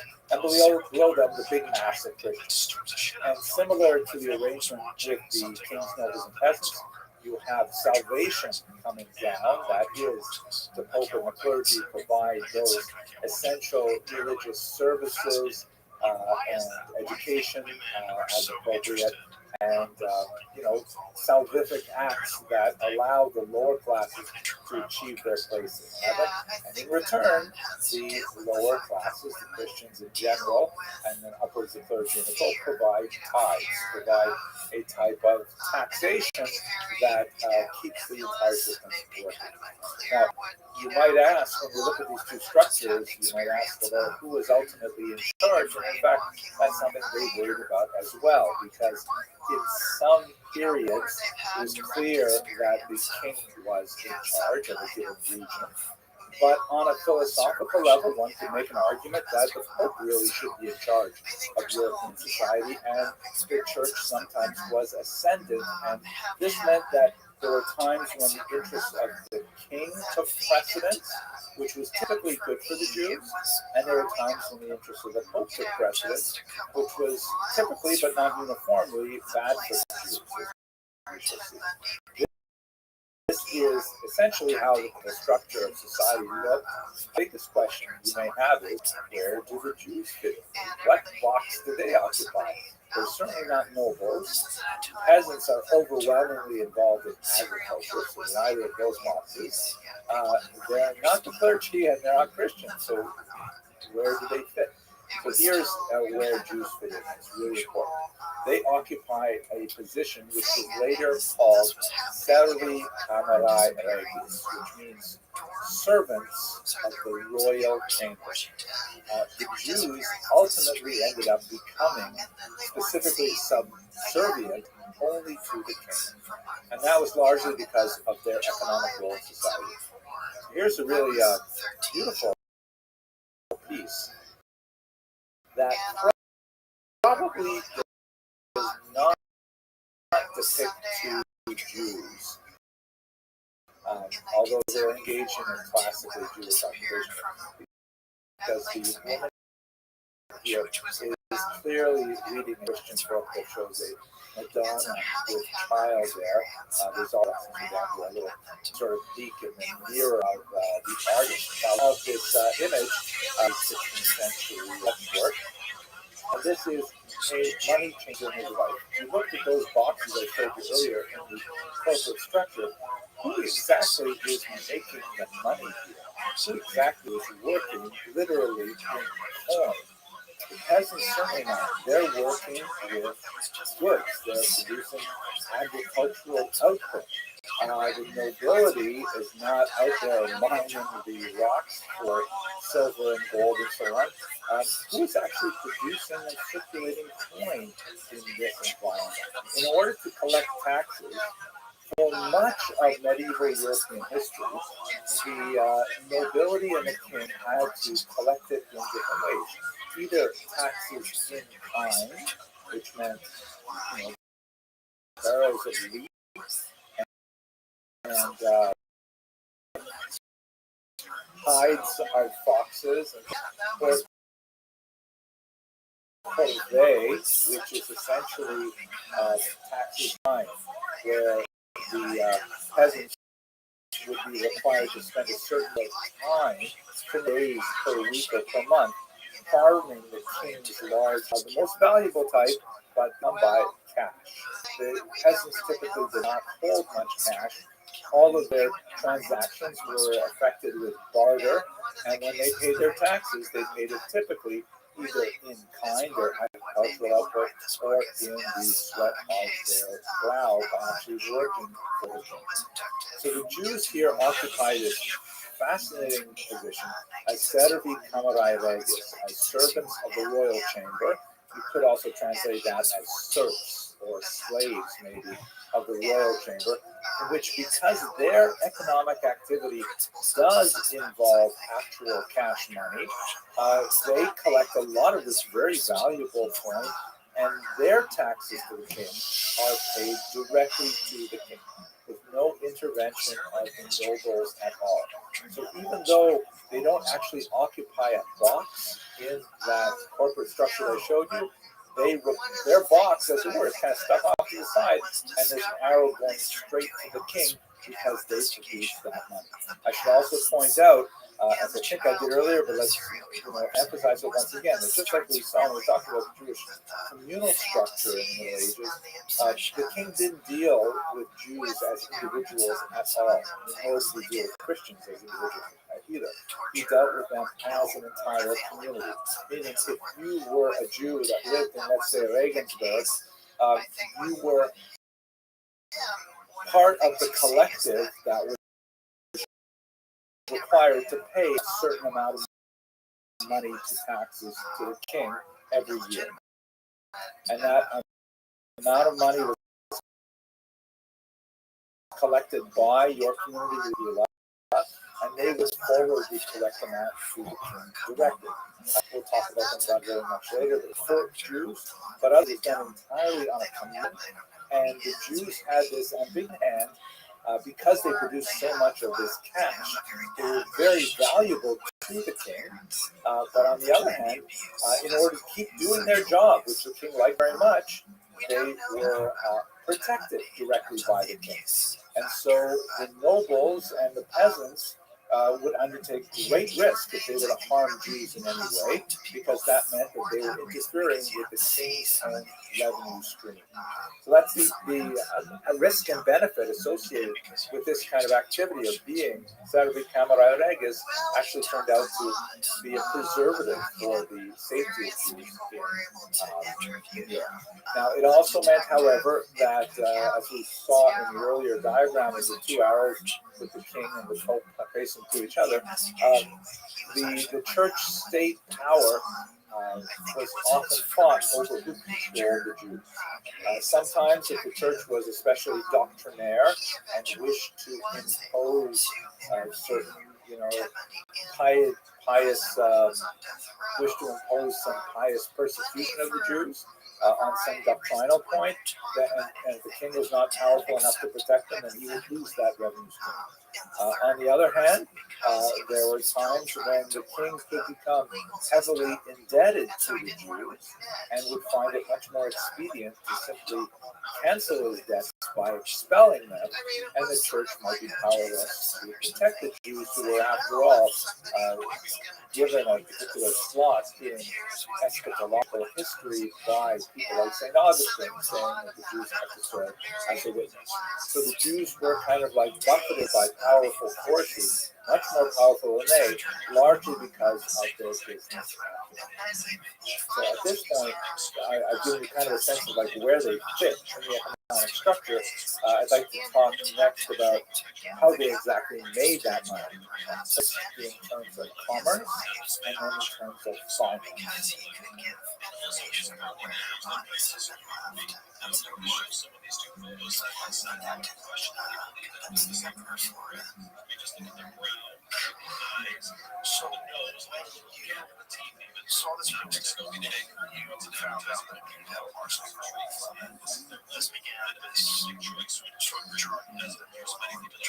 Okay, so we've already discussed how the Jews are not especially so attracted to farming, right? Not such a great profession for Jews. But one of the areas where Jews chose to excel and have a very, very long history is in commerce. We've also looked in previous classes at the Radhanites, who are probably the most famous of the Jewish travelers and international commercial agents of the 9th century. It's described by Muslim historiography. This particular map, which kind of like gives you, I think, a little bit of an exaggerated picture, but it errs a little bit on the side of expansion, but the blue routes are the ones that are associated with the Radhanites, and the pink ones are the ones that connect to it. But it gives you a sense of how these Radhanites, who were probably based in southern France on the Rhone River, nevertheless had an amazing trade network that extended over all of the New World at that time. The risks and benefits of commerce. Well, the risks are pretty obvious, right? You're traveling, you're going to dangerous places, people don't necessarily know you there, you've got to get your goods over land or over sea, all kinds of things can go wrong, but the benefits are huge. The profit margin can be massive, especially if you pick up some lightweight goods like silks or spices, very popular in the West, and you bring them over there, the markup can be massive and you can really bring in a lot of cash. There is a huge amount of profit to be had for a relatively smaller amount of effort. Some risk, as we saw earlier, for example, the Maimonides family was impoverished when the elder brother of Moses Maimonides was at sea with his worldly goods, and the ship sank, and causing Maimonides to have to take up position as a physician, which he turned out to be very well at, and also as an unpaid rabbi. But these commercial sellers had a tremendous amount of possibility for profit if they did it well. And also, it's a collective effort where, it's not so much that you personally have to schlep across the Mediterranean to get the goods and bring them back. You just have to know the right people who make much smaller journeys on your behalf, especially as you become a much more established. The dangers of travel and transport are huge, but as the economy begins to develop and these trade networks, you can actually see how they expand over time. They seem to be profitable by everyone involved, and so they are generally very protected, especially in the Islamic areas where you have, everything is under Muslim rule rather than a patchwork of different rules of warring regions. And the Jews have a leg up in this. The Jews, of course, were not the only international travelers, and the Jews were not at all the only international merchants, but they did have a decided advantage which made them disproportionately important to international trade. This diaspora advantage includes a few things. First of all, the Jews have a common language. So when they are traveling to far-flung regions, you can have a Jew from England communicating with a Jew from Central Asia because they've got a common language in Hebrew. That's an incredibly important thing. Now, they might not be deeply fluent in Hebrew, but they certainly know enough to engage in the basic communication and negotiation of price and goods and so on. Secondly, also extremely important, they have a unified legal system, and maybe even more important than the system, the norms, expectations, how commerce is done. If you can imagine even today walking, if you ever gone, for example, to the Arab Shuk long before it was as dangerous as it is now, but if you went into the Arab Shuk and you didn't know the kind of culture of negotiation of how you're not supposed to pay the first price they mention, and you're only supposed to negotiate in good faith if you really would buy it, all kinds of things like that, you might not necessarily know those rules. Well, because the Jews are all steeped in the same Talmudic tradition, with the same laws and the same avenues of appeal if they feel that they're not being treated appropriately in a financial endeavor, then you have a whole system, a whole structure that allows it to take place. If you can imagine a Christian traveling deep in Muslim territory, let's say in what would be contemporary Iraq, he would feel extremely out of place, especially after the Crusades. Oh my gosh, extremely unwelcome. He would not have the built-in support system there that would be able to take him in and would be able to provide food and lodgings for him at a reasonable price and protection from being robbed and so on to allow him to do business. The Jews had these things because of the diaspora itself. Ironically, the diaspora, which was a punishment inflicted upon the Jews, if you want from a theological perspective, or if you want just from a political, historical perspective, the Jews were forced into this scattered exile across all of the known lands of the earth.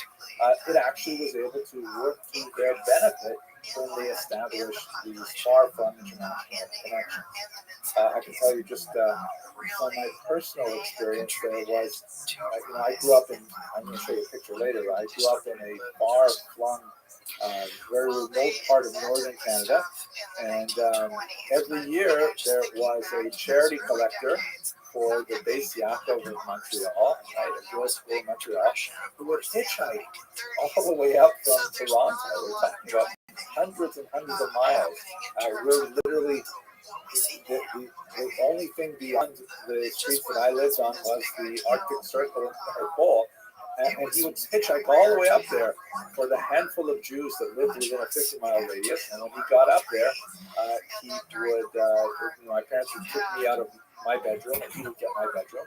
I would sleep on the sofa in the living room, and that's just the way it was because that was Jewish connection. So the same thing was pertaining in medieval Europe, where Jews were able to travel with much more reliance on or on the hospitality extended to guests and so on. And this is a massive advantage for them. This is, I'm guessing, why the Jews developed this unusual habit of playing Jewish geography with one another. I don't know if non-Jews do this, but when Jews meet each other, especially in a setting where they don't expect to meet other Jews, something like that, almost always the first thing they start doing is they start playing a game where they ask, okay, where are you from? Oh, you're from Manitoba. I know some Jews in Manitoba. Do you know the... And they start to immediately try to develop a connection that makes them feel plugged into the worldwide tribe of Jews. So this Jewish geography game, I wouldn't be surprised if it had its cultural roots deep in the medieval commercial enterprise, where Jews traveling would try to develop a network of connections. Now, what did they sell? This is a little bit more controversial. As you can see from this particular image, which depicts a negotiation between a Jewish slave trader and a king over the price of the slaves that are held in manacles there. From the 5th through the 7th century, the most popular items that Jews were selling were luxury items from the East, like perfumes. Glassware is still very expensive. Silks and the spices we already talked about. The silk root, the spice root from the East. And these things will be brought towards the West, or Jews were especially associated with that trade. Now, the wise way to conduct trade, of course, is to have your ships full both ways. So if you're traveling out the East, you have goods from the West to sell to the East, and then you can bring things back from the West. You never have your ships empty as they leave port. So 5th to 7th century.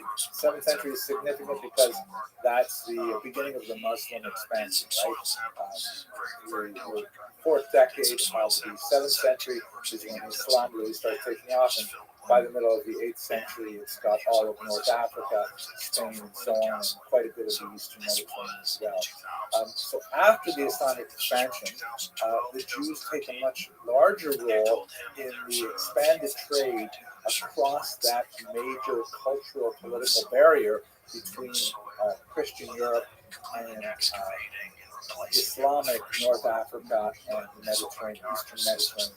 So they're bringing from the West to the East a lot of things that are produced in Europe, like swords, actually. There's a lot of superior steel or iron coming out of Eastern Europe. Furs, right? Very big thing that's not easily available further to the east. So they're bringing the luxury goods that we described earlier to the West, and they're bringing a lot of these raw goods as well to the East. And here's where the more controversial element comes in.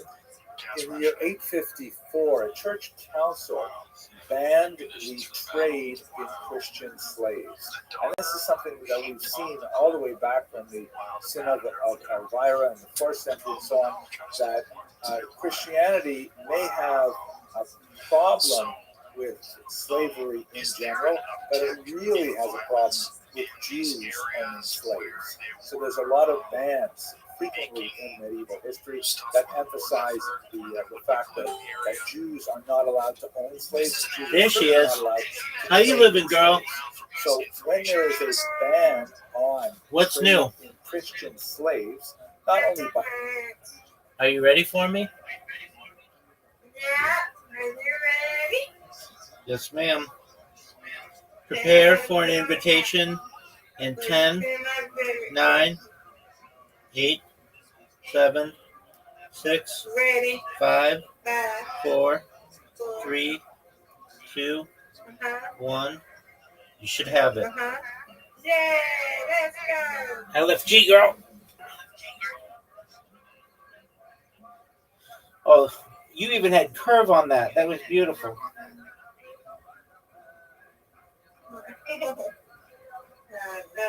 This is gonna be hard.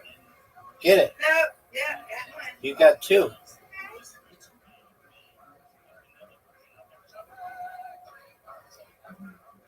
That's what I'm talking about. That's what I'm talking about.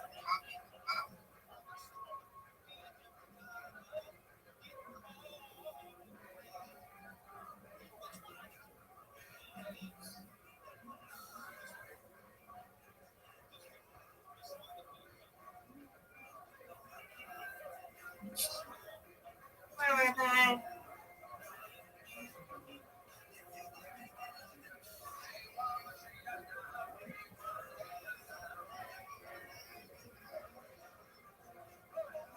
Oh, Miss Aquarius. That was bad. You still got it, but you got to strike. Yeah, but that could have been better. Oh, you're putting curve on it. Look at you. My finger doing that. See my finger doing that. Well, that was a beautiful spare. Beautiful spare.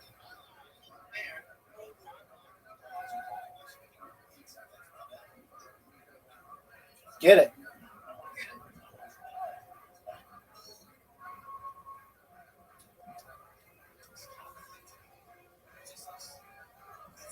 Get it.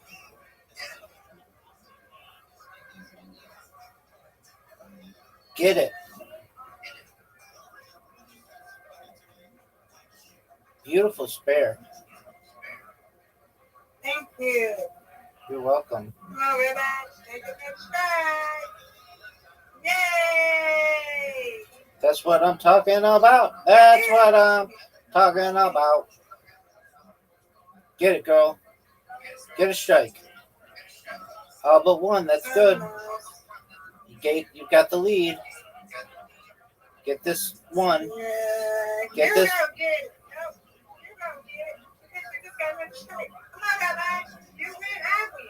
Let's go, Rabbi. Next strike. Yes! Bingo, bingo, bongo. Oh, come on. Oh, 94. That's a big score. Get it. Oh, that's all right. I'll take it. You did it. Yay! You I'll win. take it. Good job. All right, reload. You have an invitation. Yeah. Oh, nice and slow. Get these two.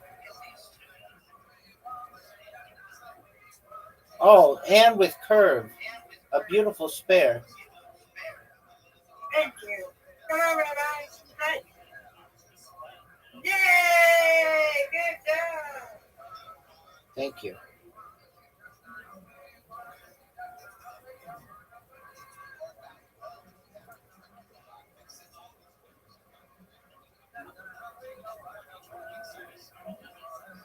Get it. You got it, Rabbi. Oh, for sure. No doubt. Let it strike. Get it. Yeah. Let's go. 2 for 2. Get it. What's going on? My fingers. Okay. Get it. Nope. Come on, Rabbi. You got very good. Come on. Get it. You got this one. No.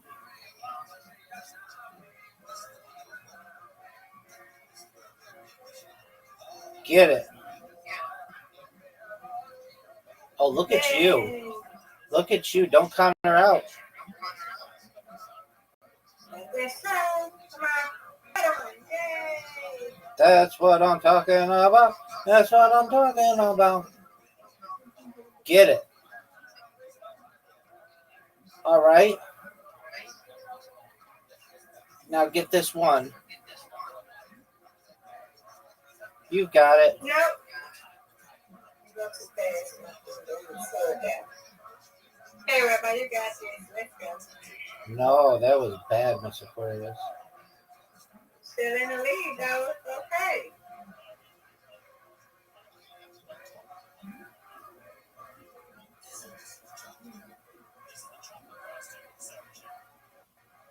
Hey, it's not that one down, though. I'll take it. Good job.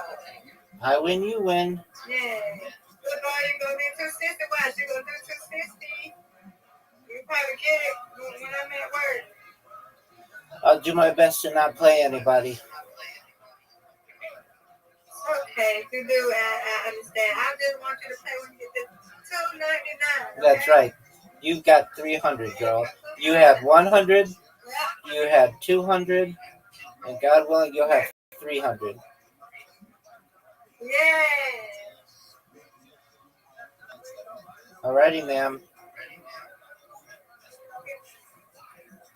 Sweet dreams to you. God willing, we'll play tomorrow, okay? All right. Okay, good night. Good night.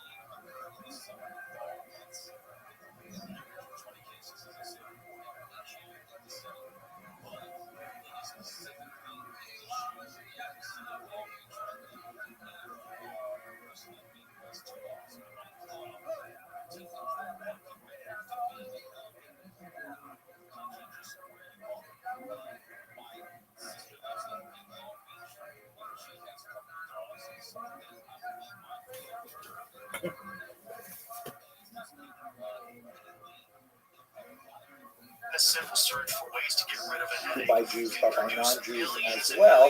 So now the Jews become much more important in slave trade because the slaves are largely traded in Iberian markets under Muslim rule. That is, in the south part of the Spanish Portuguese peninsula, in places like Granada and so on. So the actual proportion of the Jews involved in the slave trade is very small, right? Only a small number of Jews were engaged in international commerce, and only a small section of the overall commerce was enslaved. But Jews were disproportionate to Christians involved in this trade, and they were definitely dwarfed by the huge amount of slave trade in general by Christians and by Muslims. But on a per capita basis, it's reasonable to assume that just like Jews are overrepresented in commerce in other goods, they're overrepresented in goods like slaves as well. Now, this noxious pattern does not hold true in the same way for the transatlantic slave trade, which was a much larger and in many ways far more exploitative trade when African slaves were sold to the Americas in particular. Certainly there were Jewish slave traders, but they were again a minority among slavers as a whole, and we should bear in mind that this was in the context of the morality and the accepted commercial practices of that day. As offensive as it may seem to us in the 21st century, it was not considered especially offensive in the 8th, 9th, 10th century, with the one exception that Christians would not allow the trade of other Christians. When Eastern Europe, which was the main source of slaves at this time, in fact, there are some theoreticians that say that the word Slav is related to the word esclav, or slave. It's also possible in modern Slavic languages that it refers to a very different kind of word, like glory, like you say, Slava Bohu, glory be to God. But be that as it may, as Eastern Europe is increasingly Christianized towards the later part of the Middle Ages, then of course that becomes an area that is off limits to slave traders as well, and much of it will shift even further towards Africa, where there are still larger proportions of non-Christians available for sale in Europe. Adding to this, besides the slave trade, there was a significant expansion of trade routes in Northern Europe. The population in general in northern France and Germany has been expanding since around the year 1000. There are a lot of theories as to why this happened. It is a noted phenomenon. It appears that the agricultural output increased significantly over this time, so it might actually have a climactic reason for it. It could be that there was, just a general warming of the northern part of Europe at this point, or something that make it much more arable. But at any rate, as the north opens up, more trade routes to northern Europe open up, and Jewish populations there increase. And it's kind of like a cycle of the general expansion of trade means the expansion of Jewish migration to Europe. And the increase in the population as there's more income and so on. But that's essentially what is happening throughout this period in terms of trade. But once the slave trade becomes much more difficult to maintain, particularly in Northern Europe, and as there are increasing levels of anti-Semitic restriction on Jewish trade, which we're going to talk about a little bit more next week in particular, so Jewish trade begins to largely decrease from the huge international scale and become much smaller and become much more focused on retail and on local sales. And I reflect on this personally as well. I already told you one personal story about the charity collector that went all the way up from Montreal to my hometown. But in many ways, this is really my own family story. My father, Allah Shalom, may he rest in peace, standing in front of the family store in 1957, way up in remote Ontario. His father is the Alex, and the Alex having the son. My father is the son there. He ended up migrating from northern Russia, and he came to Canada thinking he was going to become a farmer. He was terrible at farming. You can see the pattern talked about last video. And he ended up going into dry goods sales and connecting with lots of middlemen, what they call jobbers, down in Toronto. So he was able to connect with a largely Jewish environment of commerce, bringing mainly work clothes and things like that up to this dry goods store that was the economic mainstay of the Abrahamson family for almost a century. So it's really, in my own person, I feel the connection with this particular period of Jewish history as well. Okay, so that's a discussion of the goods involved in Jewish commerce. Now we get to perhaps the most difficult aspect of it, which is specifically the involvement of Jews in money lending. With forceps, which caused brain damage in a certain percentage of kids. So I think you're looking at a lot of different things that contributed to trauma to the brain. I think now they're really focusing on that. Okay, let's go on to the last part, which is the most difficult part of brain damage. We see that now. This section talking about money lending. Money lending and the medieval churches.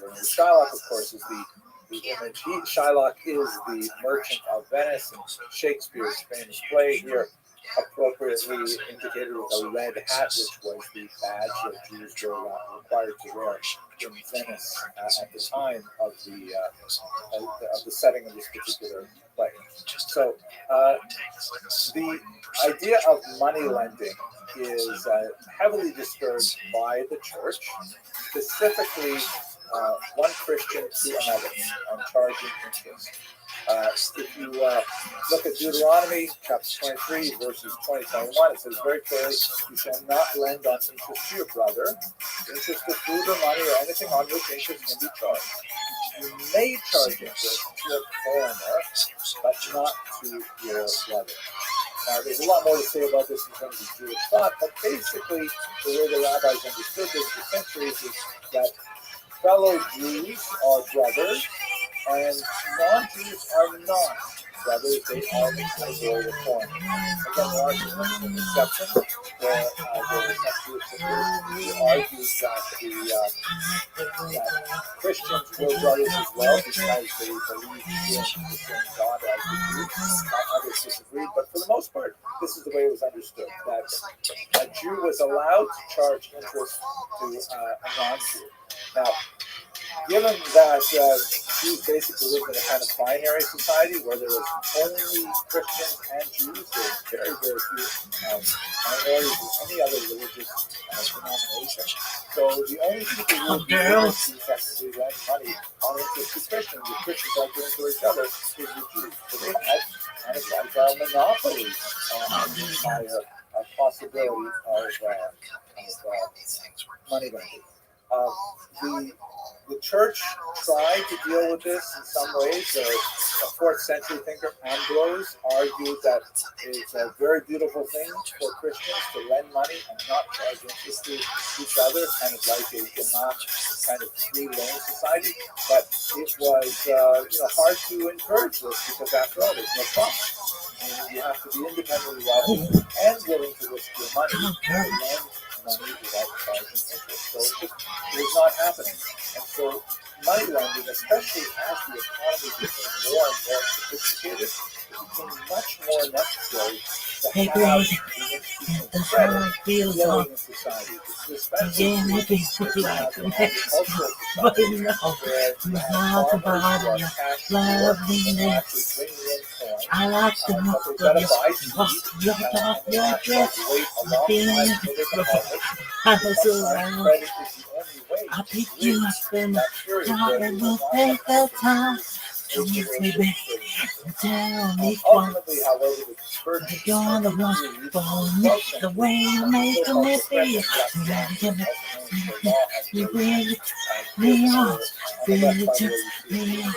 You knocked me off of my feet, you knocked me off of my feet. I wanted it, so I go. I wanted it, so I go.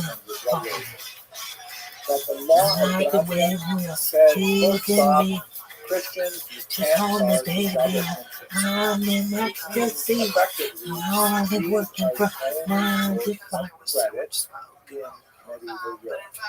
And so Jews Oh, that was so sick. Again, when we think about all the things we talked about in the last 2 segments, about the risks of agriculture, the risks of commerce, money lending has a lot to speak about. Guild membership was a hotly contested element, and frequently when Jews would establish themselves in particular municipalities, they had to negotiate the rights that they would have when they moved there.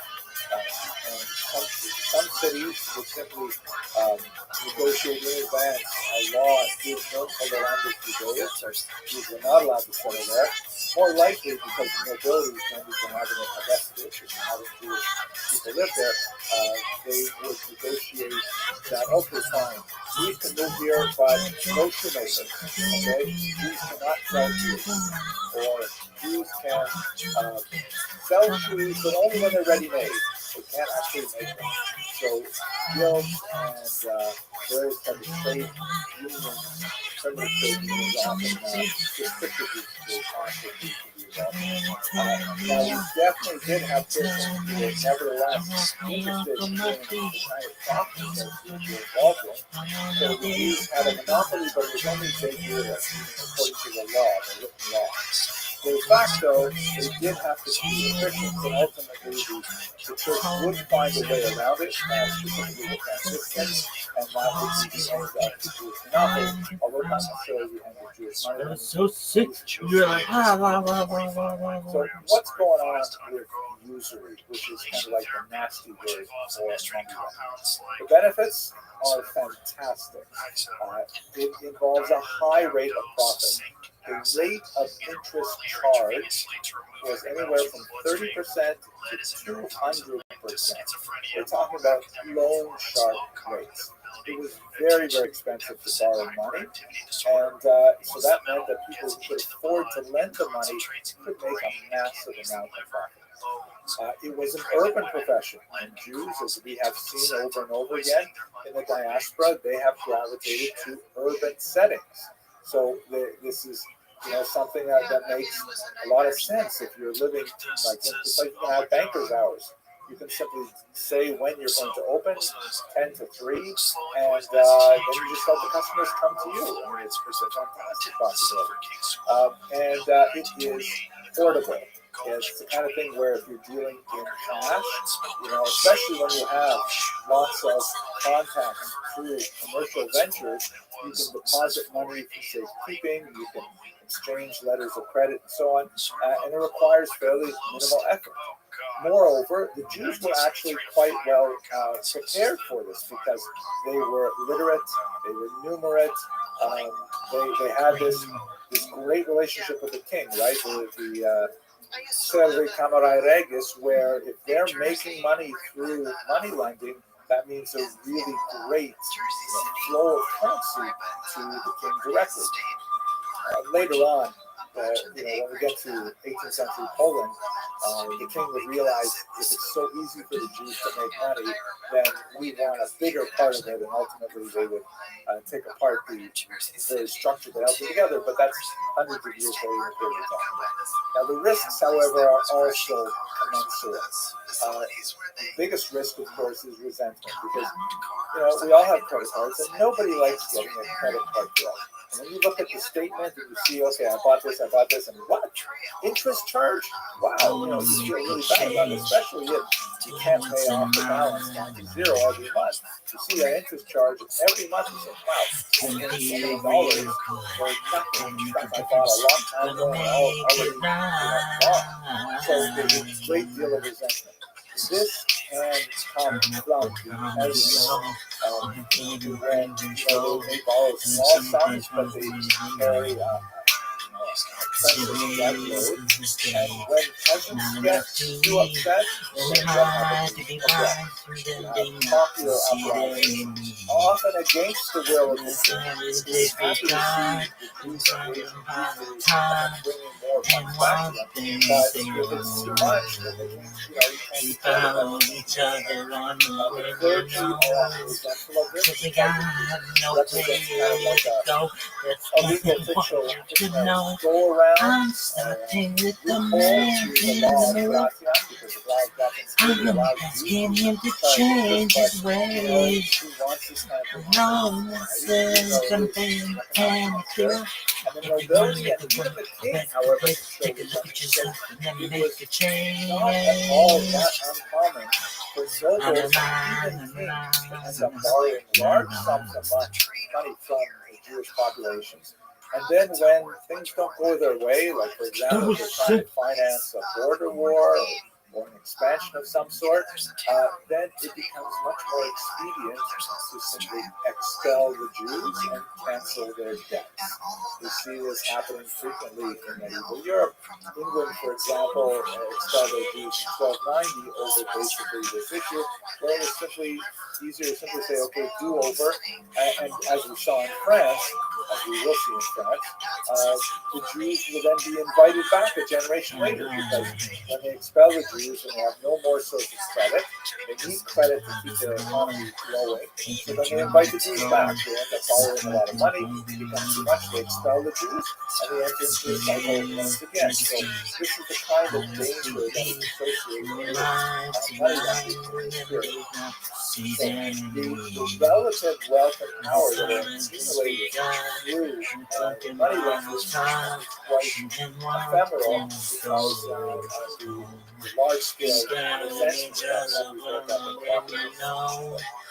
Later on, when we get to no Europe, place to go. That's the why I next want you semester of to his know. classes, some of the elements of this become greater when alcohol is involved. Asking Because him to in Europe, change his we ways. have monopoly I on know the myself production gonna of live alcohol and called feel. and If so you wanna people be could alone, drink go back to on a bus. Take a tab look at and yourself then end and up make having, a a huge bill change. plus an interest charge on Na, top of that. na, na, na. Many of the revolts you'll see in the It was 17th so and 18th slippery, like centuries in snapping. Europe It was like, have oh, this everybody as loved it. the exploitative practices of some of the Jewish communities that are heavily resented by their customers when they have to actually pay the bill for what they purchased. It's a very difficult period, definitely. Now, how does this all come to end?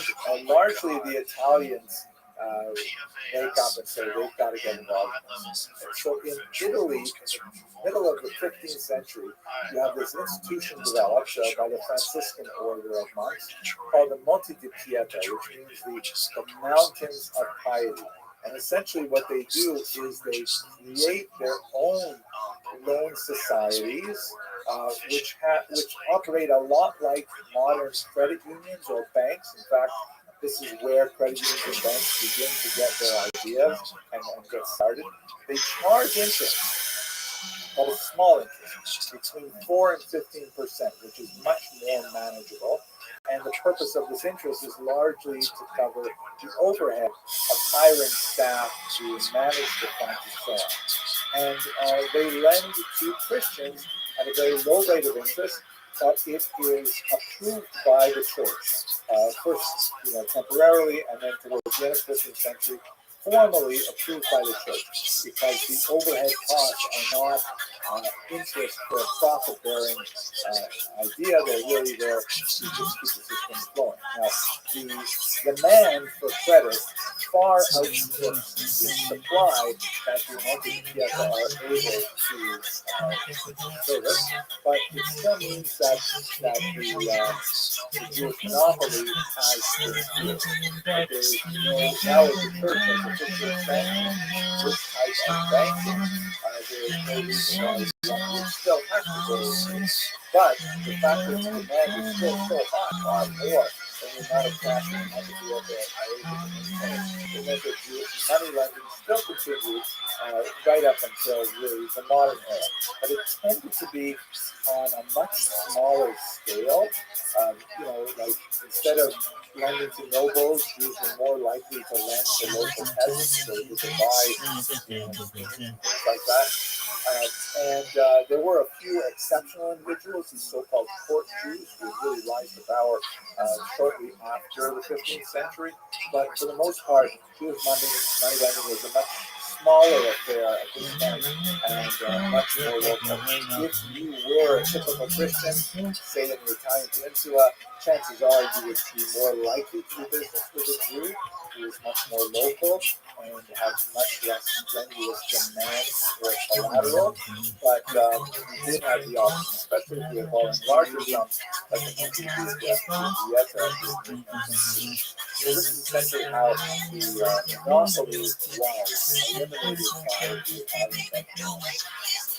Still, when we kind of reflect on the overall economic picture of the Jews in the period, we can understand how, in particular, money lending was highly resented, and with the growing anti-Semitic concerns, that was going to be a topic of next week's episode. That episode was ultimately around much of Western Europe, forcing the Jews to move further to the east, so that's something that we will bring next week. So now I want to thank you very much for participating, and I hope you have an excellent week.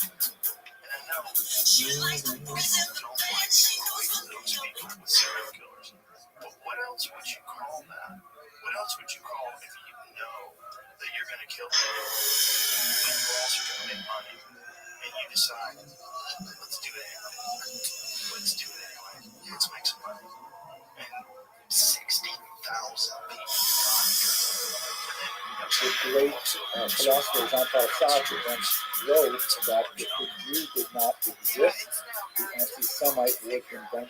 And that speaks to this idea that somehow anti-Semitism can proceed You even never without make Jews. mistakes, so take your weight off Let's me. have a look I though know at your the every historical move, so evolution of won't you this just let me bizarre be? idea. I've been here times before, but I was blind, you see. And you used to remain the time you want to be sneak. She's saying that's okay. Hey baby, do what you please. I have the stuff that you want. I am the thing that you need. She looked me deep in the eyes. She said, "You man can't stop." She said, "The door turning back." She had me hand in her heart. Dirty Diana. Dirty Diana. No. Dirty Diana. No. Dirty Diana. I really. For a common term at the time, known as Judenhass or Judenfeinde, meaning hatred of Jews. It was it's kind of like a rude term. It's like using the N-word in contemporary American history. And so She likes the developed boys in the band. She knows ideology when they which come he to said town. that Every basically he's musician not against fan. Jews per se. He is against something That was so called sick when you were like, "Hey, everybody." Semitism, meaning some kind of bizarre philosophy, organization, movement of the Jews that he is anti. We'll see a little bit today, but we'll see much more when we get to the modern period what exactly that Semitism was. It was based on the development of linguistic theory that grouped the Jews' Middle Eastern languages in Hebrew into a Semitic family, but otherwise it's completely nonsensical. It used to be spelled in English anyway with a hyphen, so that, and often with a capital S, meaning that there is such a thing as Semitism, that one can be anti. This, of course, is ridiculous. There is no Semitism, and it just fuels more anti-Semitism to use that particular spelling. So many scholarly presses over the last 20, 30 years have been shifting to a single term without a hyphen and without a capital S, indicating that anti-Semitism is a phenomenon unto itself, completely unrelated to the fictitious Semitism. You'll still see in some, spell checkers on your word processors or some older printers will use the older spelling, but there is a reason why we're using the term anti-Semitism without the hyphen and without the capital S. That said, the kind of antipathy to Jews that Wilhelm Marr's late 19th century hatred involved is very different from the antipathy that we see in earlier centuries. And so it is somewhat incorrect, inaccurate to use his term and to try and push it backwards in time.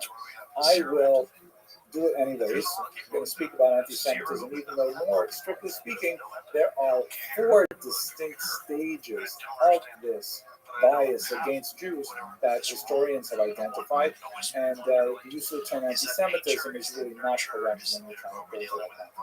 But let's quickly look at those 4 levels, because I want to put them in the context of the medieval period, which is our focus for today.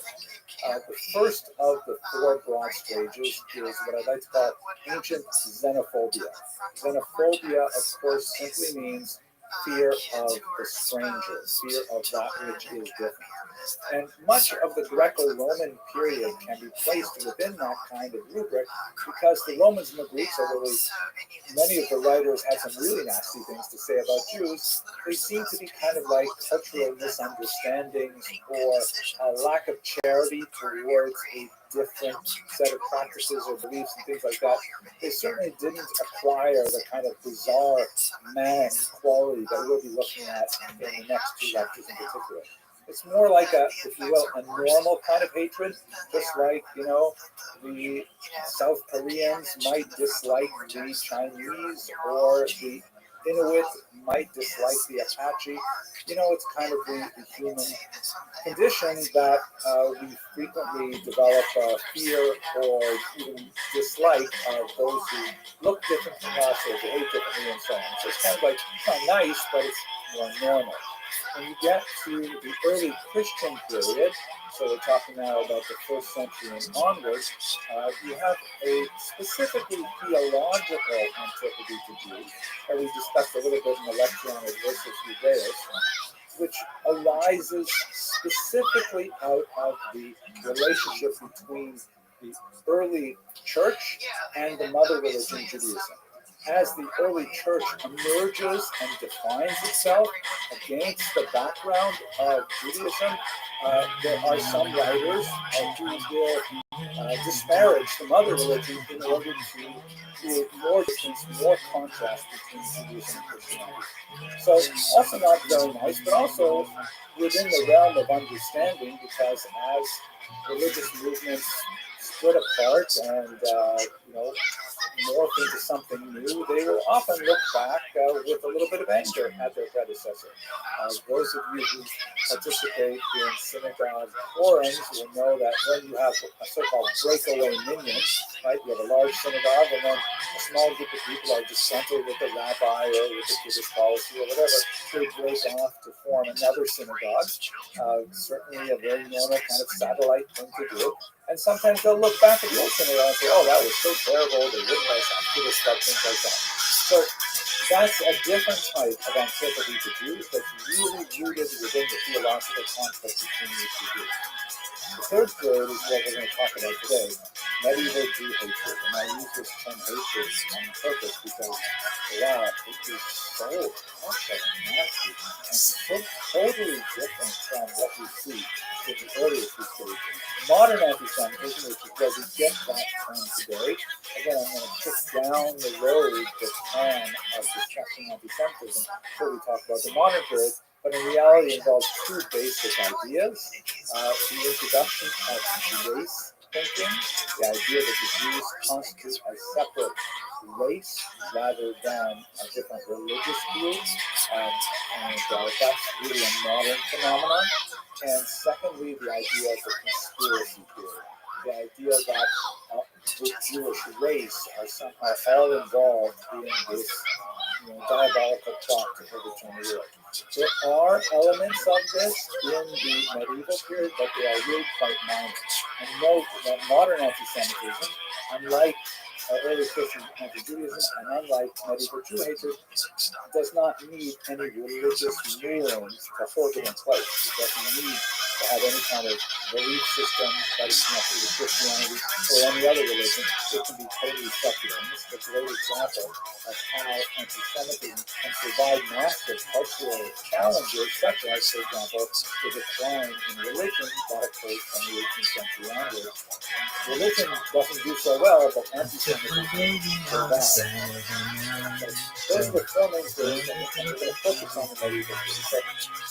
What are the basic characteristics of medieval theories? So, the first and most obvious element of medieval theory is demonic Christian.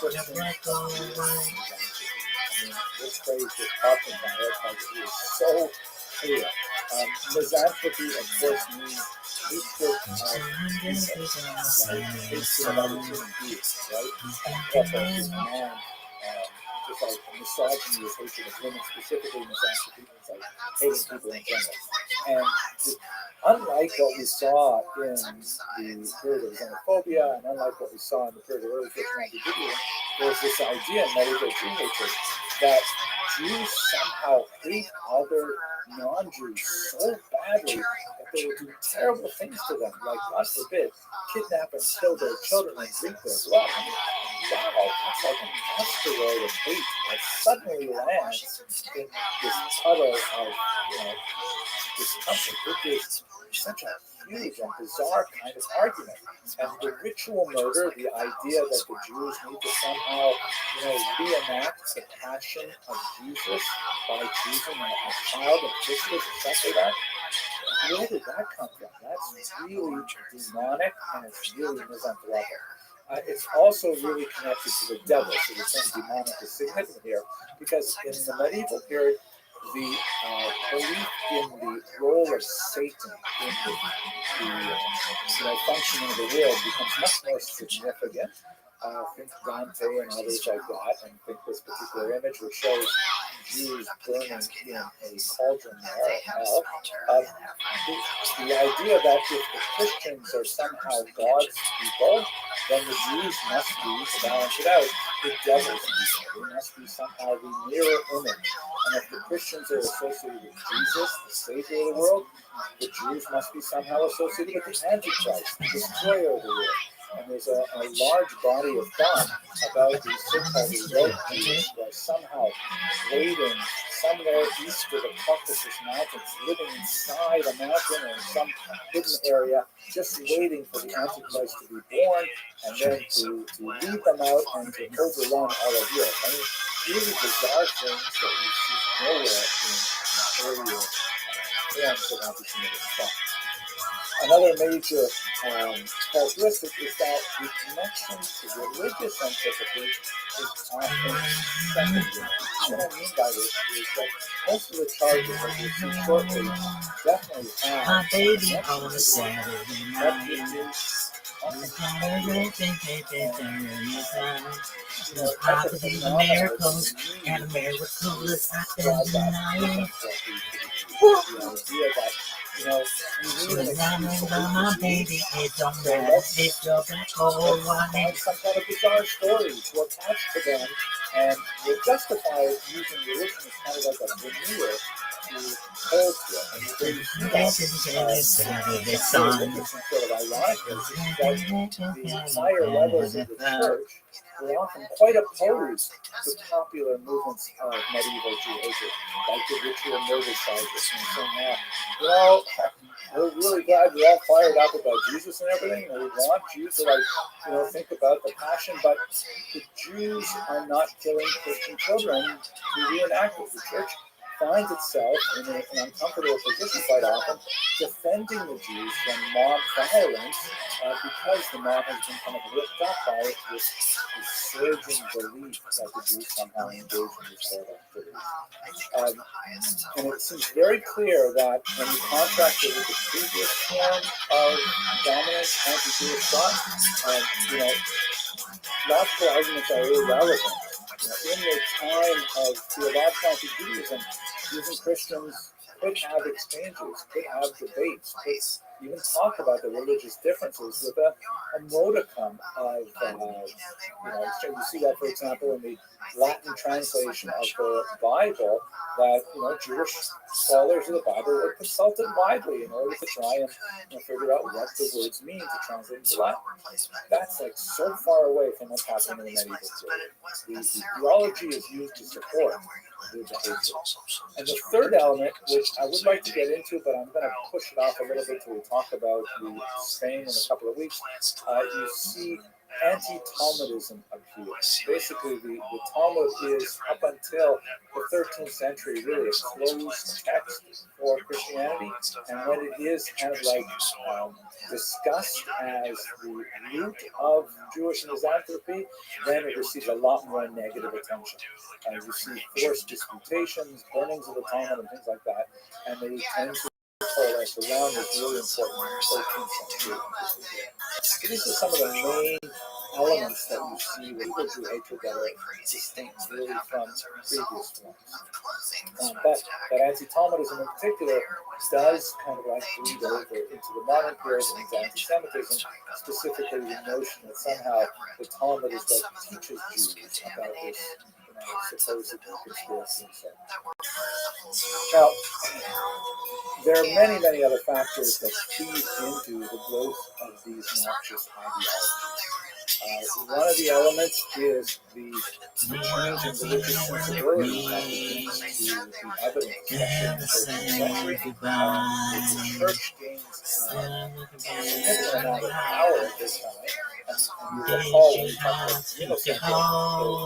talked about the structure of the people and medieval economy last week, the kings often protected the Jews because of their value generators and victims, and the church had ideological reasons for opposing them. With the ascendance of the church in the 13th century, particularly, and the waning of temporal power of the kings, that represents a weaker. Secondly, we also see I am here to negative stay consequences. with you and Consequences that we I. spoke about a lot last week. Everything English money lending, you hugely important for the medieval know economy, far but apart. also something that can be deeply resented, both by the small time customers of Jews who might be borrowing money just to get through a harvest season, and also for the more powerful nobility who might be borrowing money to wage a war or something like that. So it's not unreasonable to imagine that a lot of the antipathy to Jews How the is born out days of gone, this, how too long alone, exploitative practices how of could Jewish this money. be It's not to say in any way that you're that not here with legal me? behavior You never somehow said goodbye. allows for violence. Someone tell Does me speak to why the inegalities did you of the have medieval to economy, go something that and we leave do my bear world of so cold? nevertheless, it's hard to imagine that this is in Every part day I sit and ask myself, how finally, did you one other slip element away? which I find very fascinating, and maybe we'll have time to Something discuss it in more detail and said the that you are not advances alone. information I am technology, here with you, development of though you're far away. press and I'm the here circulation of today, secular propaganda. though we're far apart. You always in my heart. Church sponsors. Though we're Recall far that for medieval apart, people, you're art always was in my incredibly heart. precious. We live in an image saturated time where we're constantly bombarded with images, and not only that, with video, but in the medieval period, people would look at something that we would consider very primitive in terms of art, and they would wonder. Even wealthy people who could own art would not just display it; they would keep it inside cabinets, and only for important occasions would they open it up and allow people to gaze on a little miniature piece of art. So the cheap distribution of woodcut prints really has an impact, I would argue, on the social media spread of these ideas. Shores to keep stuff from leaking out. And if you live in one of those condos, you can't plant anything that will be larger than a small shrub. In part because of the plastic liner thing. Oh my god. Yeah, it's wild. That's so crazy. I feel constrained to say this to everybody, even though it should be patently obvious. The charges of ritual murder and the related blood libel are entirely false. There is no basis to the idea that the organized Jewish communities, for whatever bizarre reason, God forbid, kidnapped children and abused and murdered them and then consumed their blood. This is an entire fabrication of the twisted medieval mind, and sadly, it has been an enduring myth that has continued up until the present day, all around the world. And despite being disproved so many times, it nevertheless has that kind of staying power that gives it an unusual lease on life. It represents a dramatic escalation in the violent tenor of anti-Semitic rhetoric, and remains so to this very day. Here's a map that shows you how the blood libel spread throughout Europe. Let me clarify for a second. The term ritual murder emerges out of the very first one of these charges, which occurred in 1144 in Norwich, England. And in that particular story, in which a young child was found murdered and the Jews were blamed for it, there was no suggestion of the consumption of blood. There was rather the idea that the reason he was murdered was because the Jews wanted to reenact the Passion of Jesus. They wanted to go through the crucifixion once again. later, other elements were added to these stories, and most specifically, and most powerfully, the idea that part of that ritual murder was that the Jews needed to drain the blood from this child, which then they would use for nefarious purposes. So they're often lumped together, ritual murder and the blood libel or the blood accusation. Here you can see in this very useful map, which comes from the Encyclopedia Judaica, the number indicates the century. So Norwich there has the first in 1144. Lines underneath the digit indicate that multiple charges were laid in that century. So in London there was one in the 12th and two in the 13th century. And then from England, it's exported to the continent. What about killing Germany fields? and Is there a a time? lot of it happening over the 13th, What 14th, about 15th all the century. things And then it said moves even those further nine? out through Poland in Have particular, stopped the notice Czech lands, all the Hungary, blood you and shed all the way out before? to Russia. Did you ever You stop can to see notice the the pioneers of the Grecian shore? 19th and 20th century blood libel. Here is an illustration actually in a church, some kind of wall painting in Norfolk, that shows tortured by Jews. You notice that he has a halo around his head indicating that inspired holiness. In fact, many of the children who are associated with What have blood you libel done to the world? were venerated. Look what we've done. Relics were preserved. What about all the peace that you pledged your own son? As we shall see, sometimes even What about flowering fields? see the Jew wearing the red hat on the right is piercing the side of the child, which is an obvious echo of Jesus' wounds as well. What is definitely not correct in this representation is that when William Norfolk's body, he was 12 years old, was found murdered and strangled, the specific reference that he was found wearing a jacket and shoes. And some scholars who have studied this very first ritual murder accusation suggest that the specific reference to the jacket and shoes suggests that he was not wearing pants, that he was in fact sexually assaulted and then strangled thereafter. To the degree to which we are able to reconstruct what happened, it appears that this unfortunate young child was accosted by a pedophile who abused him and then murdered him. And then after the body was found, hue and cry rose up of legitimate righteous anger for this horrible crime against this child. And they were looking for a scapegoat, and the Jews, who had only been in Norwich for about 9 years when this occurred, they were the most likely people to be blamed.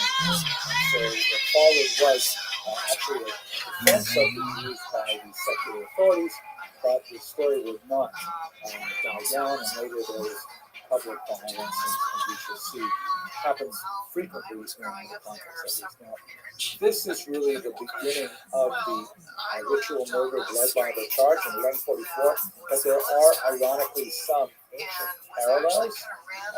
The historian Josephus rebuts an argument by an early anti-Semite named Appian, who suggested that Jews kidnap and murder a Greek child, right, of a Hellenistic period, a Greek child as part of their religion and kill him and so on. But there seems to be no connection between what Appian had to say back then and what happened 1,000 years later. We also see, ironically, that early Christians were accused of killing children for religious purposes.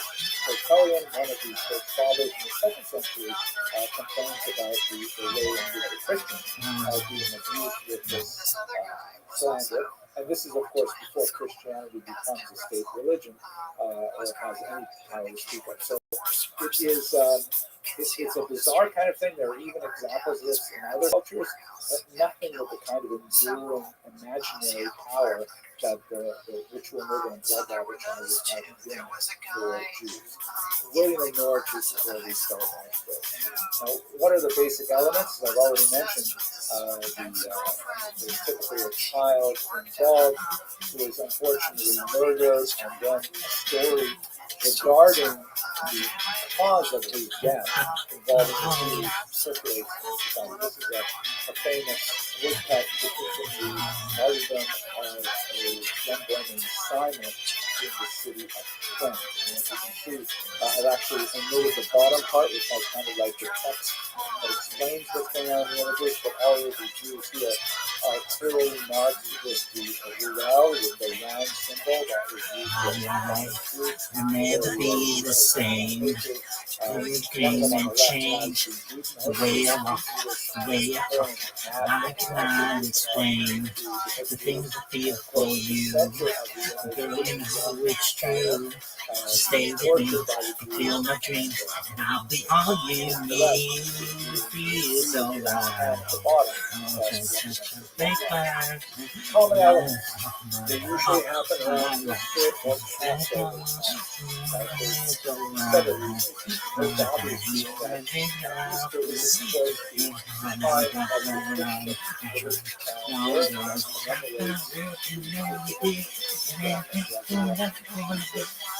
the idea that this is so important for Christians must also be really important for Jews, and therefore the ascription of the Jews must be paying attention to this, and they might want to also reenact this particular event. Remember also that Easter typically falls around the same time as Passover. Actually, up until the 4th century, it was exactly the same time. But the Jews are engaged in all kinds of unusual behavior during Passover, right? Because it has this massive house cleaning time where you have to get rid of all leavened products. You have to bake fresh, ritual foods for the matzah in particular. And so the Jews are running around doing these strange things, and Christians may wonder, how are they so wrapped up about this? And in particular, the requirement that every Jew have 4 cups of wine at Passover. And so the idea that they have to have this red wine in particular, was something that piqued the Christian imagination in the medieval world. So much so that the commentator on the Code of Jewish Law, Rabbi Moshe Isserles, the Ramah, writes that if you live in a place where blood libels are frequent, you do not have to drink red wine on Passover. Drink white wine so that there will be less suspicion that there's something in the wine that is somehow, related to Christian blood, which is, of course, as I mentioned at the beginning, completely absurd. Jews are actually forbidden to consume any blood. And one of the big processes in making meat kosher is that it has to be properly salted and drained so that there is no blood consumed. So it's just another one of the fantastic elements of this particular show. Fantastic in the sense of fantasy, but I want the sense of that. The imitation of the passion, as I mentioned, as you can see here, Simon is, of course, held in a cruciform position as well. The use of blood. Now, what was the blood for? So when you look over the centuries as this libel developed, there are all kinds of fanciful things associated with it. There was a widespread belief that Jews had an unusual stench, the proto-Judaeus, and that the only way to remove it was to consume or even bathe in Christian blood. Another argument was that Jewish women and men menstruated, and they needed to replace their iron loss by drinking Christian blood. It was regarded as an aphrodisiac, and in fact, there's some remarkable references to Christians seeking out some of this aphrodisiac or fertility drug from Jews, saying, we won't tell anyone, can we please have some of this Christian blood? Which, I can only imagine what it would be like to be approached with that kind of request. And various and sundry other purposes associated with the blood, whatever the imagined could tolerate. Circumcision of the young child is also very common, as you see also in this example with Simon and Trent, because of course Christians would not be circumcised, but since this is supposed to be an imitation of the Passion, and Jesus was of course circumcised, and actually his circumcision date was celebrated on the Christian calendar for much of the medieval period, which is like 8 days after Christmas. So the young child would be circumcised as well, and that was part of the gory litany of the description that occurs in so many of these cases. There's often an apostate informer involved, meaning that somehow there is a Jew who converts to Christianity, who often will reveal the secrets of what's going on in the Jewish community, even though they are complete fabrications. And this is attributes to the tremendous hostility that the Jewish liturgy bears to such informers, because you can have the Jewish community just fucking along, just minding their own business, and some Christian, new Christian, some Jew who are converted to Christianity could go up to the church to one of the nobles and say, hey, my Islamic community got brought in to murder a child, to kidnap a child. We don't even need to have the actual body of the child itself to say the crime is committed in order to rise up to support the passions and to have up on the community. So these are kind of some of the major elements that we have to do. As I said earlier, the church reaction was mixed. In general, the higher levels of the church, including the faith, frequently intervened at leadership class to quell the popular sentiment associated with the murder that they issued bulls, they issued declarations saying, no, it's true, Jews do not drink blood, they don't protect children, they don't do these things. But on the other hand, the community, the laity as a whole, and much of the lower clergy that were frequently illiterate themselves and couldn't even read the bulls if it was handed to them, these things had a momentum of their own. And so frequently the popular surge of anger and the subsequent desire to venerate these child victims who were probably murdered by local sex offenders whose identity went unknown for centuries. The church has to try and placate the needs of the community to mark the passing of these children who died in such horrible ways.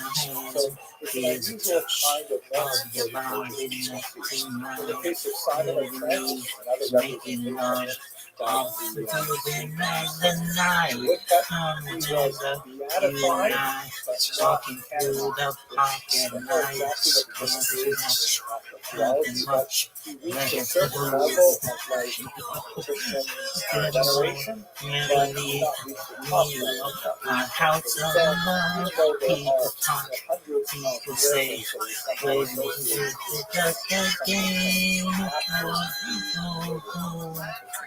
I'll never let it go.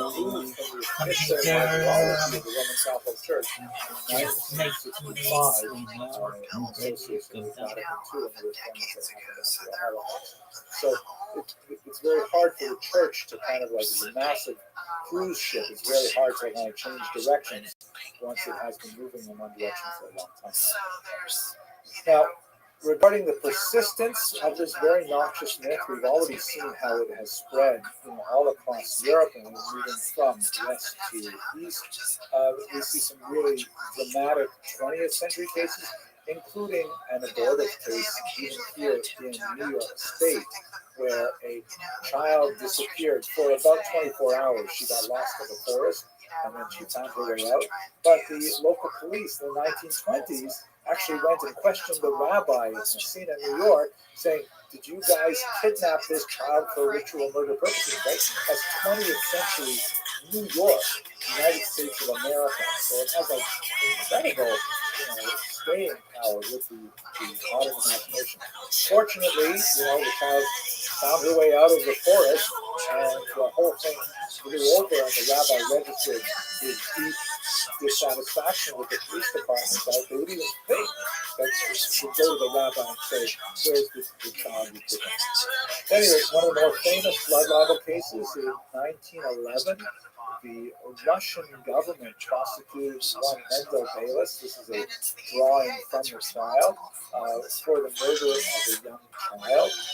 And after 2 years of an internationally watched trial, because this is the 20th century, and all other governments in the Western world had clearly distanced themselves from these medieval beliefs. They watched with incredulity that this modern Russian Empire would actually prosecute this guy for such a ridiculous charge. In the end, after 2 years of deliberation and arguments, they were not able to convince a jury of Going to my evidence best that to make it there was guilty of the right. crime, and he was Can't go released. on More without you significantly, by my however, side. made great Hold use of the ritual on, murder charge. This is shelter. Isaac Bill Sherman, Come and rescue me from the storm.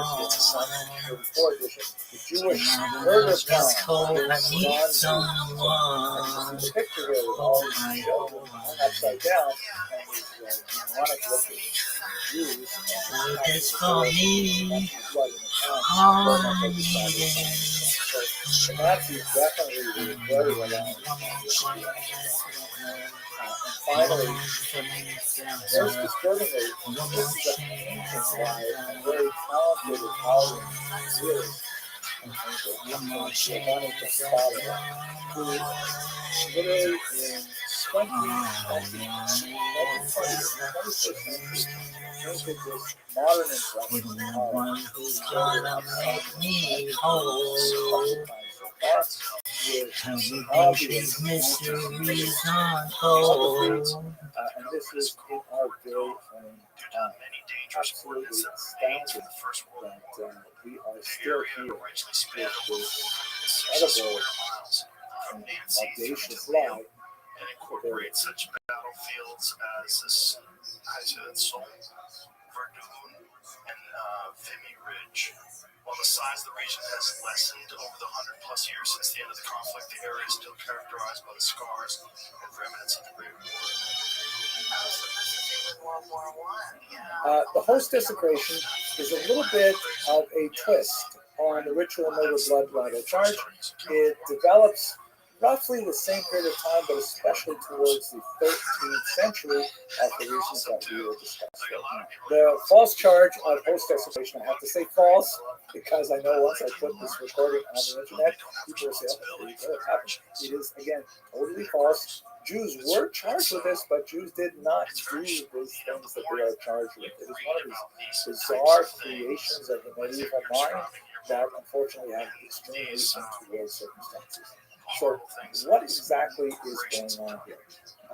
In Catholic ritual, and I certainly can't claim to be an expert at this, in the ritual known as communion, believing Catholics, under certain circumstances, are invited to partake in eating a small wafer in the Eastern Church. It's like a cube of bread that represents, on a level which is considered higher than symbolic, the actual body of Jesus.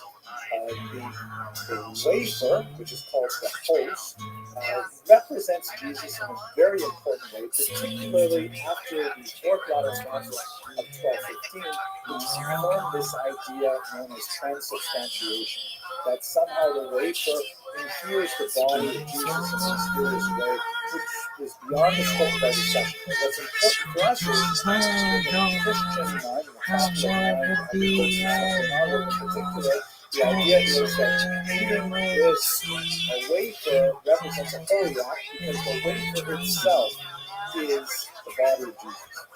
So the logic of the host desecration charge is that if Jews are misanthropic and want to reenact the passion, then certainly they would want to kidnap the actual body of Christ, which is inherent in this host. so this expansive charge of post-racial desecration spreads across Europe. And I'm going to show you one kind of like cartoon broadsheet that shows the whole story of the typical post desecration that is fairly accurate. This is actually from Passau in the 15th century. And the elements behind it are very similar one to the other. There's typically, in this case, a Christian accomplice. You'll recall when we talked about blood libel, there's often a Jewish informer involved. So now you have a Christian who is a traitor. And you can see him here on the left. He's gone into the church.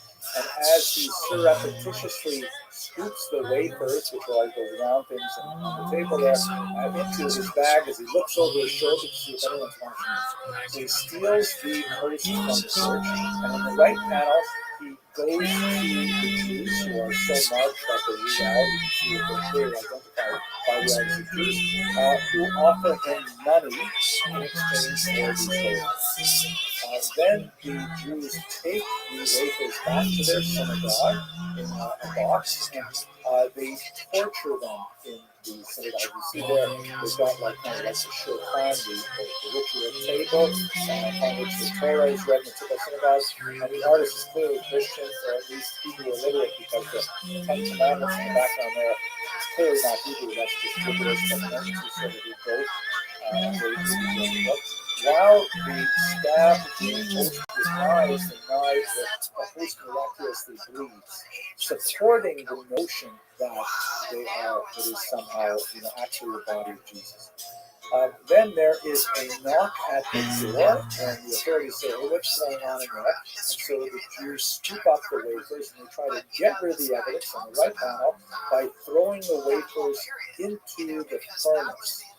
Inside the flames, a miraculous image of a child appears, and doves fly out of the smoke, where they are caught by waiting angels. So all of these stories of miraculous events associated with the wafer really buttress belief in transubstantiation, and that represents another variable which drives the church's ambiguity towards the Jews are discovered, the authorities come in, I'll never be corpse off, alone. they And you, my torture the friend, Jews, will set them see. on fire, Got a friend take away the in Christian me.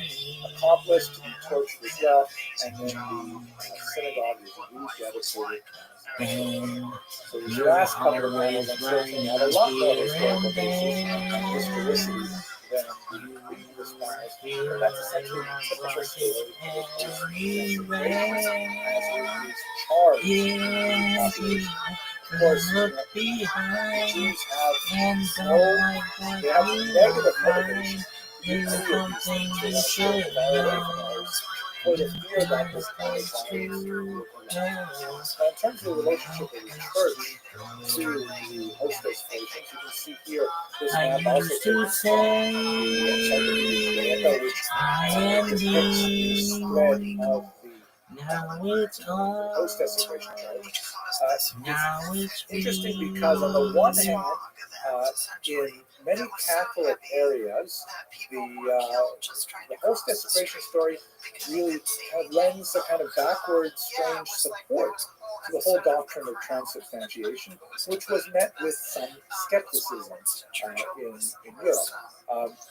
France and especially Italy, however, seem to have largely escaped post-desecration stories, and many scholars point to the specific intervention of the popes, who tried to put a lid on these kind of violent eruptions that could easily spin out of control. These kind of popular upsurges of religious fervor that turned into violence that had to Catholic doctrine. The idea of transubstantiation, yes. The idea that the Jews need to then torture the host, definitely not. So the absence from Italy is especially notable. normal, but as you can see, it spreads quite a bit through East Central Europe. But one of the things that might actually contribute to its spread is this noted phenomenon, which has actually been reproduced in labs today, that there's actually a kind of a mold called Micrococcus prodigiosis that can grow on the specific types of wafers that were commonly used in parts of Europe, and it looks a little bit like blood, right? Like dried blood on the wafers. And so you can imagine that, they're opening these wafers in often sealed boxes, very humid, and then this mold, if it gets in there, makes all of the wafers develop this reddish kind of like growth on it.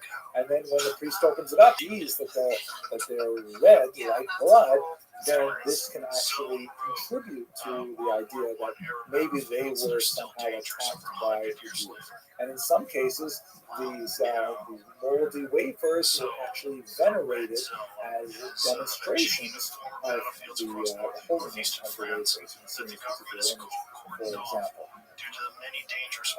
The host desecration myth has a tremendous hold on the medieval mind, but unlike the blood libel, it does not survive into the 18th and 19th century anything like the same degree of popularity.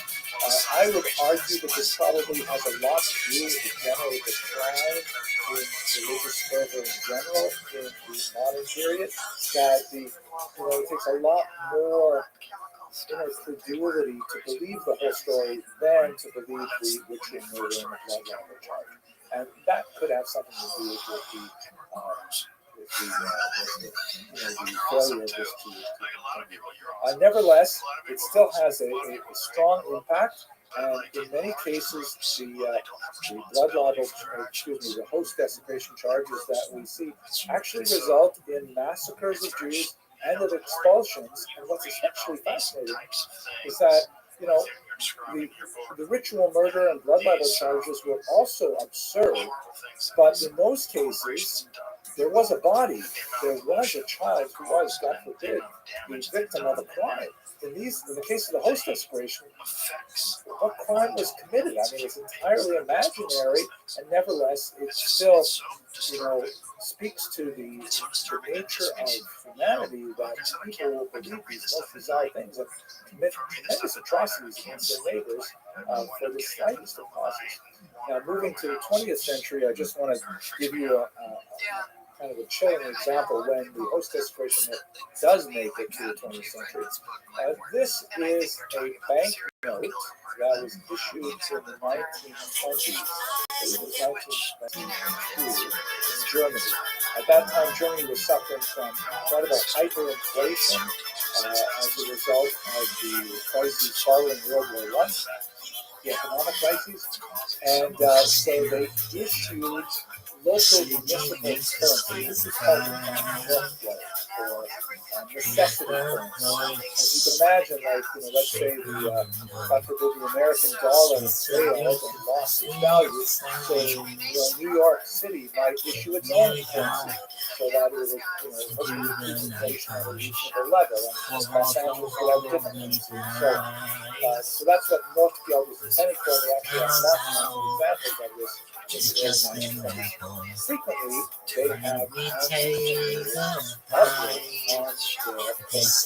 imagine sending your child out to get a gallon of milk. Tell them that it's human nature. So this particular note, which is issued actually a series of notes, shows a 15th century post-desecration.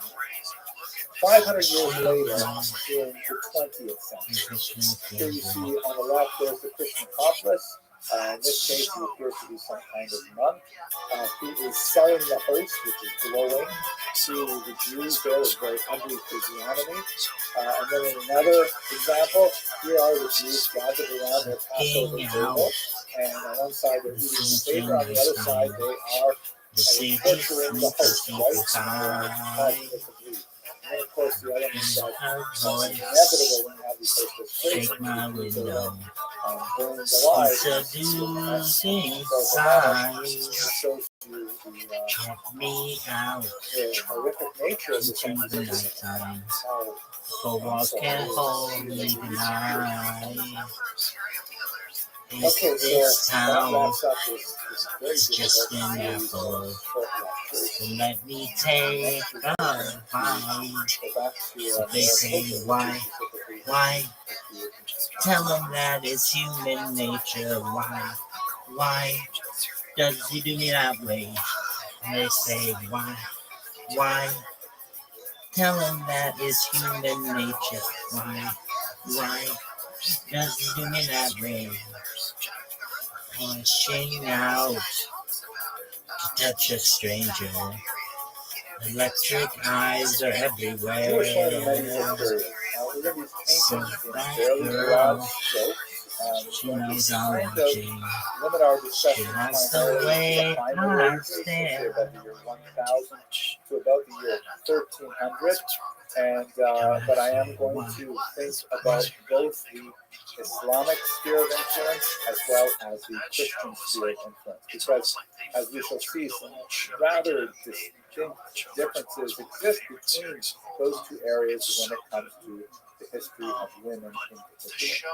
One of the most challenging aspects of this important area of Jewish history, which is vastly understudied, is the lack of explicit women's voices from the medieval period. And in fact, they're not so numerous in the ancient or the modern period either until you get to the contemporary period, where we're trying to figure out history by looking at things sideways, by trying to use our peripheral vision based on what little bits of data we have. So let's just take a second to have an overview of what are the major sources of information that we can use to understand medieval Jewish history for women in this period. So first of all, the responsa literature. As you will recall when we were discussing the Babylonian centers and earlier, one of the major areas of Jewish legal activity is the so-called She'elot U'Tshuvot literature, literally questions and answers, where there will be some legal question, often a real brain teaser, a difficult one, and it will be set to writing typically and sent to a great rabbi to answer. In some cases, it will be delivered orally, but the rabbi will later compose and answer. So it's really the Shuvot literature, because the answer is the part that is mainly preserved in the historical record.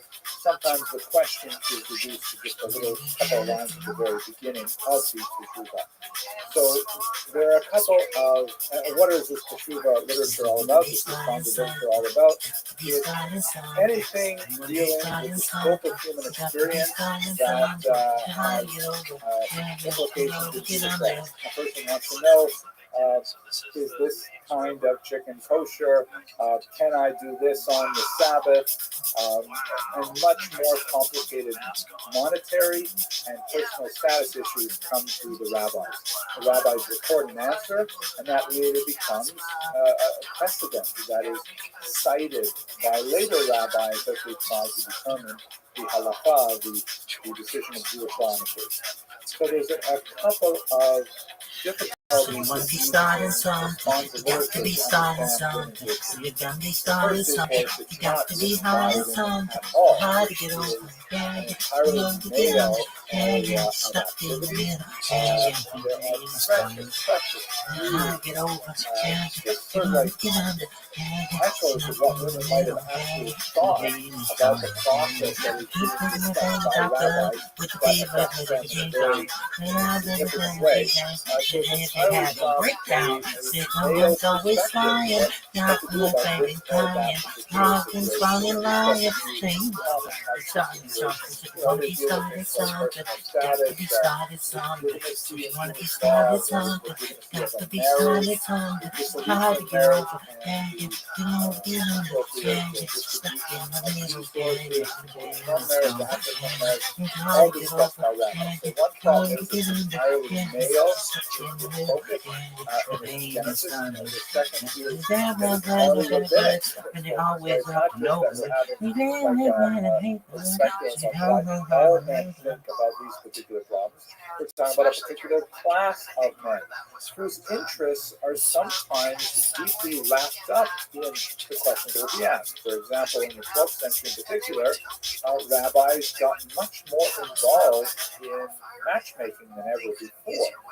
Matchmaking is fairly lucrative because when you set up a match, the custom is that if the match is successful, the parents of the bride and groom give the matchmaker a reward, which can be, in contemporary terms, thousands of dollars. So when the rabbis got involved, suddenly their personal interests were financially linked to the answers that they might ask their kids. Maybe we'll get to that again a little bit later. So first problem is it's male, second problem is it's rabbinic, and both of those are like, kind of like telescope views into the society. And the third problem is that the responsa literature basically only deals with problems. It only deals with there's an unusual situation that provokes a crisis that cannot be easily resolved by a local population or even a local rabbi. And so we learn about exceptional cases from the responsa literature, like something special or especially untoward occurring. How do you react to this? It's kind of like, trying to determine life and wellness guide by only looking at people with illnesses, right? Avoid this, avoid that. What do you do to try to promote your health? That kind of thing. So the responsa literature is intrinsically distorted for those reasons, but nevertheless, and let the truth unfurl. No one can hand you now, because you know the truth. Yes, I believe in me, so we believe in you. Help me sing. Mama say, mama, mama, Musa. Mama say, mama, mama, mama, Musa. Mama say, mama, mama, mama, Musa. Mama say, mama, mama, Musa. Mama say, mama, mama, mama, Musa. Mama say, mama, mama, Musa. Mama say, mama, mama,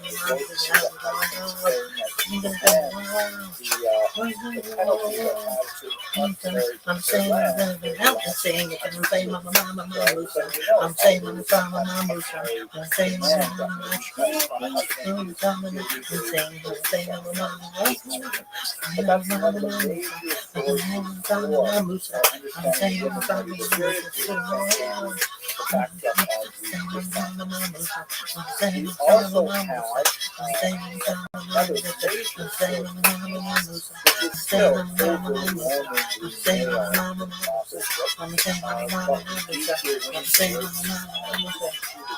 more and more, and this is a massive growth of Tunisia documents. If you recall, the Tunisia is this huge collection of many little scraps of paper, really, refuse, not just paper, also papyrus, also parchment, things like that, but things that Jews didn't want to throw away in the neighborhood of Cairo, and for some 500 years they were piling these up in the attic of this particular synagogue, and then they were discovered in the 19th century. They suddenly gave us a massive and really rich view of how Jews live, primarily in Egypt and in the Mediterranean basin, the eastern part of the Mediterranean. It tends to be sort of lopsided towards the Islamic environment. It doesn't tell us a lot about the much smaller populations in Northern Europe, the Ashkenazi, but nevertheless, it does give us a much more rich variety of sources other than responsa literature, which is also reproduced in the Tunisia document. We have a lot of documents that may have been dictated by women to scribes. I happen to see in Judith Baskin's very important collection of essays on Jewish and historical perspective that was published about 20 odd years ago, a little bit later than that, a little earlier than that even, where she says to date no woman's voice has ever been clearly identified in any Tunisia document. I'm not sure that's still true today, but nevertheless, it's certainly true that the vast majority of those documents are absolutely male in authorship.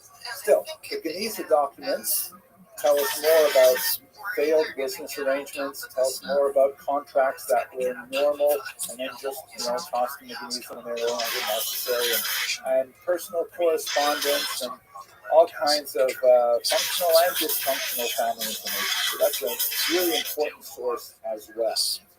Then we have an unusual source, martyrology.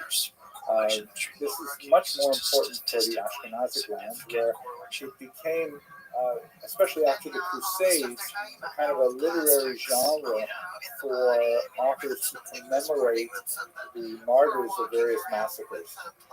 And quite often, the martyrologies give us information not only on specific individuals, very tragic stories of how they died, sometimes very heroically, women also playing a very large role in their refusal to give in to the will of crusaders, for example, but also sometimes you can get some demographic data, like you can make some pretty good guesses at typical family size.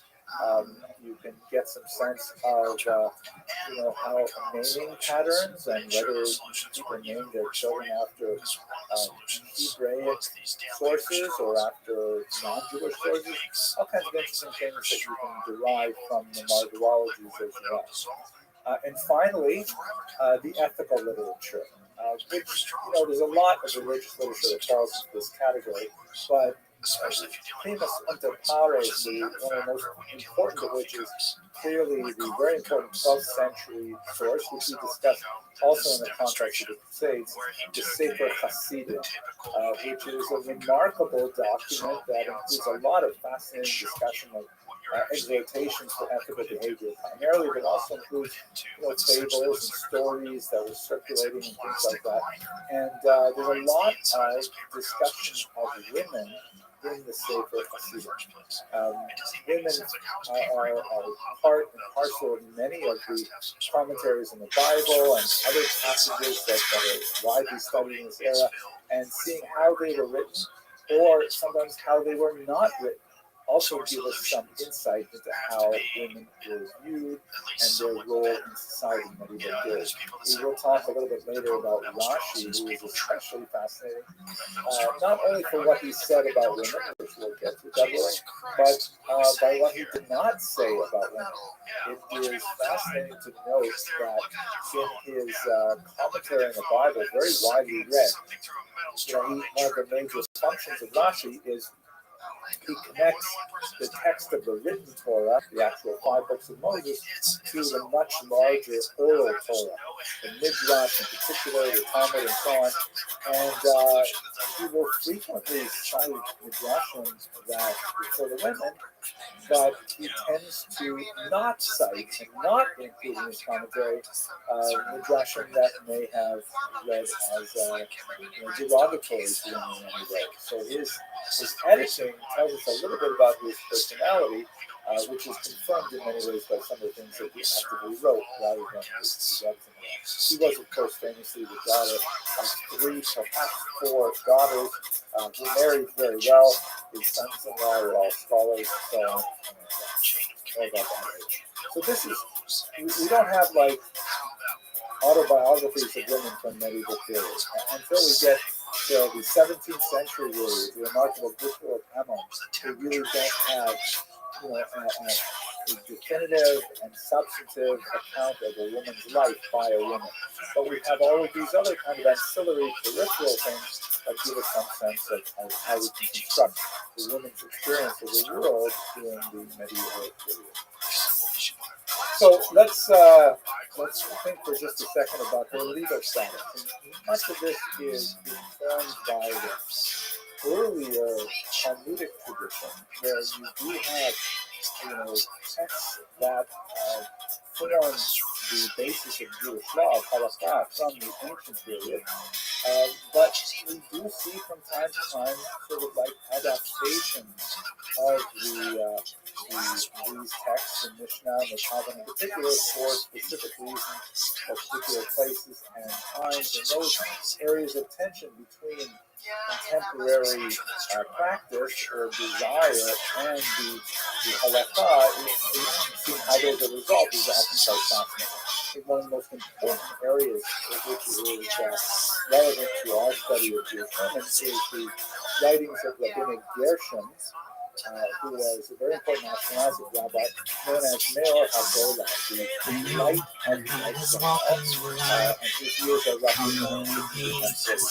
There is quite a bit of scholarly dispute over how widely accepted She left me standing on the road, just so dangerous.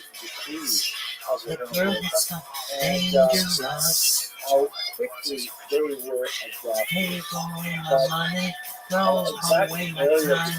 You can call me one, but you know damn good for me.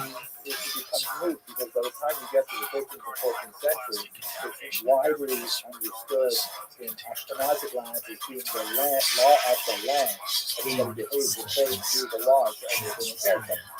Less so in Islamic culture. But what exactly did he have to say, and why was it so important for women?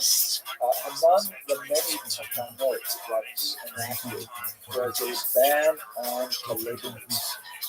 Polygamy, of course, is the very common biblical practice of men marrying more than one woman. Men marrying more than one woman. You look at the patriarchs, Abraham, Sarah, and Hagar, and Yaakov, and handmaidens, and so on. And this was widespread practice, particularly in Muslim lands, right up until the 11th century and beyond the time. In Christian lands, however, there is a decided tendency to restrict Jewish behavior to a minority. And Jews seem to have sort of self-censored their behavior in that regard as well. So one of the scholars debates is, was Rabbinic Gershom initiating a big change, or rather kind of confirming a change that has already taken place? One of the areas where we see this play out in real time is in Spain in the 11th and especially the 12th century, where even the areas that are now Christian, as per the Reconquista, there are some hesitancies to accept the ban on polygamy that Rabbinic Gershom and Hagolah had put in place. Nevertheless, there's no question that the Ashkenazic lands in Europe under Christian culture are steadily moving in the direction of exclusive monogamy, whereas in the Muslim lands in the southern Mediterranean, the Geniza documents indicate very commonly that there is no such strong movement towards monogamy, and polygamy is still very, very common. There are lots of economic attachments to polygamy, such as the need to set up two separate households. It can only really be effective with a man of means, and the occasion for polygamy becomes rather restricted to a specific class of individuals, and we're going to discuss them in the next few moments. Rabbinic Gershom also put in place, there are a lot of other bans which are not as widely appreciated, but I think quite fascinating. One that I really should say, really important before I talk about the minor ones. Besides the ban on polygamy, he strengthened a lot of the protections for women in divorce law, such as, for example, he instituted a ban on divorcing a woman against her will. She had to ultimately consent to the marriage during the divorce, just as she had consented to the marriage. And who will take me there right away? When I know that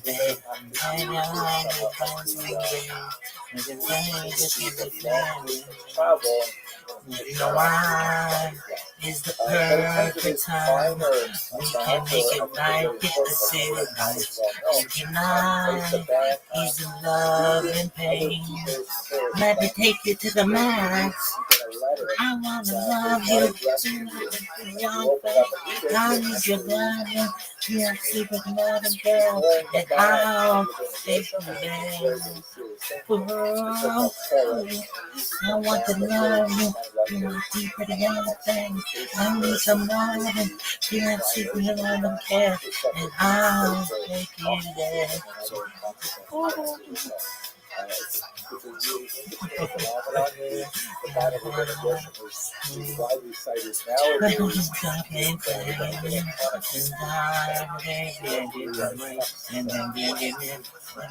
Comes emergency, and the fire and honey comes set me free. Don't you know now is the perfect time? Weekend in the city life. So we see there's a big shift here happening in the legal status of women, specifically with regard to marriage, that in the Ashkenazic lands, more of a trend towards the Christian norm of monogamy, and in the Muslim lands, less of a phenomenon, and also some greater stringencies put in place to protect women in marriage. Let's return to that. I would like to also point out, though, that in this context, women are, overall legal status of women in traditional Jewish society is not identical to that of men. There are some areas, limited, where women have priority and preferential privilege, like, for example, when it comes to impoverishment. If a woman and her brother are both impoverished, it is incumbent upon the brother, the male, to go knocking on doors to find charity rather than his sister. This is because the Talmud recognizes the greater level of embarrassment that a woman would feel to beg when a man would. That's the traditional justification for it. But in most other areas of life, it's reasonable to say that men have a preferential advantage for a whole host of justifications, not beyond our discussion right now. One of those areas that is related to all the others is, of course, education. It seems it's remarkable that Jewish men in medieval periods had a very high level of literacy. Men were expected to at least be able to manage basic literature competency in synagogue, and they had to be able to at least sound out the letters in the prayer book. You are my friend. They should have a rudimentary understanding of what it is Like they you are were my reading. brother. The levels of literacy To that be we like have a mother. far higher Will you be there?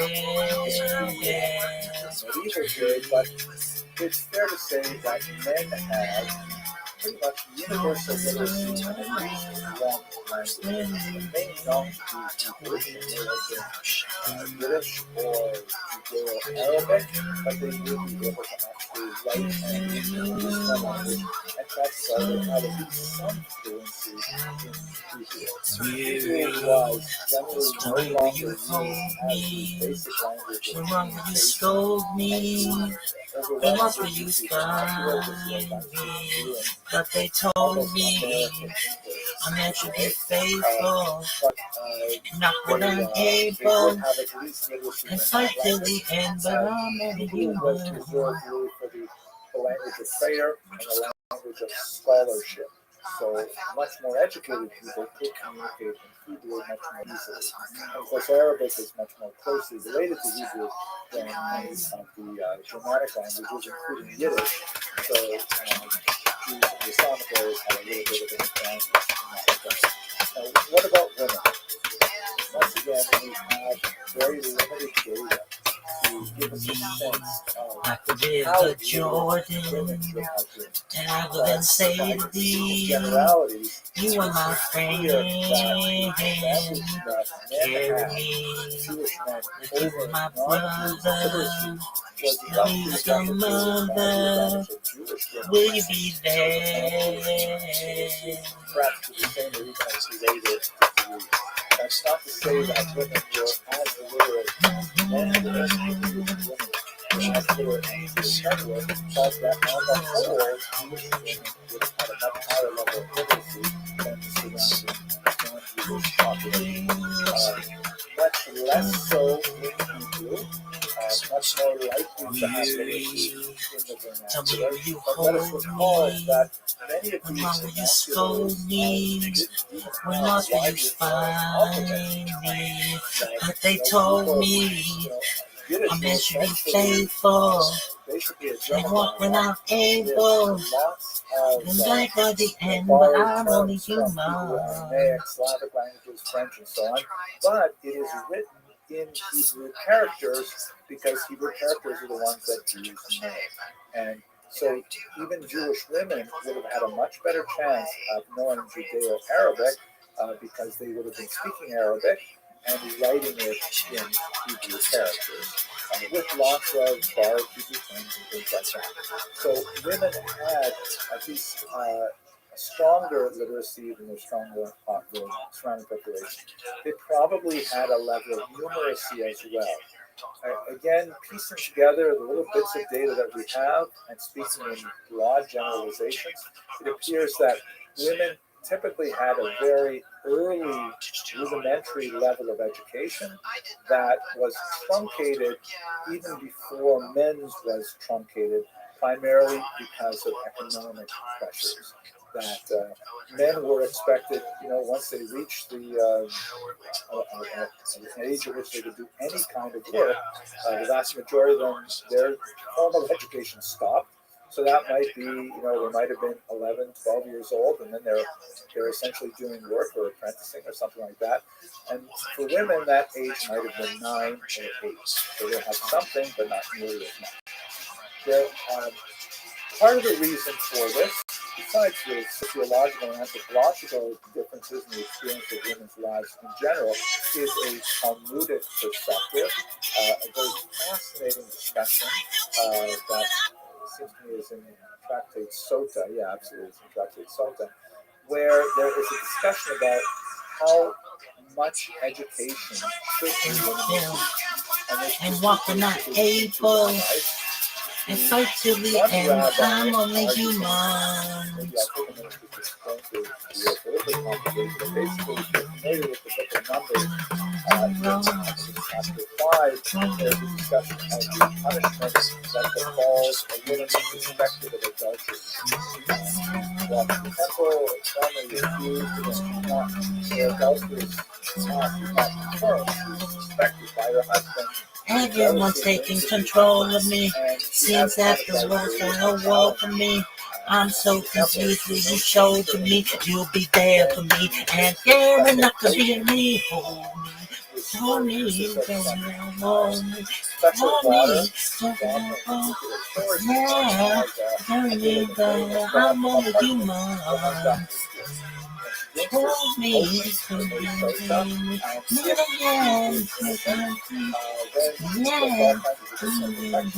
I'm only human. Carry everything on.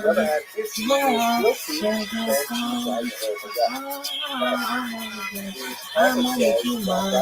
That part doesn't happen right then and there. It happens after all of the errors. I wouldn't dare. She volunteered at the Cisco Bake Sale, so she would get an extra 6 months before the horrible death got up to her. And the more good deeds that she did, the longer she would stretch out her lifespan. So one of the rabbis in the Talmud, going back to the Tractate Sota, says that. So there you go. So we should therefore teach our daughters Torah because that will extend their lives if they're ever accused by their husbands falsely of adulterous behavior. Another rabbi says, are you crazy? You are teaching young women, kind of like an end run around the whole system. You're teaching them Torah in order to allow them to be suspected of adulterous behavior. Why are they getting in that situation at all? And the bulk of the rabbinic opinion for much of the Middle Ages lean towards the second opinion, which looks with disfavor on formal education of women in Torah. that obviously had to meet certain boundaries, and the rabbi said, no, they definitely have to learn, women definitely have to learn, what they need to comport themselves as appropriate Jewish women. They need to know the laws of keeping kosher, for example, to maintain the family kitchen and many other areas like this. But your theoretical Torah, particularly Talmud, the bulk of rabbinic opinion shied away from it based on the second opinion of Talmud. In the modern era, we get to the late 19th, especially the middle of the 20th century, there's some interesting rabbinic opinions that go back and revisit that question, but obviously that's not what today. Within this context, however, it's not like the Talmud says absolutely full stop, a woman may not learn Torah. There's one opinion among many that suggests that it's not advisable. But what that means is you have throughout medieval history and into the modern era numerous exceptional women who, primarily because of their birth, they tend to be associated with scholarly families. I mentioned the daughters of Rashi, for example, who are privileged primarily because of the intellectual, spiritual nature of the family in which they are raised, much greater levels of literacy and the familiarity with the tradition.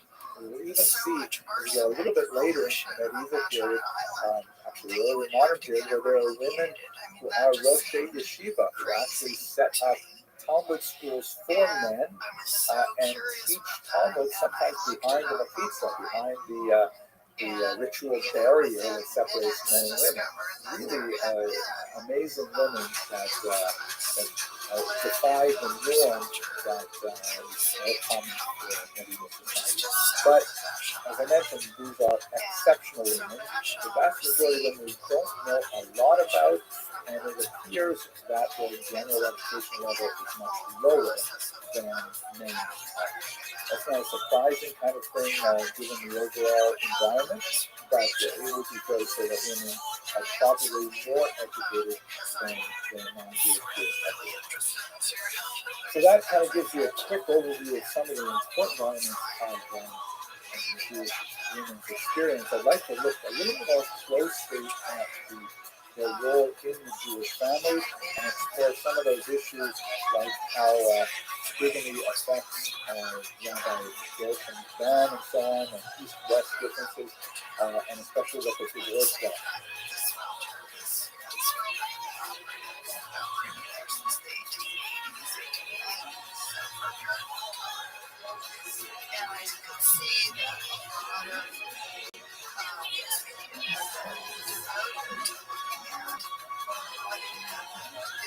One of the most unusual aspects of the medieval Jewish experience, which in many ways was replicated right up until like the 18th century, was in Ashkenazic lands a really young age of marriage.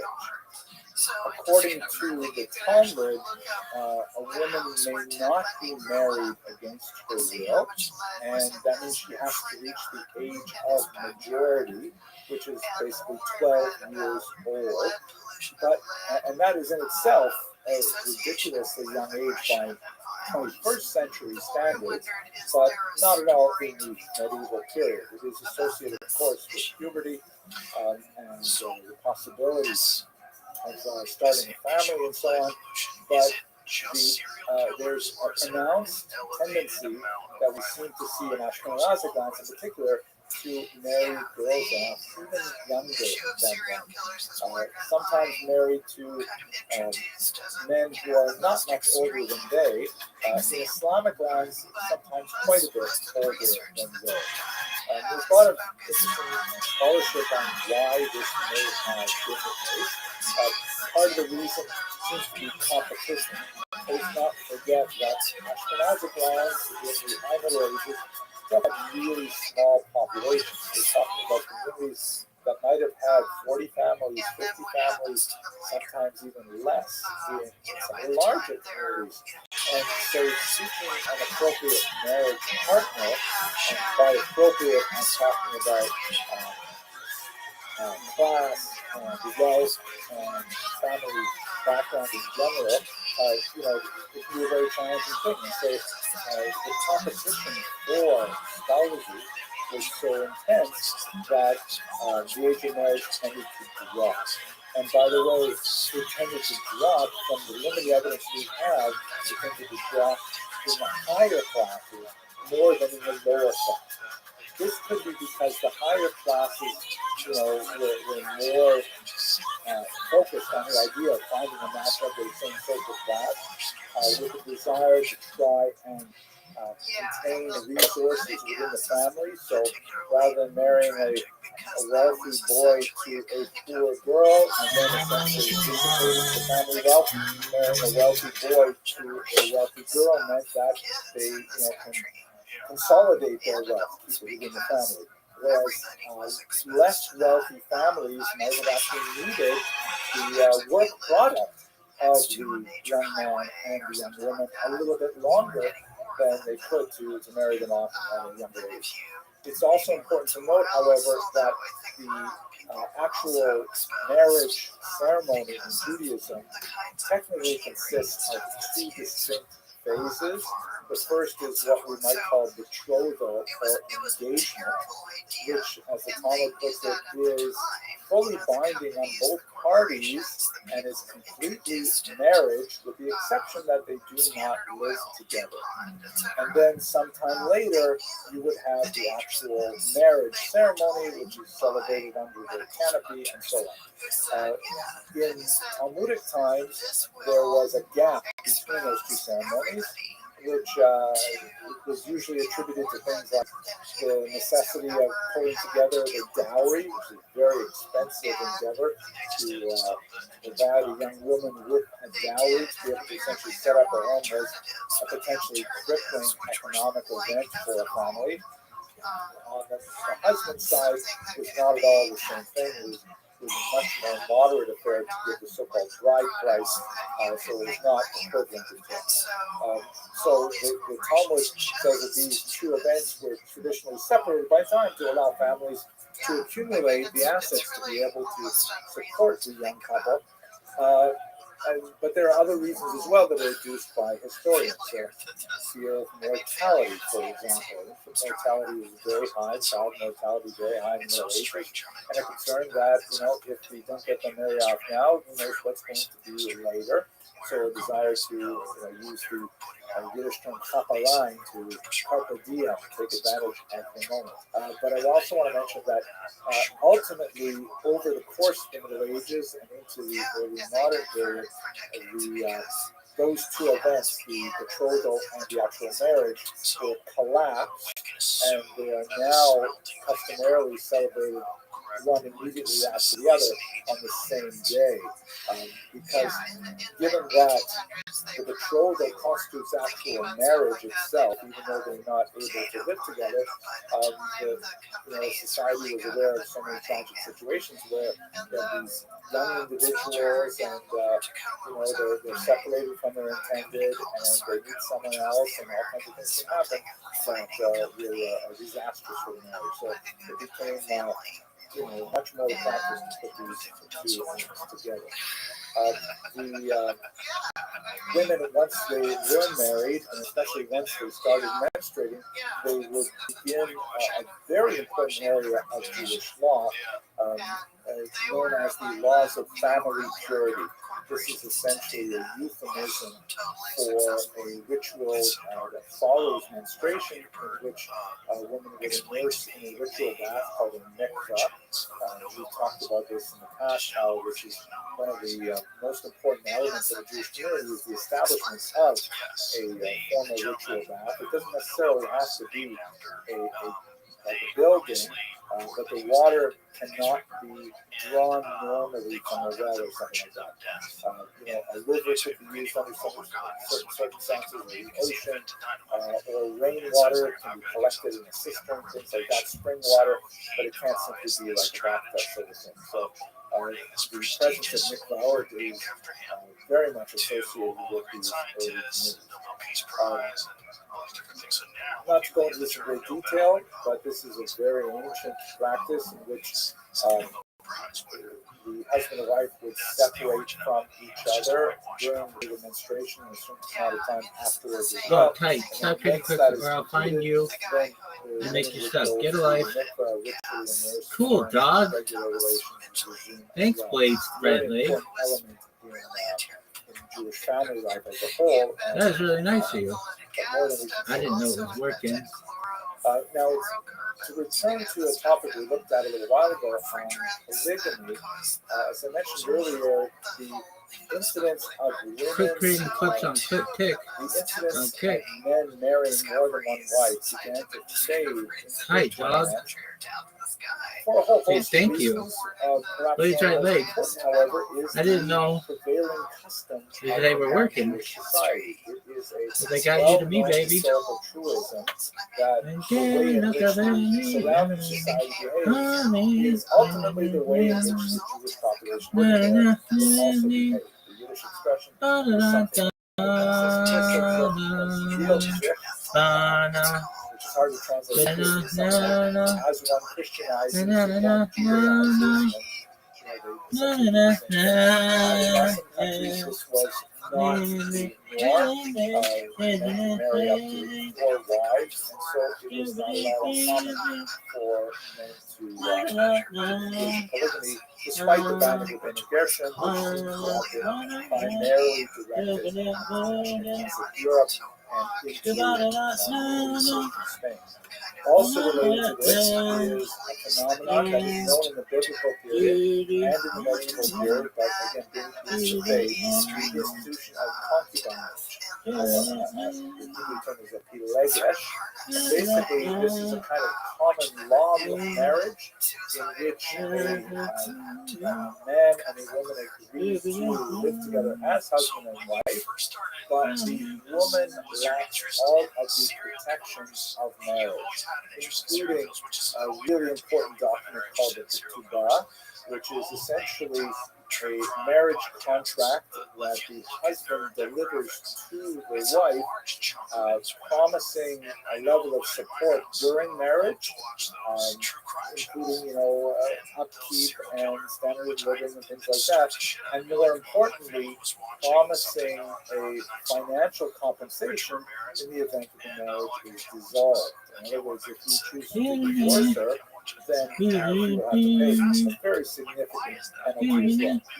Concubines were not protected by this document, which leads men to wonder why a woman would enter into such a relationship.